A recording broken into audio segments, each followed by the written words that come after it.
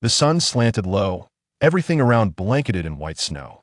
In just 2 days, it would be Chinese New Year's Eve time for family reunions. Yet the village of Day lay lifeless. A crowd of villagers had gathered before a low, dilapidated house. Village head Huang Youfu stood at the doorway, leaning on his cane, blocking anyone from leaving. Sister Lin, it's not that we don't respect you, but with the new year just days away, everyone's struggling to put food on the table. We agreed on repayment by year-end. We've given you time, extended it again and again. If this drags on, our kids won't even have money for school. That's right, Sister Lin. If you really can't pay, even a few yuan would help. Or we could take a slab of pork. Outside the house, voices buzzed with demands. Inside, silence reigned. The dim, drafty room held little. On a yellowed coffin lay 2 wooden doors. This was the family's entire worldly possession. Lin Xiao sat up from the makeshift bed, dazed, taking in his surroundings. The walls were a mix of straw and mud, marked with stick-like indentations. The only splash of color was a calendar nailed to the wall. Focusing on the calendar, he saw many pages already torn off. Bright red characters leapt into view. February 8th, 1991, Little New Year. Before Lin Xiao could recall more, voices rose again at the door. Village chief, please, just give me a few more days. I'll gather the money, I promise. Gather how? With what? Exactly. You're a woman on your own.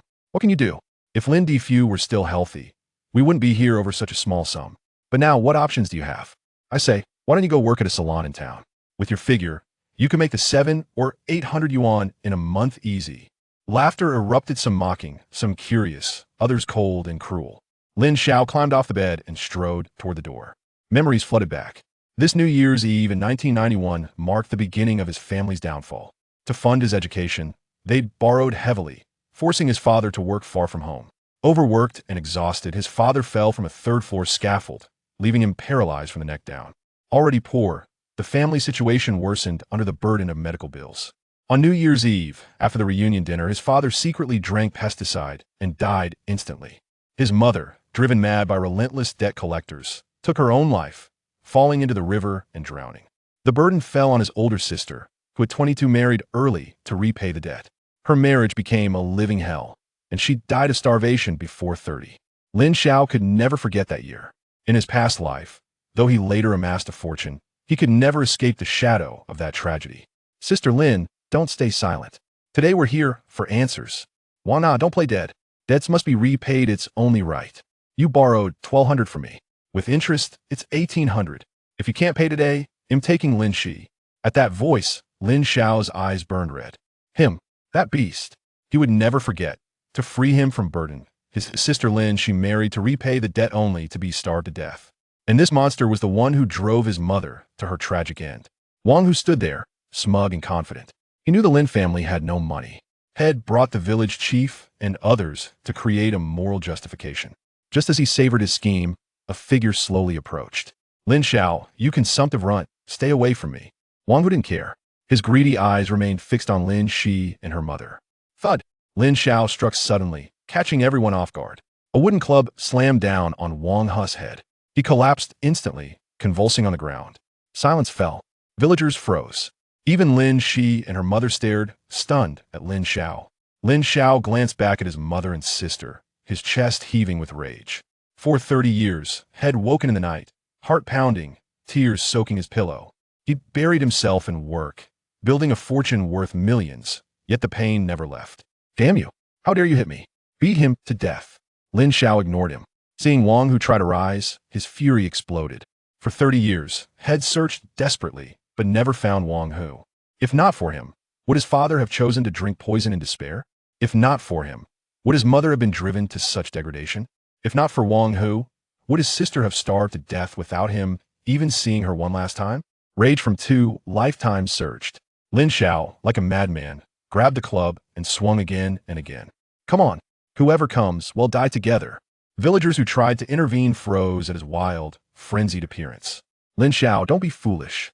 Your mother owes the debt repayment, is only right. If you kill someone, you'll go to prison. I declare this ends here today. We'll settle after the new year. Village Chief Huang Youfu spoke.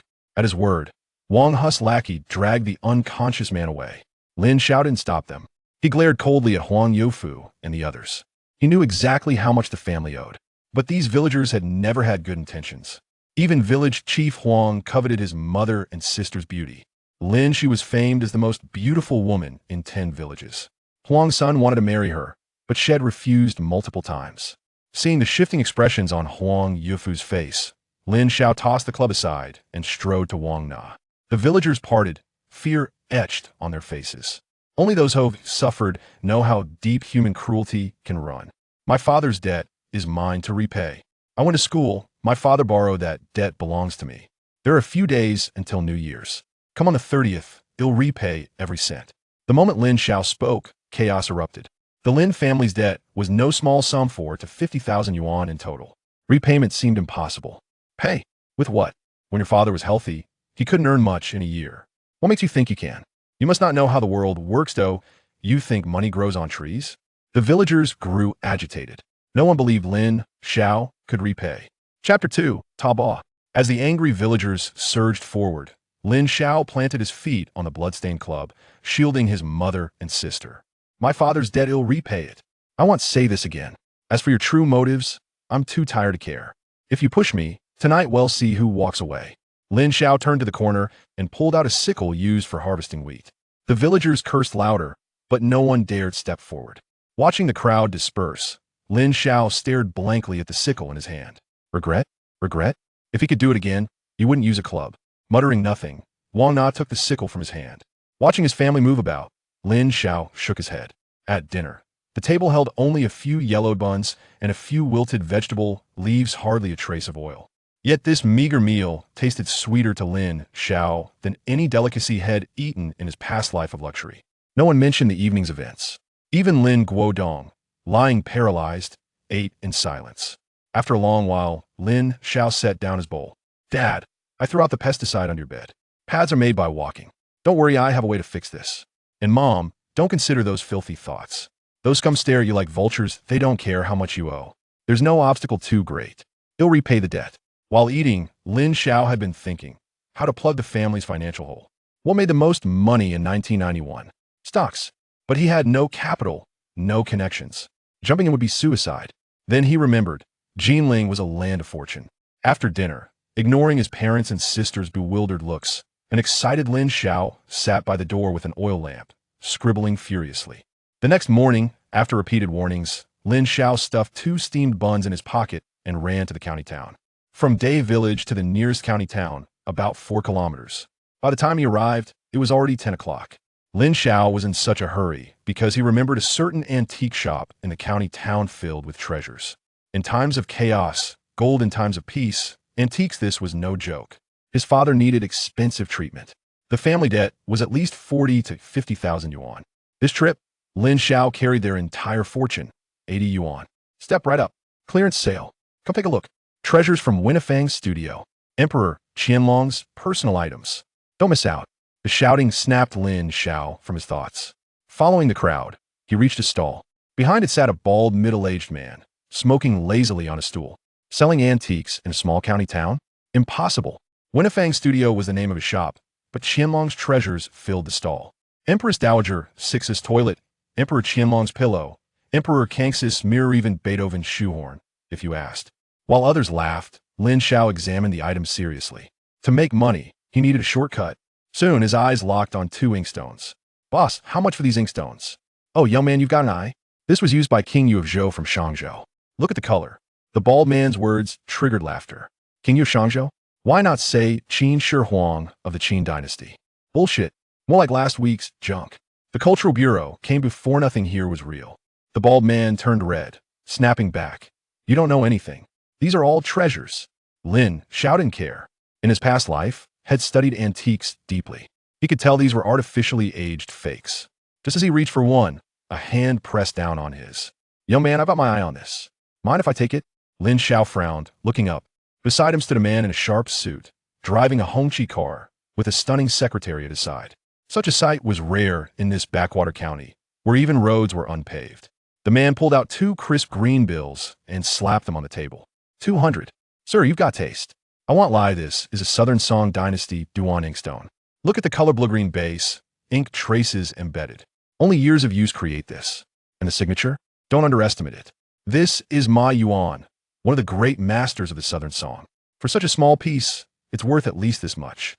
The bald man was a master at reading people. This well-dressed man was clearly rich time to charge big. Sure enough, guided by the man, he flipped the inkstone and saw the signature. 1,000's too much. 800. Lin Xiao was stunned, but seeing the stall owner's expression, a sly smile tugged at his lips. 1,002. The price shocked everyone. 1,002? Can you even pay? Not just bystanders, the suit frowned too. Lin Xiao's clothes, though not patched, showed years of wear. Could this poor kid really afford it? Lin Xiao winked at the stall owner, then placed his cloth-wrapped money bundle on the table. Earlier, to appear wealthy, Head patted the bottom with newspaper. Seeing the thick stack of cash, the suit's expression changed. Boss, I really want this. Name your price. What price? Business is about sincerity. I bid 1,002. If you want it, outbid me. Lin Xiao signaled the stall owner with his eyes, then casually pulled the bundle back. The suit gritted his teeth, glaring fiercely at Lin Xiao. 5,000. Lin Xiao sighed. You win. What a shame. He turned away, casually browsing other antiques. Seeing his indifference, the suit wanted to speak but held back. The bald man happily wrapped the inkstone, threw in a wooden box, and waved the man off. Only when he was gone did his expression harden. Kid, hey, race your cut. Be smart, stay away. Lin Xiao smiled, pushed the money back, and instead picked up a stone used to prop up the table leg. Keep the money. Give me this as a paperweight and throw in a full set of the 4 treasures of the study. Chapter 2. Taba. As the agitated villagers surged forward, Lin Xiao stood firm, his foot planted on a bloodied stick, shielding his mother and sister from harm. I will repay my father's debts, he declared, unwilling to repeat himself. As for your motives, I have no desire to engage in your trivialities. If you insist on pressing me, let us see who can walk away by nightfall. With resolve, Lin Xiao turned to a corner, retrieving a sickle used for harvesting wheat. The villagers hurled insults, yet none dared to advance. As the crowd gradually dispersed, Lin Xiao cast his gaze downward, fixated on the sickle in his hand. Regret? If given another chance, he would never resort to wielding a stick. Wang Na said nothing regarding Lin Xiao's actions. She simply took the sickle from his grasp. Observing the bustling figures in the household, Lin Xiao shook his head. When dinner was finally served, it consisted of a few pale, wilted greens and minimal oil, hardly resembling a feast. Yet for Lin Xiao, who had once savored gourmet delicacies, this humble meal tasted extraordinarily sweet. No one mentioned the events of the night prior. Even Lin Guodong, lying silently in bed, ate his meal without a word. After a long pause, Lin Xiao set down his bowl. Dad, I disposed of the pesticides under your bed. The path ahead is forged by those who walk it. You need not worry. I will find a way to resolve this. And mother, do not concern yourself with those chaotic matters. Those ruffians do not care how much you owe. There is no insurmountable obstacle. I will repay the debt. While eating, Lin Xiao contemplated how to mend the financial rift in their home.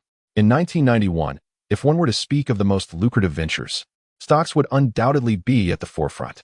Yet, he lacked both capital and connections. To meddle in such affairs would be akin to courting disaster. Suddenly, a thought struck him. Jin Ning was a veritable treasure trove.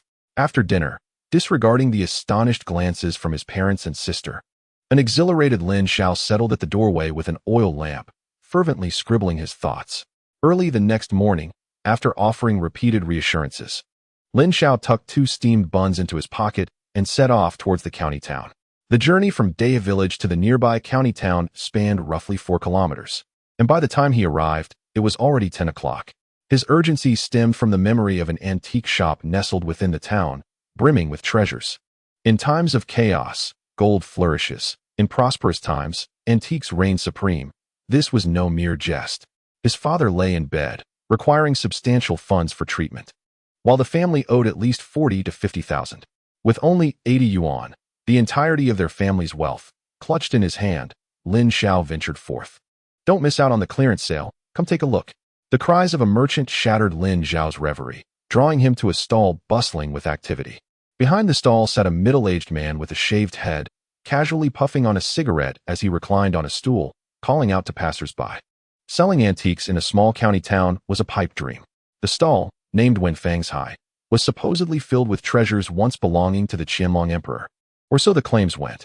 What treasures are the toilet used by Empress Dowager Cixi, the pillow of Emperor Qianlong, the mirror of Emperor Kangxi, and even the shoehorn employed by Beethoven? Unlike the playful banter of others, Lin Xiao earnestly scrutinized the items before him. To amass wealth, one must take shortcuts. Soon, his attention was captivated by 2 inkstones. Boss, how much for this inkstone? Ah, young brother, you have a discerning eye. This inkstone belonged to King Zhou of Shangzhou. Just look at its quality. As the bald-headed proprietor spoke, laughter erupted from those nearby. The King of Shangzhou? Why not claim it's the first emperor of Qin? Nonsense about Shangzhou. I reckon it's about last week. The last time the Cultural Bureau visited, they found nothing of value in your shop.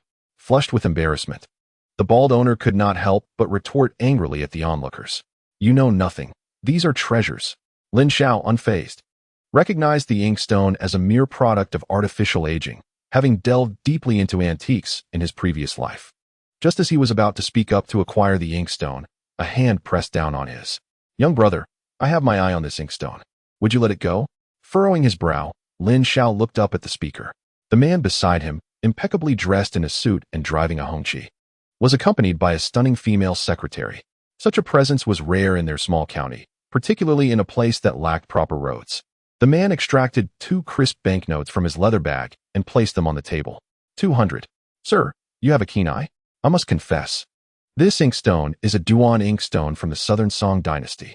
Observe its quality. The azure base and the ink color mingled within indicate years of use. And take note of the inscription. Though the name may seem unremarkable, it belongs to Ma Yuan, a master of the Southern Song. For such a modest inkstone, it's worth at least this amount. The bald proprietor, one who judged people by their appearance, recognized the man as affluent and thought it shameful not to profit handsomely from him. Indeed, under his guidance, the middle-aged man examined the inkstone and discovered the inscription beneath. 1,000 is too much. How about 800? Lin Xiao, taken aback, noticed the bald owner's expression shift, and a smirk crept onto his lips. 1,002. The audacity of the price startled everyone present. 1,002? Can you afford that?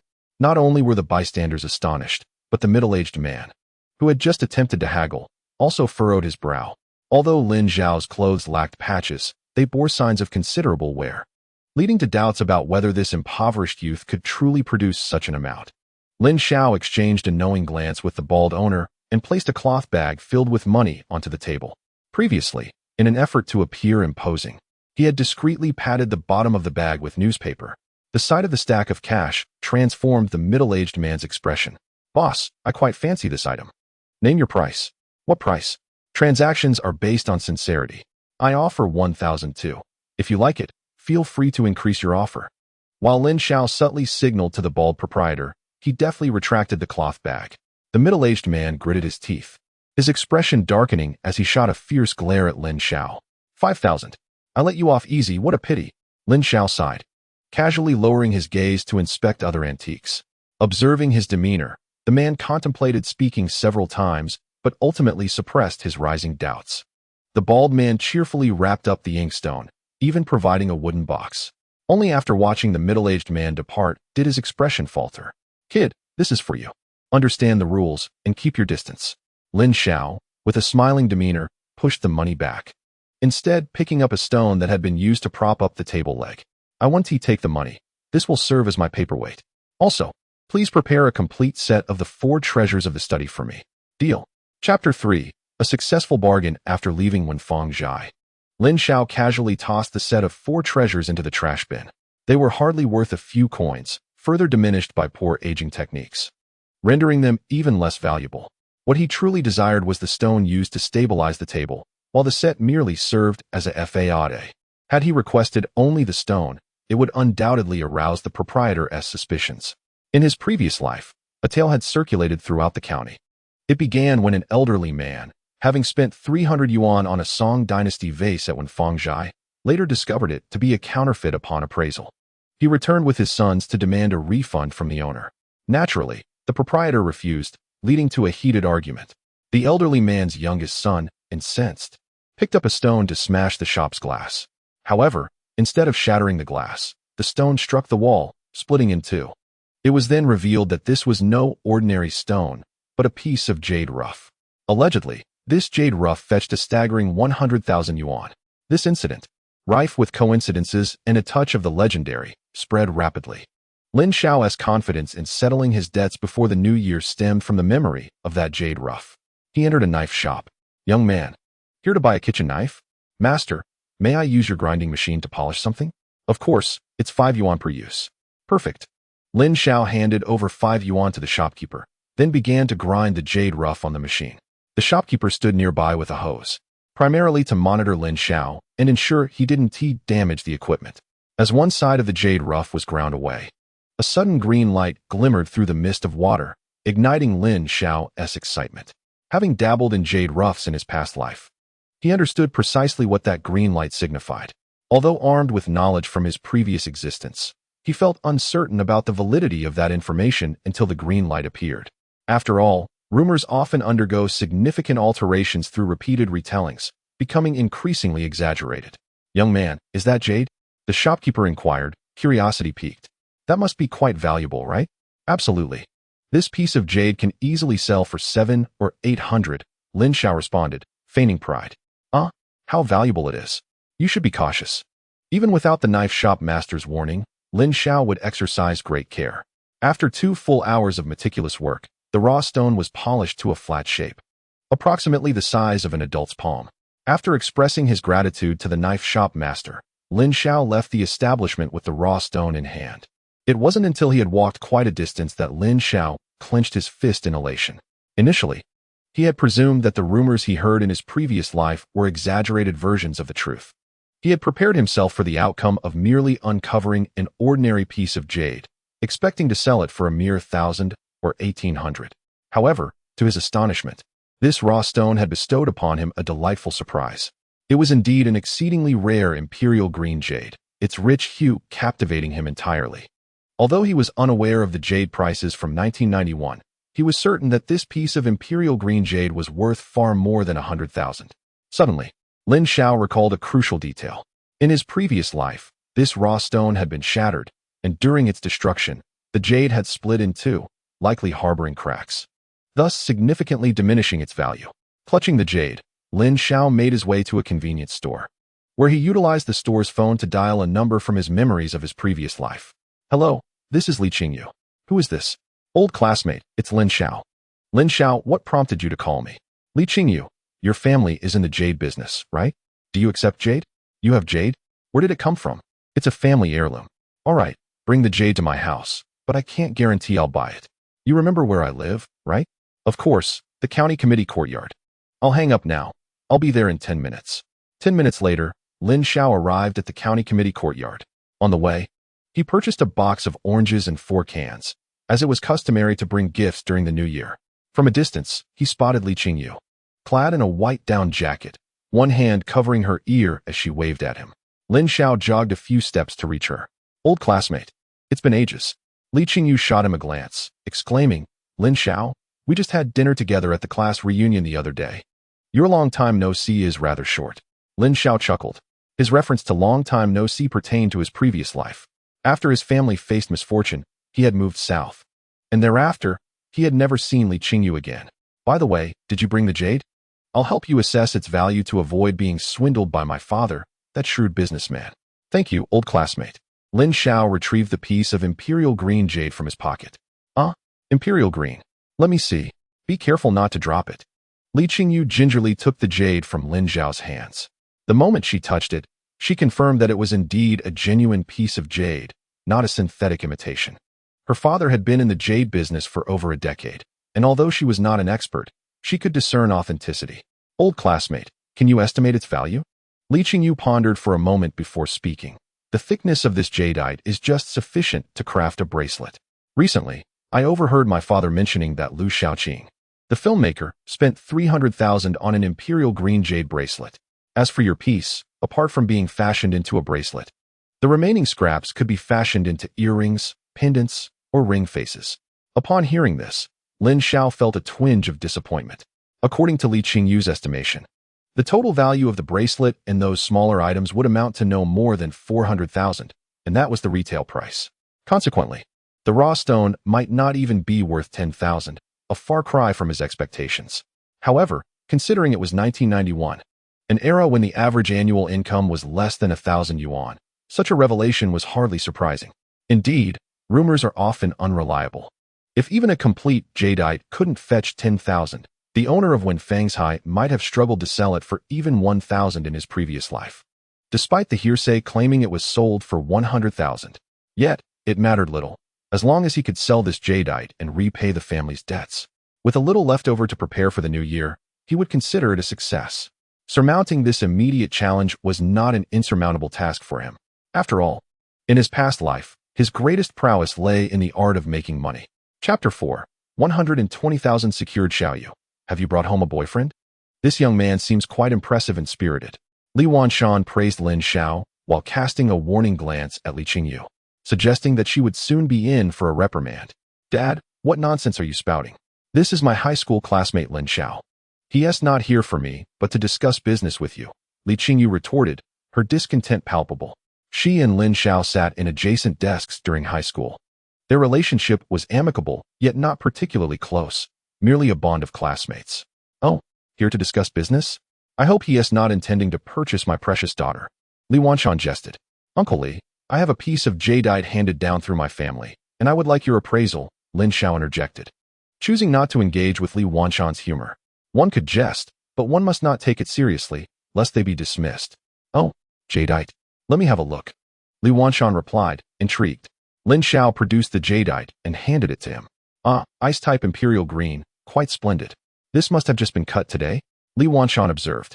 Lin Xiao nodded, affirming, indeed, it was just opened today. Li Wanshan retrieved a magnifying glass from a drawer and scrutinized the jadeite with great care. If you are willing to sell this imperial green, I can offer you 120,000, considering your acquaintance with Xiaoyu. Otherwise, I could only offer you a maximum of 100,000. All right, it's a deal. Thank you for your consideration, Uncle Li, Lin Xiao replied without hesitation. Li Wanshan was taken aback. He had anticipated Lin Xiao would haggle or need to consult with family elders. To his surprise, Lin Xiao accepted the offer outright. Moreover, he noted that when he mentioned the figure of 120,000, the young man did not display any signs of surprise or excitement, indicating that Lin Xiao was no stranger to the ways of the world. However, Lin Xiao's attire unmistakably revealed her rural origins, lacking the demeanor of someone well acquainted with the world. While Li Wanshan scrutinized Lin Xiao, she, too, observed him intently. The effortless manner in which he produced 120,000 yuan indicated that his wealth likely commenced in the millions. Furthermore, upon encountering the piece of imperial green jade, Li Wanshan exhibited only mild surprise, devoid of any semblance of shock, suggesting that he routinely dealt with high-end jade and that this modest palm-sized piece held little significance for him. Li Wanshan retrieved 12 stacks of red bills from a drawer and placed them on the table. Young scholar, this is 120,000. Please, count it. No need to count. I trust Uncle Li. All right, Xiaoyu, please keep your classmate company for a while. I shall prepare dinner. It's rare to have guests at home, and I'd like to share a few drinks with your classmate. Uncle Li, there's no need to trouble yourself. My family awaits my return with the money to resolve an urgent matter. Oh, has your family encountered difficulties? If you don't mind sharing, I am here to listen. It's nothing serious, merely some debts at home that have led to creditors pressing for repayment. I must hurry back to settle them, otherwise, the new year may prove quite bleak. Under those circumstances, I shall not keep you. However, it is unsafe for you to carry such a sum alone. I will have my driver escort you home. After a moment's hesitation, Lin Xiao acquiesced. Thank you, Uncle Li, and I appreciate your help, old classmate. Wang Hu. Here is 5,000 yuan. If you possess any sense, you will agree to marry me. Your family can use this money to treat your father's ailments and continue funding your brother's education. It would be a win-win situation, don't you think? Lin Shi bit her lip, her expression wavering. 5,000 yuan was of monumental importance to the debt-ridden Lin family. Wang Hu, observing Lin Shi's indecision, felt a surge of confidence. He believed he could breach her psychological defenses today. The thought of marrying Lin Shi stirred an uncontrollable excitement within him. Although she was merely a village girl, her beauty rivaled that of television stars, and her gentle temperament made her easily manageable. Lin Shi, consider your father. You wouldn't want him to spend his life bedridden, would you? And what of your brother, now in his second year of university? He has a promising future ahead. I understand your reluctance to marry me, but you cannot prioritize your own desires over your father and brother, can you? Wouldn't that be rather selfish? Here's the deal. I promise that if you marry me, I will cover your brother's university tuition. How does that sound? My sincerity is evident. and you should recognize that no one besides me, Wang Hu, could offer such favorable terms. I must wait for my brother to return. He has assured me he will repay the debts. Wang Hu sneered. Lin Xiao, do you genuinely believe that is feasible? With your brother's lackluster performance in school, do you still hold out hope for him? If your father hadn't sacrificed so much for his education, he would not be in such dire straits now. Your brother is the root of your family's current troubles, and you still cling to hope for him? I won't allow you to speak of my brother in such a manner. I believe in him. He will support this family. As they drew nearer to home, Lin Xiao's heart raced with anticipation. In his previous life, his family underwent a profound upheaval, and as the sole male heir, he failed to shoulder the responsibilities expected of him. Instead, it was his gentle sister who bravely stepped forward, ultimately sacrificing her own future. The weight of this realization filled him with self-loathing. In the stillness of midnight, he fervently wished for a chance to start anew. Now, fate has indeed granted him that opportunity. He is determined to alter the destinies of his parents and elder sister, vowing to protect them for eternity. Brother Hai, thank you for bringing me back. I truly appreciate it. Lin Xiao handed 2 boxes of cigarettes, purchased along the way, to Zhang Hai, the driver assigned by Li Wanshan. There's no need to thank me. If you owe gratitude, direct it towards Mr. Li. I'll accept your cigarettes, and should you encounter any troubles in the county, don't hesitate to seek me out. Zhang Hai, recognizing Lin Xiao's significance in garnering such a favor from Li Wanshan, developed a desire to form a connection. Just as Lin Xiao was about to respond, his expression shifted dramatically. He had spotted Wang Hu entangled with his sister. Brother Hai, 50,000. Dare you to kill that man? Brother, don't act impulsively. 100,000. With that, Lin Xiao tore open the newspaper concealing 12,000 in cash and placed the money against the car window. Zhang Hai inhaled sharply, astonished by Lin Xiao's ruthlessness at such a young age. However, even the substantial sum was not enough to compel him to take a life. Brother, it's not that I want to assist you. We're both still young. There are countless ways to seek vengeance without risking our lives. What do you think? Zhang Hai's words brought Lin Xiao back to a place of calm. Taking several deep breaths, he steadied himself. Brother Hai, I apologize for my rashness. Haha, it's nothing. We've all been young at one time. While I can't help you with something so drastic, intimidating him is certainly within my means. Chapter 5. Death. Seeing Lin Xiao remain unyielding, Wang Hu grew increasingly agitated. Very well, Lin Xiao, you have some nerve. Since you refused to marry me, return the money now. If you don't blame me for being uncivilized. Observing the menace in Wang Hu's eyes, Lin Xiao instinctively took a step back. Wang Hu approached her with a cold smirk, cornering her against the earthen wall, leaving her with no escape. As he gazed at Lin Xiao's pitiful demeanor, a surge of malicious intent washed over him. When she attempted to flee, he swiftly seized her arm. Today, there's no escape for you. Wang Hu, let go of me. This is illegal. It's only natural to repay debts. Wang Hu hesitated, not because of Lin Xiao's claim of illegality, but because he noticed a car approaching from outside the village. He intended to wait for the vehicle to pass before proceeding with his actions. However, to his astonishment, the car veered directly towards him. Damn, are you blind? He cursed, scrambling to leap over the wall. As the car neared Lin Xiao, it came to an abrupt halt. Damn it! Lin Xiao emerged from the vehicle, picked up the burden Lin Xiao had dropped, and hurled it at Wang Hu atop the wall. Caught off guard, Wang Hu could not evade the blow, which struck his calf, eliciting a painful yelp. As the burden once again struck his calf, Wang Hu finally wised up, leaping to the other side of the wall and turning to flee. As he ran, he shouted back, Lin Xiao, you wait for me. If I don't end your life, I shall no longer be called Wang Hu. Upon hearing this, Lin Xiao contemplated scaling the wall to pursue him, thinking to herself that she would indeed put an end to him today. However, she was restrained by Lin Xiao, who cautioned, brother, refrain from chasing after him. If you truly kill him, what will become of our parents? It's nothing, sister. I merely intend to frighten him. Even if I harbored the desire to eliminate him, I would never do so in public, Lin Xiao replied. At that moment, Zhang Hai descended from the vehicle, saying, brother, here is your money and belongings. Take care of them. I shall take my leave now, and do remember to stay in touch. Very well, Hai Gu, I shan't keep you any longer. Another day, I will visit you in the county for a drink. Zhang Hai had accompanied him back, and even helped intimidate Wang Hu. Yet Lin Xiao felt he should have offered Zhang Hai a meal, but their home was too humble to entertain guests properly. All right, I will await your arrival in the county. Just do not keep me waiting too long. After the 7th day of the new year, I will be out on the road with the boss, Zhang Hai remarked, his gaze lingering on Lin Xiao as he spoke to Lin Xiao. Having traversed the land with Li Wanshan for many years, he had seldom encountered anyone as strikingly beautiful as Lin Xiao. However, Lin Xiao showed no intention of introducing her to him, leaving Zhang Hai to lament in silence. After Zhang Hai departed, Lin Xiao hurriedly inquired, "Brother, how did you return in a sedan? Is that your friend?" "Sister, let's head home first. I will explain everything in due time." "Oh, then I shall fetch some water first." "No need to fetch it now. I will go later." Lin Xiao picked up 2 empty buckets, hung them on the shoulder pole, and led Lin Xiao homeward. On the way back, he shared the news of having acquired a piece of jade rough and selling it for 120,000 with Lin Xiao.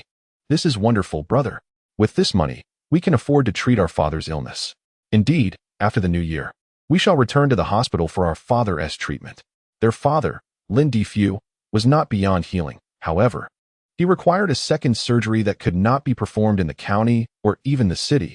It necessitated a visit to a major hospital in the metropolis or the capital. "By the way, sister, how much do we owe in external debts?" Lin Xiao inquired. "A total of 35,800, which amounts to 47,000 with interest," she replied. Lin Xiao scoffed inwardly. Most of this debt was incurred within the last month for Lin Xiao's treatment, and already the interest had ballooned to over 10,000, a clear case of usury. Lin Xiao continued, "This is what we owe the village, in addition to 7,000 to our uncle's family." Lin Xiao nodded, aware of the debt to their uncle, which included 5,000 related to Lin Xiao's treatment and an additional 2,000 that remained a murky account. Last year, upon his acceptance into university, they had needed to host a banquet. Their uncle, Wang Sheng, had financed the event, promising to return the banquet expenses once the gifts were received. Unexpectedly, the sum of over 2,400 yuan in gifts was promptly seized by Grandma He Jinfeng, who then, without a moment's hesitation, used this money to secure a bride for her cousin on uncle's side. When Lin Xiao sought to reclaim the funds, they had already been dispatched as a betrothal gift. Infuriated, Lin Xiao overturned the table in a fit of rage, yet the money remained irretrievable. His grandparents adopted a stance of denial, feigning ignorance as to the whereabouts of the funds, leaving Lin Xiao with no option but to refrain from resorting to violence against them. Upon learning of the incident, Uncle was equally incensed. His family's circumstances were already less fortunate than Lin's, burdened as they were with 6 children, 2 boys and 4 girls, an overwhelming responsibility. The 2,000 yuan allocated for the banquet had been borrowed by Aunt from her family, initially intended as a temporary measure, yet it had vanished. In his fury, Uncle severed ties with the Lin family and ceased all communication thereafter. Later, while working away from home, Lin Xiao managed to earn some money and hoped to repay the debt, but he was unaware of Uncle's whereabouts. He attempted to reach out twice using old contact numbers, only to be met with Uncle's ire. It was not until Lin Xiao suffered an injury that news reached Uncle, who sent 5,000 yuan but still refrained from contacting the Lin family. Uncle Wang Sheng was clearly a man of tough exterior yet soft heart. The thought of him brought a faint smile to Lin Xiao's lips. Among the relatives of the Lin family, only Uncle's household genuinely cared for them. In a previous life, after earning some money in the south, Lin Xiao had brought his 2 cousins to join him there. Both were diligent and hardworking. Although they did not amass great wealth, they led comfortable lives thereafter. The eldest cousin established a renovation company, yielding annual profits of 4 to 5 million. The second cousin opened a hot pot restaurant, which also thrived. The only regret was the eldest cousin's unfortunate romantic entanglement. It was now February 1991, and the eldest cousin had yet to encounter that gambling scoundrel.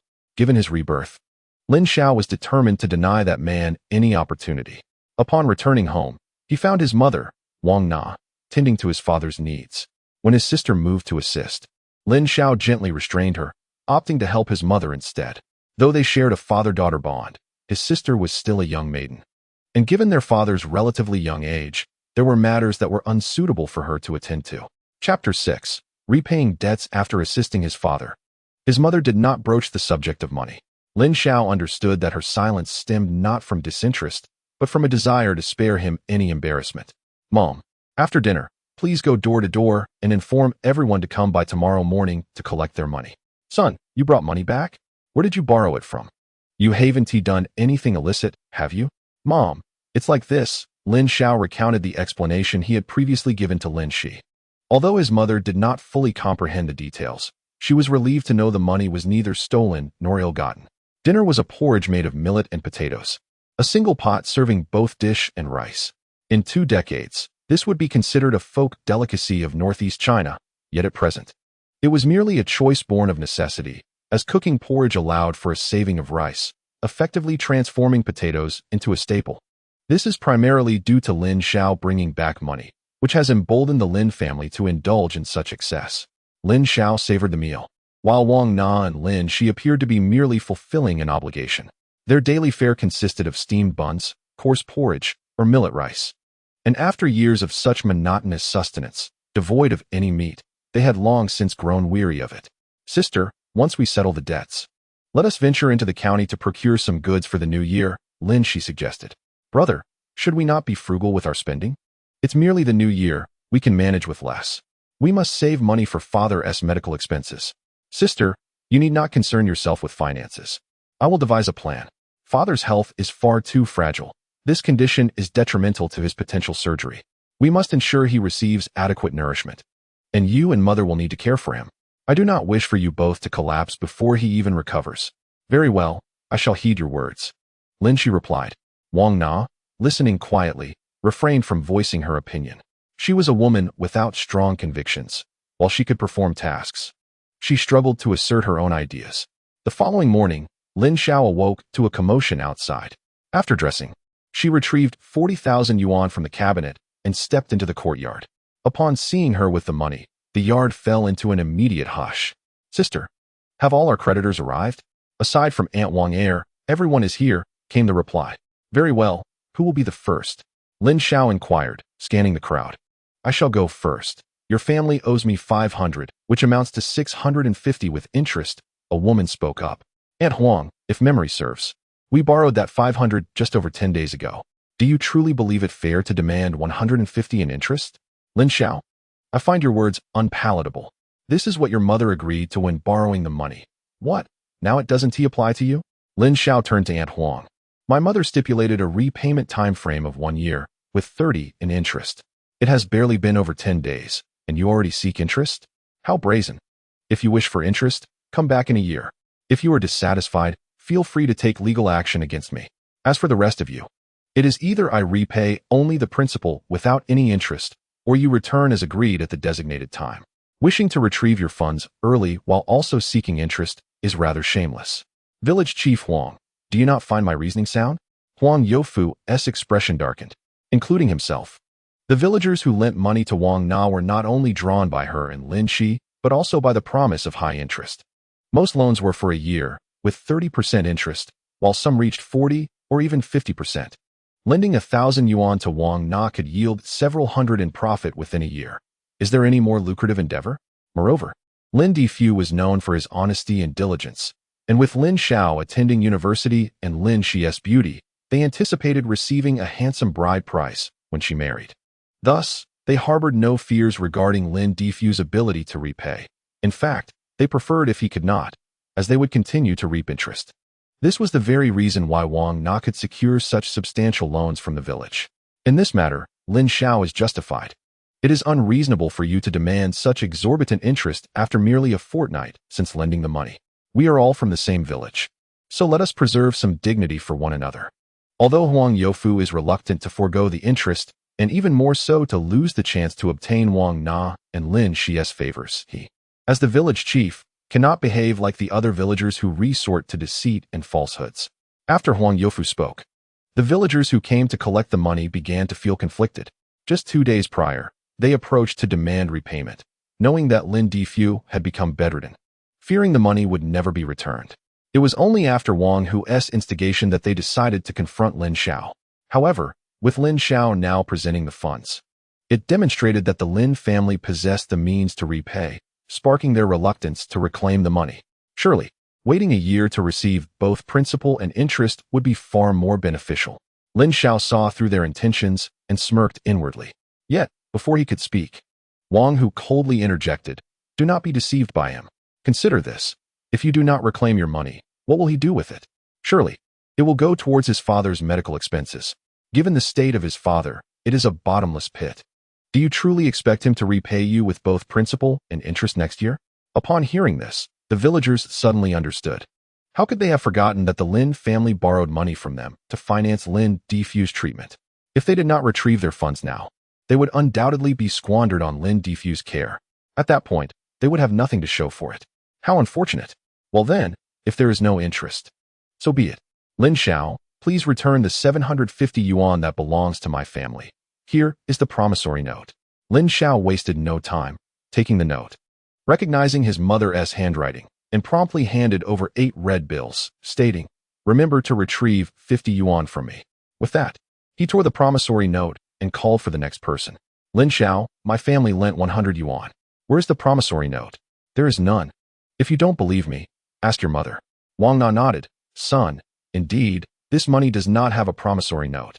Lin Xiao handed over a red bill, acknowledging that since Wang Na borrowed the money, he would not deny it despite the absence of documentation. "Lin Xiao, this situation is unacceptable, is it not? You claim there will be no interest?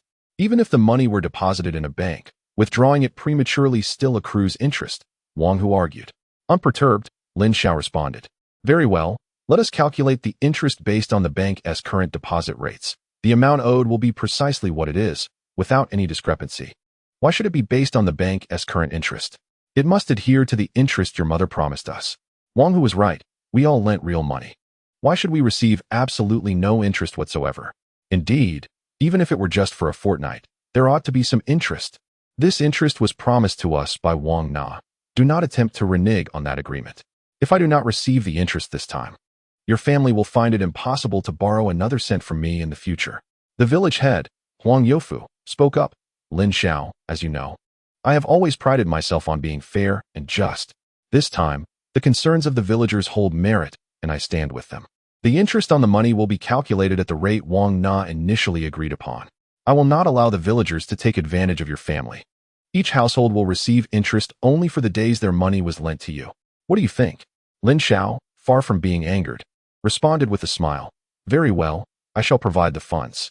However, let it be known that from this moment forth, the ties between my family and yours shall cease.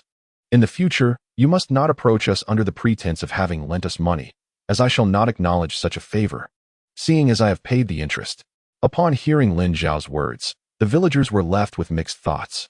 The majority dismissed her statement, believing they would never require assistance from the Lin family in the future. A few, however, wished to maintain the bond. Yet they recalled having offended her just 2 days prior when they had come to demand repayment. Even if they were to forego the interest, the Lin family would not express gratitude towards them. It was better to take the interest instead. Wang Hu's expression turned to one of amusement. He had anticipated Lin Xiao's navet. Her words effectively alienated everyone present. In future predicaments faced by the Lin family, who would still be willing to lend a helping hand? As the necessity for interest was added, the speed of repayment plummeted, and it was only by noon that Lin Xiao managed to settle all debts. Aside from the 700 yuan owed to Aunt Wang Er, the Lin family was free of external debts. Lin Xiao, disregarding lunch, hurriedly took Lin Shi to the county town.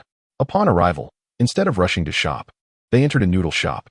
"Boss, I would like 3 large bowls of knife-cut noodles, with meat and eggs added." "Brother, there are only 2 of us. Why order 3 bowls? I haven't had breakfast, and 2 bowls 1 tea suffice. You sit tight. I'll grab some marinated dishes. Just having noodles is fine. Don't waste money." Lin Xiao, undeterred by Lin Shi's protest, ordered a plate of sauced beef, a plate of cold dishes, and 2 bottles of large pears.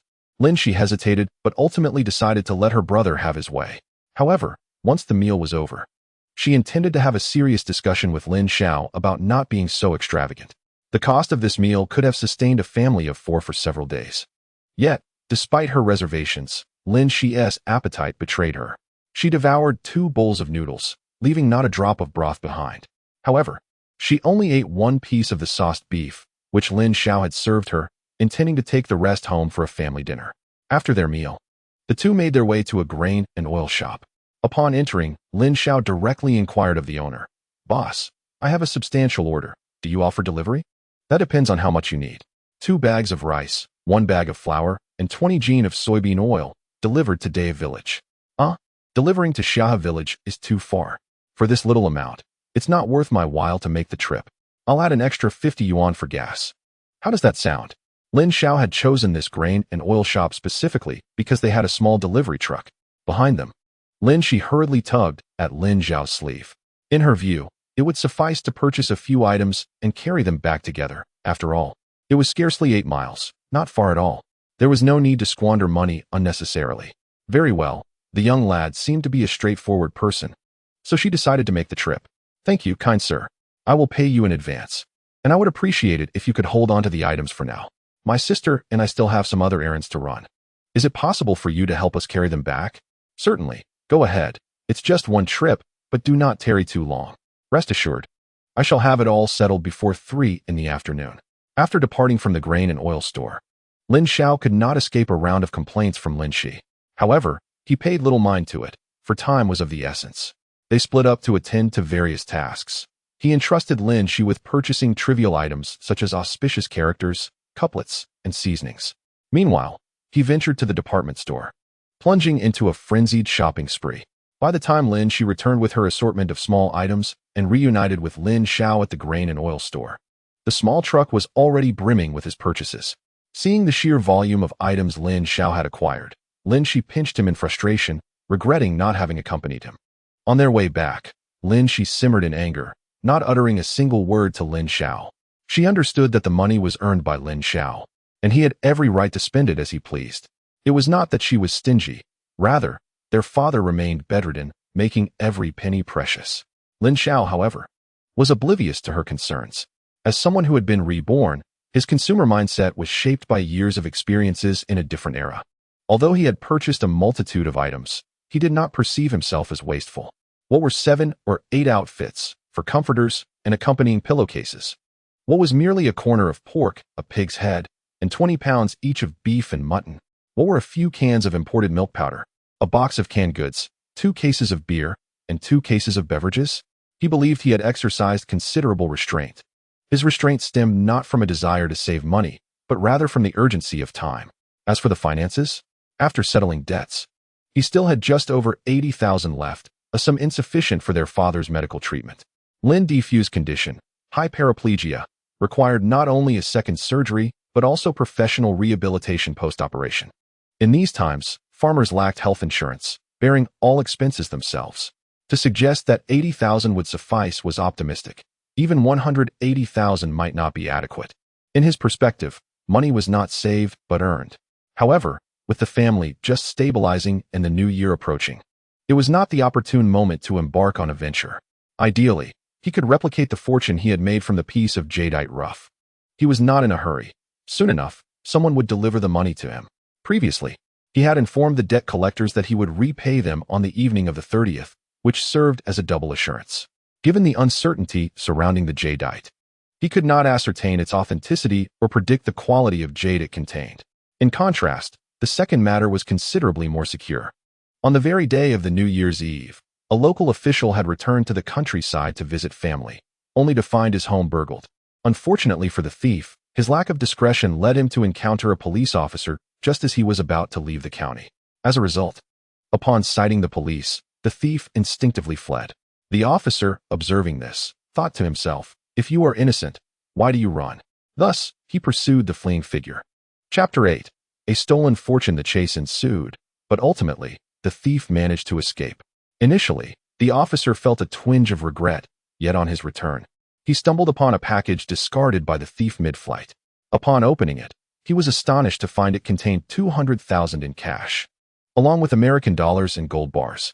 This incident gained notoriety not because the officer reported the ill-gotten gains, but rather because no one came forth to claim the money. It wasn't until 2 years later that the fugitive thief, having committed a more heinous crime involving murder, was apprehended. Faced with the certainty of his demise, he confessed to the events of 2 years prior.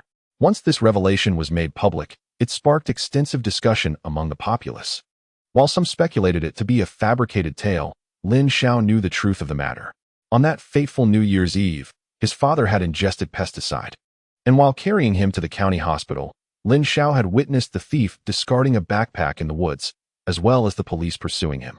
However, in that moment, with his father's life hanging in the balance, he had no inclination to retrieve the backpack. The prospect of acquiring that money, amidst the risk involved, seemed daunting. If the thief discovered that he had taken the money, retaliation would be inevitable. This was a man capable of murder.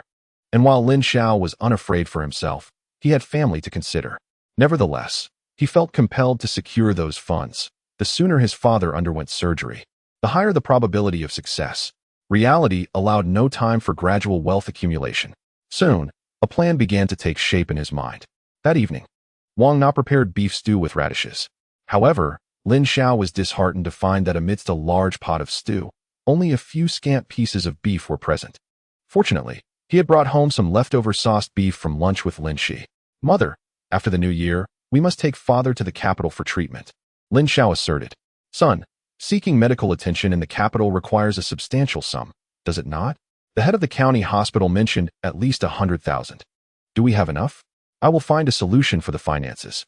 What I mean to convey is that we must depart after the 5th day of the new year. Therefore, we must consume everything I brought home before then, lest it spoil by the time we return. Shall we delay our journey? Perhaps we should wait until after the Lantern Festival? Wang Na tentatively suggested. Lin Xiao rubbed his temples in frustration. Mother, the sooner father undergoes surgery, the greater the chance of success. Are you truly willing to jeopardize his life over a mere few pieces of meat? How could that be? If it means saving your father, I would gladly discard the meat, Wang Na replied. Please, trust my judgment. We shall leave on the 5th day, Lin Xiao insisted. Hospitals remain open during the new year. While hospitals do not close for the holiday, finding a skilled surgeon during this time presents its own challenges. According to the head of the county hospital, there are no more than 5 doctors nationwide capable of performing a second surgery on his father. Typically, one might spend tens of thousands to invite someone over, but during the New Year festivities, even doubling the price may not guarantee their attendance. The crux of the matter lies in the necessity for them to wait until the 30th day to receive that sum. Otherwise, even with 80,000, it would not suffice to sustain them until their father recovers and is discharged from the hospital. Well then, I shall prepare a few more scrambled eggs. Mother, please add more oil to the eggs. This time, Wang Na complied, and due to the generous amount of oil, the scrambled eggs emerged a delightful golden hue, evoking a hearty appetite. Although Lin Xiao expressed disdain for such plain scrambled eggs devoid of accompaniments, his body craved sustenance, compelling him to consume half a plate.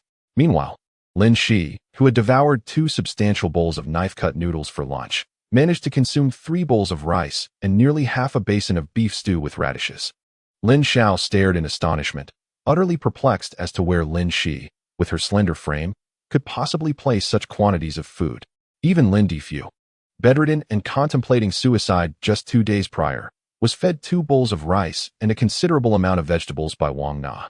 Wang Na herself had eaten heartily as well. In contrast, Lin Xiao, having only consumed 1.5 bowls of rice, became the least voracious among them.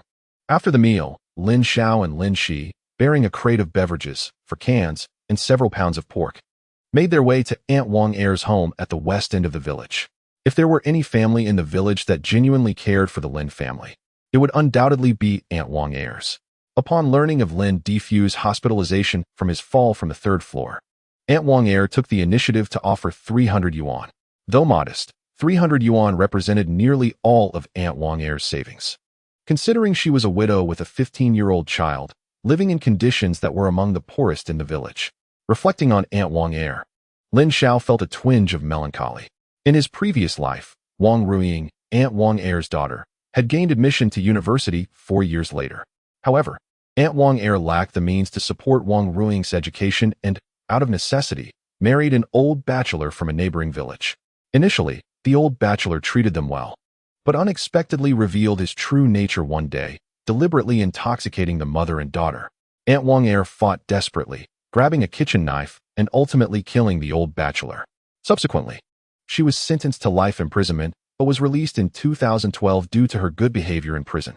By that time, Wang Ruiying had risen to a senior management position in a publicly traded company. Just as Aunt Wang Er was poised to enjoy life, she was tragically struck and killed by a truck while buying groceries, merely a month after her release. Consequently, Wang Ruiying developed profound psychological scars from the incident and remained unmarried for life. In 2014, Lin Xiao divorced his wife, and on New Year's Day, 2 lost souls found solace in each other's company.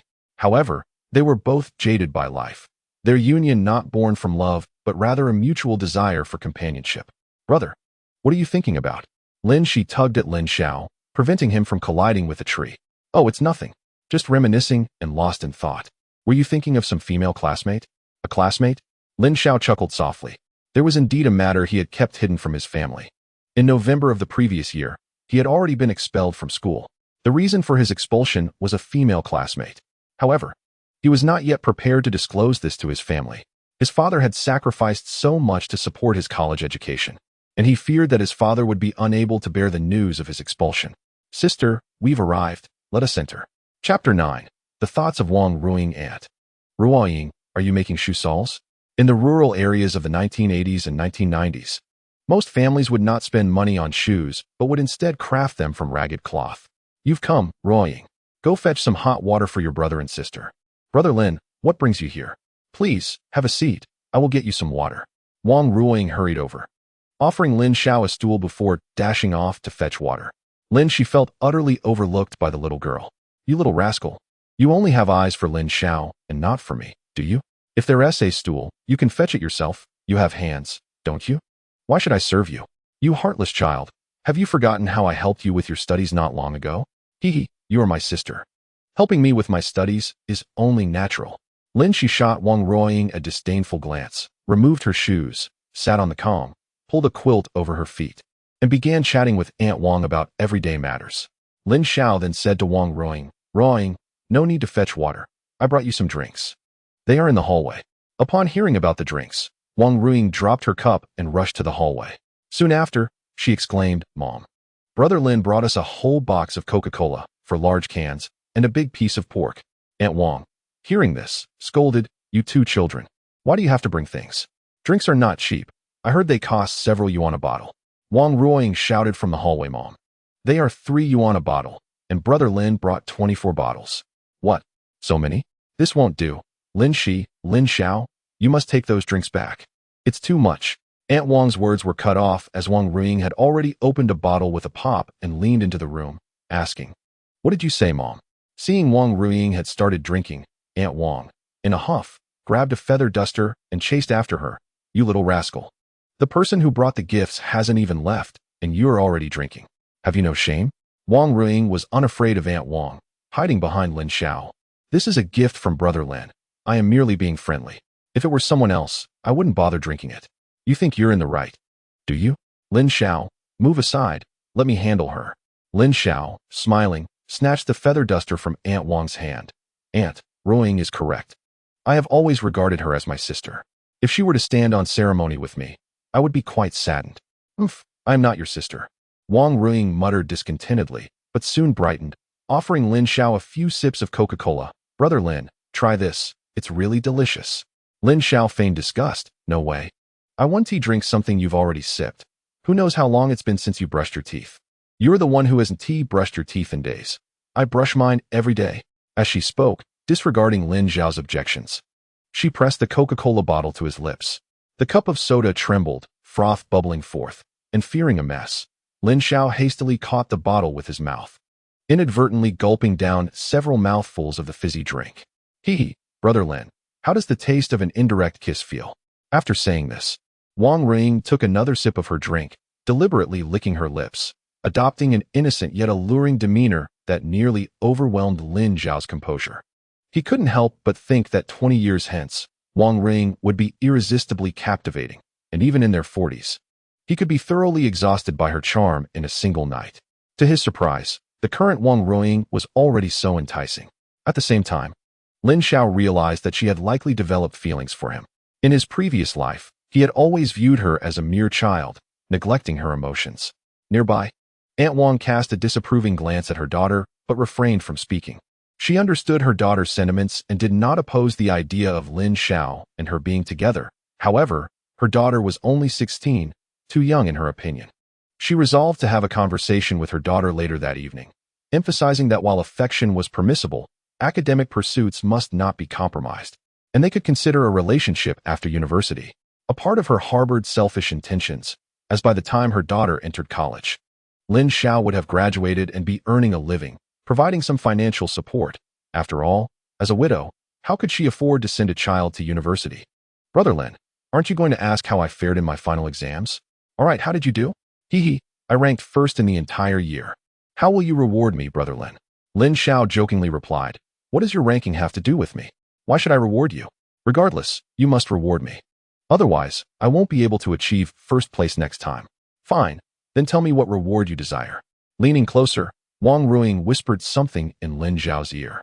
A down jacket, huh? All right, I'll fetch one for you. Humph, coward. What she mentioned was certainly not a down jacket, but that was a secret that couldn't be revealed. Otherwise, she would ensure that she wouldn't survive the night.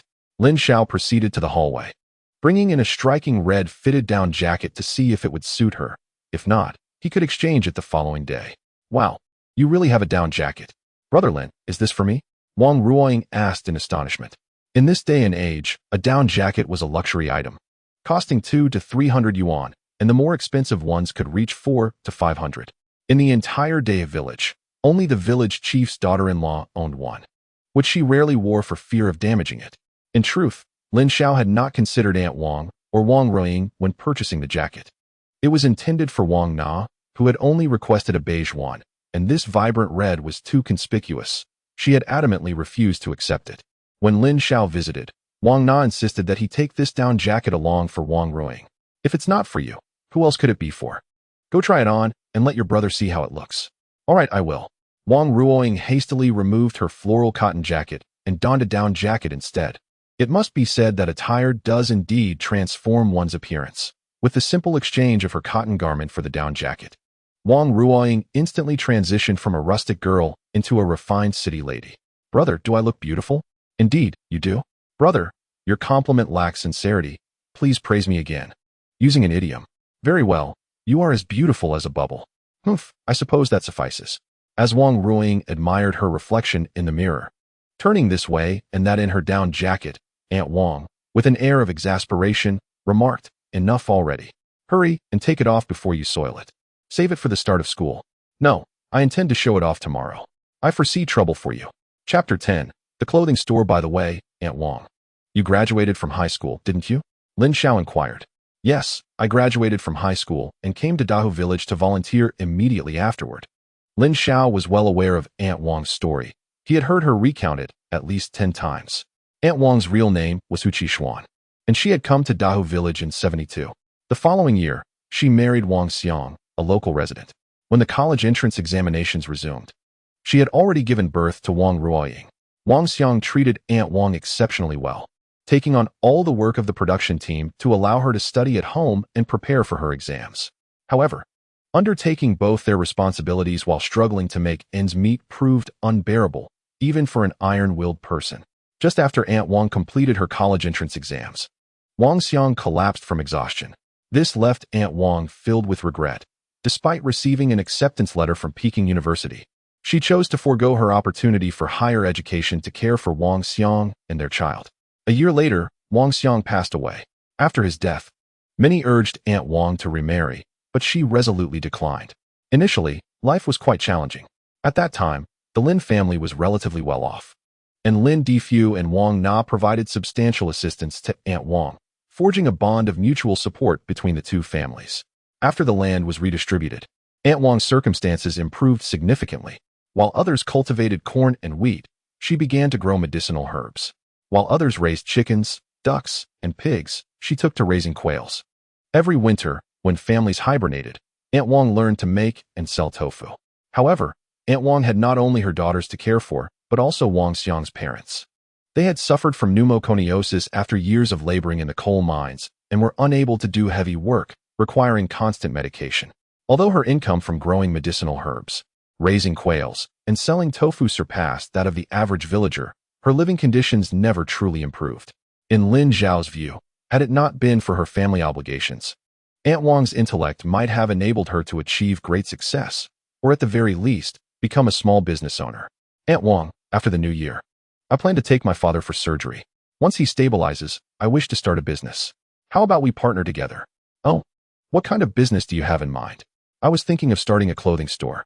Opening a clothing store requires a considerable amount of money, doesn't it? Renting a storefront and stocking inventory, one would need at least 7,000 to 8,000 yuan to start. Moreover, Do you have a source for your goods? Purchasing from middlemen would yield minimal profit. Before the interruption, she resided in the capital, enjoying a well-off family background, which afforded her ample exposure to the world. I will source the goods from Yangcheng, and you may oversee the store and heir, which conveniently allows you to accompany Ring in the county. Initially, she had little interest in opening a store in the county. Although Lin Xiao was a university student and had recently managed to borrow money to settle her family's debts, she remained skeptical about Lin Xiao's plan to establish a clothing store. She was acutely aware of the adage that all beginnings are difficult. When she first attempted to cultivate medicinal herbs, she believed she had made all necessary preparations. However, once she began, the first batch perished shortly after sprouting due to excessive watering. After finally managing to grow the herbs, she faced harsh realities in the county market, where the supply and marketing cooperative offered a mere 15 cents per pound for herbs that could fetch over 2 yuan. She approached a pharmaceutical company, which offered a decent price, but with the unacceptable condition of requiring her to spend a night with them. Left with no choice, she sought her fortune in the black market, only to be apprehended on her first attempt. Though she was released after a day, all her herbs were confiscated. This was merely the cultivation of herbs. Opening a clothing store would undoubtedly be more complex. It might seem simple, renting a shop and selling clothes, but reality is seldom so accommodating. Yet, Lin Xiao's final words resonated with her. Opening a store in the county would allow her to be close to her daughter. Lin Xiao, please elaborate on your thoughts. All right, and heir, there are numerous clothing factories in Yangcheng. The garments we sell here for 30 yuan are priced at a maximum of 10 yuan at the factory outlet. However, we must transport them back, and these days, the outside world is fraught with danger. Remember Lu Zhuang from our village? He was stabbed on the train. And heir, things have improved significantly in recent years. While theft and deception are prevalent on trains, those daring enough to commit such brazen acts have mostly been dealt with harshly. I haven't finished my thought. While there are many clothing factories in Yangcheng, not all are thriving. Numerous factories are burdened with excess inventory, and there are orders that are rejected after production. Purchasing such garments is cheaper, as they are sold by weight. I plan to bring back a batch of these clothes, aiming for low profit margins with high sales volume. What? Sold by weight? Wouldn't that lead to losses? Even at a loss, it is preferable to having unsold stock in the warehouse. In any case, I will take charge of sourcing the goods. Very well, if you can indeed procure affordable clothing, I shall assist you in managing the store. Then it is settled. In truth, Lin Xiao had little enthusiasm for opening a clothing store, let alone partnering with someone. His involvement with Aunt Wang was merely a means to support the mother and daughter, preventing them from repeating the mistakes of their past. It was also a strategy to secure initial funding. In January of the coming year, the lucrative certificates would be officially available for sale. Such an opportunity for prosperity was one he would not let slip away. If he was to embark on this venture, he would do so with vigor. Meanwhile, at Wang Hu's home, he was drinking with a few dubious companions, growing increasingly agitated with each passing glass. Originally, one would have thought that the situation, which seemed so straightforward, would not have taken such a significant turn. He simply could not comprehend that, given the current circumstances of the Lin family, who would be willing to lend them 40,000 yuan? Did they not fear that the Lin family might default? Brother Hu, tell me, from where did Lin Xiao acquire such a sum? Could it be that he engaged in some nefarious act? Wang Hu paused for a moment, realizing the implication. Indeed, Lin Xiao would certainly struggle to borrow 40,000 yuan. If he could have done so, why did Lin Xiao not seek a loan when he had fallen from the upper floor and was gravely injured in the hospital? Instead, he resorted to borrowing high-interest loans from every household in the village. Monkey, I believe it's a pity you aren't pursuing a career as Sherlock Holmes. This money must have undoubtedly been pilfered by that young rascal Lin Xiao. Brother Hu, I was merely speculating. After all, 40,000 yuan is no trifling sum. There is hardly a household in our village that possesses such wealth, is there? Huh, how naive. If Huang Youfu were to hear you say that, he would surely look down upon you for eternity. Brother Hu, are you suggesting that Lin Xiao stole the money from Huang Youfu's home? Wang Hu shook his head. That was not the case. Huang Youfu is no fool. He would likely check his own hiding place upon seeing Lin Xiao repay the money. No, this money must have been stolen from the county. Chapter 11. Someone reported first. Alas, this young rascal is indeed fortunate, having stolen 40,000 yuan in one go. Why do I not possess such luck? Wang Hu scoffed. Good fortune? Today, I shall make him aware of the consequences of provoking me. Wang Hu. Brothers, let us proceed to the police station to report him. Yes. Let us report him and act as model citizens for once." They spoke, abandoning their drinks and hastily putting on their clothes to leave. However, just as they were about to exit the village, they spotted a police motorcycle approaching. Had it not been for the fact that the destination of the motorcycle was not Wang Hu's home, they would have contemplated fleeing. "Brother Hu, do you think those officers are here to apprehend Lin Xiao?" "Most likely. That young rascal has not endeared himself to many in the village. There are plenty who wish to see him brought down. It seems we, too, are acting as instruments of justice. Let us go witness the spectacle. Indeed, let us see how he continues to flaunt himself. A so-called university student. Let us see how he manages university now." As the new year approached, families were staying up late. When Wang Hu and his band of friends arrived at the Lin household, they found a gathering of over a dozen people outside, pointing fingers and discussing the unfolding drama. The consensus was that the money Lin Xiao used to repay his debts had been acquired through illicit means, hence the arrival of the police. Among them, a few astute individuals had discreetly returned home to hide the money Lin Xiao had repaid them that day. Even if Lin Xiao were to face legal repercussions, they could not afford to relinquish that money. The Lin family had no means to repay their debts. If Lin Xiao were taken away, any hope would vanish entirely. "You are Lin Xiao, are you not?" 3 policemen entered the Lin household, and the lead officer, a middle-aged man, surveyed the room before fixing his gaze upon Lin Xiao. "Gentlemen, I am Lin Xiao. If I am not mistaken, someone has reported me for theft or robbery, correct?" "Oh, are you planning to confess without prompting?" As Lin Xiao lit cigarettes for the 3 officers, he inquired, "Esteemed officers, I wish to pose a question. If I have neither committed theft nor robbery, does the act of someone reporting me, devoid of evidence, amount to malicious defamation?" The 3 policemen exchanged glances, instantly recognizing the peculiar nature of the situation. Throughout their careers, they had apprehended no fewer than 80 individuals, yet encountering someone as composed and self-assured as Lin Xiao was a first for them. The middle-aged officer responded, "Indeed. Someone has reported you, claiming you possess a substantial sum of money from an unknown source. Our purpose here is solely to ascertain the facts. As for your assertion regarding defamation, it does not hold, for you have indeed acquired a significant influx of funds. May I inquire as to the identity of the accuser?" Lin Xiao asked. "What do you think?" The middle-aged officer retorted, "Very well, the identity of the accuser is of little consequence." With that, Lin Xiao retrieved a receipt from the cabinet. "This is a receipt issued by Wanshan Jewelry Company, indicating that I sold a piece of jade to Li Wanshan for 120,000. You may verify this with him." Lin Xiao was acutely aware of the villagers' tendencies. He knew that his sudden influx of cash would disrupt some individual schemes, likely leading to an accusation against him. Thus, when he sold the jade to Li Wanshan, he requested a formal receipt, complete with the company's seal. A young officer examined the receipt and remarked, "Sir, this receipt appears to be genuine." The middle-aged officer then addressed Lin Xiao, "Young man, allow me to offer you a piece of advice. Do not let a modicum of success lead you to make enemies. Otherwise, you will inevitably face repercussions." Lin Xiao perceived the officer's words as well-intentioned, yet he disagreed. "Officer, have you rejourneyed to the west? Do you believe Tang Xing has committed any wrongdoing, given that the demons seek to capture him?" The middle-aged officer paused, then glanced at the elegant Lin Shi, deep in thought. "I am Huang Jigang, the deputy chief of our township police station. Should you encounter any troubles in the future, feel free to seek my assistance." "Deputy Huang, why not sit down for a cup of tea before you depart?" Lin Xiao suggested. "No, tea will not quell our hunger. We haven't even had dinner yet. During this festive season, we are the busiest," Huang Jigang replied. "Very well, we shall reschedule." To their surprise, as Huang Jigang and his colleagues exited Lin Xiao's home, they were confronted by a group of villagers. "Officers, what is the meaning of this? Why have you not made any arrests?" One villager demanded. "Indeed, Lin Xiao's wealth is undoubtedly ill-gotten. He deserves to be imprisoned, and he claims to be a university student." Another added, "Surely you haven't accepted bribes from him? He must have slipped you some money, hasn't he?" "Without a doubt. Nowadays, who in power is not corrupt?" Huang Jigang's expression darkened.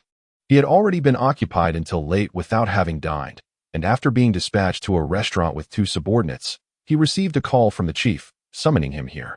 Initially, he had expected a significant case, yet it turned out to be mere jealousy over someone's sudden wealth, leading to a baseless report. He was simply fulfilling his duties when accusations of bribery were cast upon him. Huang Jigang has served as a police officer for 23 years. taking pride in the fact that he has never accepted a single bribe. Years ago, he apprehended a criminal, only to be approached that very night by the perpetrator's family, who offered him 5,000 yuan to resolve the matter. This was back in 1979, a time when 5,000 yuan represented an unimaginable sum. An ordinary worker would toil for a decade without eating or drinking to earn such an amount. Did you just say Lin Xiao stole money? Huang Jigang inquired, pointing at a villager. What further evidence is required? If he didn't steal, how could he possess so much money? The villager retorted. Huang Jigang scoffed. By your reasoning, is all the money in your household obtained through theft? Do not slander others. The money we possess is the fruit of our hard work. Oh, so it is acceptable for you to save money, but not for others to earn it? Your wealth is clean, yet you deem others' riches tainted? Today, I am in a good mood and will overlook your insolence. But should anyone speak out of turn again, I will arrest them for defamation. If anyone disagrees, they may file a complaint with the county or even the city. Chapter 12. I, too, will report. He is deceiving us, treating us as fools. Consider this. What business could yield over 40,000 yuan in mere days? Even Wang Laolu, who runs a restaurant in the county, toils from dawn until dusk, yet only earns 5 or 6,000 in a year. Fellow villagers, we cannot let them walk away unscathed. Indeed, if Lin Xiao is not apprehended, none of you shall leave today. The crowd was stirred into a frenzy. Initially, some onlookers had come merely to observe, but under the encouragement of Wang Hu and others, they began to join in the outcry. This is outrageous. How can they behave in such a manner? Inside the house, Lin Xiao was incensed and wished to confront the crowd, but Lin Xiao held her back firmly. Sister, I believe this is quite beneficial. It reveals their true nature. Since they wish to play games, let us indulge them fully. Lin Xiao had initially planned to take his family south once his father could walk again, severing ties with these villagers. However, his perspective had shifted. He resolved to stay, to amass wealth, and to make them regret their past actions. With his capabilities, he could certainly succeed without going south. Moreover, he was a reincarnated individual. Sister, stay inside and do not go out. With that, Lin Xiao stepped outside. Officer, I report that Lu Guozian's household is engaged in large-scale gambling. Lin Xiao proclaimed loudly. Lin Xiao, are you certain of what you are saying? Can you take responsibility for your words? I can vouch for my claims. As for their truthfulness, a simple investigation will reveal all. Very well, lead the way. Lu Guozian in the crowd was taken aback. She had come merely to observe. And now the attention had turned to her own home. Lin Xiao, you little brat, stop spreading such nonsense. Whose household is gambling? Lu Guozian shouted at him. Lin Xiao ignored her entirely, pointing at a scrawny man attempting to sneak away. Officer, quickly apprehend him. He is trying to warn them. One of Huang Jigang's subordinates dashed forward and pinned the man to the ground. Huang Jigang waved his hand, commanding, lead the way, let us act swiftly. Upon hearing this, Lu Guozian became anxious. In this day and age, being caught gambling incurs hefty fines, often resulting in financial ruin. No, you cannot go. Huzi, quickly help me stop them. Wang Hu feigned ignorance and took a few steps back. Previously, he had stirred up the crowd, and the police could do little to him. But now, if he dared to obstruct the officers, it would be considered hindering official duties, and he certainly did not wish to spend the new year in jail. Seeing Wang Hu's reluctance to assist, Lu Guozian gritted her teeth and rushed forward, grabbing Huang Jigang's thigh and refusing to let go, shouting, come and see. The police are hitting people. Huang Jigang let out a cold laugh. As a village police officer, he had encountered many such shrews. Without further ado, he seized Lu Guozian's arm, twisting it in a way that caused her pain, prompting her to release Huang Jigang's thigh. Meanwhile, Huang Jigang swiftly retrieved the handcuffs from his waist and efficiently secured Lu Guozian. Let us see who dares to obstruct the police in performing their duties. Witnessing Huang Jigang's assertiveness, the surrounding villagers instinctively stepped back. Under Lin Xiao's guidance, they quickly arrived at Lu Guozian's home. Peering through the window, they saw 4 men engrossed in a game of mahjong, with a considerable sum of money laid out on the table. Bang! Huang Jigang drew his firearm and kicked the door open. Do not move. Police. Anyone who moves will be shot. Faced with the gun, the 4 men were paralyzed by fear. Officer, we were just playing casually. We are all relatives. There's no winning or losing, one man protested. No winning or losing. Do you take me for a fool? You have all this money on the table and claim there's no winning or losing. Xiao Meng, Xiao Zhang. Seize the gambling funds and arrest them. Soon, The money on the men's persons, as well as the funds on the table, were collected. Director, the total gambling funds amount to 1,482 yuan, Xiao Ming said with excitement. Typically, when the police apprehend gamblers, it is rare for the funds to exceed 100 yuan. Those who gamble large sums usually have someone on lookout, making arrests difficult. Conversely, the elderly women who gamble small amounts often do so for entertainment and are typically not apprehended. Even if caught, they are merely educated, and detention is seldom warranted, let alone fines. However, this time, the gambling funds totaled a substantial 1,482 yuan, not to mention the fines, which could reach several thousand. It truly felt like a stroke of luck, as if the effort had been effortless. In northeast China, it could be said that the police relished two primary activities, the first being the apprehension of gamblers, and the second establishing checkpoints on national highways to inspect for traffic violations, as these endeavors are lucrative and relatively low risk. The four men playing mahjong were taken away by Huang Jigang and his team, while Lu Guozian was released.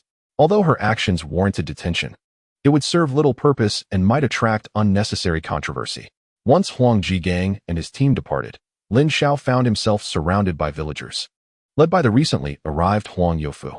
It is worth mentioning that Huang Youfu and Huang Jigang shared some familial ties, as he had come to intercede on behalf of the villagers, but Huang Jigang had not granted him any favor. Huang Youfu spoke sternly, Lin Xiao, I understand that everyone came to your house for money, and this matter is indeed inappropriate. However, during the new year, every household is short on funds. As a university student with education, you should understand this. However, your deliberate act of vengeance by reporting the villagers to the authorities cannot simply be overlooked. Village Chief, the matter of obstructing my doorway for money is a thing of the past. Repaying debts is a fundamental principle. I trust you can agree on this point. If you are aware of this rationale, why then resort to retaliation? Do you not realize that your actions disrupt the harmony and stability of our village? If you fail to provide the villagers with an explanation today, I shall convene a village assembly and expel your family from Day Village. Oh, so your stance is that anyone who disrupts the unity of the village deserves to be cast out. Is that correct? Absolutely. Very well then, you should expel Wang Hu, Ho Jian, Lu Guozian, and Su Laosan from the village. You may not be aware, but those officers were initially there to apprehend me. However, they found no evidence. Just as they were about to leave, the villagers blocked their path at my doorstep, compelling them to take me away. I wonder if that constitutes a disruption to the unity of Day Village. You insolent brat, are you seeking your own demise? You stole money, and we have every right to call the police on you. Ho Jian, known as Monkey, shouted at Lin Xiao. Lin Xiao disregarded Ho Jian and fixed his gaze upon Huang Youfu. Village Chief, you wouldn't be playing favorites, would you? Ignoring the misdeeds of others while solely targeting our family? If that's the case, we must have a serious discussion. Huang Youfu's expression grew somewhat awkward. He had been unaware of the police's visit to Lin Xiao's home, but Ho Jian's words confirmed Lin Xiao's claims. It was indeed inappropriate for Lin Xiao to report the villagers. Yet, the villagers' act of obstructing the police and forcing them to arrest Lin Xiao was even more reprehensible. Chapter 13. Debate enough already, disperse. It's late, and you all should be in bed. Huang Youfu turned to leave. Although he intended to exert some pressure on the Lin family to compel their submission, as the village chief, he had to maintain an air of fairness and justice, regardless of any clandestine dealings. If he dealt with Lin Xiao while ignoring others, it would clearly be unjust. Even if those individuals wished ill upon Lin Xiao, should he take action against Lin Xiao alone, they would quickly rally to his side and begin to criticize him. He knew all too well the nature of the villagers. To put it plainly, they cannot bear to see another prosper. The following day, news of Lin Xiao's reporting of 4 villagers to the police spread throughout the village. Early in the morning, Wang Na went to fetch water, only to be met by 6 or 7 women hurling insults, causing her to return empty-handed. As Lin Xiao stepped outside, he too was met with pointed fingers and whispers. During lunch, a child threw a stone into the Lin family's yard, narrowly missing the window.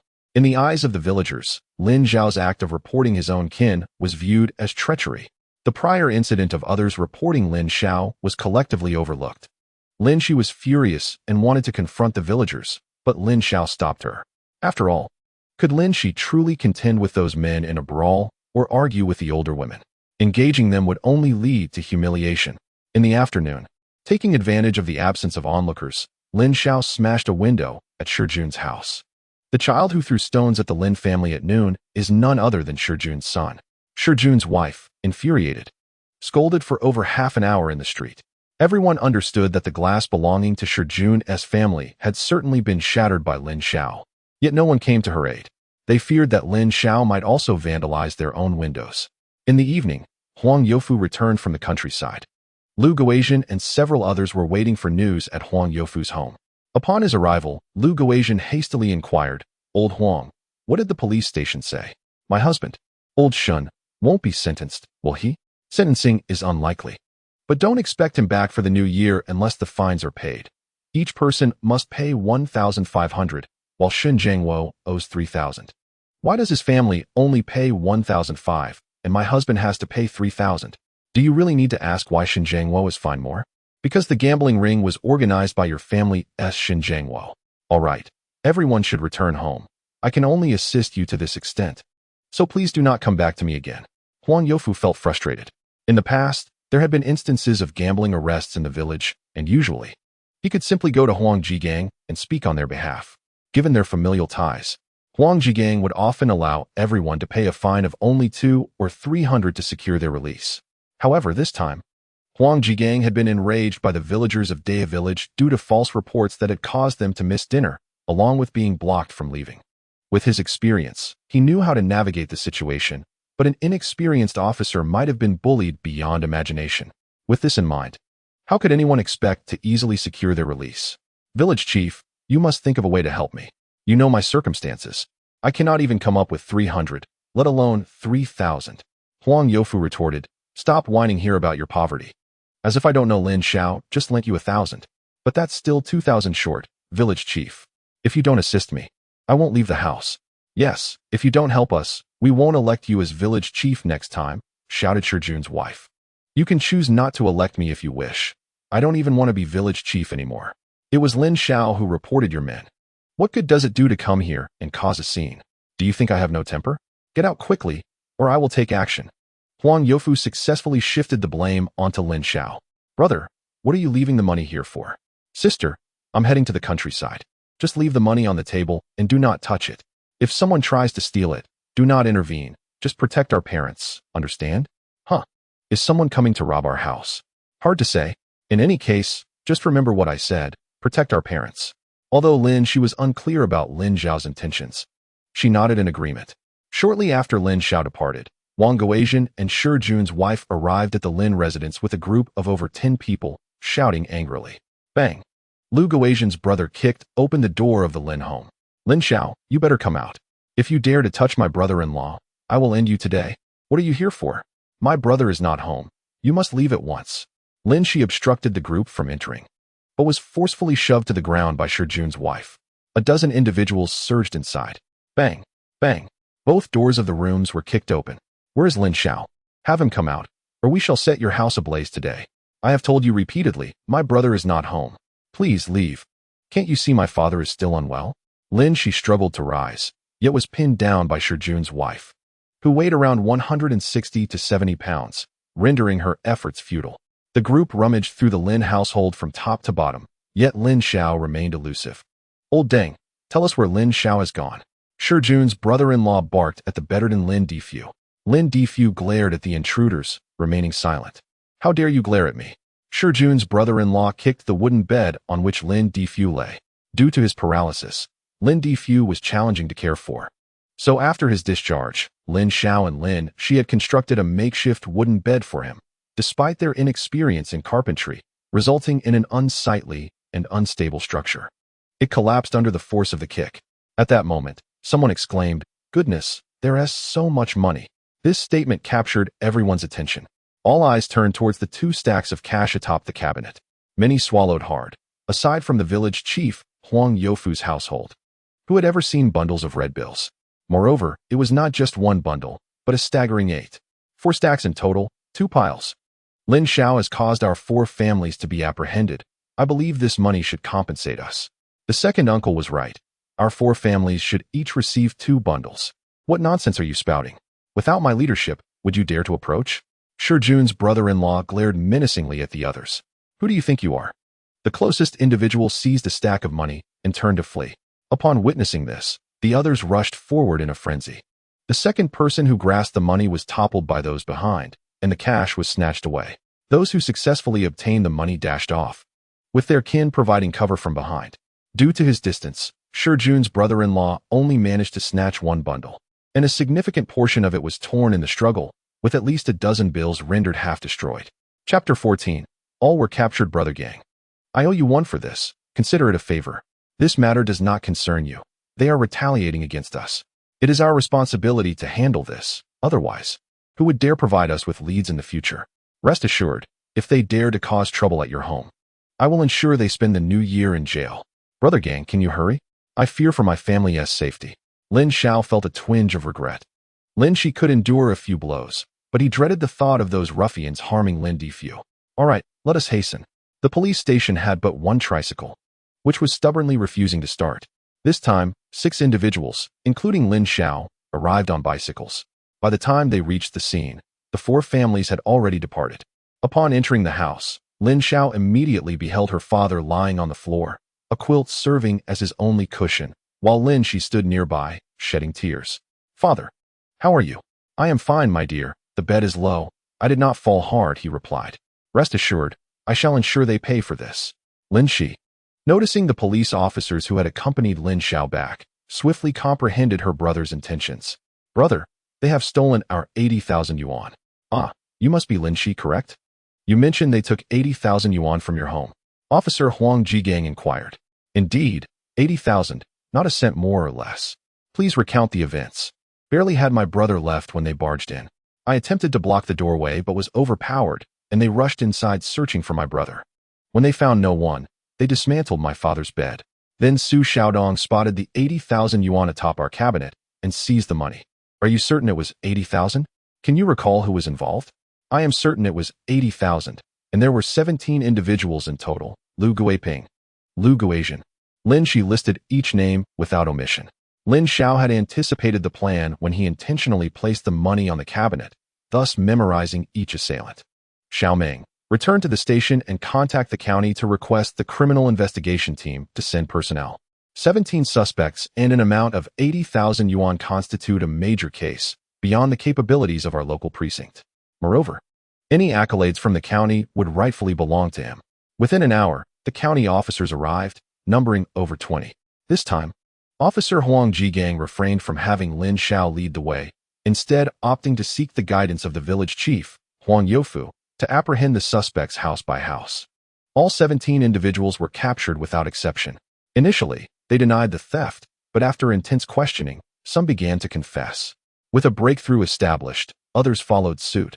Of the 17, 8 had participated in the robbery, while the remaining 9 had also received a share of the loot.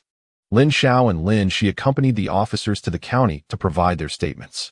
During the process, an officer raised a question regarding why so much money had been left on the table. Lin Xiao explained that he intended to take his father to the capital for medical treatment the following day, and the money was necessary for that purpose. Despite the lingering doubts of the recording officer, the fact remained that the 17 had stolen 80,000 yuan from the Lin family.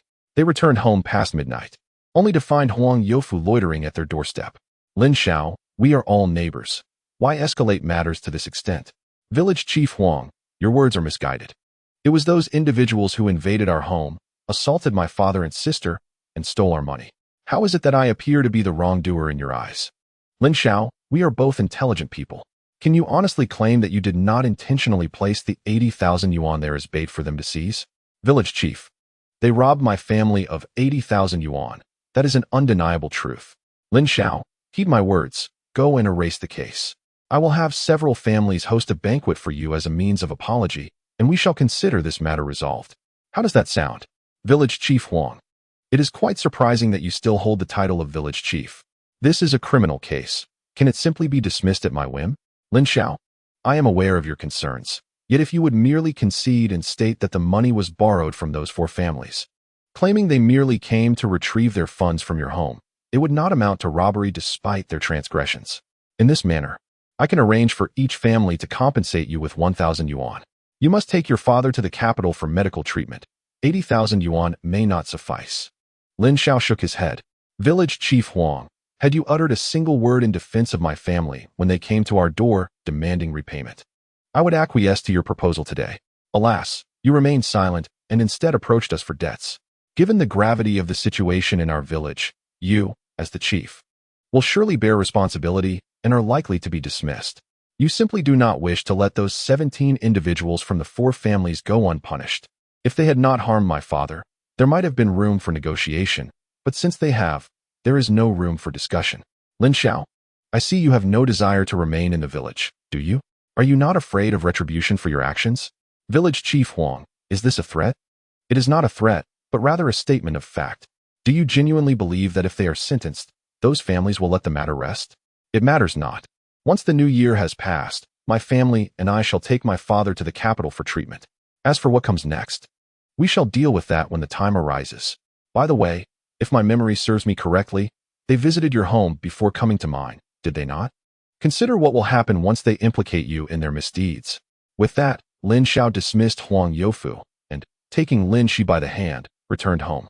Brother, are we truly safe in doing this? Do not fret. With so many from those 4 families just apprehended, no one will dare disturb us in the immediate future. After the new year, we shall leave. At worst, we shall never return. Lin Shi shot Lin Xiao a disapproving glance. And what of our family of 4? What will we eat, and where will we live? Chapter 15. Acquaintances from a past life. Wang Hu's malevolence is overt. Anyone who has interacted with him knows he is no virtuous man. From petty thefts in childhood to brawls in adulthood, he is known for his laziness and indulgence in all manner of vices. In contrast, Huang Youfu's wickedness is insidious. He presents himself as fair and just, engaging with the villagers under the guise of concern for their well-being, while his actions tell a different story. Lin Xiao glanced at the time. It was already 6:30 in the evening. Although he felt reassured that they would not dare retaliate against his family, one can never be too certain. What if they chose to set fire to his home while they slept? Consequently, Lin Xiao had not slept soundly in recent nights. Even on New Year's Eve, he felt utterly fatigued. After a modest lunch, he lay down on the Kong and fell into a deep slumber, waking only at 6:30. In a flurry, he donned his clothing, concocted a flimsy excuse, and rode off on Aunt Wang's bicycle towards the county town. Upon arrival, Lin Xiao felt a wave of frustration as he slapped his forehead. Having just awakened, Lin Xiao's mind was sluggish. He was preoccupied with the thought of nearly oversleeping. Forgetting that the incident occurred around 9 o'clock in the evening, while it was still merely a few minutes until 7. With more than 2 hours to spare, who could endure the biting cold of winter outdoors for such an extended period?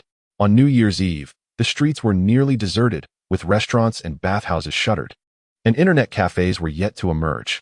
He sought a refuge to take shelter when he noticed a girl laboriously pushing a cart uphill. The girl exerted herself, but the slippery ground hindered her progress. "Allow me to assist you," Lin Xiao offered as he approached the cart. Having stood in the shadows without streetlights, the girl had not perceived his presence. Startled by his voice, she quickly expressed her gratitude, saying, "Thank you, brother, thank you." As Lin Xiao drew closer, illuminated by the streetlight, he discerned the girl's features and the cart's contents. It was not merely an object, but rather a person. A flood of memories surged into his mind. In his previous life, after his father, Lin Xiao, had succumbed to poison, Lin Xiao carried him to the county hospital. Just as his father was wheeled into the emergency room, he saw a girl squatting outside, weeping bitterly. That heartbroken girl was none other than the one before him now. At that moment, with his father fighting for life, he had no inclination to comfort anyone else, yet the girl's image remained etched in his memory, not solely for her beauty, which was indeed striking, but for her scanty attire, a mere thin layer of cotton jacket. Later, when he traveled south, he unexpectedly encountered the girl once more on a train. They recognized each other but refrained from exchanging greetings. To his astonishment, they shared the same destination. Upon disembarking, they were accosted by a throng of solicitors. Lin Xiao, being male, brushed them off without issue, but the girl found herself ensnared.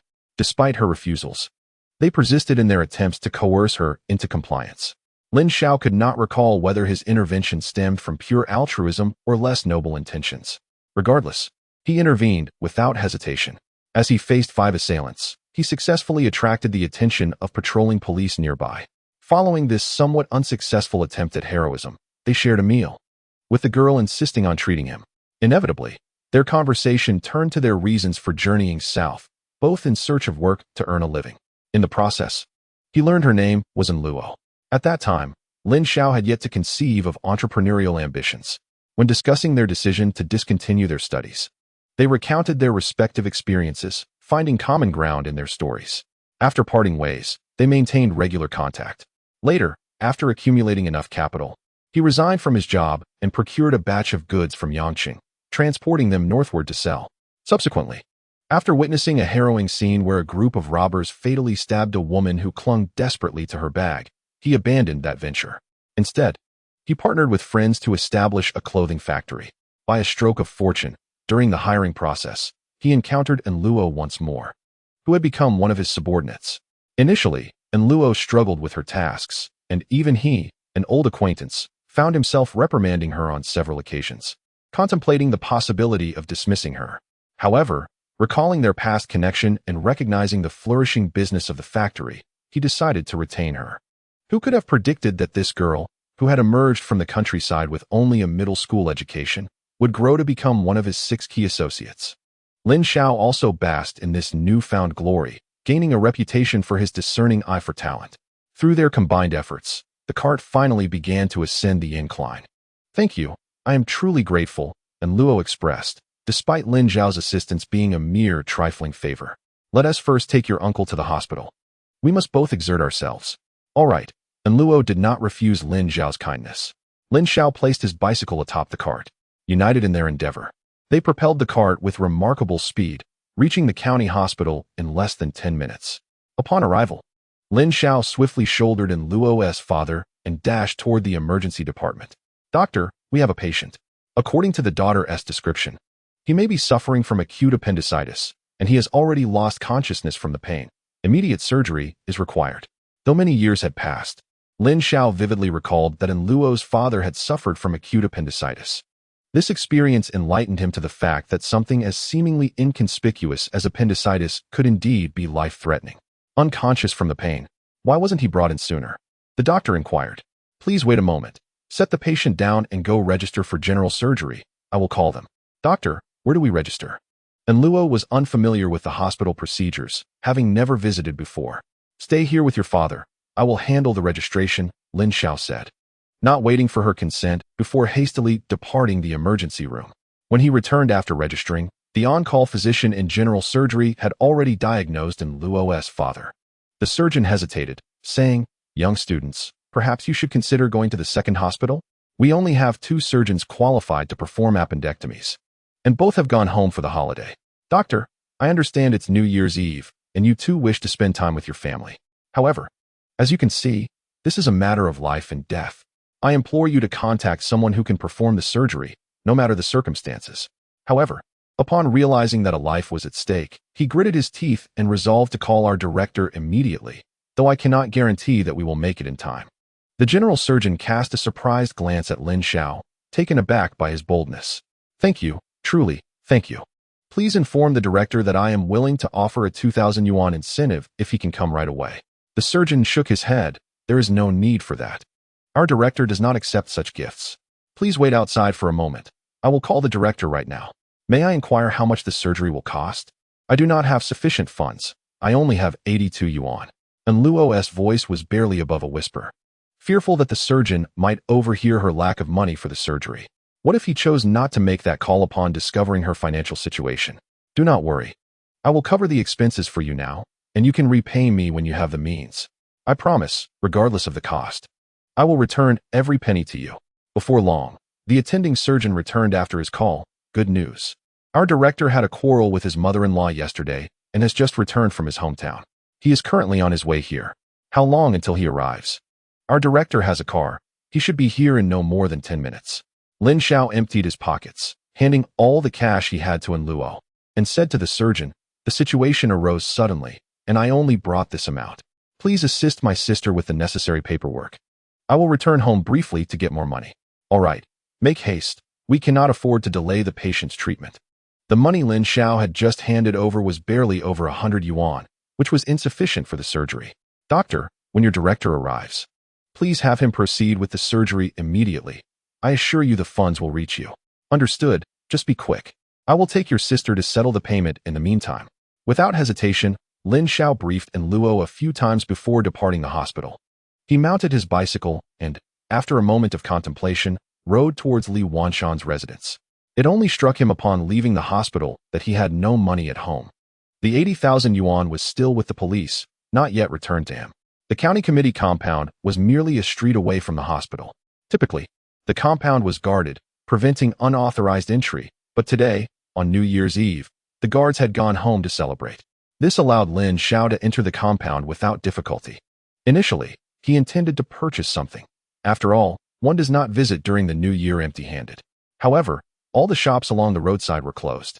Knock, knock, knock. Who is it? A woman, appearing to be in her 30s and quite competent, opened the door. Lin Xiao recognized her as Zhou Yu, the mother of Li Qingyu, the county's official. Hello, Auntie, my name is Lin Xiao. I am a classmate of Li Qingyu, here to extend New Year greetings to you and Uncle. Oh, a classmate of Xiao Yu. Lin Xiao, she has mentioned you. You are diligent and hardworking in your studies. Please come in. Xiao Yu ran off to a classmate's house after lunch. And your uncle has gone out to play cards, leaving me here all alone. Upon hearing that both Li Qingyu and Li Wanshan were not home, Lin Xiao's heart sank. Aunt, since Li Qingyu is not at home, I shall not intrude. Wishing you a joyful New Year. Lin Xiao resolved to borrow some money from friends. Although they were not wealthy, securing a temporary loan of 1,000 or 800 yuan should not pose a significant issue. Suddenly, Zhou Yu called out to Lin Xiao. Lin Xiao, please wait a moment. Aunt, is there something you need? Lin Xiao, you have come here for a reason. Haven to you? Feel free to share it with me. As the County S official, Zhou Yu discerned that although Lin Xiao appeared calm, a hint of urgency flickered in his eyes. Aunt, since you've asked, I will speak candidly. I came to see Li Qingyu to borrow some money from Uncle. A friend S father is suffering from acute appendicitis and is in critical condition. The county hospital is awaiting funds for treatment. How much do you need? Zhou Yu inquired. 2,000, just to be safe. 2,000. Your uncle had his appendix removed 2 years ago, and the total expenses were barely over 600 yuan. Zhou Yu mentioned this casually, then added, wait here, I will get the money for you. After saying this, Zhou Yu turned and entered the house. Moments later, she emerged, fully dressed, and handed a stack of money to Lin Xiao. Take this. I have just finished making dumplings, and with the Spring Festival Gala yet to begin, I have nothing to do at home. I shall accompany you to the hospital. On one hand, she felt genuinely bored at home, a recurring theme every New Year. With her husband out playing cards with business associates and her daughter off enjoying time with classmates. On the other hand, she wished to ascertain whether Lin Xiao was being truthful. Aunt, wouldn't your position make it inconvenient for you to accompany me to the hospital? Nonsense. Consider it a private visit. Then I thank you, Aunt. Zhou Yu, being a county official, had the right to go where she pleased. And it was not Lin Xiao's place to dissuade her.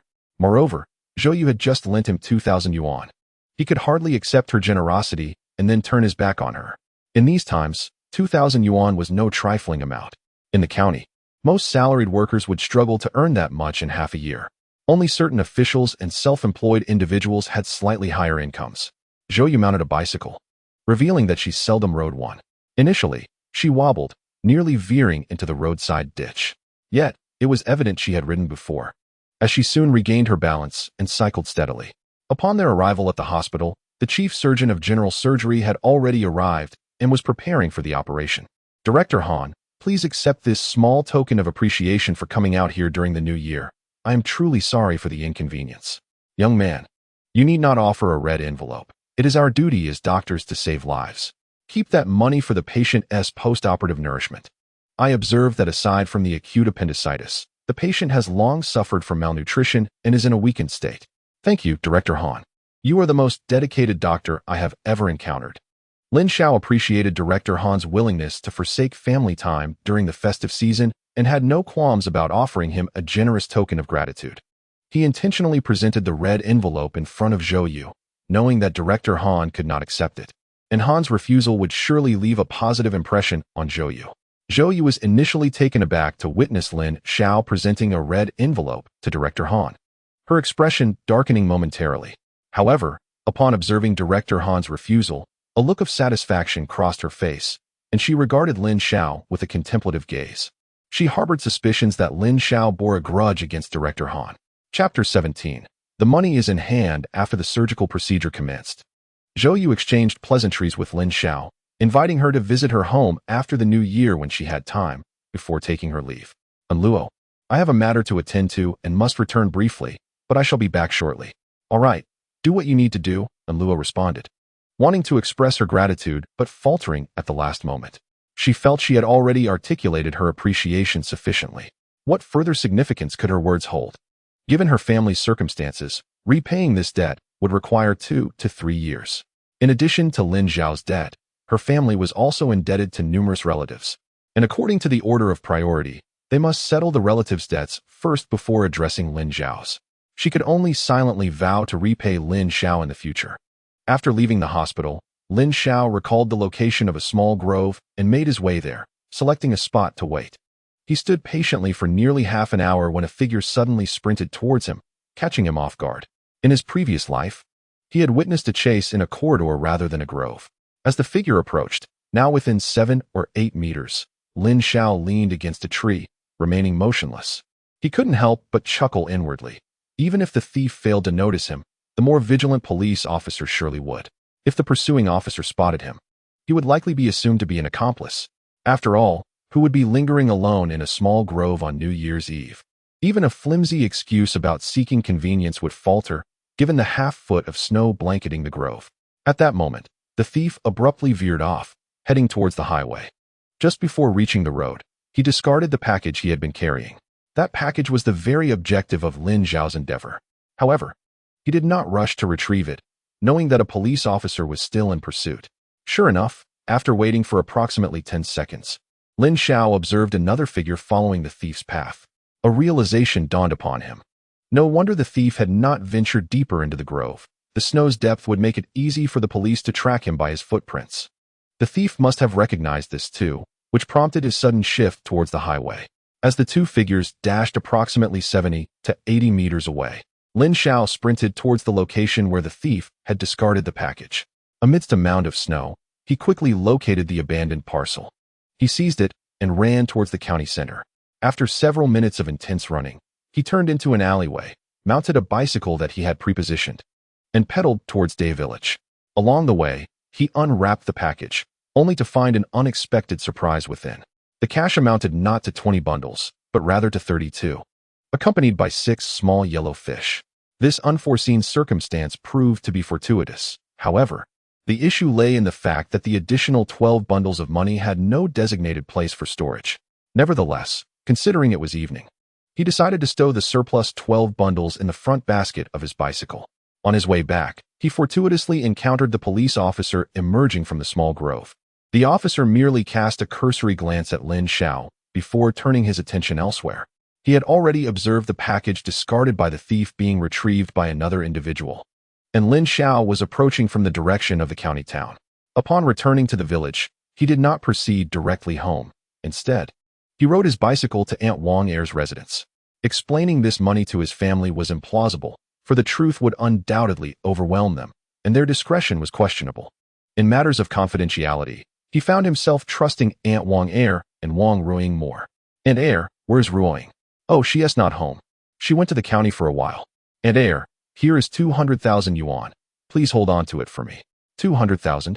Lin Xiao, where did you acquire such a sum? I borrowed it from a businessman in the county. His daughter is my classmate. For us, 200,000 is a staggering amount. But for him, it's merely a few days' earnings. After the new year, you can go to the city and open an industrial and commercial bank card. Once I reach Yanqing, I will contact you, and you can transfer the money to me from there. Although there will be some handling fees, it is far safer than carrying it with me. Isn't it rather inconvenient to go to the city? Aunt Er, this is for your safety. In the county, such a substantial sum attracts too much attention. Lin Xiao then produced an additional 20,000. This amount is to rent a shop. The larger, the better. Please, do not mention this to my family. If they discover I borrowed such a large sum, they would undoubtedly worry themselves sleepless at night. Aunt Wang Er replied with a wry smile. Now, it's me who can't sleep at night. Aunt Er, this amount is trivial. Once our business flourishes, we won't be talking about 200,000, but rather 2 million, or even 20 million. I never contemplated earning such vast wealth. I would be content simply to cover Ruoying's future educational expenses. That's simply one to do, Aunt Er. Have you never considered the day when we can return to the capital and confront the Hu family? Humph. That stubborn girl shares everything with you. The Hu family was a thorn in her side. Among her generation, there were 4 children in the Hu family, and she was the youngest. The elder brother and second brother entered the military in succession, avoiding the need to work in rural areas, while she and the third brother, lacking employment, were obliged to do so. Upon learning of this, the elder brother, through a friend, arranged a job for her in a factory. However, the family concealed this from him, giving the position instead to her third brother. With the elder brother's connections, securing another job for her would have been feasible. Yet, the family directly enrolled her. Furthermore, in a bid to showcase his so-called integrity, her father chose a posting for her in northeast China rather than near the capital. In contrast to other regions, northeast China serves as a granary, thus hunger is not a pressing concern. However, the winters are frigid. For those who grew up in the northeast, it might be bearable, but for newcomers, it is truly unbearable. Unlike modern times, where heating and geothermal systems are prevalent.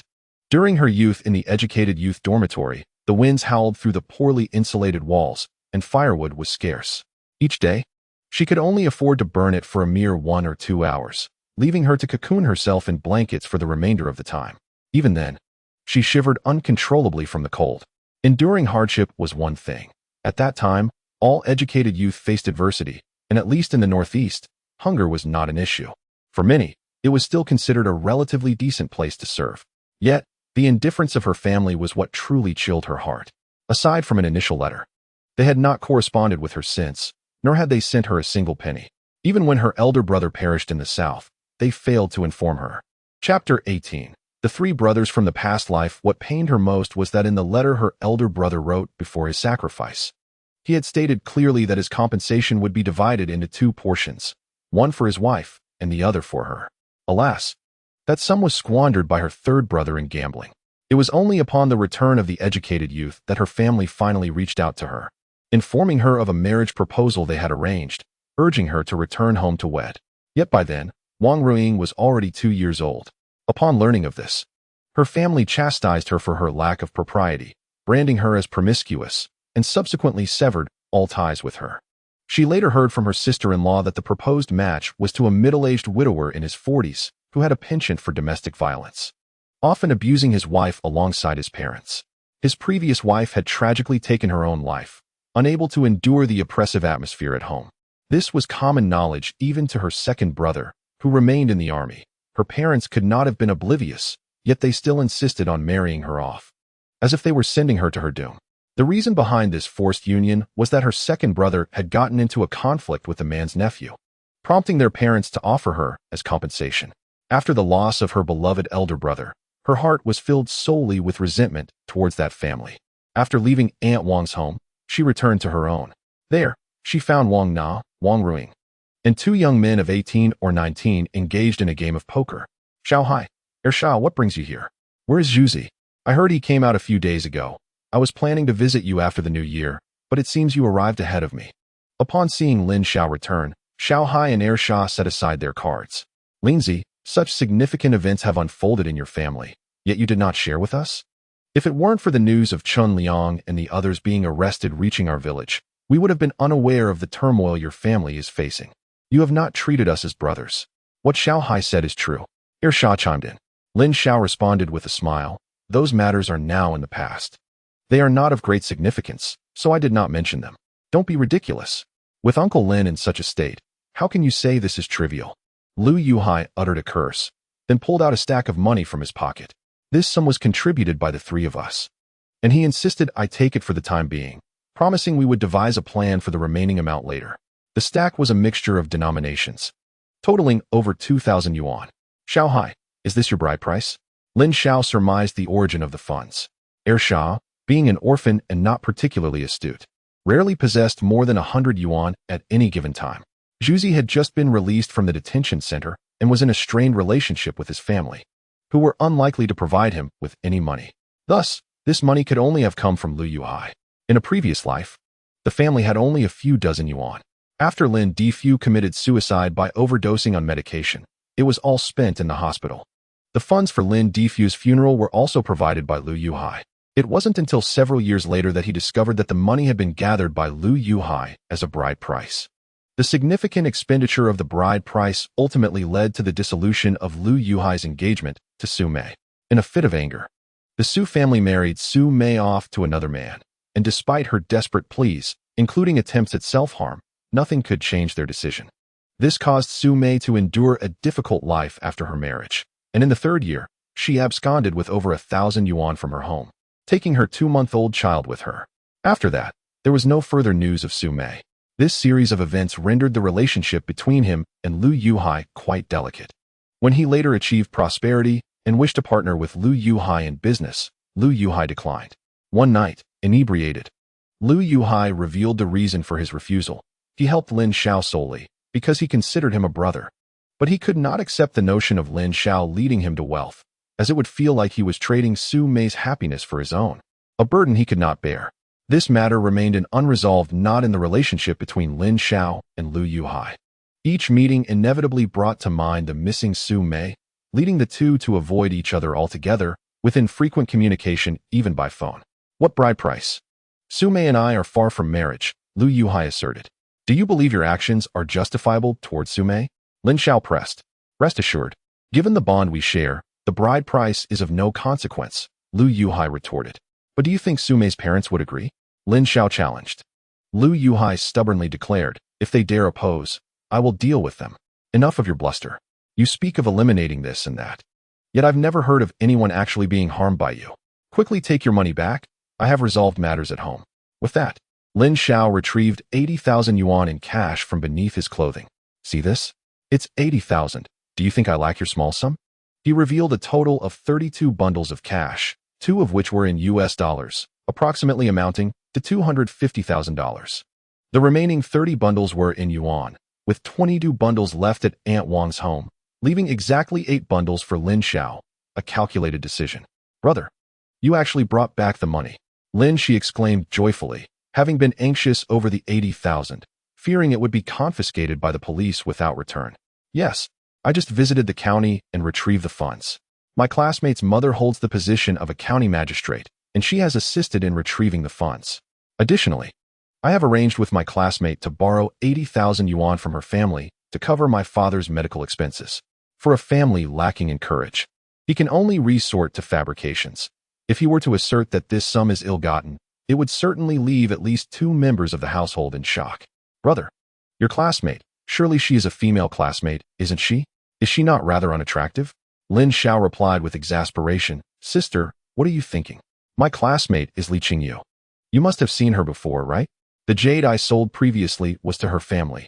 80,000 yuan may seem substantial to us, but for them, it is merely the cost of a few meals. Oh, it is Li Qingyu. How delightful. However, our families are worlds apart. Would her family even consent?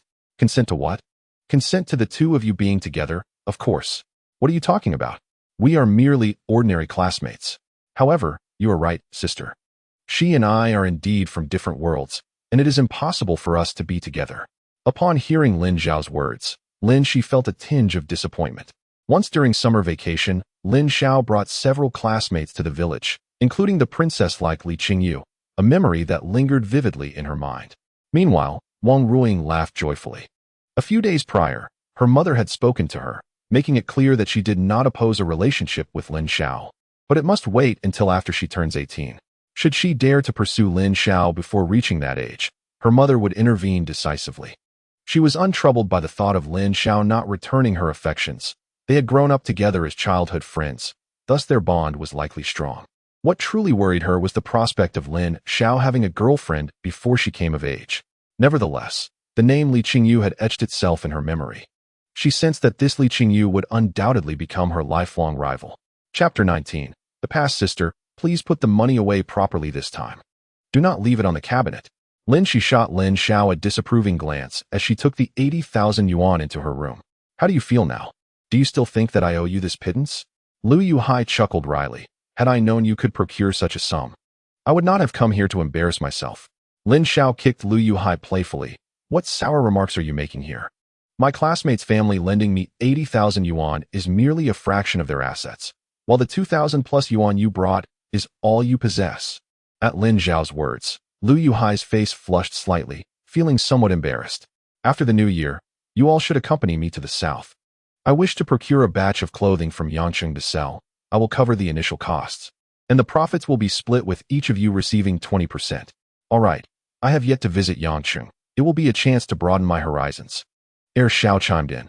We will prepare the necessary items before returning. Though Heir Xiao might seem a bit simple, he was by no means foolish. If he were truly dim-witted, he would have fallen victim to the harsh realities of the county long ago. Engaging in the clothing trade in the south would surely yield profits. However, the scarcity of individuals in this venture lies in the substantial risks involved. When Lin Xiao called upon them, it implied venturing into perilous territory. By the way, where is Zhuzi? He has gone to celebrate the new year at his uncle's place. He will return tomorrow. Very well, please convey this matter to Zhuzi. Given the chance to live anew, he naturally wishes to prevent the three brothers, bonded by life and death, from retracing the tragic path of their previous existence. In that prior life, Lu Yuhai fared relatively well. Although he suffered the heart-wrenching loss of his beloved, he eventually married a commendable woman, leading a life that, while modest, was marked by tranquility. However, both Ursha and Zhuzi met with dismal fates. 5 years later, Ursha became his driver, but when he clashed with a rival, he willingly took the blame and spent 7 years laboring in prison. Eventually, Ursha succumbed to gambling, losing everything he owned. Upon discovering that he had been betrayed by friends, he, in a fit of rage, eliminated those who had deceived him. Lin Xiao expended great resources to barely preserve Ursha's life. Yet, until his rebirth, Ursha remained trapped in that cycle of labor. As for Zhuzi, he was betrayed by his own family. Zhuzi, whose full name is Lin Zhu, is distantly related to Lin Xiao, sharing the same surname, albeit with 5 generations separating them, resulting in little familial connection. Lin Zhu's grandfather had 3 sons, and Lin Zhu's father was the second-born, a position traditionally regarded with less favor. From a young age, Lin Zhu's penchant for fighting only further alienated him from his family. Consider the irony. On New Year's Eve, rather than celebrating in his own home, he found himself at his uncle's, a testament to his precarious standing within the household. As Lin Zhu ascended in the county, establishing himself as a leader, his entire family began to cling to him, engaging in various enterprises under his name, which brought them considerable success. Ordinary rivals, upon learning of their connection to Lin Zhu, would hesitate to compete with them. Yet, their actions grew increasingly brazen. Initially, they merely invoked Lin Zhu's name to intimidate, but soon they organized their own band of ruffians, committing heinous acts, resulting in 6 individuals being maimed. All repercussions falling squarely on Lin Zhu. After the incident, Lin Zhu, who had since reformed and turned to legitimate business, found himself unjustly implicated, suffering the consequences of his family's misdeeds. To add to the injustice, Lin Zhu's uncles and cousins faced minimal repercussions, with the harshest sentence being a mere 3 years. The most unfathomable betrayal came from Lin Zhu's own father, who, in a desperate bid to protect the family, prostrated himself before Lin Zhu's grandfather. Though disregarded at home, Lin Zhu's father was a devoted son, ultimately sacrificing Lin Zhu to preserve the family's integrity. Following Lin Zhu's misfortune, his mother, after a fierce argument with the Lin family, took her own life. Lin Zhu's father did not fare any better. He later succumbed to uremia, and although a kidney donor was found, the confiscation of Lin Zhu's assets left them unable to afford the transplant. At that time, Lin Zhu's elder brother and younger brother, along with their families, possessed fortunes in the tens of millions, yet none were willing to assist him with the necessary funds. In desperation, he turned to Lin Xiao, who harbored a deep-seated animosity towards him and was unlikely to offer any help. However, in this new life, he has been reborn and will certainly not allow the 3 brothers to tread the same tragic path once more. Especially concerning Lin Zhu, it is imperative to devise a means for him to sever ties with his family. Rest assured, Linzi, Zhuzi has not betrayed you. Lin Xiao was momentarily taken aback, casting a puzzled glance at Heir Xiao. It was about the incident where Zhuzi had sent that pair of despicable lovers to the hospital. Zhuzi had not implicated you. Instead, he told his family it was due to his excessive drinking, claiming the other party had instigated the confrontation. By the way, you haven't forgotten that woman, have you? Only then did Lin Xiao recall that Zhuzi had recently been released from the detention center because of a brawl. The victims of that altercation were his ex-girlfriend and her male friend. Zhuzi had been detained for 15 days and had just been released a few days prior. However, For Lin Xiao, this incident felt like it had occurred decades ago. Had it not been for Shah's reminder, he might have completely forgotten about it. Oh, you mean that matter? I've long forgotten about that woman. Anyway, I need to head to the county. A friend's father is hospitalized, and I'm going to check in on him. Are you coming with me? I'll skip it. I'm going to visit Su Mei. Let Shah accompany you. All right, I have some beer and drinks here. Take a box of each with you. Let us skip the beer. It's a waste for them. I'll carry a box of drinks. The four had grown up together, and Lu Yuhai was not one to stand on ceremony with Lin Xiao. When you visit Su Mei's family, be sure to speak courteously. Don't be so stubborn. Understood. You're even more nagging than my mother. Su Mei's family was actually quite reasonable. Though Lu Yuhai's family was not well off, Su Mei's family had not opposed their relationship. The bride price was modest, 500 yuan, and a washing machine. This amount was not received by Su Mei's parents, but was given directly to Lu Yuhai and Su Mei as a couple. Additionally, Su Mei's family provided a color television and a set of furniture. When calculated, Su Mei's family contributed even more. Su Mei's family was frustrated with Lu Yuhai's inconsistency, as he had reneged on previously agreed terms.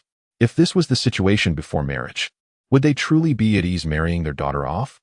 As parents, considering their daughter's future was not unreasonable, Lin Xiao borrowed 200 yuan from Lin Shi, replenished his pocket to a total of 2,000, then asked Wang Na to boil 40 dumplings that she had wrapped, along with 2 jars of canned food. He instructed Shah to ride his bicycle while he sat on the back seat, and together they arrived at the hospital. Chapter 20. Shah's schemes. By the time they arrived, and Luo's father's surgery had already concluded. Director Han's medical skills might not be the highest. Yet when it came to appendicitis, even the chief of the general surgery department at Xia Hospital could hardly rival him. In those days, without minimally invasive techniques, however, Director Han performed the appendectomy with a remarkably small incision, allowing for a one-day hospital stay before discharge to return for suture removal. Brother Lin, why did you bring more things? The dumplings were made by my mother, and the canned food wasn't he bought. I took it from home. Hurry and eat. I bet you and your father haven't had a meal yet, have you? Brother Lin, I'm so moved I could cry, and Luo said. All right then. I'll take my leave. Wait, Brother Lin, please leave me your contact information. After the new year, I'll be heading to the capital. If you need anything, contact my sister. Her name is Wang Ruiying, and she's in her first year at number 1 high school. I believe she's in class 3. Reminded. It's not class 3, it's class 2. Lindsay, your memory is even worse than mine. Lin Xiao shot a glance. Despite his occasional tendency to undermine others, was otherwise quite commendable. After departing from the hospital, Lin Xiao felt a wave of reflection wash over him. Since his rebirth, he had altered the destinies of 2 individuals. His father did not take his own life on this fateful day, although still confined to his bed. A smile graced his face, imbued with newfound hope for the future. Moreover, Luo's father also survived in his previous life. Luo had delayed significantly on the uphill stretch, and upon reaching the hospital, she had pleaded for ages before a doctor finally contacted Director Han. Unfortunately, by the time Director Han arrived, it was too late. This was Luo's lifelong regret. A minor appendicitis had claimed the life of her only remaining relative. Lindsay, are we heading back now? Not just yet. I intend to show you around the county committee compound. Are we not going to get chased away? Not at all. Today is New Year's Eve. The county committee compound has no one guarding the gates. Why didn't you mention that earlier? I would have brought a couple of bags. There's nowhere to put anything. Disdainfully glanced at Lin Xiao. Lin Xiao retorted, what are you thinking? I'm taking you to the county committee compound to settle a debt with a classmate, not to pilfer anything. Remember, we shall refrain from any unlawful activities in the future. As they approached the county committee compound, Lin Xiao pondered for a moment before deciding to let accompany him inside. However, he was concerned that might succumb to the temptation of stealing something from Li Qingyu's home.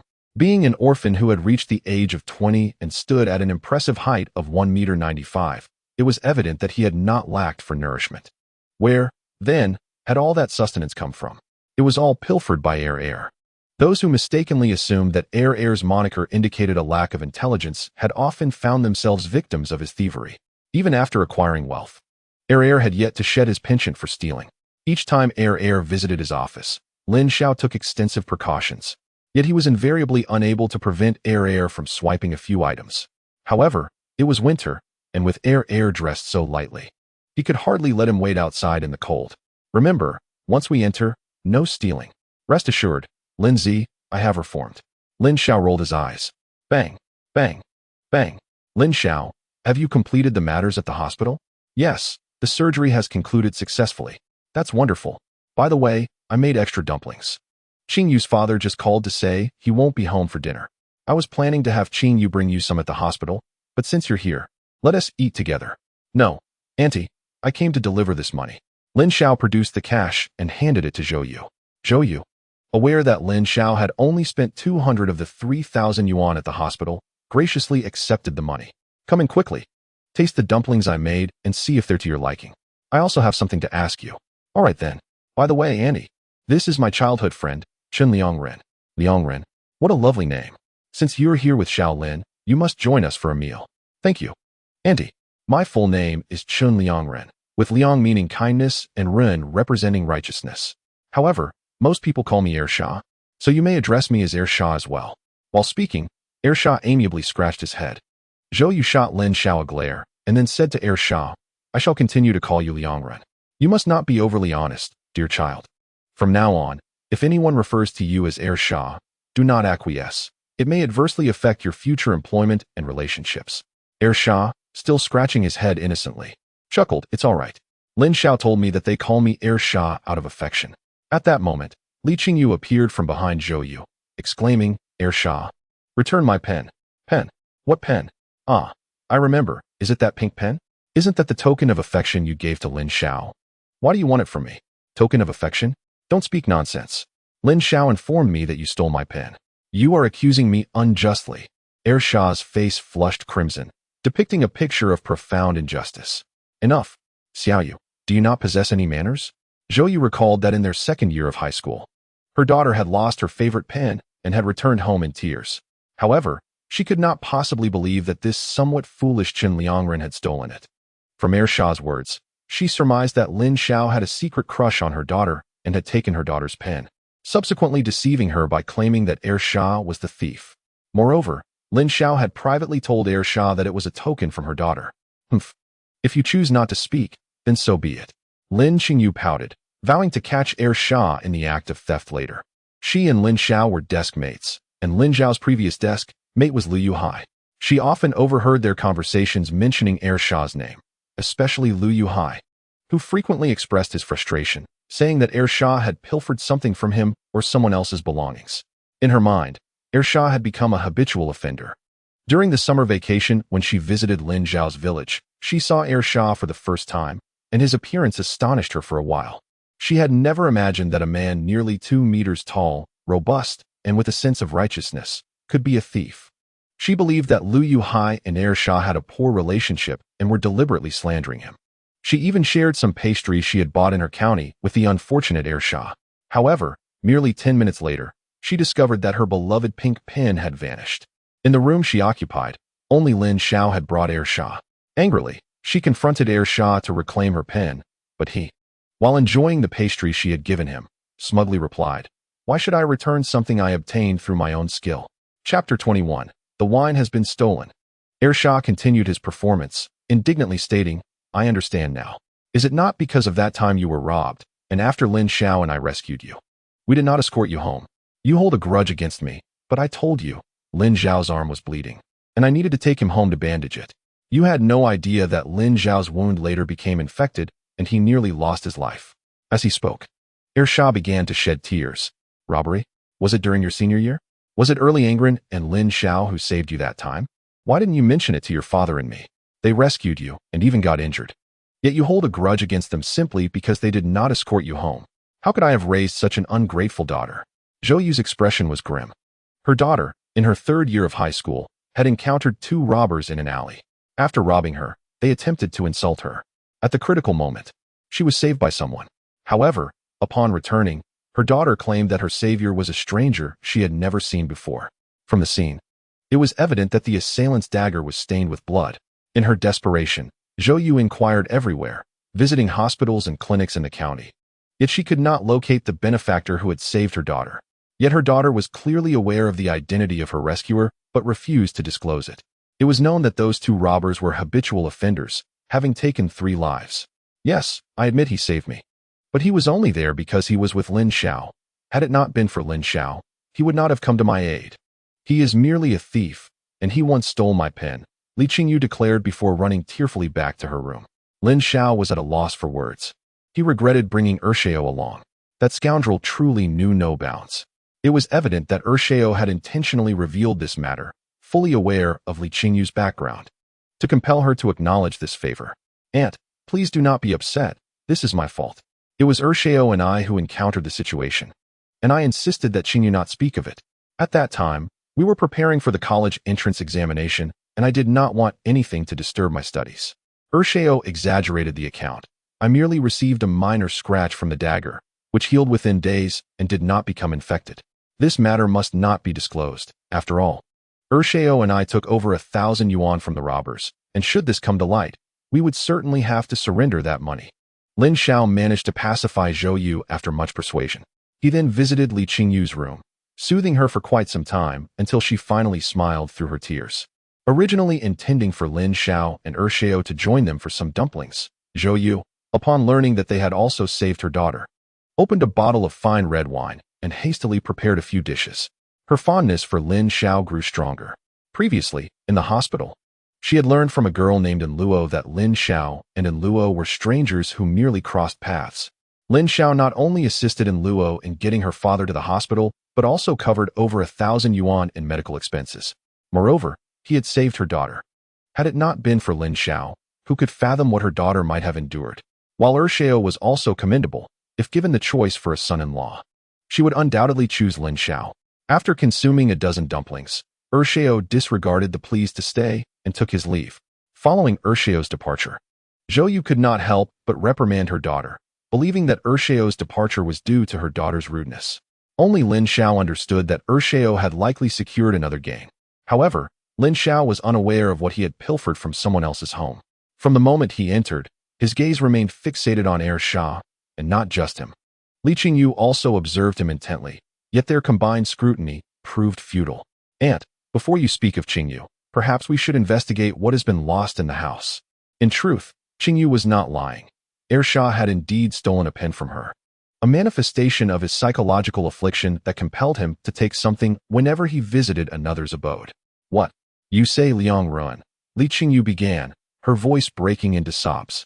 Look, Lin Xiao has said as much, yet you still doubt me. Consequently, Zhou Yu and Li Qingyu began rummaging through the house, eager to uncover what Xiao might have taken. After a thorough search, they found nothing until they returned to the table, where they discovered that a substantial portion of the red wine had vanished, along with the cork and the corkscrew. Lin Xiao had grown accustomed to such occurrences, but Zhou Yu and Li Qingyu were taken aback. Li Qingyu, in particular, had kept a close watch on Xiao, yet he had managed to succeed in his theft. Fortunately, Zhou Yu showed no inclination to pursue the matter further. Instead, she marveled at how Xiao had managed to stealthily abscond with a bottle of wine. Lin Xiao, what is the background of this Chun Liangren? Zhou Yu inquired. Lin Xiao replied, he was once an orphan, having learned his craft from an elderly man in their village. However, do not misconstrue him as a villain. By chance, I stumbled upon a stack of remittance slips at his home. The items he pilfered, aside from what he kept for his sustenance, he donated to others. In truth, this revelation was not new. It stemmed from an incident in his past life, when he discovered these details after Xiao had been imprisoned. Shaolin, you must counsel him. Even if he donates the money, it remains unlawful. If necessary, take him to see a psychologist. Understood, Aunt. I will remember. With the wine depleted, Zhou Yu produced another bottle, yet they lacked a corkscrew and could not open it. Lin Xiao lingered no longer, consuming a few dumplings before taking his leave. As he rode his bicycle, having just turned a corner, Xiao unexpectedly appeared and hopped onto the back seat. Xiao, you have gone too far. That person is a county official, and you dare to steal so brazenly? Hee, a thief never leaves empty-handed. It's an ancestral teaching. Ancestral teaching, my foot. You learned your craft from old Yen, and I have never heard of him stealing from others. On the 6th day of the new year, Lin Xiao and his family boarded a train bound for the capital.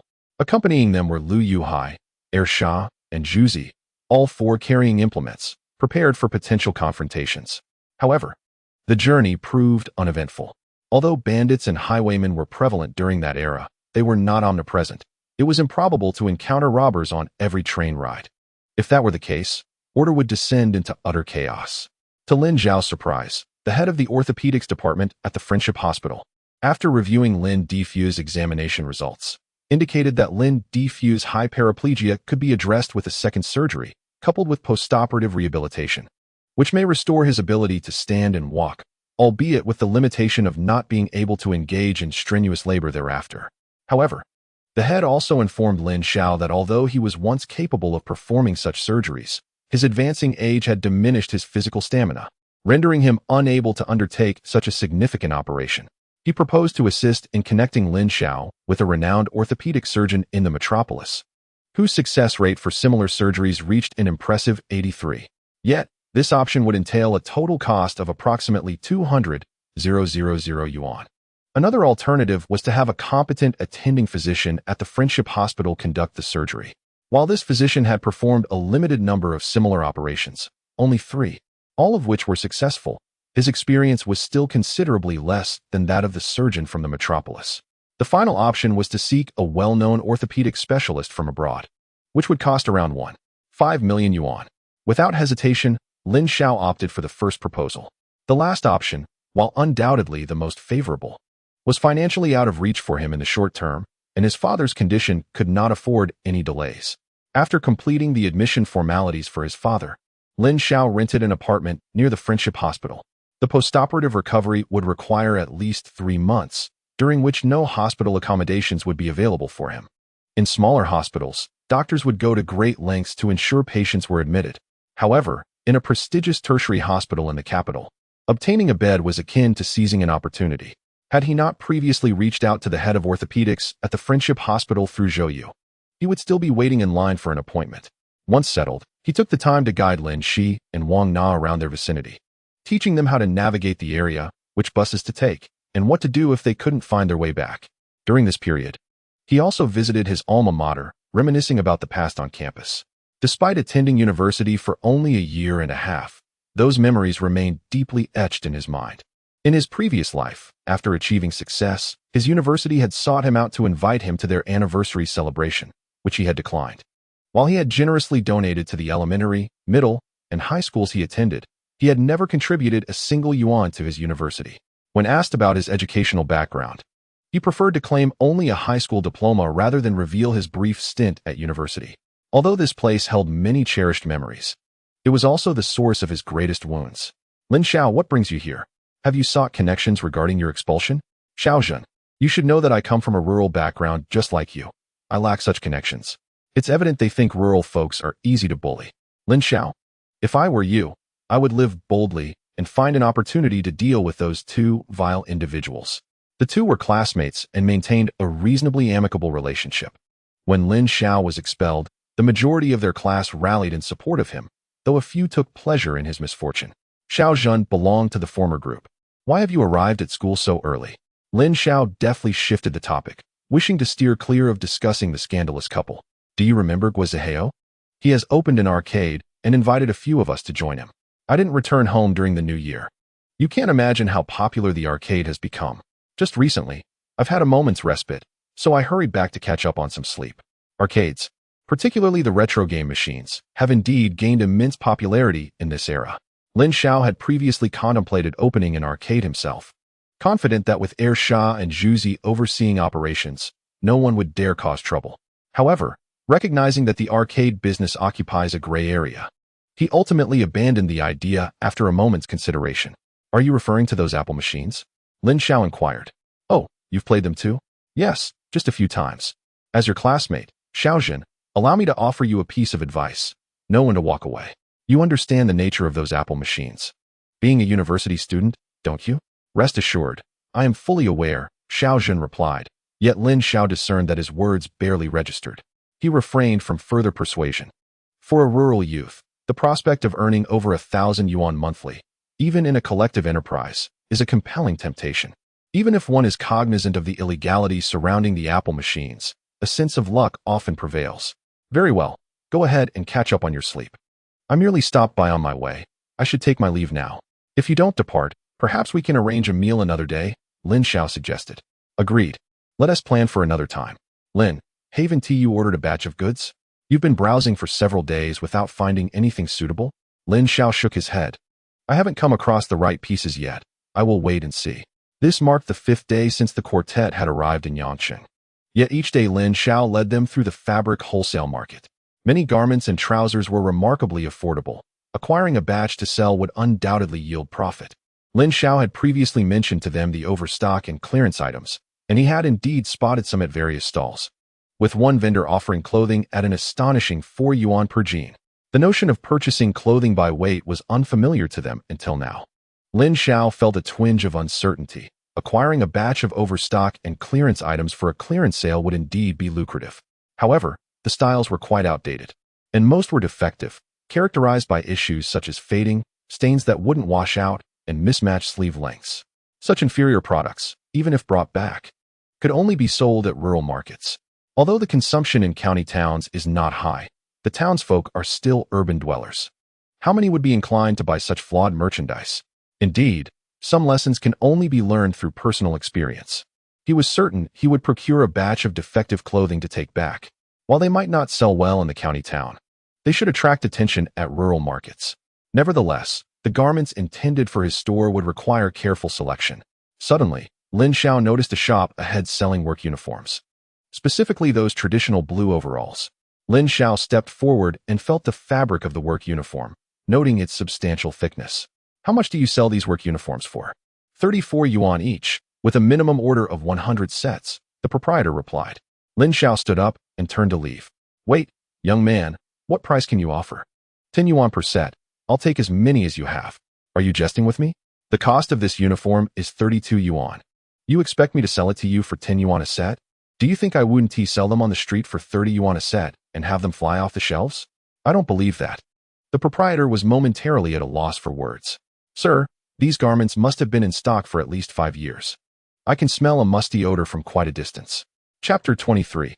Procurement isn't that obvious? Which factory still produces such clothing nowadays? If it weren't for the excess inventory, would I sell it for such a low price? Since you seem knowledgeable, I'll offer you a fair deal, 25 yuan per set, if you take them all. Let me put it this way. These outdated uniforms will never sell in the big cities. They might only find buyers in smaller locales. My people need to move the stock quickly. At most, I can sell them for 20 yuan a set, ensuring some profit for my colleagues. For this batch of over 4,300 sets, if you take them all at once, I can offer you 16 yuan a set, 12 yuan per set at most. I have to account for transportation costs and risks, and I still need to hire people to clean these clothes. If it's 16 yuan a set, I would barely break even. I also have a batch of irregular stock, around 1,300 pieces at 7 yuan each. If you take those as well, I can offer the uniforms at 12 yuan a set. Rest assured, there are very few defective items among the 1,300 pieces. What is the specific proportion of defective items? No more than 30%. All right, it's a deal. A few people followed the proprietor to his factory, where he introduced himself as Fang Guohua, a native of the city. Along the way, Fang Guohua lamented the challenges of running a business, recounting the losses he had incurred this year. Had he not been speaking from the luxury of a high-end vehicle, Lin Xiao might have been inclined to believe him. Fang Guohua's factory was of moderate size, comprising 4 workshops. However, as he explained, due to poor business this year, only 2 of the workshops were currently operational. Fang Guohua summoned the factory manager and led Lin Xiao and his companions to the warehouse. They began with the batch of blue work uniforms. Lin Xiao inspected several sets and found no significant issues, despite being in stock for at least 5 years. They had been well preserved. According to Fang Guohua, these garments had been ordered by a large factory, which initially commissioned 10,000 sets. However, before the production was completed, the client's factory went bankrupt. Fortunately, he received the news in time and halted production.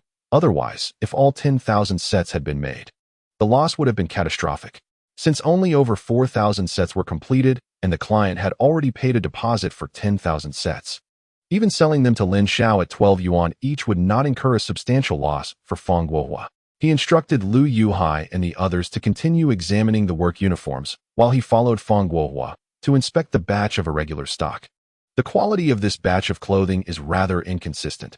Some pieces are exceptionally well crafted, while others suffer from defects, such as pants that have seams that have unraveled, turning them into open-crotch trousers. Nevertheless, Fang Guohua was truthful, the proportion of defective items is indeed less than 30%. Furthermore, several garments feature innovative designs and exceptional workmanship, which would retail for no less than 50 or 60 yuan in stores.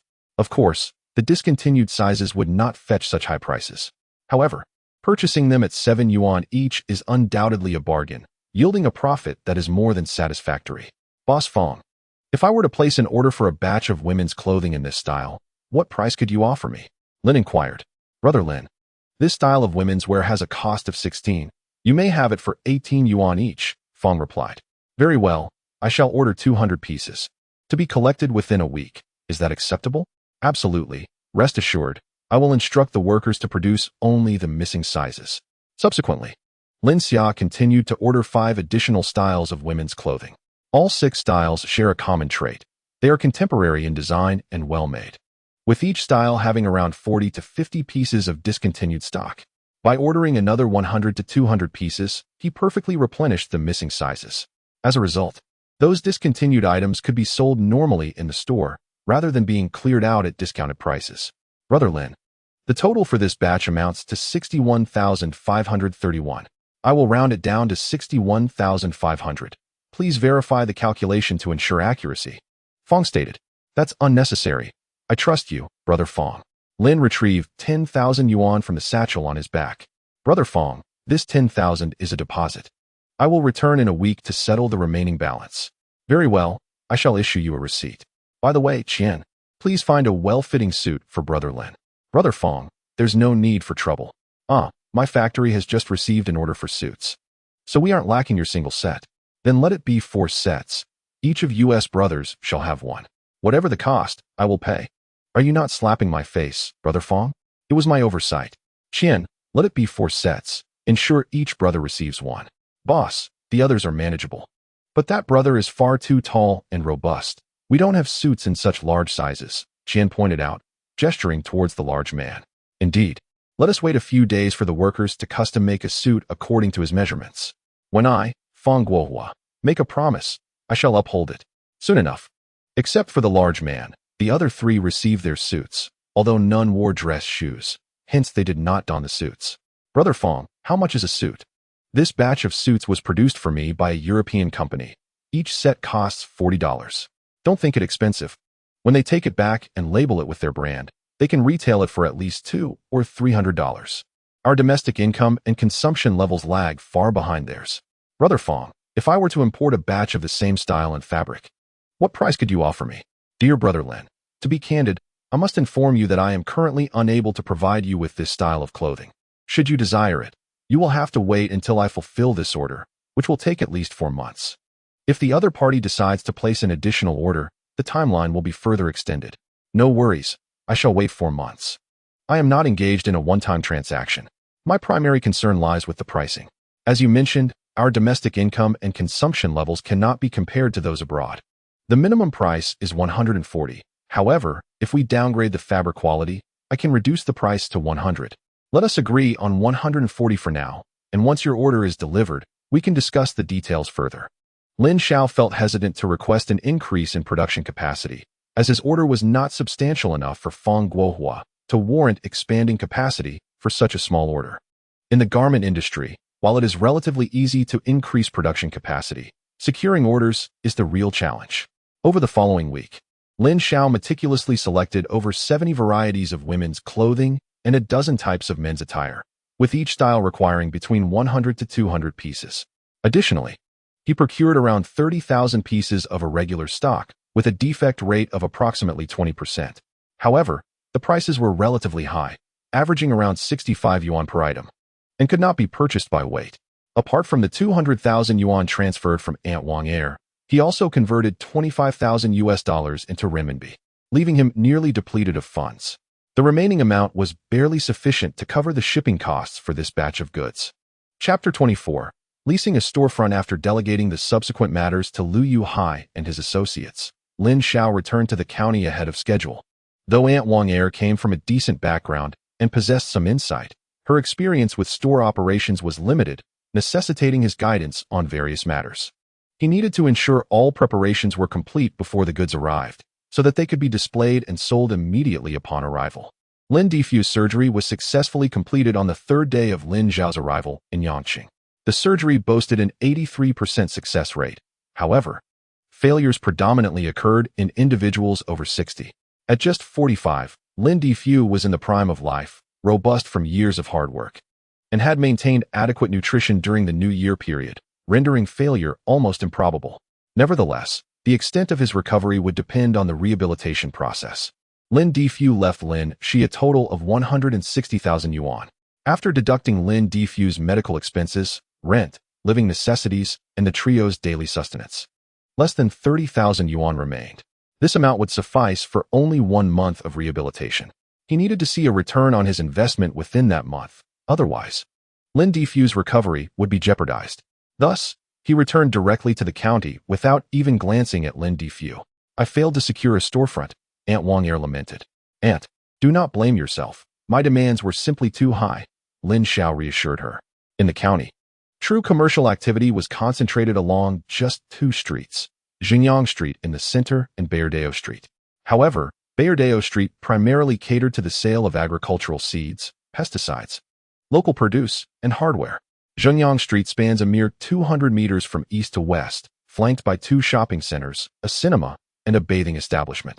The shops along both sides amount to around 70 or 80 in total, with merely 30 suitable for clothing retail.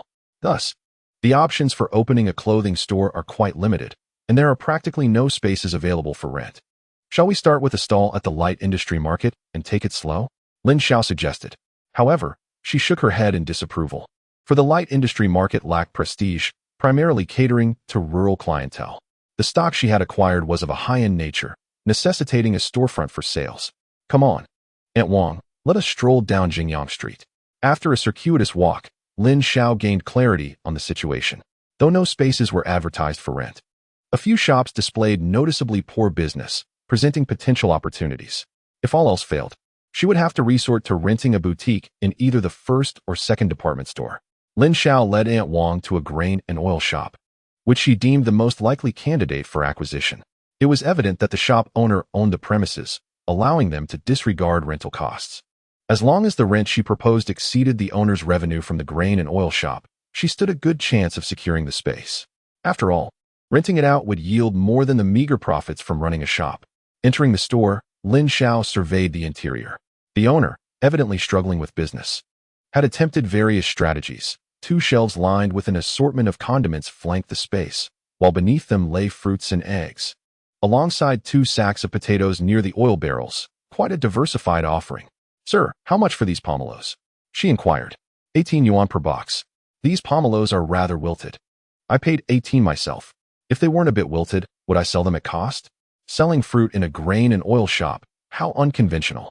Alas, it is a necessity. Selling only grains and oils yields barely enough for a family of 4. If you're genuinely interested, I can let you have them for 16 yuan per box. May I ask how much your grain and oil shop earns in a year? Lin Xiao probed. The owner, wary, responded, why do you wish to know? Just out of curiosity. I noticed other nearby shops have plenty of customers, yet you have none. The owner's expression darkened. You, a mere child, if you're not buying, then do leave. Are you renting out this space? Lin Xiao pressed. What? Are you interested in renting? If so, I could offer you 8,000 yuan in annual rent. Only 8,000? What reason do I have to rent it to you? Despite my shop's modest business, I still manage to earn over 10,000 a year. Upon hearing the owner's words, Lin Xiao felt a sense of assurance. The owner's willingness to engage indicated a potential openness to renting. However, the claim of earning over 10,000 annually was likely an exaggeration. She estimated that a more realistic figure would be around 7 or 8,000. Boss, consider this. If you were to relocate your shop to a more suitable location, your business would likely flourish just as well, if not better. Besides, the rent in other areas is considerably lower. You have collected my rent, and with that, you could secure a premises elsewhere to establish a grain and oil store, saving yourself several thousand in the process. Wait, I almost let you mislead me. 8,000? You believe you can rent such a large space for that amount? The shop next door is over 20 square meters smaller than mine and charges an annual rent of 11,000. Don't take my word for it. Go inquire for yourself. Thus, I shall offer you 12,000. 15,000. Should you agree, I will relocate by tomorrow. Are you out of your mind? Thinking so much about money? The properties to the north aren't worth 15,000. It's only 12,000. If you agree, I will rent it. If not, I shall seek other options. Perhaps 13,000. As my shop spans 67 square meters, which is truly not exorbitant. It's 12,000, but I can commit to a 10-year lease. That is quite unacceptable. Everyone knows that rents escalate year by year. My shop does not suffer from a lack of tenants, and the longer you rent, the more I stand to lose. Boss, please allow me to finish. I am willing to lease for 10 years, but the rent can increase by 8% annually. This year it is 12,000. Next year it will be 12,960. The year after, it will rise by 8% based on the previous year. The boss's eyes brightened. Then he inquired, what if you choose not to renew after a year? I can provide a 3-month deposit. Should I decide not to continue? You need not refund the deposit, and we can stipulate this in the contract. Conversely, if you wish to reclaim the property within 10 years, you must compensate me for my losses. Very well, then, 12,000 it is. I shall absorb the loss for the sake of convenience. You see, had you waited a few more days to come, I would have put this property up for sale. Oh, how much were you planning to sell the property for? A few days ago, someone offered me 350,000. The shop owner, noticing Lin Xiao's bemused expression, awkwardly corrected himself. All right, I must have misremembered. It was 18,000. What of it? Do you intend to purchase it? My funds are currently tied up in inventory, but if it is indeed 18,000, I could acquire the property. The 18,000 I mentioned was merely the offer from someone else. Given such a prime location, I could not possibly part with it for that sum. Even 28,000 would be insufficient. Lin Xiao nodded, recognizing that even 28,000 is not an unreasonable price for the property. Had it been 18,000, he would have certainly bought it. However, at 28,000, while it would not be a loss to purchase, he wondered why he would need to buy a property with that amount. They then discussed further details. Lin Xiao paid a deposit of 1,000, and they agreed to formally sign the contract in 3 days, during which the other party would clear out the shop's contents. In the following days, Lin Xiao was tirelessly occupied, processing the business license, ordering a sign, and arranging for renovations. When applying for the business license, he discreetly slipped a 200 yuan red envelope to the official, which expedited the process to just 2 days. Without that bribe, it would have taken at least half a month. To Lin Xiao's surprise, on the 6th day after his return, Lu Yuhai and his companions delivered the batch of clothing. He had anticipated it would take at least 2 weeks. How did you return so swiftly? Lindsay inquired. This is all thanks to Zhuzi. On the day you left, the 3 of us went out for drinks and happened upon a few individuals bullying a young couple. Zhuzi, unable to tolerate the injustice, seized a bottle and struck one of them, leaving him injured. Seeing this, we jumped in to assist, and despite the adversaries numbering 7, we managed to send them fleeing in disarray. Guess what? The young couple's family is involved in business and was facing an issue with a shipment that hadn't arrived on time. They were contemplating returning a train car when they overheard us waiting for one and kindly offered it to us. Zhuzi truly is remarkable. This will go down as a significant contribution on your part. Chapter 25. The Market. Zhuzi, are you acquainted with any renovation teams in the county? Lin Xiao asked. Indeed. Peng Xiaocai's team is quite reputable. Could you reach out to Peng Xiaocai to renovate the storefront? Aim for a budget of 10,000 yuan. 10,000. Lindsay, for such a small shop, 4 to 5,000 would suffice for a decent renovation. No worries, a better finish is essential. We plan to rent this place for at least a decade. If we skimp now, it will require redoing later, which would be a greater waste of funds. Lin Xiao, we have less than 10,000 left. Wang Erzhui interjected. Do not fret about the finances. We shall commence selling goods tomorrow. Zhuzi, procure a vehicle, and let us head to the market for a trial run. Early the next morning, Zhuzi acquired a dilapidated Dongfeng vehicle. The group loaded it with clothing and made their way to Fanrong Township. To the east of the county, there are 7 townships, each hosting its market day from Monday through Sunday.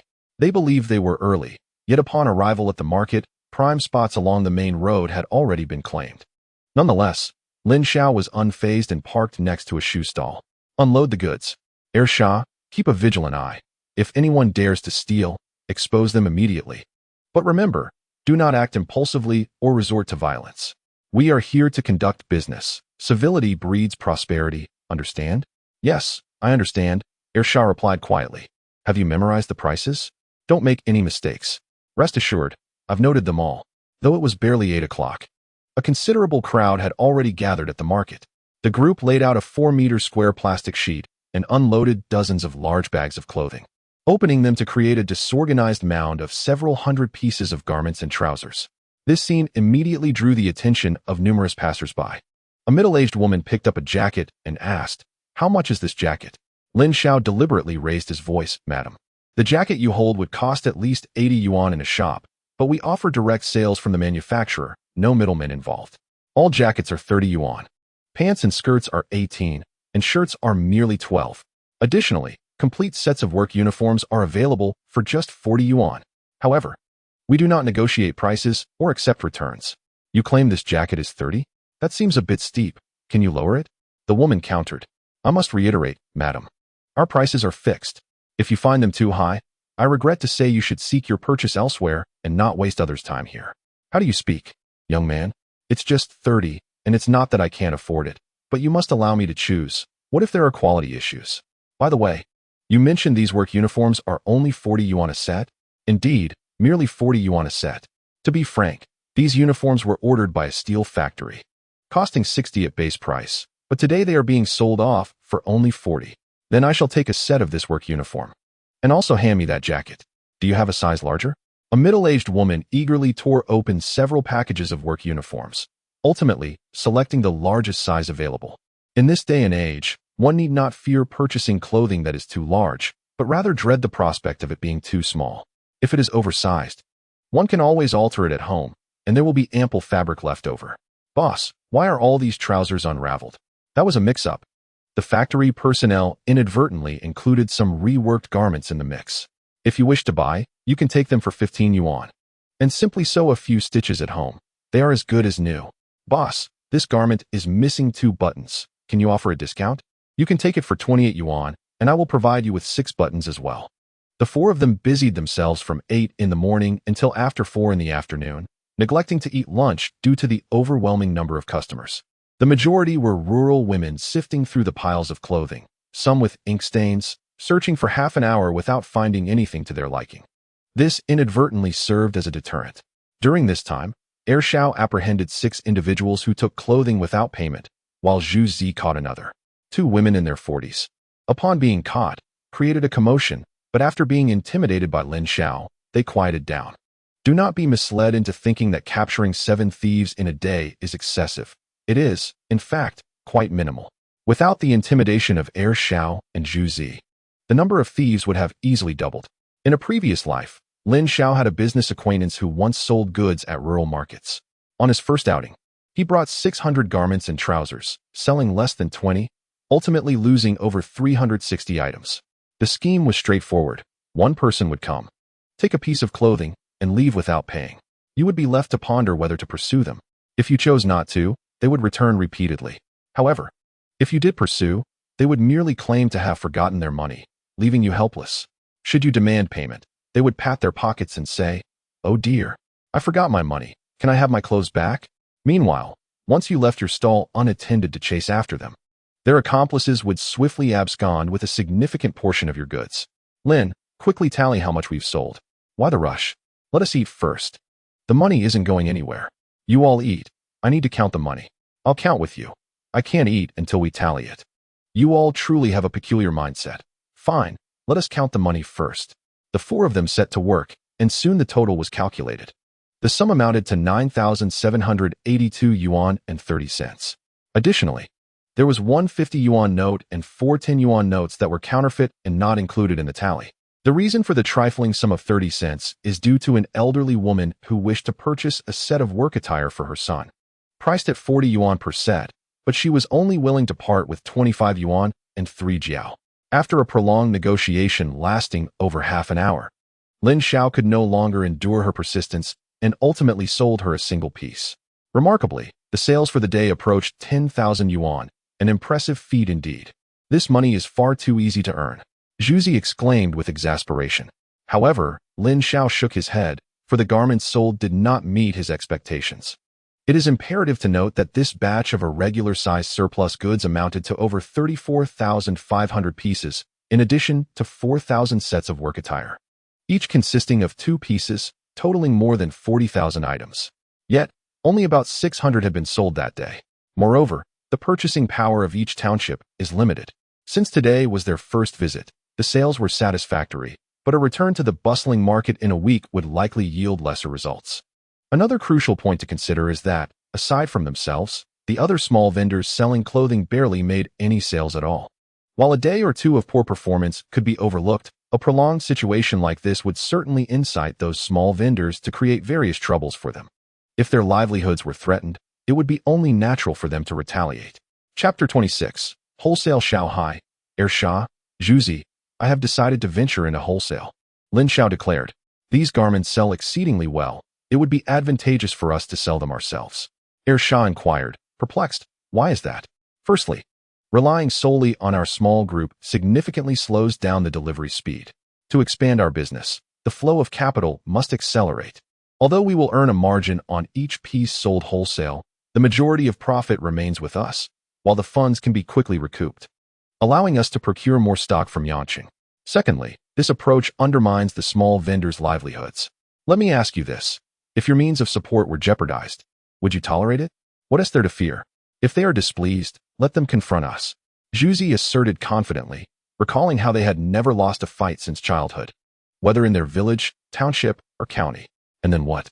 We would all find ourselves imprisoned, leaving no one to sell the garments. Moreover, do not assume that others are as straightforward as you. If someone resorts to underhanded tactics, we would be ill-prepared.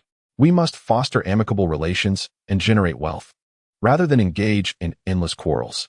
Such behavior would only jeopardize all our businesses. Lu Yuhai added, I believe Lin is correct. If fighting were a solution, we would not have struggled financially in the past. Fine, we shall proceed as you suggest. Zhuzi acknowledged, recognizing that his strength lay in brawling and in terms of intellect. He could not rival Lin Xiao or Lu Yuhai. Even Sha demonstrated greater cleverness than he. All right then, let us agree on this. In fact, several small vendors have already inquired about the source of our goods today. However, relying solely on those vendors at the market is insufficient. We must also engage the small vendors in the light industry market. Lin, if you are suggesting this, we might as well involve Hai Long and the others too. Zhuzi remarked. The Hai Long he referred to was Shi Hai Long, a minor figure in the county. Not quite comparable to the major players, but still commanding a degree of respect in altercations, as even the more prominent thugs would occasionally concede to them. As aspirations diverge, the seasoned hustlers are preoccupied with amassing wealth, while the novices are still vying for their standing in the underworld. Eventually, Zhuzi ascended to prominence in the county, thanks to the backing of Shi Hai Long and his cohorts. Very well, let us summon them. They are our own. Privately, we shall lower the X-warehouse price by 1 yuan for each item. Thus, Shanghai, you shall venture to the market tomorrow to connect with those small clothing vendors, while Zhuzi, you will liaise with Hai Long and the others. Sha and I will promote our offerings in the light industrial market.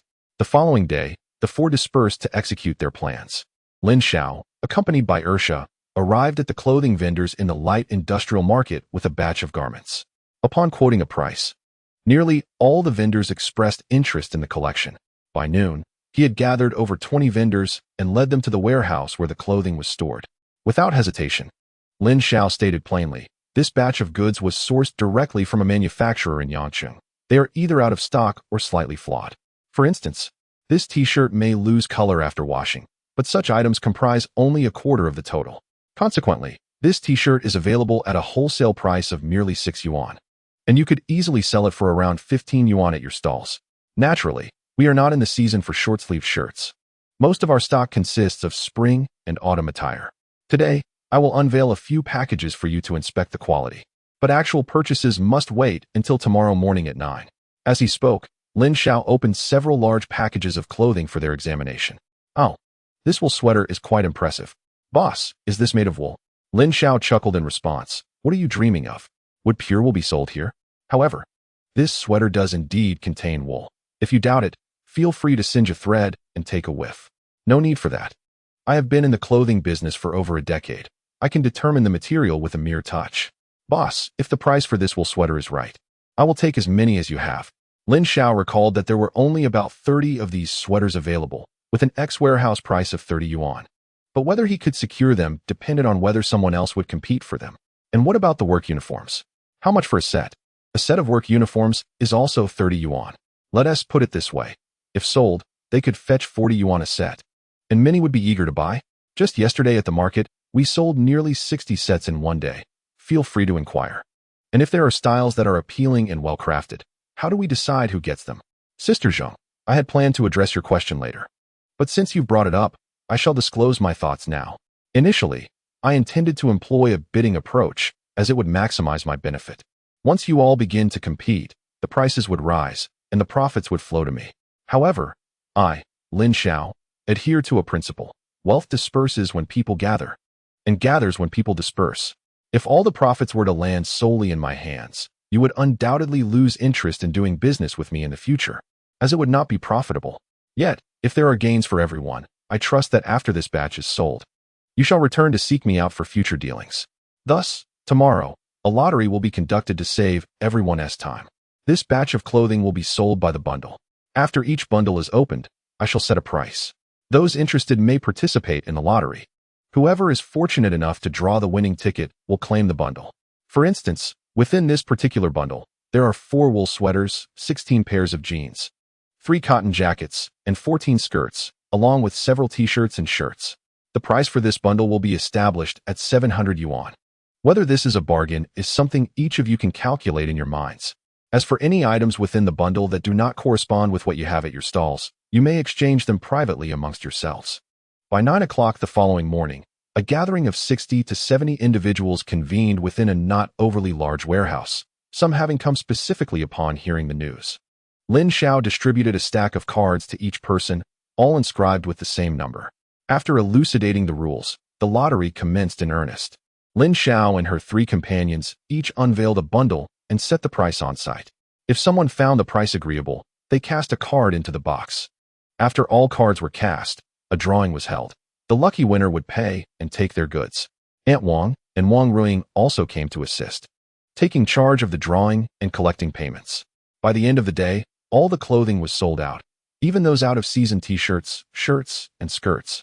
Thanks to the bundled sales, several small vendors, lacking sufficient capital, returned to borrow money in order to partake.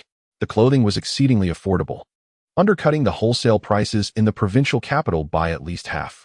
Moreover, the defective items were nearly given away, sold at a fraction of their worth. Chapter 27. Strategizing for Lin Zhu. The day concluded around 11 o'clock, after which the 6 of them shared a modest meal before commencing to count the money. The counting persisted for 2 hours. Since they were all small vendors, they dealt primarily in change. One small business owner brought an impressive collection of bundles containing over 10 stacks of 1 yuan bills, 7 or 8 stacks of 50-cent bills, and 3 stacks of 10-cent bills. Aunt Wang, intrigued, inquired about this. It turned out he sold ice cream, popsicles, and candied fruit at the entrance of a mall and usually dealt in small denominations. I have a total of 52 for 128 yuan here. I have 97 for 120 yuan here. I have 43 for 151 yuan here. When the totals were combined, they amounted to over 442, 800 yuan. The cost for our batch of clothing was 264, 500 yuan. Considering the sales from the market 2 days prior, which exceeded 9,000 yuan, the overall sales reached 453,000 yuan, yielding a profit of 188,500 yuan. Furthermore, Aunt Wang had taken 60 more pieces from this batch, all of which were of superior style and workmanship. Valued at 25 yuan each, this brought in an additional 19,000 yuan. Transportation costs, along with our expenses along the way, were estimated at around 10,000 yuan, resulting in a net profit of 180,000 yuan. From this sum, we shall allocate 50,000 yuan for dividends. I will receive 20,000 yuan, and each of you 3 will receive 10,000 yuan. The remaining 130,000 yuan will be reserved as capital for our next purchase. Additionally, from the principal amount of 264,500 yuan, I will take the leftover amount, leaving 200,000 yuan to be saved for our next procurement. I have allocated the tasks in this manner. Does anyone have any objections? Oh, Lindsay, what are you saying? Whatever you decide, we shall follow suit. You lead the brothers to earn money. If we were to voice any dissent, would we still be considered human? This time, Lin Xiao has returned from Yangcheng with a shipment divided into 2 categories: surplus goods and defective items. Collaborating with Lu Yuhai, Xiao, and Juzi. He retains a 40 share, while the other three each receive 20. The initial capital is provided by him, and once profits are realized, he can reclaim his investment, essentially lending his funds for the collective use of the four. As for the shop, he partners with Aunt Wang, where he manages the supply while she oversees sales, with a 70-30 split in their favor. Xiaohai, once the money is in hand, make haste to visit Su Mei's family tomorrow to renegotiate the betrothal gifts. Su Mei's parents are quite concerned with their reputation. The more substantial the gifts you offer, the more respect they garner, ensuring that they will support you in future endeavors. Indeed, that was my intention all along. Lin Xiao then turned to Juzi. Juzi, I do not wish to meddle in your family affairs, but I must ask you this. If you give your money to your parents, can they safeguard it? Lin Xiao's inquiry doused Juzi's excitement with a cold splash of reality. Upon asking, Lin Xiao already harbored the answer in his heart. Though Juzi had been away, he had not withheld financial support from home. Previously, he had worked with a sand pit owner who was quite generous, yielding him a monthly share of 2,000 to 3,000 yuan. Other than occasional meals with friends, Juzi rarely spent any of it on himself, bringing the remainder home to his parents. Over 2 years, he had sent them at least 20,000 yuan, not including other purchases made for the household. Yet, their living conditions remained unchanged from 2 years prior, with no authority granted to them at home. Particularly upon his recent release from the detention center, upon returning home, he was met with a barrage of scolding from his grandparents, without any regard for context. His mother defended him with a few words, but ultimately, both were expelled from their home, spending the new year at their uncle's. His father, a spineless figure, dared not utter a word. All the money he had contributed over the years was systematically appropriated by his grandparents, and although his mother was unwilling, she lacked the authority to contest it. While his father may be subservient in front of others, he exudes a certain firmness in front of his wife. A typical case of being domineering at home. Lin Xiao continued, Juzi, do not be under the illusion that merely providing some funds to your family will empower your mother. Your grandparents, uncles, and aunts will spend your money while simultaneously deriding you as a good-for-nothing drifter. With that money, wouldn't it be better to purchase a house in the county and bring your parents there for a better life? You know my father. He would never agree to that, Juzi replied. Lin Xiao scoffed. Juzi, how have you been navigating these past 2 years? If he does not agree, will you cease all efforts? What can I do? He is my father. Am I to strike him? Surely, I cannot ask my mother to divorce him. At last, you have articulated a point. If it were me, I would advise your mother to divorce your father and see who suffers in the end. The pillar shook his head, declaring it impossible. My mother is a quintessential woman of the old society. Asking her to divorce is akin to asking for her own demise. It all depends on the circumstances. If your mother were faced with a choice between you and your father, whom do you believe she would choose? Of course, we have not yet reached such a dire point. I trust that your father must harbor some feelings for your mother. After all, your family has endured years of bullying from your grandparents and uncles. I refuse to believe your father has no grievances at all. Lindsay, you are correct. My father was raised under strict discipline and grew afraid to rebel. Once, after drinking too much, I overheard him cursing my uncles and their families in the confines of our home. Lin Xiao chuckled, stating that as long as your father feels discontent, that is sufficient. What you must do now is to gradually amplify his dissatisfaction, bringing all conflicts to the surface. In simpler terms, you need to stir the pot. Your father has been harboring his resentment. Partly out of concern for his reputation, he does not wish to be labeled as unfilial, and partly because he lacks the means to confront them. The house you reside in belongs to your grandparents, and your parents have little money. Should they fall out, they would be left without a place to live. Furthermore, your father is reluctant to sever ties, as your uncles are thriving, and their children are achieving great success. He still hopes they will lend a hand to your family in the future. In essence, Lin Zhu's father has been subjugated by your grandparents and uncles. Lindsay, you truly reflect the intellect of a university student. Your analysis is remarkably astute. Lu Yuhai nodded in agreement. Lin Zhu acknowledged, that seems to be the case. Lin Xiao continued, now that we have identified the root of the problem, let us devise solutions one by one. First, the issue of reputation. In our rural community, it is of utmost importance. Yet, one could argue it is not important at all. There are many who are unfilial. Take Mrs. Zhang from our village, for instance.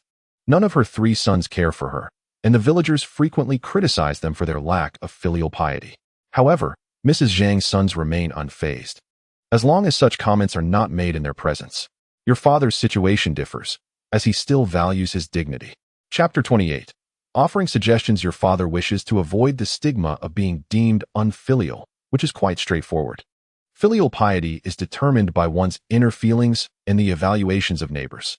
Some individuals may genuinely be dutiful children, yet feel inadequate in their devotion, while others who are clearly unfilial may believe themselves to be exemplary sons. Each person's threshold for filial piety varies.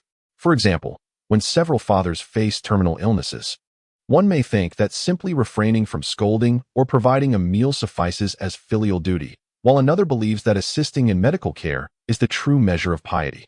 The last individual, however, may feel that only sacrificing everything to help their father is the ultimate expression of filial devotion. Your father fits into the latter category.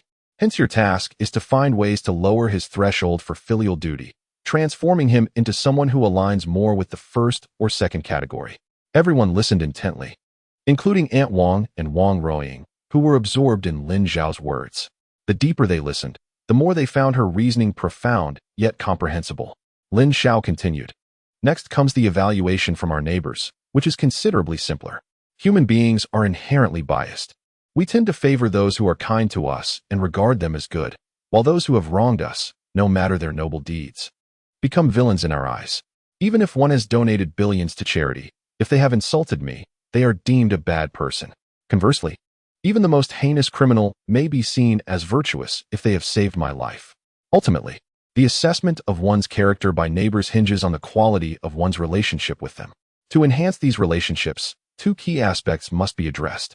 First, provide tangible benefits to your neighbors, and second, instill in them a sense of hope for the future, making them feel that they may rely on you down the line.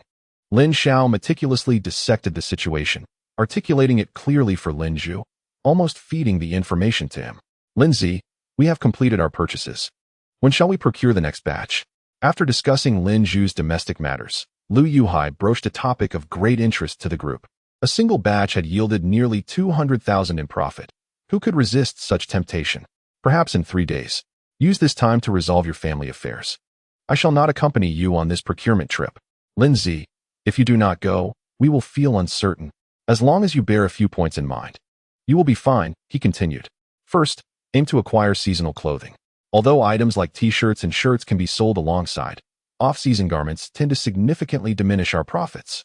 Second, while it is inevitable to have some defective items, strive to select those that remain wearable, such as faded or missing buttons.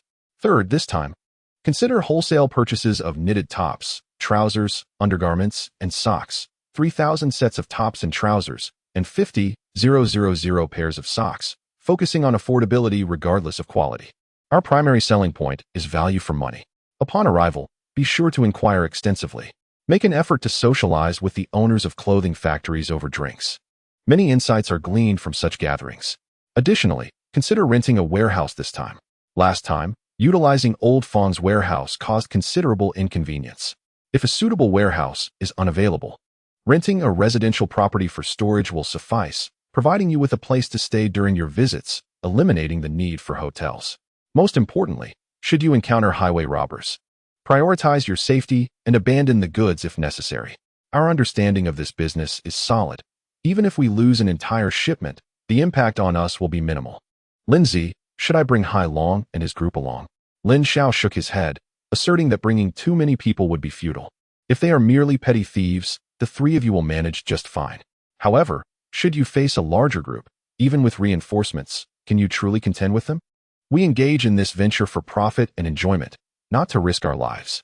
What Lin Xiao expressed was but one facet of his concerns. He withheld another crucial point: trust. Despite their loyalty in the past, he remained skeptical of Shi Hai Long and his companions. However, times have changed. The pillar has already established a significant reputation in the county, while Shi Hai Long and his companions find themselves in less than favorable circumstances, prompting them to seek refuge with the pillar. Presently, although the pillar has garnered some notoriety, his age remains a factor, making it difficult for those in their late 20s or even those in their 30s to regard him as their superior. Shi Hai Long and his associates cannot surmount their psychological barriers. Moreover, they are currently managing reasonably well, while they may not be raking in substantial profits. They are not lacking in modest earnings. The relationship between the pillar and them is one of equality.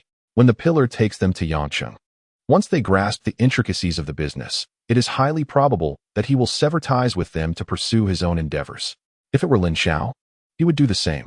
The peril involved in long-distance transport is exceedingly high. It is not an exaggeration to say that one risks their life. Why should they jeopardize their lives only to receive mere scraps, while others indulge in lavish feasts? The crux of the matter lies in the equality of status between the pillar and Shi Hailong. In reality, the pillar's status is somewhat inferior. They are not his subordinates. Why should they be unwaveringly loyal? After running a few errands with him, they might choose to go solo, which cannot be deemed as ingratitude. Thus, until the channels are firmly established, he does not intend to allow others to join the venture. As for those who covet and wish to replicate this business, it is not that Lin Xiao looks down upon them. This business may appear straightforward, yet it entails numerous considerations that cannot simply be duplicated. The average person would find it challenging to navigate, needing to encounter several setbacks to learn from their mistakes. If fortune does not favor them and they encounter robbers, they could lose both their lives and their finances. The following day, Lin Xiao transferred 50,000 yuan to Lin Shi. Although the funds were temporarily sufficient, they would last only a month. He sent the money in advance to provide them with peace of mind. He also informed Lin Shi over the phone that he had enough funds for their father's recovery, urging them not to be frugal. However, he was acutely aware that such reassurances were likely in vain. With the temperaments of Wang Na and Lin Shi, even when in their village, they were inclined to economize. In the high-consumption environment of the capital, they would undoubtedly be even more reluctant to spend. After concluding the call, he strolled through the light industry market. Halfway through his exploration, he encountered a significant issue. This issue, while seemingly unrelated to him, was indeed pertinent. The vendors in the light industry market were selling the garments they had wholesale purchased from him at excessively high prices. Take, for instance, a wool sweater. A customer had already offered 65 yuan, yet the vendor stubbornly refused to sell, insisting on 80. This pattern was consistent across other garments they had acquired from him. Chapter 29. Lu Yuhai returns home. Though the vendor strategy yields substantial profit margins on each piece, their sales volume remains stagnant. In the short term, this batch of goods is unlikely to sell out, perhaps lingering until next year. It is likely that those small business owners at the market are facing similar predicaments. Consequently, even with the arrival of the next batch of goods, these small business owners would find themselves unable to absorb too much inventory due to insufficient capital recovery. Therefore, the next shipment would have to be directed to nearby counties. There is no need to be concerned about local power dynamics. In this county town, no one has ventured into clothing wholesale. Small vendors procure garments from the provincial market or collaborate in groups to source directly from the bustling city of Yangcheng. Upon returning home, Lu Yuhai was met by Su Mei, who stood at his doorstep. "What do you mean by this, Lu Yuhai? You've vanished for so many days, deliberately avoiding me. Haven't you? Xiao Mei, allow me to explain." "There is no need for your explanations. You should clarify things to my parents." Overwhelmed by the unfairness of Lu Yuhai taking the betrothal money and the funds meant for a washing machine to help a friend, tears cascaded down her cheeks. Her family had always looked down upon Lu Yuhai's background, disapproving of her wish to marry him. Almost every suitor who had approached her family possessed superior financial standing compared to Lu Yuhai. It was only her insistence that led her parents to grant Lu Yuhai a chance, demanding he provide 3 major items as a bride price. She cleverly negotiated to have the 3 items replaced with a washing machine and a betrothal gift of 888. Yet, even this proved too much for Lu Yuhai to gather. She had to part with her savings to assist him, and his parents borrowed extensively from relatives just to scrape together the requisite amount. When her parents discovered this, they were furious. Not long ago, Lu Yuhai's father unexpectedly visited her home. Inquiring of her father whether Lu Yuhai had already delivered the betrothal money and the funds for the washing machine. Upon hearing this, her father was perplexed, asserting that no such transaction had occurred. The two fathers compared notes and concluded that Lu Yuhai had absconded with the money.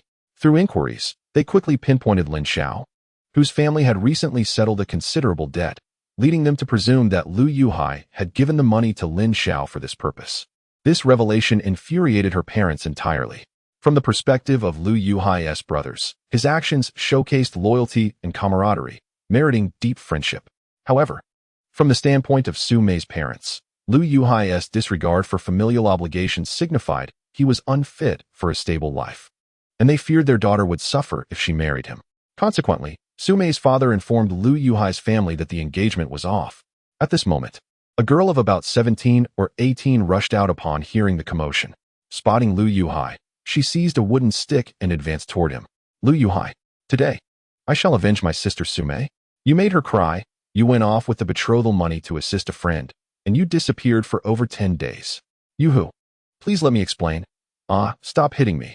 My arm feels as if it will break. Come on, retaliate. If you dare, strike back. You can kill both me and sister Sumei, and then no one will care for you, allowing you to gallivant with your reckless friends. As Yuhu spoke, she struck Lu Yuhai with increasing ferocity, causing him to cry out in distress. Finally, Sumei could no longer bear to watch. She rushed to embrace Yuhu from behind. Yuhu, please stop. It's not worth getting so furious over him. Sister Mei, don't hold me back. I will end him today and cleanse the household. From this moment on, there is no Lu Yuhai in our family, nor do I wish to call him my brother. Yes, Yuhu, strike him hard. Lu Yuhai's father, upon witnessing his daughter strike his son, not only refrained from intervening, but also felt an urge to join in the fray, had he possessed a suitable implement nearby. Father, Xiaomei, Yuhu, could you not allow me to explain first? Lu Yuhai exclaimed with frustration. What is there to explain? Let me ask you, what have you been doing these past few days? Lu Yuhu retorted, though in reality, she offered Lu Yuhai an opportunity to elucidate. Moments ago, she had wielded a stick against Lu Yuhai merely for theatrics, intended for the eyes of Xiaomei and her father. For she understood that should she refrain from delivering a blow to Lu Yuhai, it would prompt her father to act with genuine force. Lu Yuhai gazed affectionately at Xiaomei. Xiaomei, I am aware that your parents do not think highly of me and that being with me may bring you some disgrace. I also understand that you do not concern yourself with such matters. However, as a man, I must regard them. If I am to marry you, I must provide you with a splendid wedding, allowing us to live a prosperous life together, rather than facing ridicule and scorn from others, who might say you, Xiaomei, must be blind to have chosen me. I do not mind those things, Xiaomei replied, her face flushed and her gaze cast downward. Lu Yuhai gently placed his hands on Xiaomei's shoulders. Xiaomei, during this time, I have been engaged in business with Lin Xiao and the others. Before I left, I did not dare tell you, uncertain if I would return alive. At his words, Xiaomei felt a tremor in her heart. Lu Daqiang and Lu Yuhai also exchanged concerned glances. Brother, you are not engaging in illegal activities, are you? Lu Yuhai could not help but inquire. Lu Yuhai chuckled and shook his head. Certainly not. We merely went to Yangqing to procure a batch of clothing, which we sold entirely yesterday. Lu Yuhai exhaled deeply, giving Lu Yuhai a playful kick, admonishing him, You, always scaring people. It was just a shipment of clothes. And you speak as if you traversed mountains of knives and seas of fire. Lu Yuhai offered a wry smile. Indeed, I misspoke. Let us speak of happier matters. Can you guess how much we earned this time? 1,000. Lu Yuhu ventured.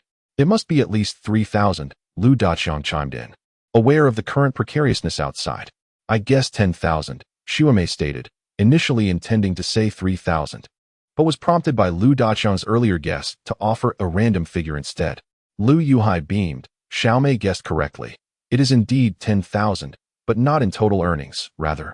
That is the amount that has come into my hands. As he spoke, Lu Yuhai reached to retrieve the money. Observing his actions, Lu Daqiang hastily grasped Lu Yuhai's arm, urging, let us discuss this inside. In this era, a household with 10,000 yuan still epitomized wealth, particularly in rural areas where only a handful of families achieved such status, typically the village chief or party secretary. Even those who had attained such wealth would often conceal it, leading villagers to believe that none in the village were affluent. Lu Daqiang was concerned that Lu Yuhai's display of riches might attract unwanted attention and ill intentions. Chapter 30. The showy Lin Xiao upon entering the house. Under the eager gazes of his companions, Lu Yuhai produced the money. In addition to the 10,000 yuan in dividends, there were also over 2,000 yuan that Lu Yuhai had previously taken from home. This amount had remained largely untouched, with only a couple of hundred spent during a few meals when Lu Yuhai insisted on settling the bill. As he gazed at the more than 10,000 yuan laid out on the table, both Lu Daqiang and Lu Yuhu's eyes widened in astonishment. Even Sumei, who came from a relatively affluent background, had never before seen such a sum amassed in one place. Father Xiaomei, I intend to use this money to build a 2-story villa. Before Lu Yuhai could finish his sentence, he received a sharp slap on the back of his head from Lu Daqiang. A two-story villa? Do you have any idea how much it costs to build one? Have you forgotten your own surname just because you've earned 10,000 yuan? Father, who said I only earned 10,000. We made a total of 180,000 this round. My share is 20%, which amounts to 36,000. The remainder is to be reinvested. I haven't taken my portion yet. Once we make a couple more trips, we'll have enough for the villa. What? You all earned 180,000 this trip? Yuhai, be honest with me. Did you really go to Yangsheng to bring back clothes to sell, rather than working on the sea? Father, you don't understand. In Yangsheng, the clothes we acquired were as cheap as 2 or 3 yuan apiece. And even the more expensive ones were just a little over 10 yuan. When we brought them back and sold them wholesale to those who sell clothes, we could sell each for over 10 yuan. Look at this cotton coat I'm wearing. It would cost 70 or 80 yuan here. But I got it for just 22 yuan because the zipper was broken. I spent another yuan to have the zipper replaced, and now it's as good as new. Don't be ridiculous. If the zipper was broken, wouldn't they just replace it themselves? Lu Daqiang pointed out a flaw in Lu Yuhai's story. Father, you don't understand. Factories operate on an assembly line. They wouldn't go through the trouble of reworking a single damaged item. With the time spent on that, they could produce a new one. Moreover, even if a new zipper is installed, the clothing is often left over from what others have selected, so it must be sold at a discount. Think about the biscuits sold by the old Zhou family. They start at 150 per pound, and the leftover crumbs go for 1 yuan per pound. It's the same principle. After much persuasion, Lu Yuhai finally managed to convince them. He bore no ill will towards Lu Daqiang and Su Mei. To be honest, had he not experienced it himself, he too would find it hard to believe that a trip to Yangsheng could yield such a profit. However, the idea of constructing a 2-story villa faced collective disapproval from the three. Not only was the money insufficient at present, but even if it were, building a villa would be too ostentatious. Subsequently, Lu Yuhai took Su Mei to her home. In the past, each visit to Su Mei's family had filled him with trepidation, necessitating careful navigation to avoid upsetting her family and jeopardizing their relationship. But this time was different. With 10,000 yuan in hand, Lu Yuhai felt an invigorating boldness. Yet, as he pushed open the gate to Su Mei's courtyard, he was met head-on by a rolling pin that knocked him unconscious. In stark contrast to Lu Yuhai, Lin Xiao was exceedingly ostentatious. Driving the Dongfeng truck he had borrowed, Lin Xiao transported a substantial load in the back. Known for his irascible temperament and propensity for violence, Lin Xiao had earned a notorious reputation in the village, having caused distress to many villagers and frequently finding himself in detention. Consequently, he was regarded as a notorious troublemaker. The elders in the village often advised their children against associating with him. However, while some looked down upon Lin Xiao, others admired him. Despite his tendency to bully, he was always the first to lend a hand when someone in the village was in need. For instance, last year, a well-regarded man named Guo Changjiang went to the market to sell his old cow, only to find it stolen. In despair, Guo attempted to take his own life by consuming half a bottle of pesticide. Fortunately, he was discovered in time and rushed to the hospital for treatment. Upon learning of the incident, Lin Xiao took it upon himself the next day to accompany heir Sha, Lu Yuhai, to the market, where they successfully recovered the stolen cow. Among those who mingled in the outside world, the identity of the thief was no secret. Lin Xiao had performed similar acts of goodwill on numerous occasions. Thus, upon seeing Lin Xiao return in the truck, some villagers kept their distance, while others approached him warmly. "Zhuzi, you're back? Where did you get the truck?" "A friend asks. I borrowed it for a few days. Uncle Donglai hasn't he been playing cards? I quit long ago, only played a couple of games during the new year. What do you have in the truck?" "Oh right, Uncle Donglai, I've brought back a batch of clothes and thought I'd see if anyone in the village is interested. Since everyone is here, I'll show them to you." Lin Xiao stepped out and retrieved 2 large bags of clothing from the truck bed. Originally, the entire batch had been sold, but a small business owner had returned 2 bags the following day, which Lin Xiao had brought back. "Take a look. If anyone sees something they like, feel free to take it. They are all brand new, directly sourced from the manufacturer in Yangqing." "Zhuzi, how much is this cotton jacket?" Uncle Donglai, having previously benefited from Lin Xiao's kindness, picked up a seemingly expensive jacket, intending to purchase it. 30 yuan is fine. It will fit my older brother perfectly." "What? So cheap? Will you still make a profit?" "Uncle Donglai, are you insulting me? We're from the same village. How can I profit from you?" "That won't do. How can you run a business without making money?" "I'll give you 50. You know my temperament. It's only 30. If you don't want it, I'll cut it up with scissors right now. No, I'll take it then. You're just too generous. Kid, if you keep this up, you'll end up suffering a great loss. Hey, no worries, suffering brings blessings. Sister-in-law, why don't you pick one too? Look, this red trench coat would suit you perfectly. Upon seeing the red trench coat, a woman in her 30s was immediately drawn to it, yet hesitated, as her family had a strained relationship with Lin Xiao. Her husband had once been beaten by Lin Xiao. Sister-in-law, what's the matter? Are we still holding on to that incident from 2 years ago? We're all from the same village. Is it really worth holding a grudge? Perhaps I could have Zhang Dicai from your family give me a beating. I would not retaliate, and we could let this matter pass. How does that sound? Lin Xiao, what are you saying? We have long since forgotten about that incident. Dicai was at fault as well. Since you have brought it up, how much is that piece of clothing? If it pleases you, just take it as my apology to Dicai. There is no need for money. If you like it, take it home and wear it. Consider it my recompense to Dicai. That cannot be. Money must be exchanged. However, I did not bring any with me. I shall have Dicai deliver it to you shortly. Very well, that works perfectly. I have purchased a substantial amount of delicacies in the county. Let Dicai accompany me for a few drinks. You should bring the children along as well. At this moment, someone who was on friendly terms with Lin Xiao inquired, where did you acquire that clothing, Xiao? My friends and I are currently engaged in the wholesale clothing business. The garments are sourced directly from Yangqing, guaranteed to be brand new and unworn. Observe, the labels are intact. Then you must be making a considerable profit. Ah, such talk. No matter how much I earn. In the eyes of my fellow villagers, I remain merely Xiao.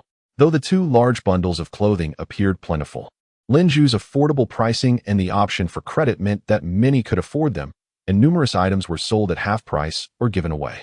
In just over an hour, all the clothing was sold out, with many still wishing to purchase. Xiao, don't you have any left in your vehicle? Why not sell those? My apologies, the remaining items are reserved for my grandparents and my parents. As someone engaged in the clothing trade, I cannot allow them to wear tattered garments, can I? For those who did not manage to buy, fret not. We shall return to Yangqing in a few days, and will bring back more at the same prices. After concluding the sale, Lin Xiao returned home with a few acquaintances. The Lin family, with the exception of the 3rd son who had split off, lived together in 7 rooms. Lin Xiao's grandparents occupied the finest 2 rooms, while his uncle resided in 3, and Lin Xiao's family in 2. In reality, one of the rooms occupied by Lin Xiao's grandparents was also home to his cousin Lin Tao. Thus, Lin Xiao's uncle's family had 4 rooms, while Lin Xiao's family had 4 children compared to his uncle's 3. This disparity illustrates the favoritism of Lin Xiao's grandparents. Moreover, 2 of Lin Xiao's uncle's children had secured jobs in the county, and the 3rd was attending high school there, seldom returning home. Yet, despite the vacancies, the rooms were not made available to Lin Xiao's family. In their 2 rooms, Lin Xiao's parents occupied one, while Lin Xiao and his 3 sisters shared the other. This arrangement was acceptable in childhood, but as his sisters matured, cohabitation became less suitable. Consequently, Lin Xiao seldom spent the night at home, typically residing with Sha. When he did stay overnight at home, it was merely to lay a mattress in the kitchen for the night. As Lin Xiao and his companions returned home, laughing and joking, he deliberately sighed as they passed his grandparents' main residence, placing a small package at the door. Zhang Dicai and others observed this scene, feeling a sense of injustice on Lin Xiao's behalf. The individuals involved had previously encountered conflicts with Lin Xiao. However, despite their grievances, they held a certain respect for him. They were well aware of the tribulations faced by Lin Xiao's family, as it was difficult to remain oblivious. Lin Xiao's grandparents often spread disparaging remarks about his family throughout the village.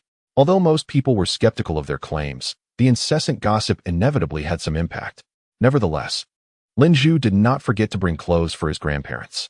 This single act led them to believe that Lin Xiao was not at fault.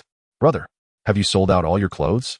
Lin Tingting, who had been waiting anxiously at the door for Lin Xiao's return, looked at him with a mix of nervousness and anticipation.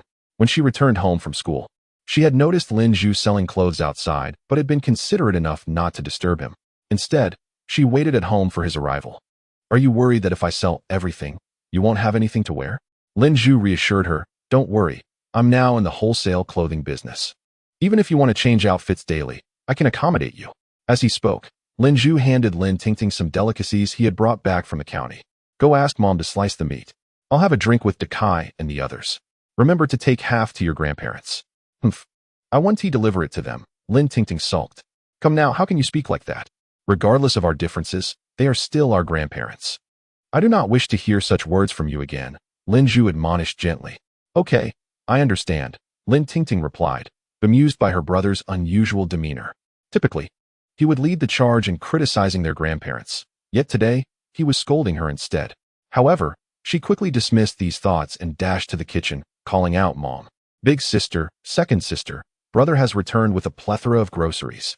Wang Wan, observing her daughter's struggle with the heavy items, took them from her and opened the bags to find an assortment of cooked meats, including 2 whole pigs' heads.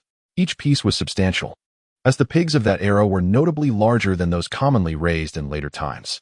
In addition to the pig's head, there were several pieces of braised beef, weighing at least 4 to 5 pounds, 2 roasted chickens, and 6 or 7 sausages. The 4 women, including Wang Wan, could not help but swallow hard in anticipation. The youngest, Lin Tingting, could not resist reaching for a piece of pig's head to taste. However, her hand was swiftly smacked by Wang Wan's spoon. What is the rush? Your brother and the others haven't eaten yet. At that moment, Lin Xiao entered. Mom, what are you doing with all this food? Let us cut some for Wei Wei and the others so they can eat before heading to school. Brother, is that even possible? Didn't you say you were going to take half to the old folks? I was only saying that for the sake of others, Lin Xiao replied, lowering his voice. By the way, the old man and old woman will come looking for trouble soon. So, Mom, Wei Wei, Nan Nan, Ting Ting, you all should ignore them and pretend to cry. Don't worry, brother. I excel at crying, and I promise it will be loud and clear, Lin Xiao chuckled, nearly forgetting that his second sister, Lin Nan Nan, was quite the dramatic performer. Very well, Wei Wei, you all should hasten to eat, and after your meal, head off to school. I shall return to the house to entertain our guests, Lin Xiao declared. Upon entering the abode, he engaged in casual conversation with Zhang Ducai and a few others. Before long, the wives and children of Zhang Ducai's group arrived, some carrying tables, stools, and utensils, while others brought dishes they had prepared, and a few even brought rice. In this era, although life for rural folk had improved significantly compared to the 1970s and 1980s, poverty still lingered. Hosting multiple families for a meal was quite a financial burden. Therefore, it was customary for guests to bring something when dining at someone else's home. Lin Xiao produced cigarettes and distributed them among the group. In rural areas, it was common for men to smoke, and a considerable number of women partook as well. As the smoke wafted through the air, the atmosphere grew considerably warmer. Chapter 32. A family of actors. Since Lin Xiao had brought back only cooked dishes, as soon as the tables and stools were arranged, Wang Wan began to serve plate after plate of delectable food. There were 2 tables, one for women and children, and another for men. However, as the men's table had fewer attendees, 2 loquacious women and several children aged 5 or 6 joined the men's table.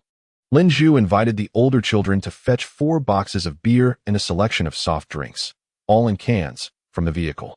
Having ceased his studies at the tender age of 15 to mingle in the county, Lin Xiao had not made many friends, but had certainly accumulated a fair share of dubious companions. Thus, in the realm of socializing at the dining table, the other men found themselves overshadowed by Lin Xiao's adeptness. He managed to cater not only to the men's table, but also ensured the women and children felt included in the merriment. The families couldn't help but reflect inwardly, recalling their prior perception of Lin Xiao as a mere wastrel, only to discover through direct interaction that his character and social skills were commendable. Any previous grievances between their families had been forgotten. Their agreement to dine with Lin Xiao was a tacit acknowledgement of their desire to mend fences. Just as the 2 tables reveled in their festivities, the door was suddenly kicked open.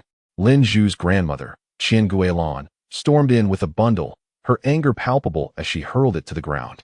Lin Xiao, you little rascal, the clothes you sold to others are fine, yet you deliver us nothing but scraps, is that it? Everyone was taken aback, their eyes drawn to the package on the floor, which had burst open upon impact, revealing the garments within. However, the 7 or 8 outfits and trousers appeared woefully mangled, indeed resembling little more than rags. Lin Tingting, preparing to go to school, tossed her backpack aside and pointed an accusatory finger at Qian Guilan, exclaiming, "You are speaking nonsense. The clothes my brother sent you are brand new. It must be your own fault." "Silence, Tingting," Lin Xiao admonished sharply before turning to Qian Guilan. "Grandmother, I sincerely apologize. This was my mistake. These are unsellable defective items that we had cut up for disposal. In my haste, I mistakenly took the wrong bundle. Rest assured, I shall bring you several new sets in a few days. Ting Ting realized Lin Xiao was intentionally reprimanding her and was about to summon some tears when Lin Nan Nan had already begun to cry, with a deep sense of grievance. Lin Nan Nan lamented, "Brother, you are deceiving me. I secretly observed that the clothes were indeed in good condition. She must have taken scissors to them herself." With a resounding slap, Lin Xiao pounded the table, causing several empty bottles to topple to the floor. "Nan Nan, how can you speak like that? Have you forgotten the lessons our parents taught you since childhood? Apologize to your grandmother at once." "I refuse. I absolutely refuse." Lin Nan Nan wept even louder. And beside her, Lin Ting Ting finally gathered her emotions and joined in the crying. "Little rascal, I see you are doing this on purpose. You cannot bear to see me and your grandfather in harmony." As Qian Gui Lan continued her tirade, Zhang Dekai's wife, Tian Li Ping, could no longer remain silent. "Madam Lin, this is rather excessive, isn't it? Who does not know Lin Xiao's character in our village? When it comes to filial piety, is there any family more devoted than Lin Xiao's? These clothes are clearly just recently damaged. The frayed edges are still fresh. Lin Xiao is merely trying to protect your dignity by saying they were taken by mistake. Yet here you are, incessantly berating him. Is this how a grandmother ought to behave?" Upon hearing this, everyone began to understand. The clothes had undoubtedly been intentionally ruined by old Madame Qian. Lin Xiao's words contained contradictions. Even if the garments were defective, there was no need to ruin them with scissors before discarding them. Setting aside the issue of wastefulness, was such an act not cumbersome? Once the key point was grasped, others began to speak in defense of Lin Xiao. This infuriated Qian Gui Lan further. She wished to retort, but even with her eloquence, she could not contend against a group. The sight of the prepared dishes, beer, and beverages on the table only added to her ire. While she and her husband had been consuming pickled cabbage with potatoes, which contained only a few slices of meat, Lin Xiao's family feasted heartily without offering them a morsel. "How dare you? We are subsisting on scraps while you indulge in lavish meals, disregarding our parents' well-being." Before she could finish, Zhang Dekai shot back, "You old woman, do you think we are blind? I personally witnessed Lin Xiao slicing the prepared food in half to share with you." Lin Nan Nan promptly chimed in, I know. Those dishes were taken by grandfather and grandmother to uncle's house. Last time when my family stewed a chicken, they clearly sent a large bowl full of chicken meat to them, yet they brought it to uncle's house, and then came back to us asking for more. Even a small chicken was taken away, leaving us with just some potatoes. Little girl, do not speak recklessly. We did not see any prepared food. Qian Gui Lan fumed. Feeling wronged as the tables had turned on her, Lin Xiao frowned and said, Nan Nan, since your grandmother claims she did not see anything, then she did not see anything. You should take the meat I brought back to your grandmother's room. I won't go. Whoever wants to go can go. Lin Nan Nan retorted defiantly. Pointing at Lin Nan Nan, Lin Xiao ultimately refrained from issuing a firm command and turned to Lin Wei Wei, saying, Wei Wei, you go. Be obedient. All right. Lin Wei Wei replied with an unwilling expression but discreetly signaled a thumbs up to Lin Xiao. Qian Guilan had more to say, preferably bringing back some cooked delicacies, as they appeared quite appetizing. However, upon witnessing Lin Wei Wei emerging from the kitchen with a piece of pork weighing at least 5 to 6 pounds, she decided to retreat gracefully. After all, she was concerned about her reputation. Regardless of how they treated the Lin Xiao family in private, she did not wish for outsiders to be privy to their behavior.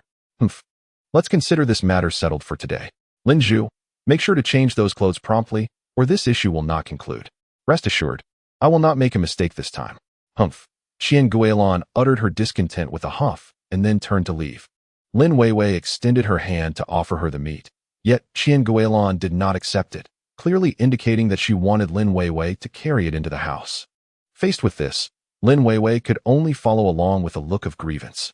After Qian Guilan departed, the others began to console Lin Xiao, disregarding that Qian Guilan had not yet left, and started discussing her faults.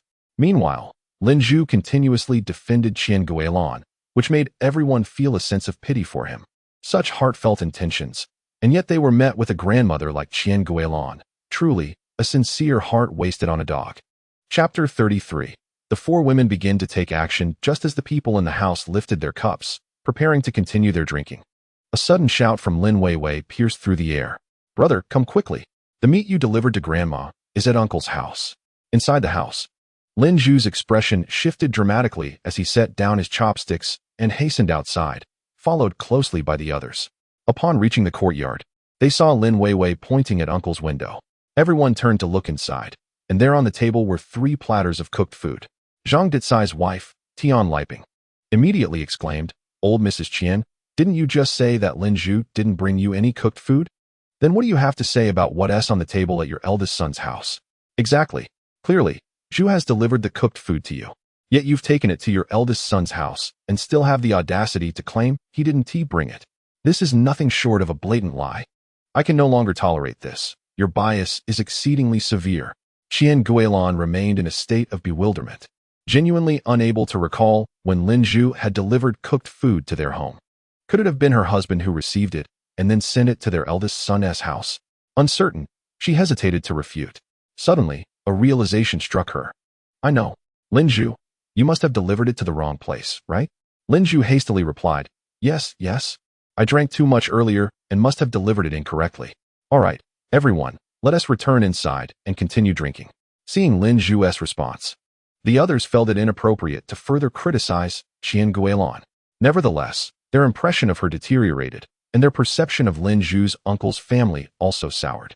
While it is common for elders to show favoritism, the family of Lin Zhu's uncle should not take advantage of this situation. Everyone knew that Lin Zhu's uncle's family lived far more comfortably than Lin Zhu's own.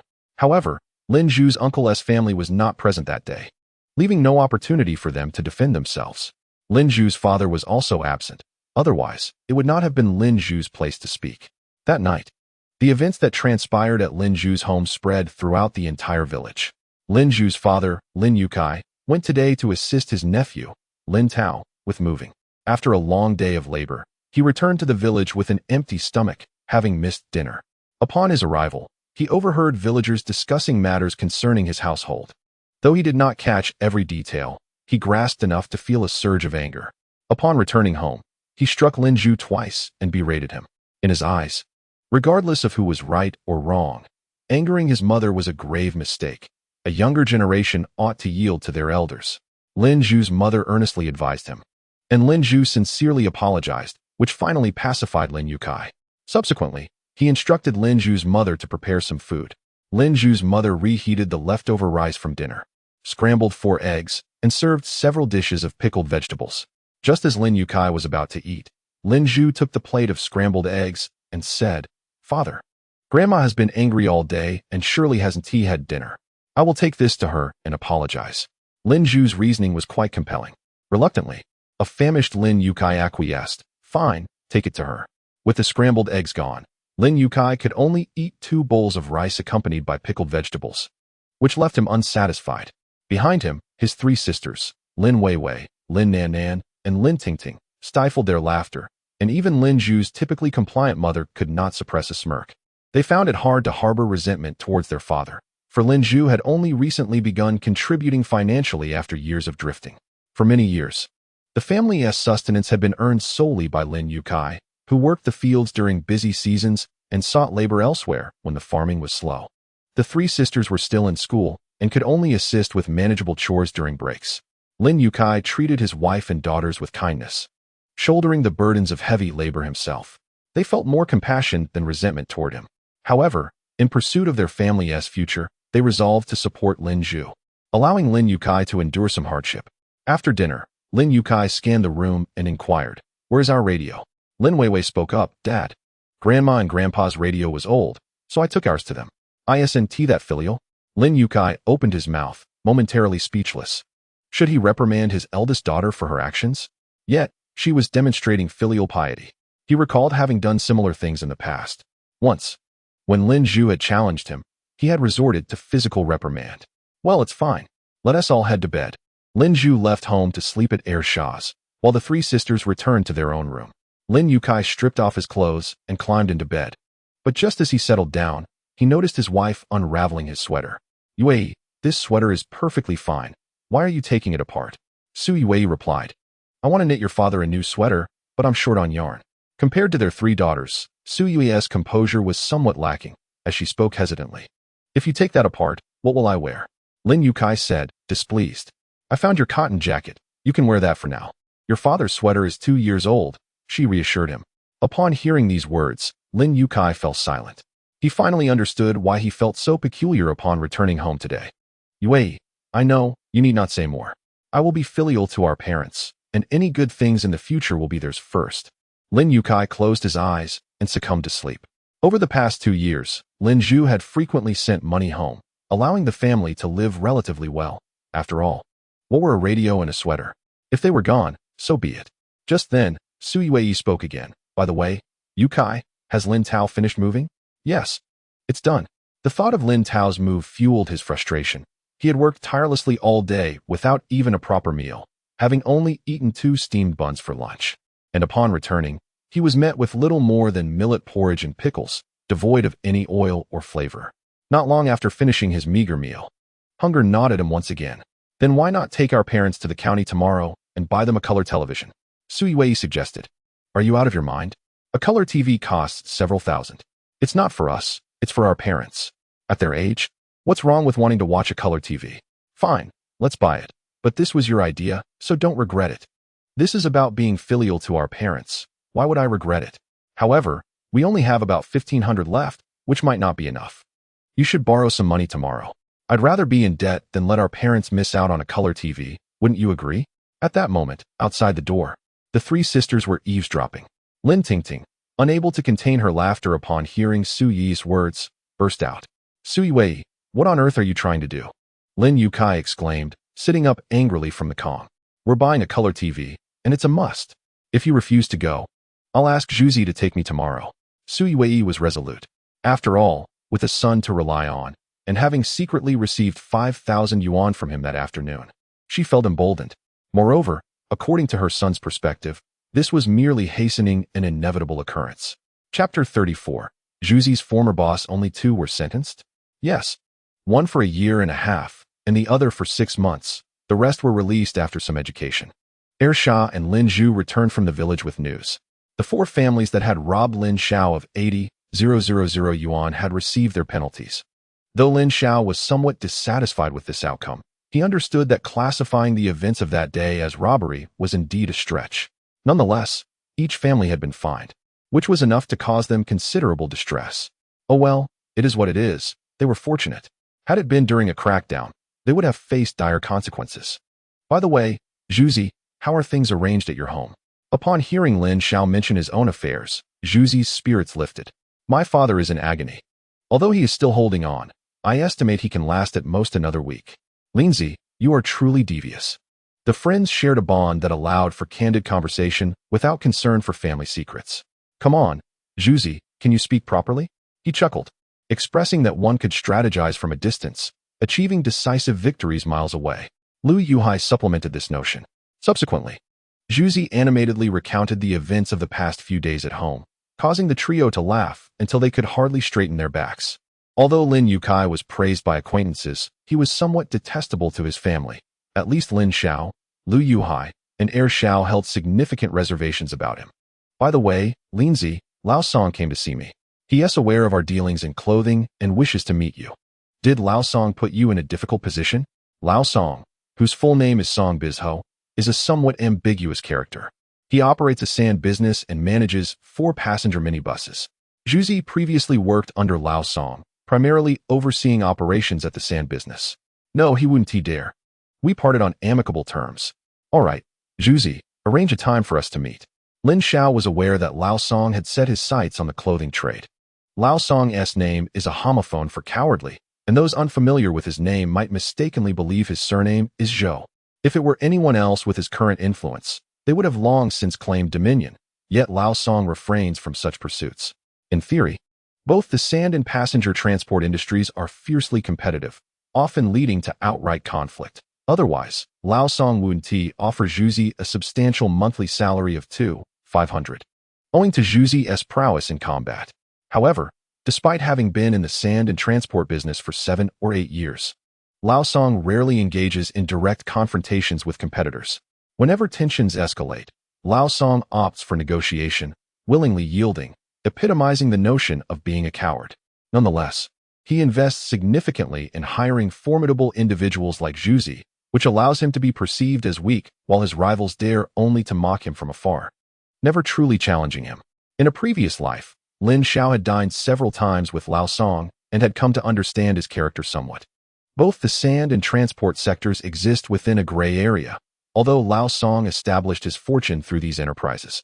He has always yearned to extricate himself from them and transition to legitimate business.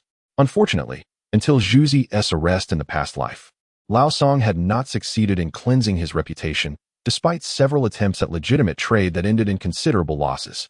The three of us are departing tomorrow, so let us meet tonight. All right, 6 o'clock at Lao Jiang's Donkey Meat Restaurant. It's on me. There's no need for you to treat.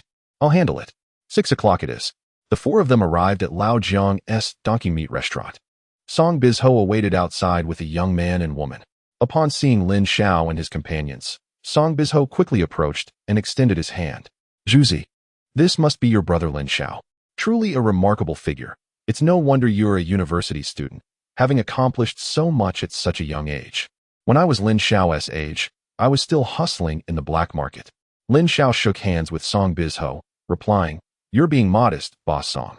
Everyone knows you're worth millions and are the wealthiest in our county. My modest business hardly merits your attention. Not at all. If I truly had millions, I would spend my days lavishly without a care and retire to my hometown." Boss Song hurriedly denied it, for he truly possessed several million. Lin Xiao couldn't help but chuckle inwardly. Several million, even if squandered throughout a lifetime, would never be exhausted. In today's context, the vast majority would concur with this sentiment. Who could have imagined that a mere few million would fall short of purchasing a property in a reputable school district in the capital or in the bustling metropolis? As the group exchanged compliments, they entered Old Zhang's Donkey Meat Restaurant, where before their arrival, Song Baizhou had already placed their orders. Within less than 3 minutes of their seating, the dishes were served, demonstrating impeccable timing. Although Old Zhang's was known for its donkey meat, it surprisingly offered none for at least 200 days out of the 365 in a year. Lin Xiao recalled having visited this establishment 7 or 8 times without ever tasting the donkey meat. Today marked his first encounter with it, but it was rather mediocre. However, the other dishes were exquisitely prepared, vibrant in color and flavor, and elegantly presented.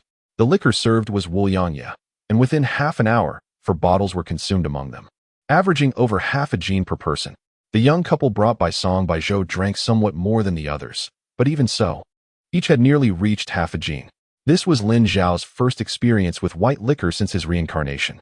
He had presumed that such a modest amount would be insignificant for someone accustomed to alcohol. Yet, he had forgotten that his current body was untested by spirits. Previously, when he had been with Lin Zhu and others, they had only indulged in beer. Consequently, after consuming half a gin of high-proof liquor, he was already feeling quite tipsy, and further drinking would surely lead to his undoing. "Boss Song," Lin Zhu remarked, "I hear you wish to meet with me to discuss matters regarding the clothing business?" "Brother Lin Xiao, do not misunderstand. I have no intention of usurping your business.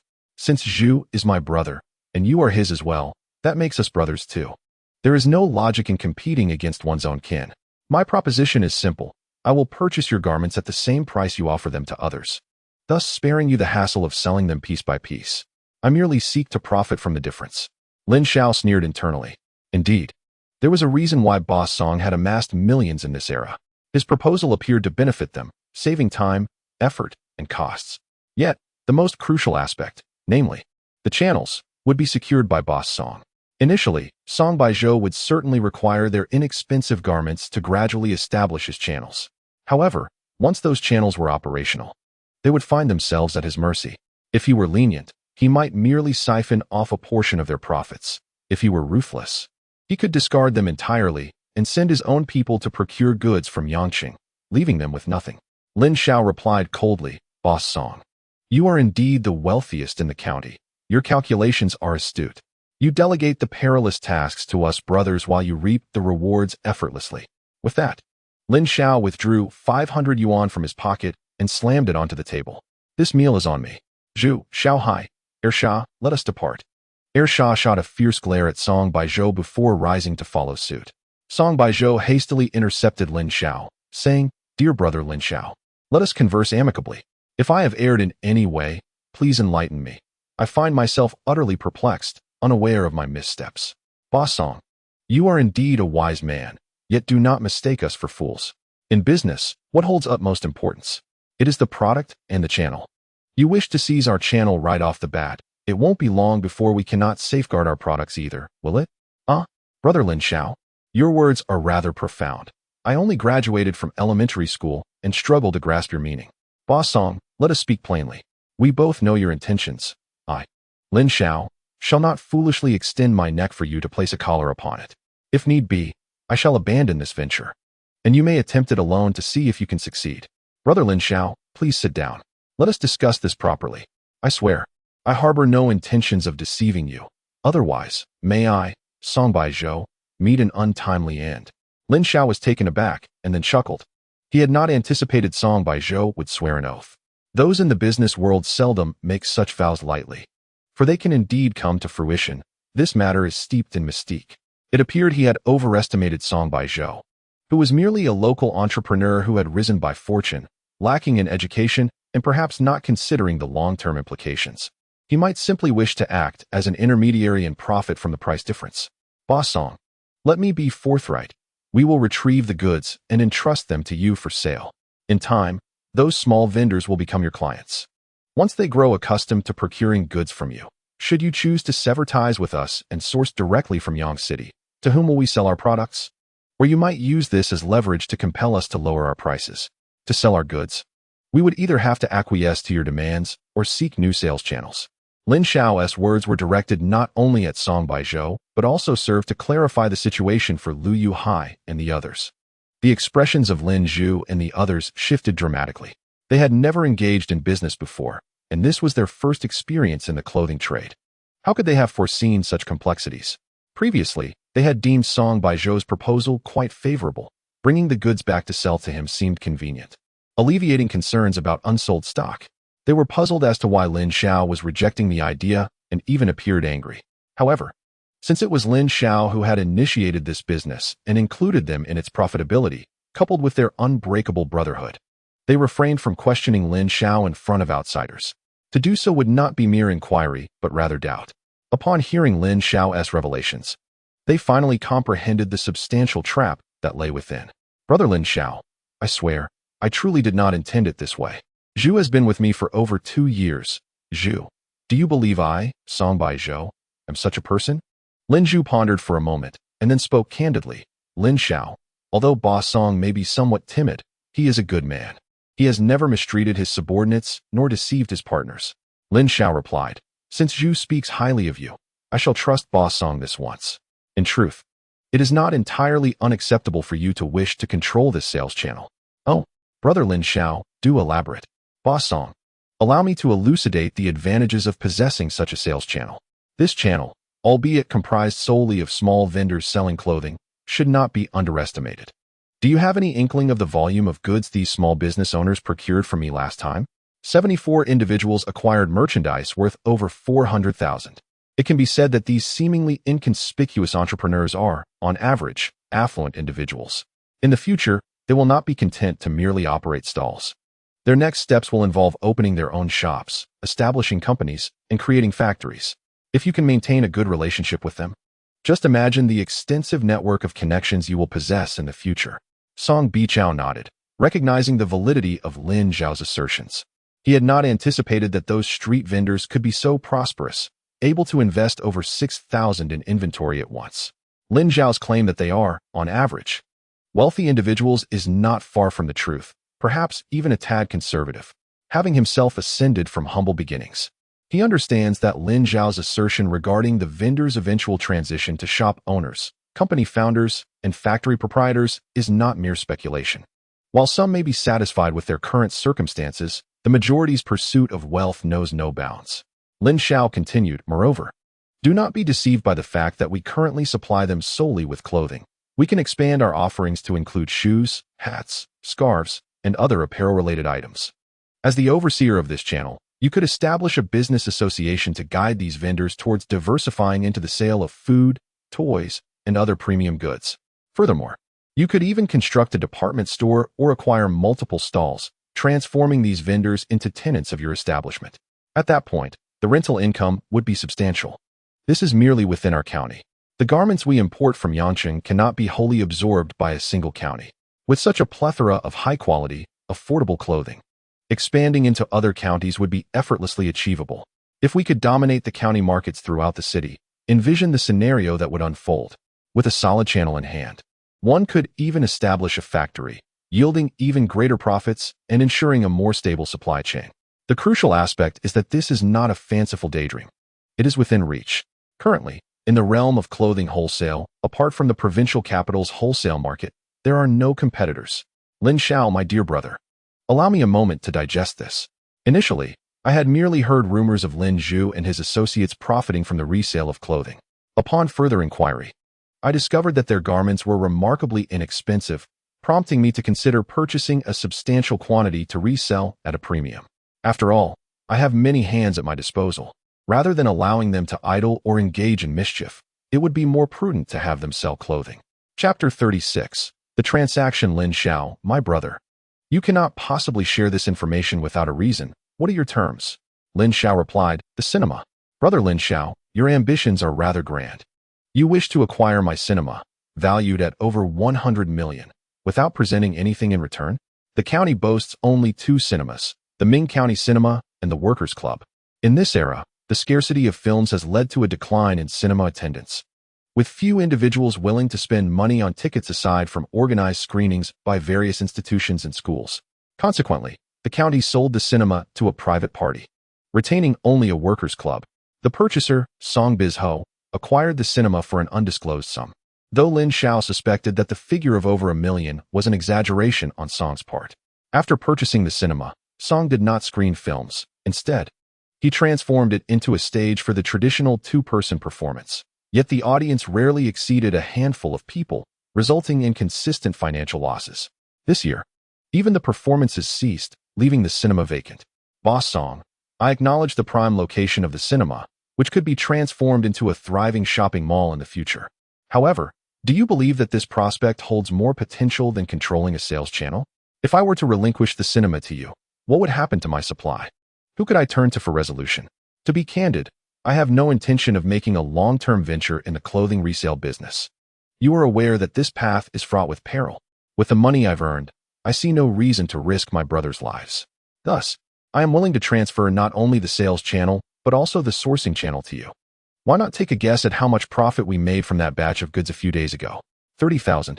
Song Bizho ventured a figure. No, it was 180,000. If you doubt my word, you can ask Zhuzi. While you might question my integrity, you would surely trust his. Forgive my candor.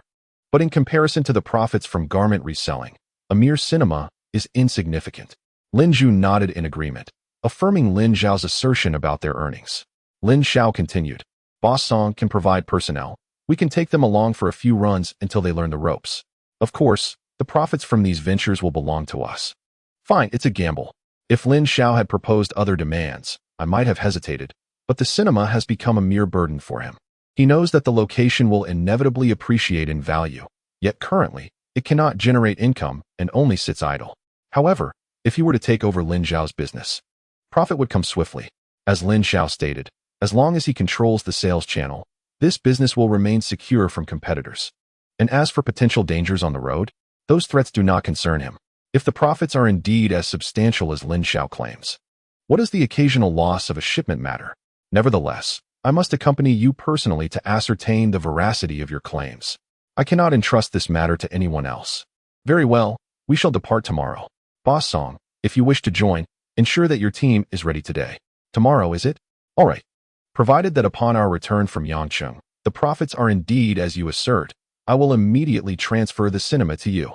Song Bizho was unperturbed by the prospect of Lin Xiao taking over his cinema and returning. Though he often appeared timid, no one truly believed that a wealthy businessman like him was merely timid. If he were, he would have long been devoured by others. After their conversation, Song Bichu, disregarding his drink, hurriedly raised his glasses to Lin Xiao and the others, before departing with the 2 young men who accompanied him. He needed to return and arrange for personnel. While he trusted Lin Zhu, he had reservations about Lin Xiao. What if, on the way, they decided to abduct him? Although the likelihood seemed slim, it was better to be cautious. The dishes on the table remained largely untouched, and Lin Xiao summoned a waiter to pack up the meat dishes for Aunt Wang Er and Wang Ruing. They also took the remaining 5 bottles of Wuliangya, which Song Bichu had brought. Although the group usually did not drink white liquor, It was only fair not to let the restaurant benefit from it. Why should we relinquish such a lucrative business to Song Bichu? Lu Yuhai inquired on their way back. Lin Xiao and Xia also looked at Lin Xiao, anticipating his explanation. First, since Song Bichu has set his sights on this business, we cannot retain it, unless we cease our development in Ming County and relocate elsewhere. Second, while there are many manufacturers in Yangcheng, the supply of discontinued stock is quite limited. Thus, the potential for this business is capped. Third, after a few more trips, we will have sufficient initial capital accumulated.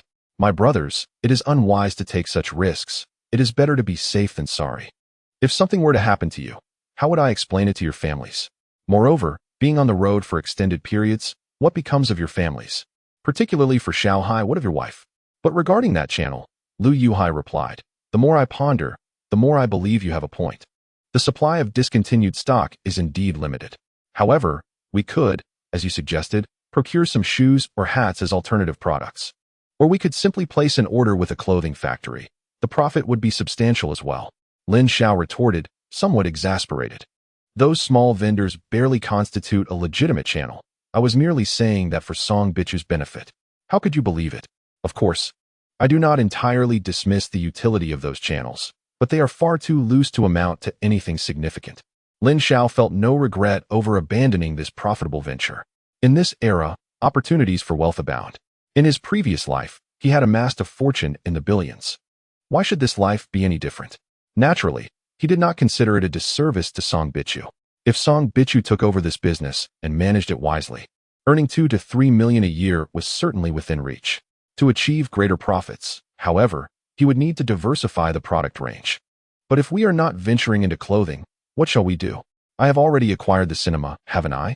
We could establish a supermarket. On the day he rented the shop, he had his eye on the cinema. The cinema was a 2-story structure with ample space. He recalled his elementary school days when they organized movie screenings. There were 5 grades in his school, totaling over 1,700 students.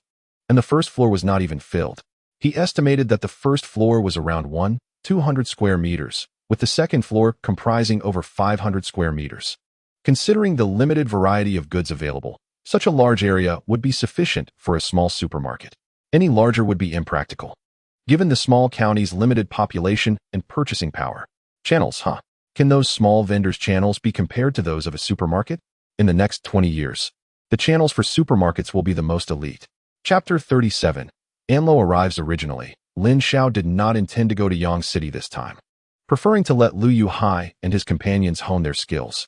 He had to prepare for the opening of his clothing store. However, plans often change swiftly. Since the objective was to demonstrate to Song Bichu the substantial profits from reselling clothing, it was imperative that he participate personally. Early the next morning, Song Bichu arrived with 6 capable individuals. These 6 were among the more formidable members of his crew, bold and unyielding. Unlike the average ruffians who would cower at the sight of danger, Lin Xiao was accompanied by his 4 brothers. Throughout their journey, no untoward incidents occurred, as ordinary thieves would typically steer clear upon noticing their formidable group. Upon reaching Yang City, Song Bichu remained closely by Lin Xiao's side, while Lin Xiao selected merchandise. Song Bichu quietly noted the wholesale prices. Drawing from previous experience, Lin Xiao managed to procure the entire batch of goods in less than 3 days. The quantity of clothing was similar to the last purchase. However, this time he also acquired 30,000 pairs of socks, 1,000 pairs of stockings, 1,000 silk scarves, and 2,000 baseball caps, totaling an expenditure of 310,000. With Lin Xiao preoccupied with the clothing store and Song Bichu engaged in his own business, they decided to depart separately the following day, leaving Zhuzi and the others to transport the goods back. Brother Lin Xiao, I believe you now. I truly did not anticipate that clothing in Yang City could be so affordable. Although we have yet to retrieve this batch, I am aware of the wholesale prices from your previous purchase, so I have already calculated the approximate profit. Even if you were to retract your agreement now, I am resolute in pursuing this clothing business. Nevertheless, I still hope to finalize this deal with you, for without it, you will undoubtedly continue in the clothing trade, positioning you as my competitor. I am confident in competing with others, but against you, I harbor no such assurance. At best, it would devolve into a price war, leaving both parties wounded, which would be contrary to my principles. Brother Song, what do you mean? The cinema is yours. We shall transfer ownership tomorrow. Brother Song, There is no rush with this matter. What? Have you changed your mind? Not exactly. It's just that our previous discussion was quite preliminary. I trust you do not believe you have mastered the nuances of this business? Let me be clear, Brother Song. This venture is not one that lacks participants. Yet no one has succeeded. Do you know why? I would not want to hand over the business to you, only for you to falter and then seek to blame me. Lin Xiao's words echoed Song by Zhou's own concerns.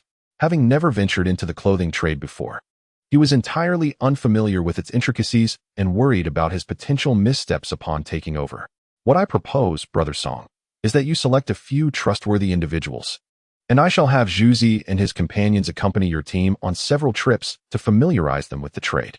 And whose merchandise will those trips count as? Brother Song, what do you think? With each shipment, I can earn nearly 200,000.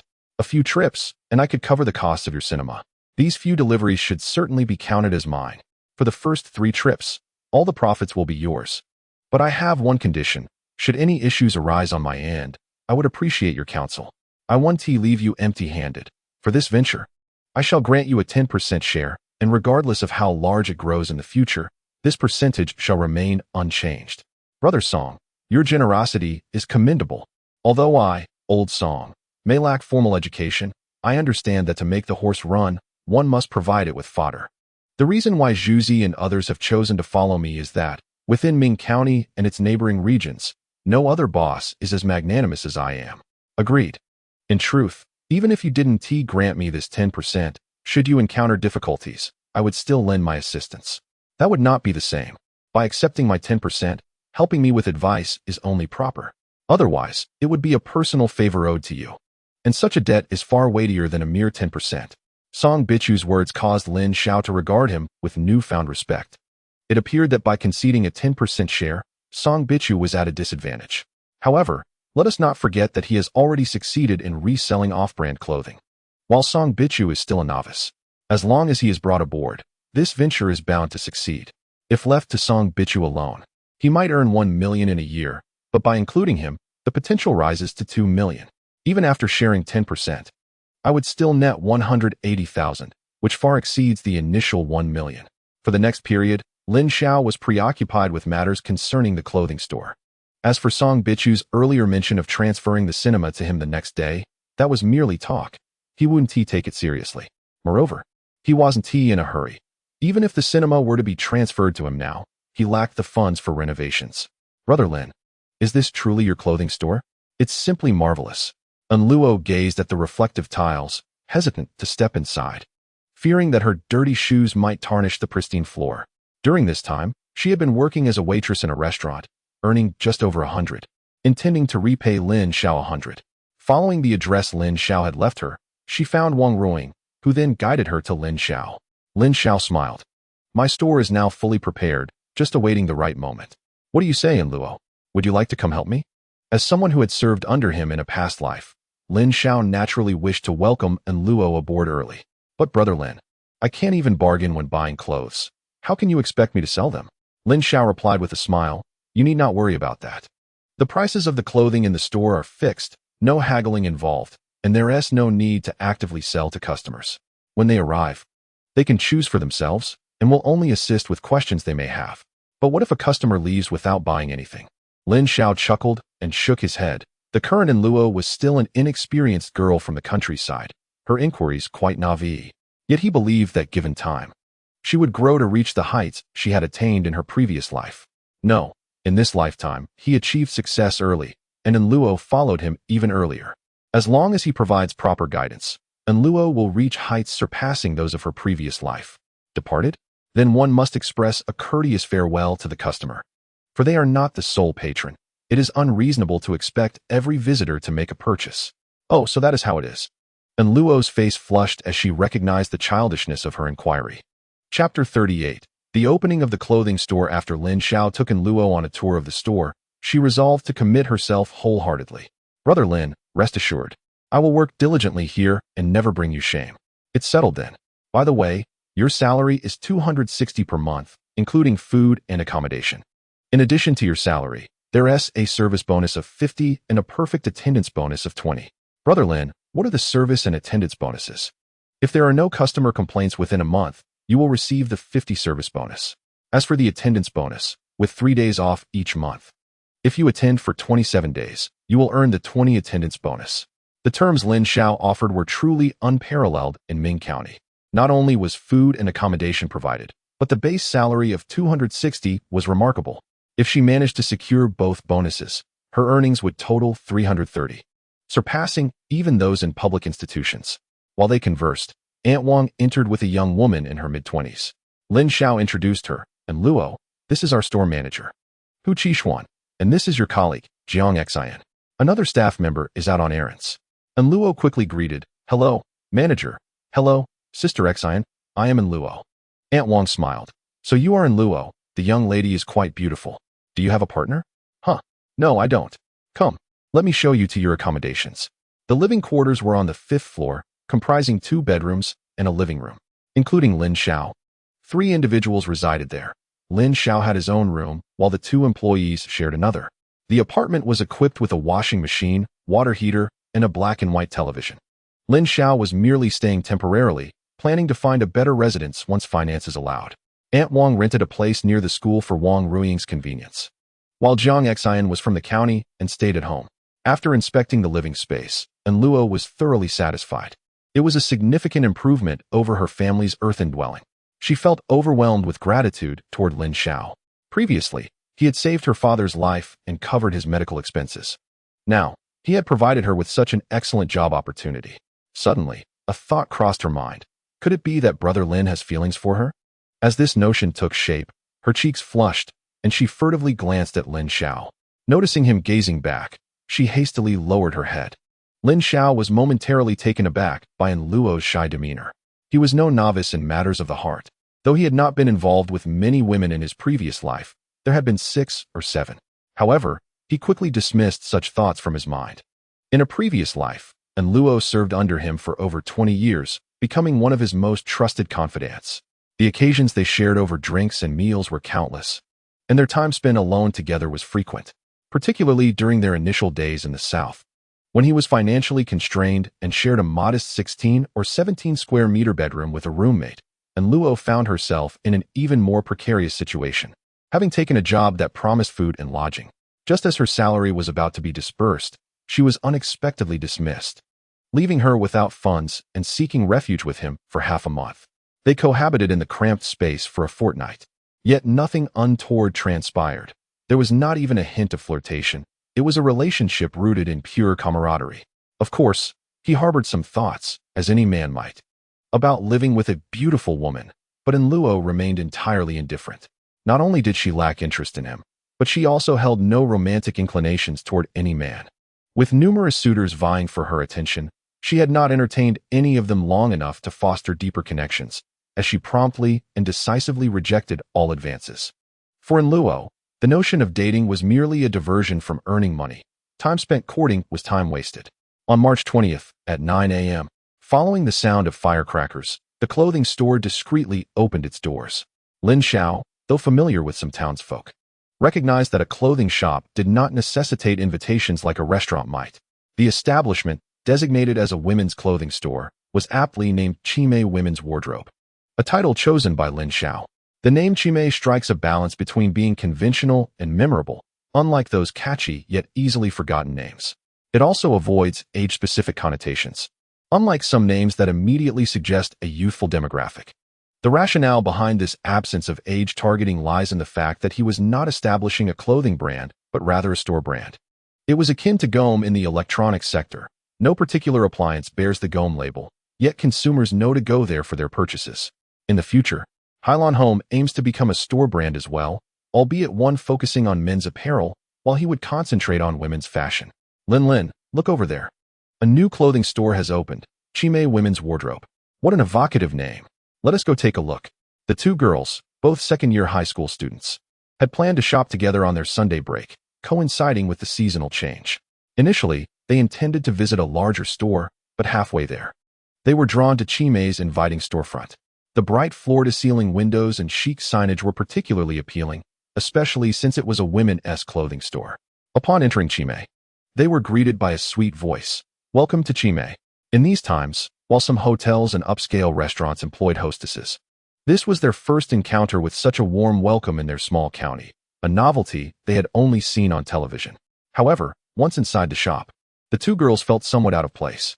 Based on their previous experiences, they expected immediate attention from staff eager to assist them in finding clothes.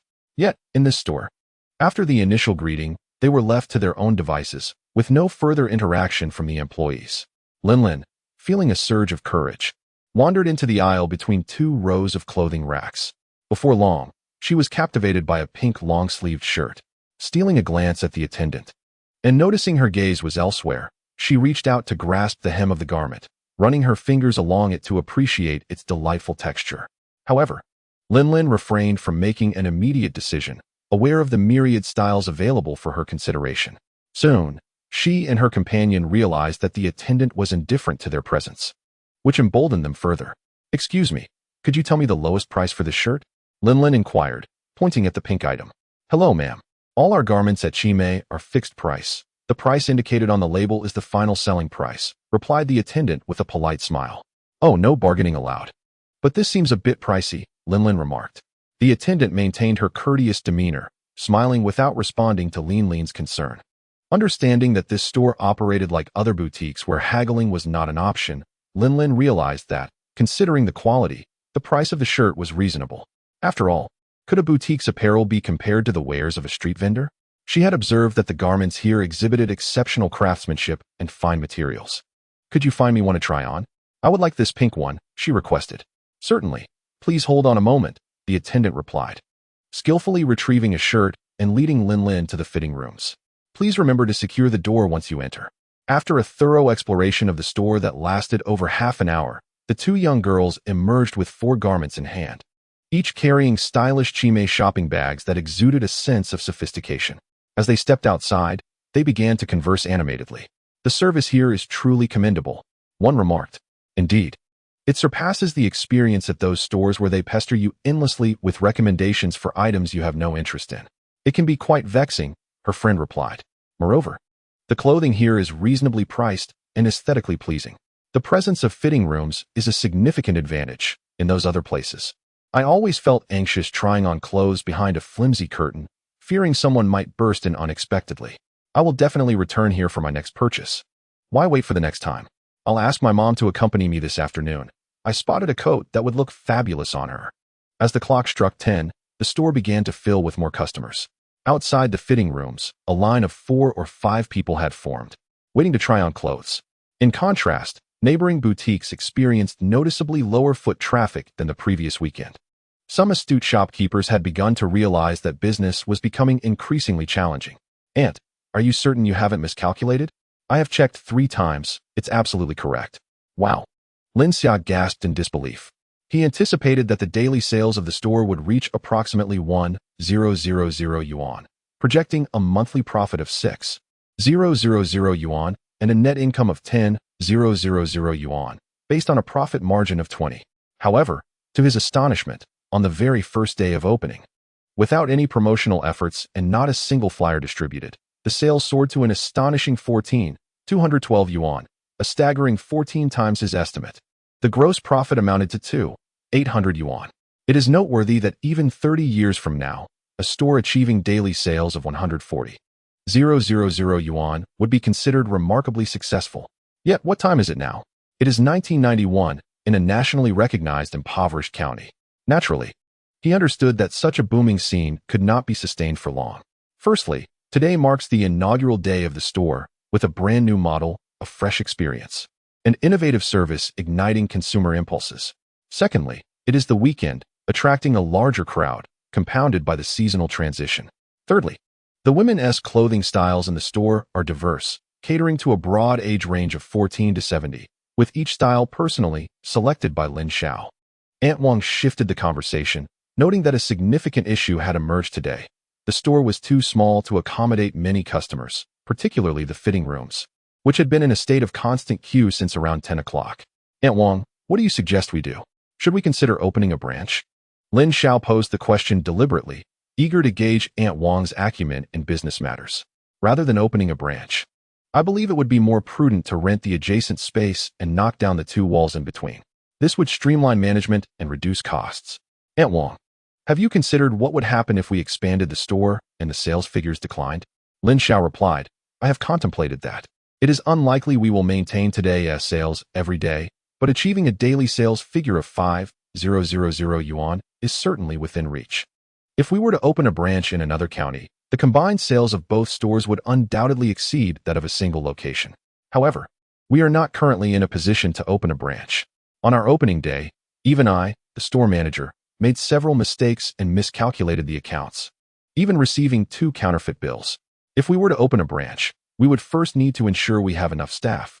We must give our current team time to develop their independence. Furthermore, regarding finances, opening a branch entails substantial expenses for renting the premises, renovations, and initial inventory. Not to mention installing a telephone and ideally acquiring a vehicle. I calculated that it would amount to approximately 200,000 yuan. On the other hand, expanding our current store would require only 30,000 yuan, with no need for additional investment. The income from the store alone would suffice. Additionally, as you mentioned, we are targeting affluent clients. Both our store's decor and the quality of our garments are of a high standard. But a small store size could detract from our perceived prestige. Very well, let us proceed as you suggest, Aunt Wang. Lin Xiao was quite pleased with Aunt Wang's insights. While her analysis was not exhaustive, it demonstrated her earnest consideration. Primarily, her cautious and steady approach instilled in him a sense of confidence. At present, there remains an opportunity to remind Aunt Wang. Yet once Song Baizhou transfers the cinema to him, his primary focus will shift to the realm of supermarkets, necessitating Aunt Wang to take the helm of the clothing store. After concluding the serious matters, Lin Xiao waved his hand and declared, Let us go. Today I shall treat you to a grand feast. Upon hearing the mention of a lavish meal, the several young women and married ladies erupted into excited cheers. Earlier, Lin Xiao's conversation with Aunt Wang had not been concealed from the employees, even disclosing sales figures without reservation. This served as an implicit promise to them, illustrating that she may hold significant potential and ambition. This expansion of store space is merely the first step, with future plans for branch openings.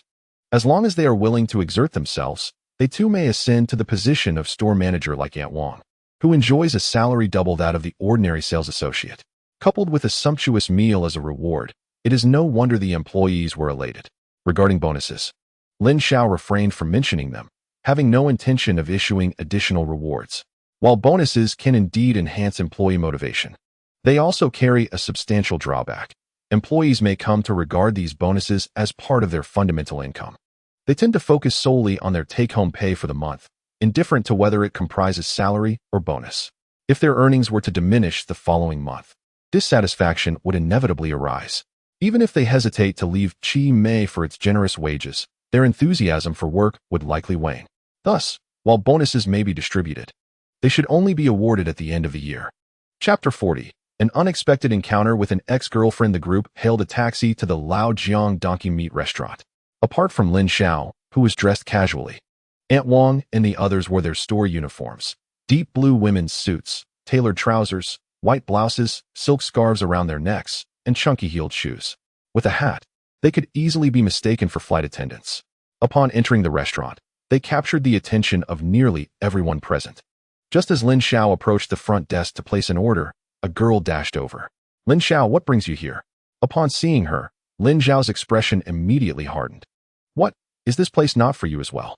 No, that's not what I meant.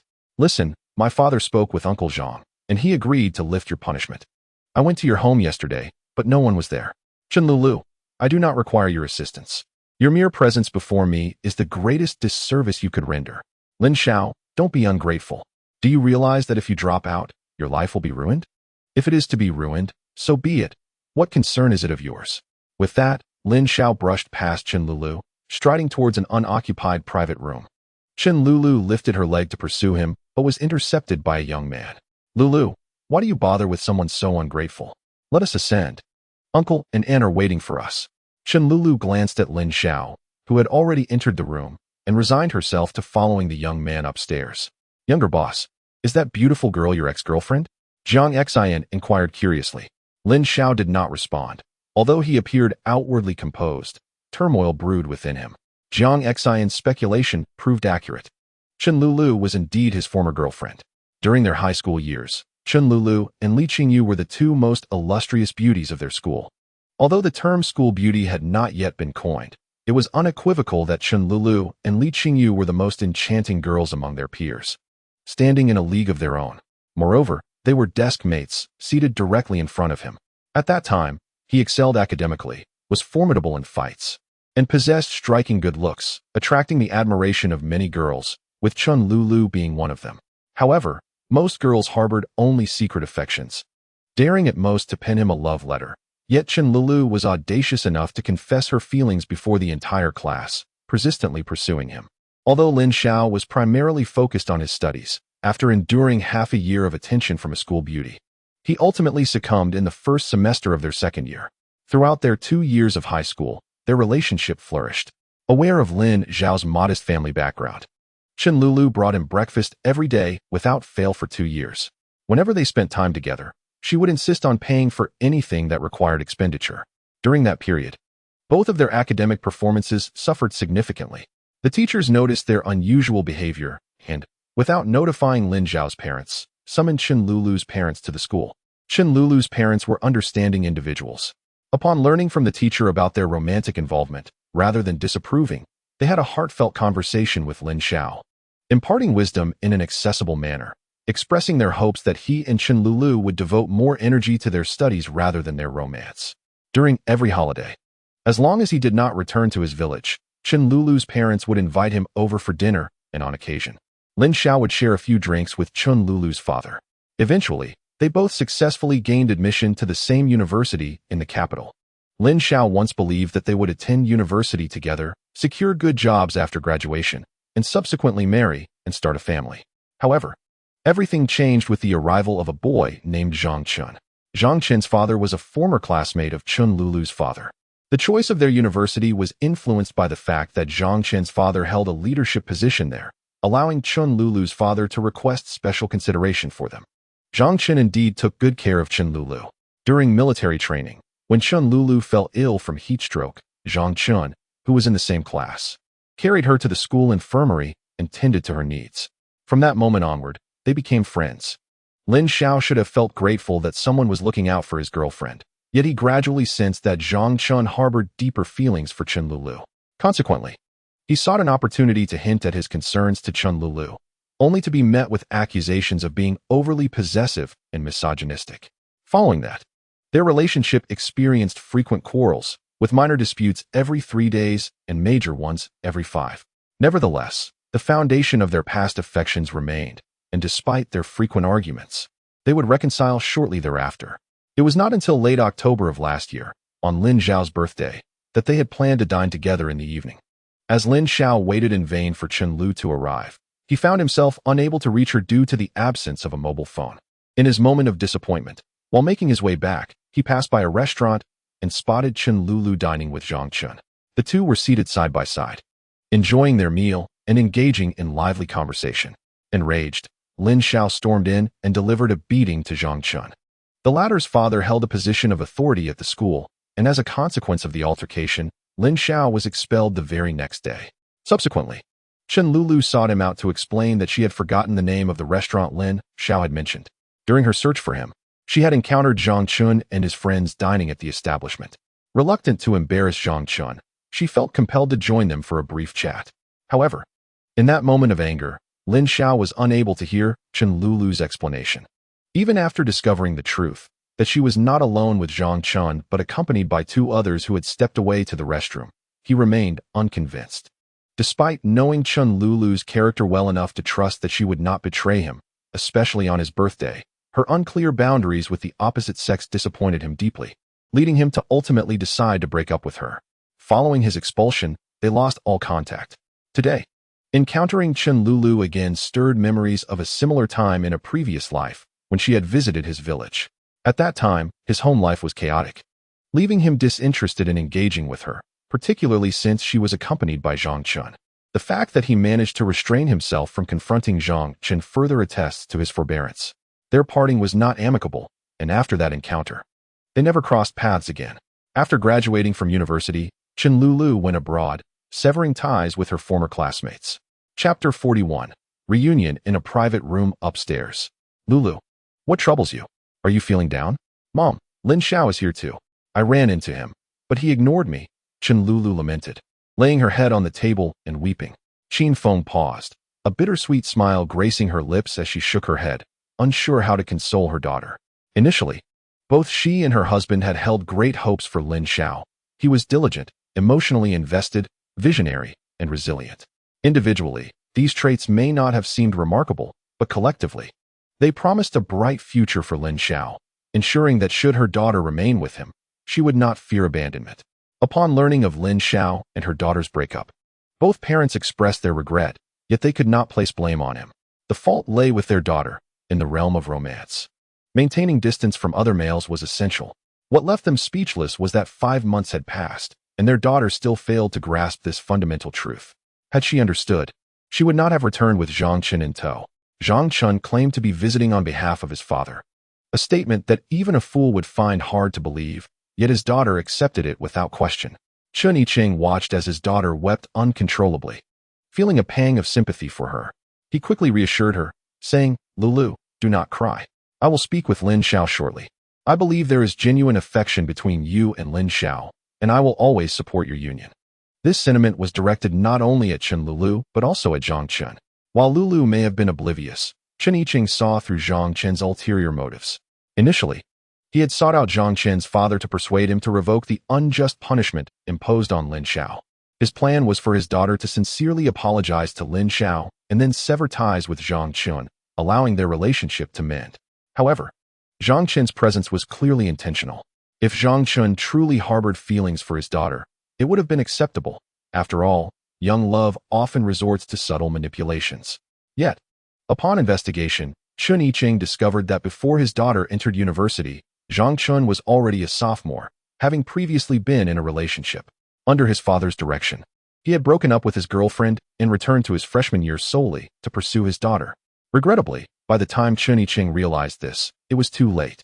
Of course, too late only referred to his daughter. For him, recognizing the true nature of an old acquaintance allowed him to marginalize their relationship moving forward. As for the notion of allowing his daughter to be with Zhang Chen, that was utterly out of the question. There was no room for negotiation. Even if it meant playing the villain, he would not allow them to be together. "Lulu, why don't you call Lin Xiao and let him know I would like to have a few drinks with him?" "All right, I will do that right away." Chen Lulu quickly stood up, dabbed her eyes with a napkin, and hurried out of the private room to find Lin Xiao. However, as soon as she lifted the curtain at the entrance of his room, she froze. Inside, besides Lin Xiao, were 4 strikingly beautiful women. She recognized Wang Erzhang and Su Mei, while Jiang Xin, despite her decent looks, was overlooked. Yet, it was Luo who matched her in appearance. That sparked a sense of rivalry within her. Nevertheless, she understood that this was not the time for jealousy. "Hello, Aunt Air, Su Mei, it's been a while." Chen Lulu greeted Wang Erzhang and Su Mei, turning to Lin Xiao.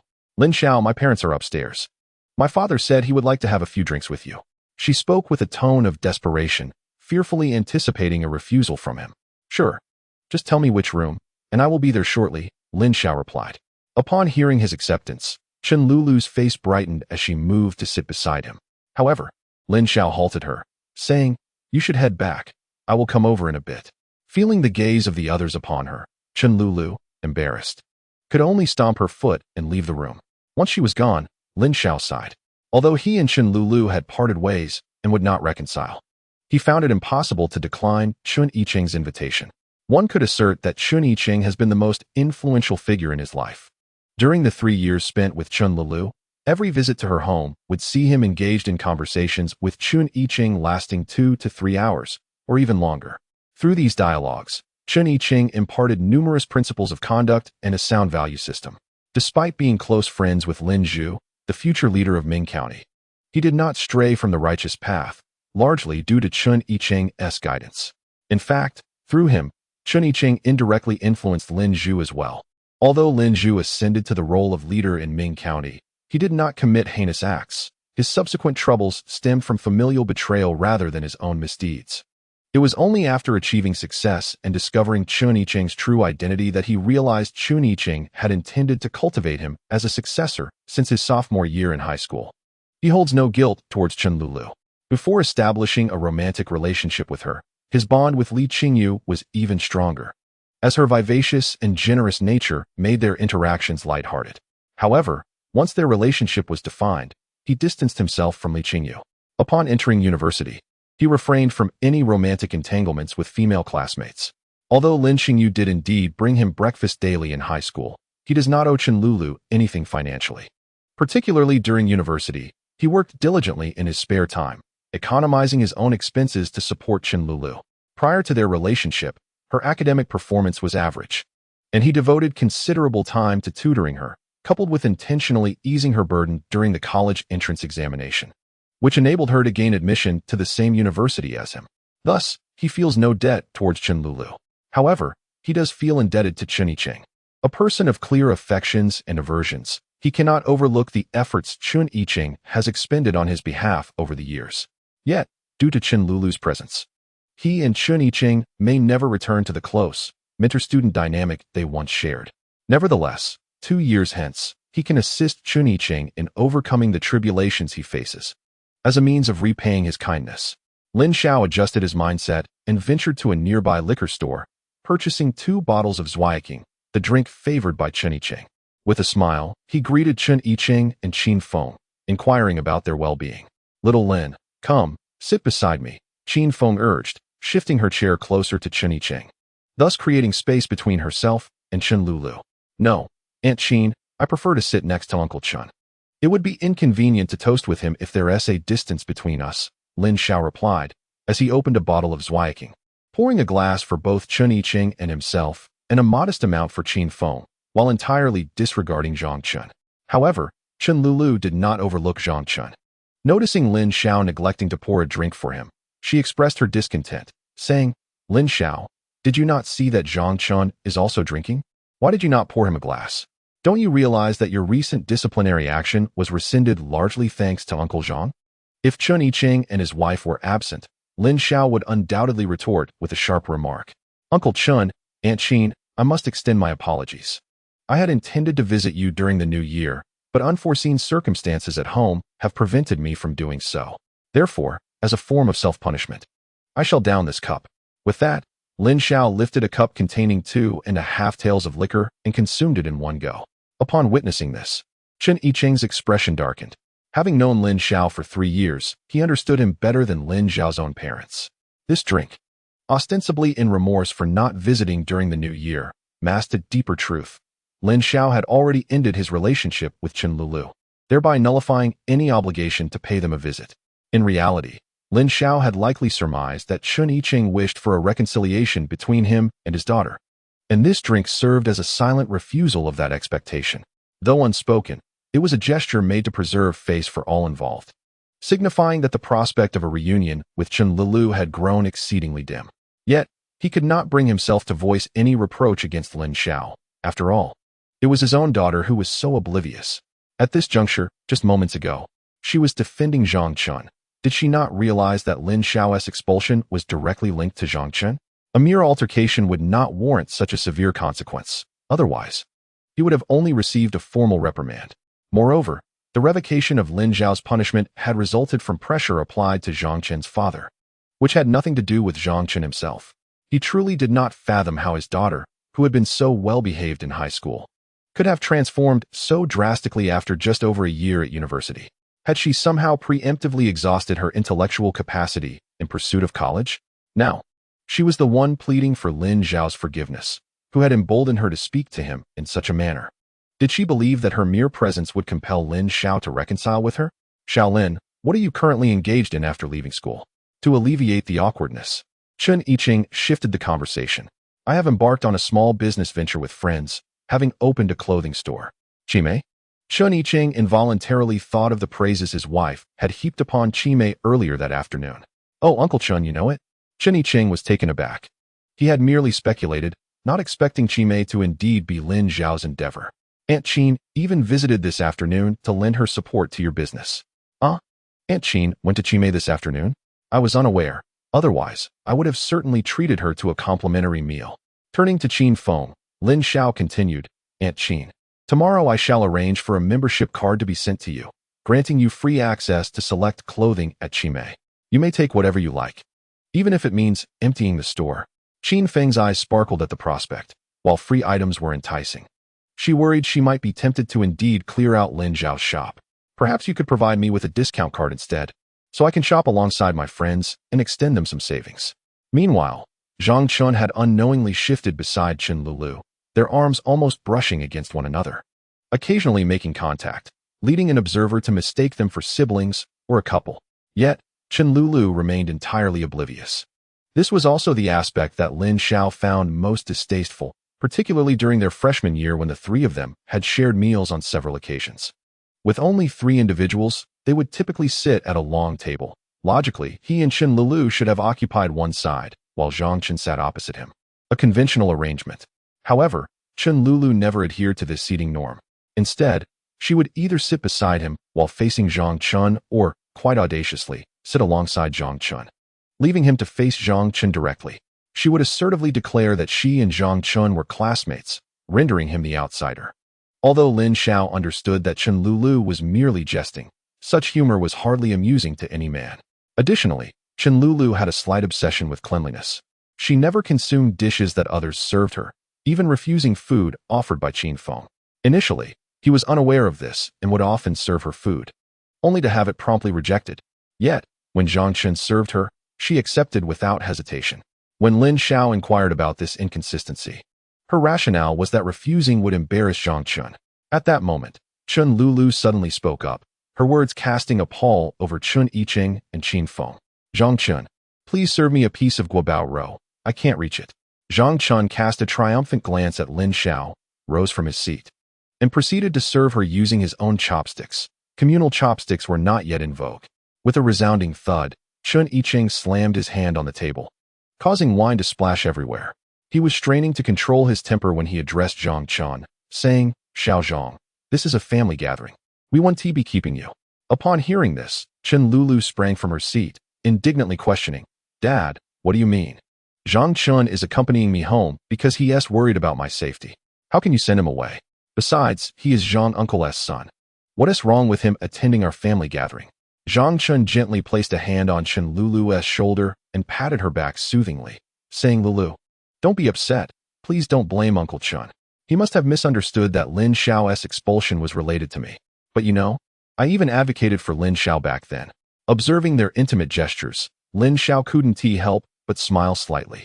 He had initially felt somewhat awkward about explaining his breakup with Chen Lulu to Chun Yicheng and Qin Feng, but now he found no need for such explanations. Both Chun Yicheng and Qin Feng were individuals of upright principles and discerning judgment.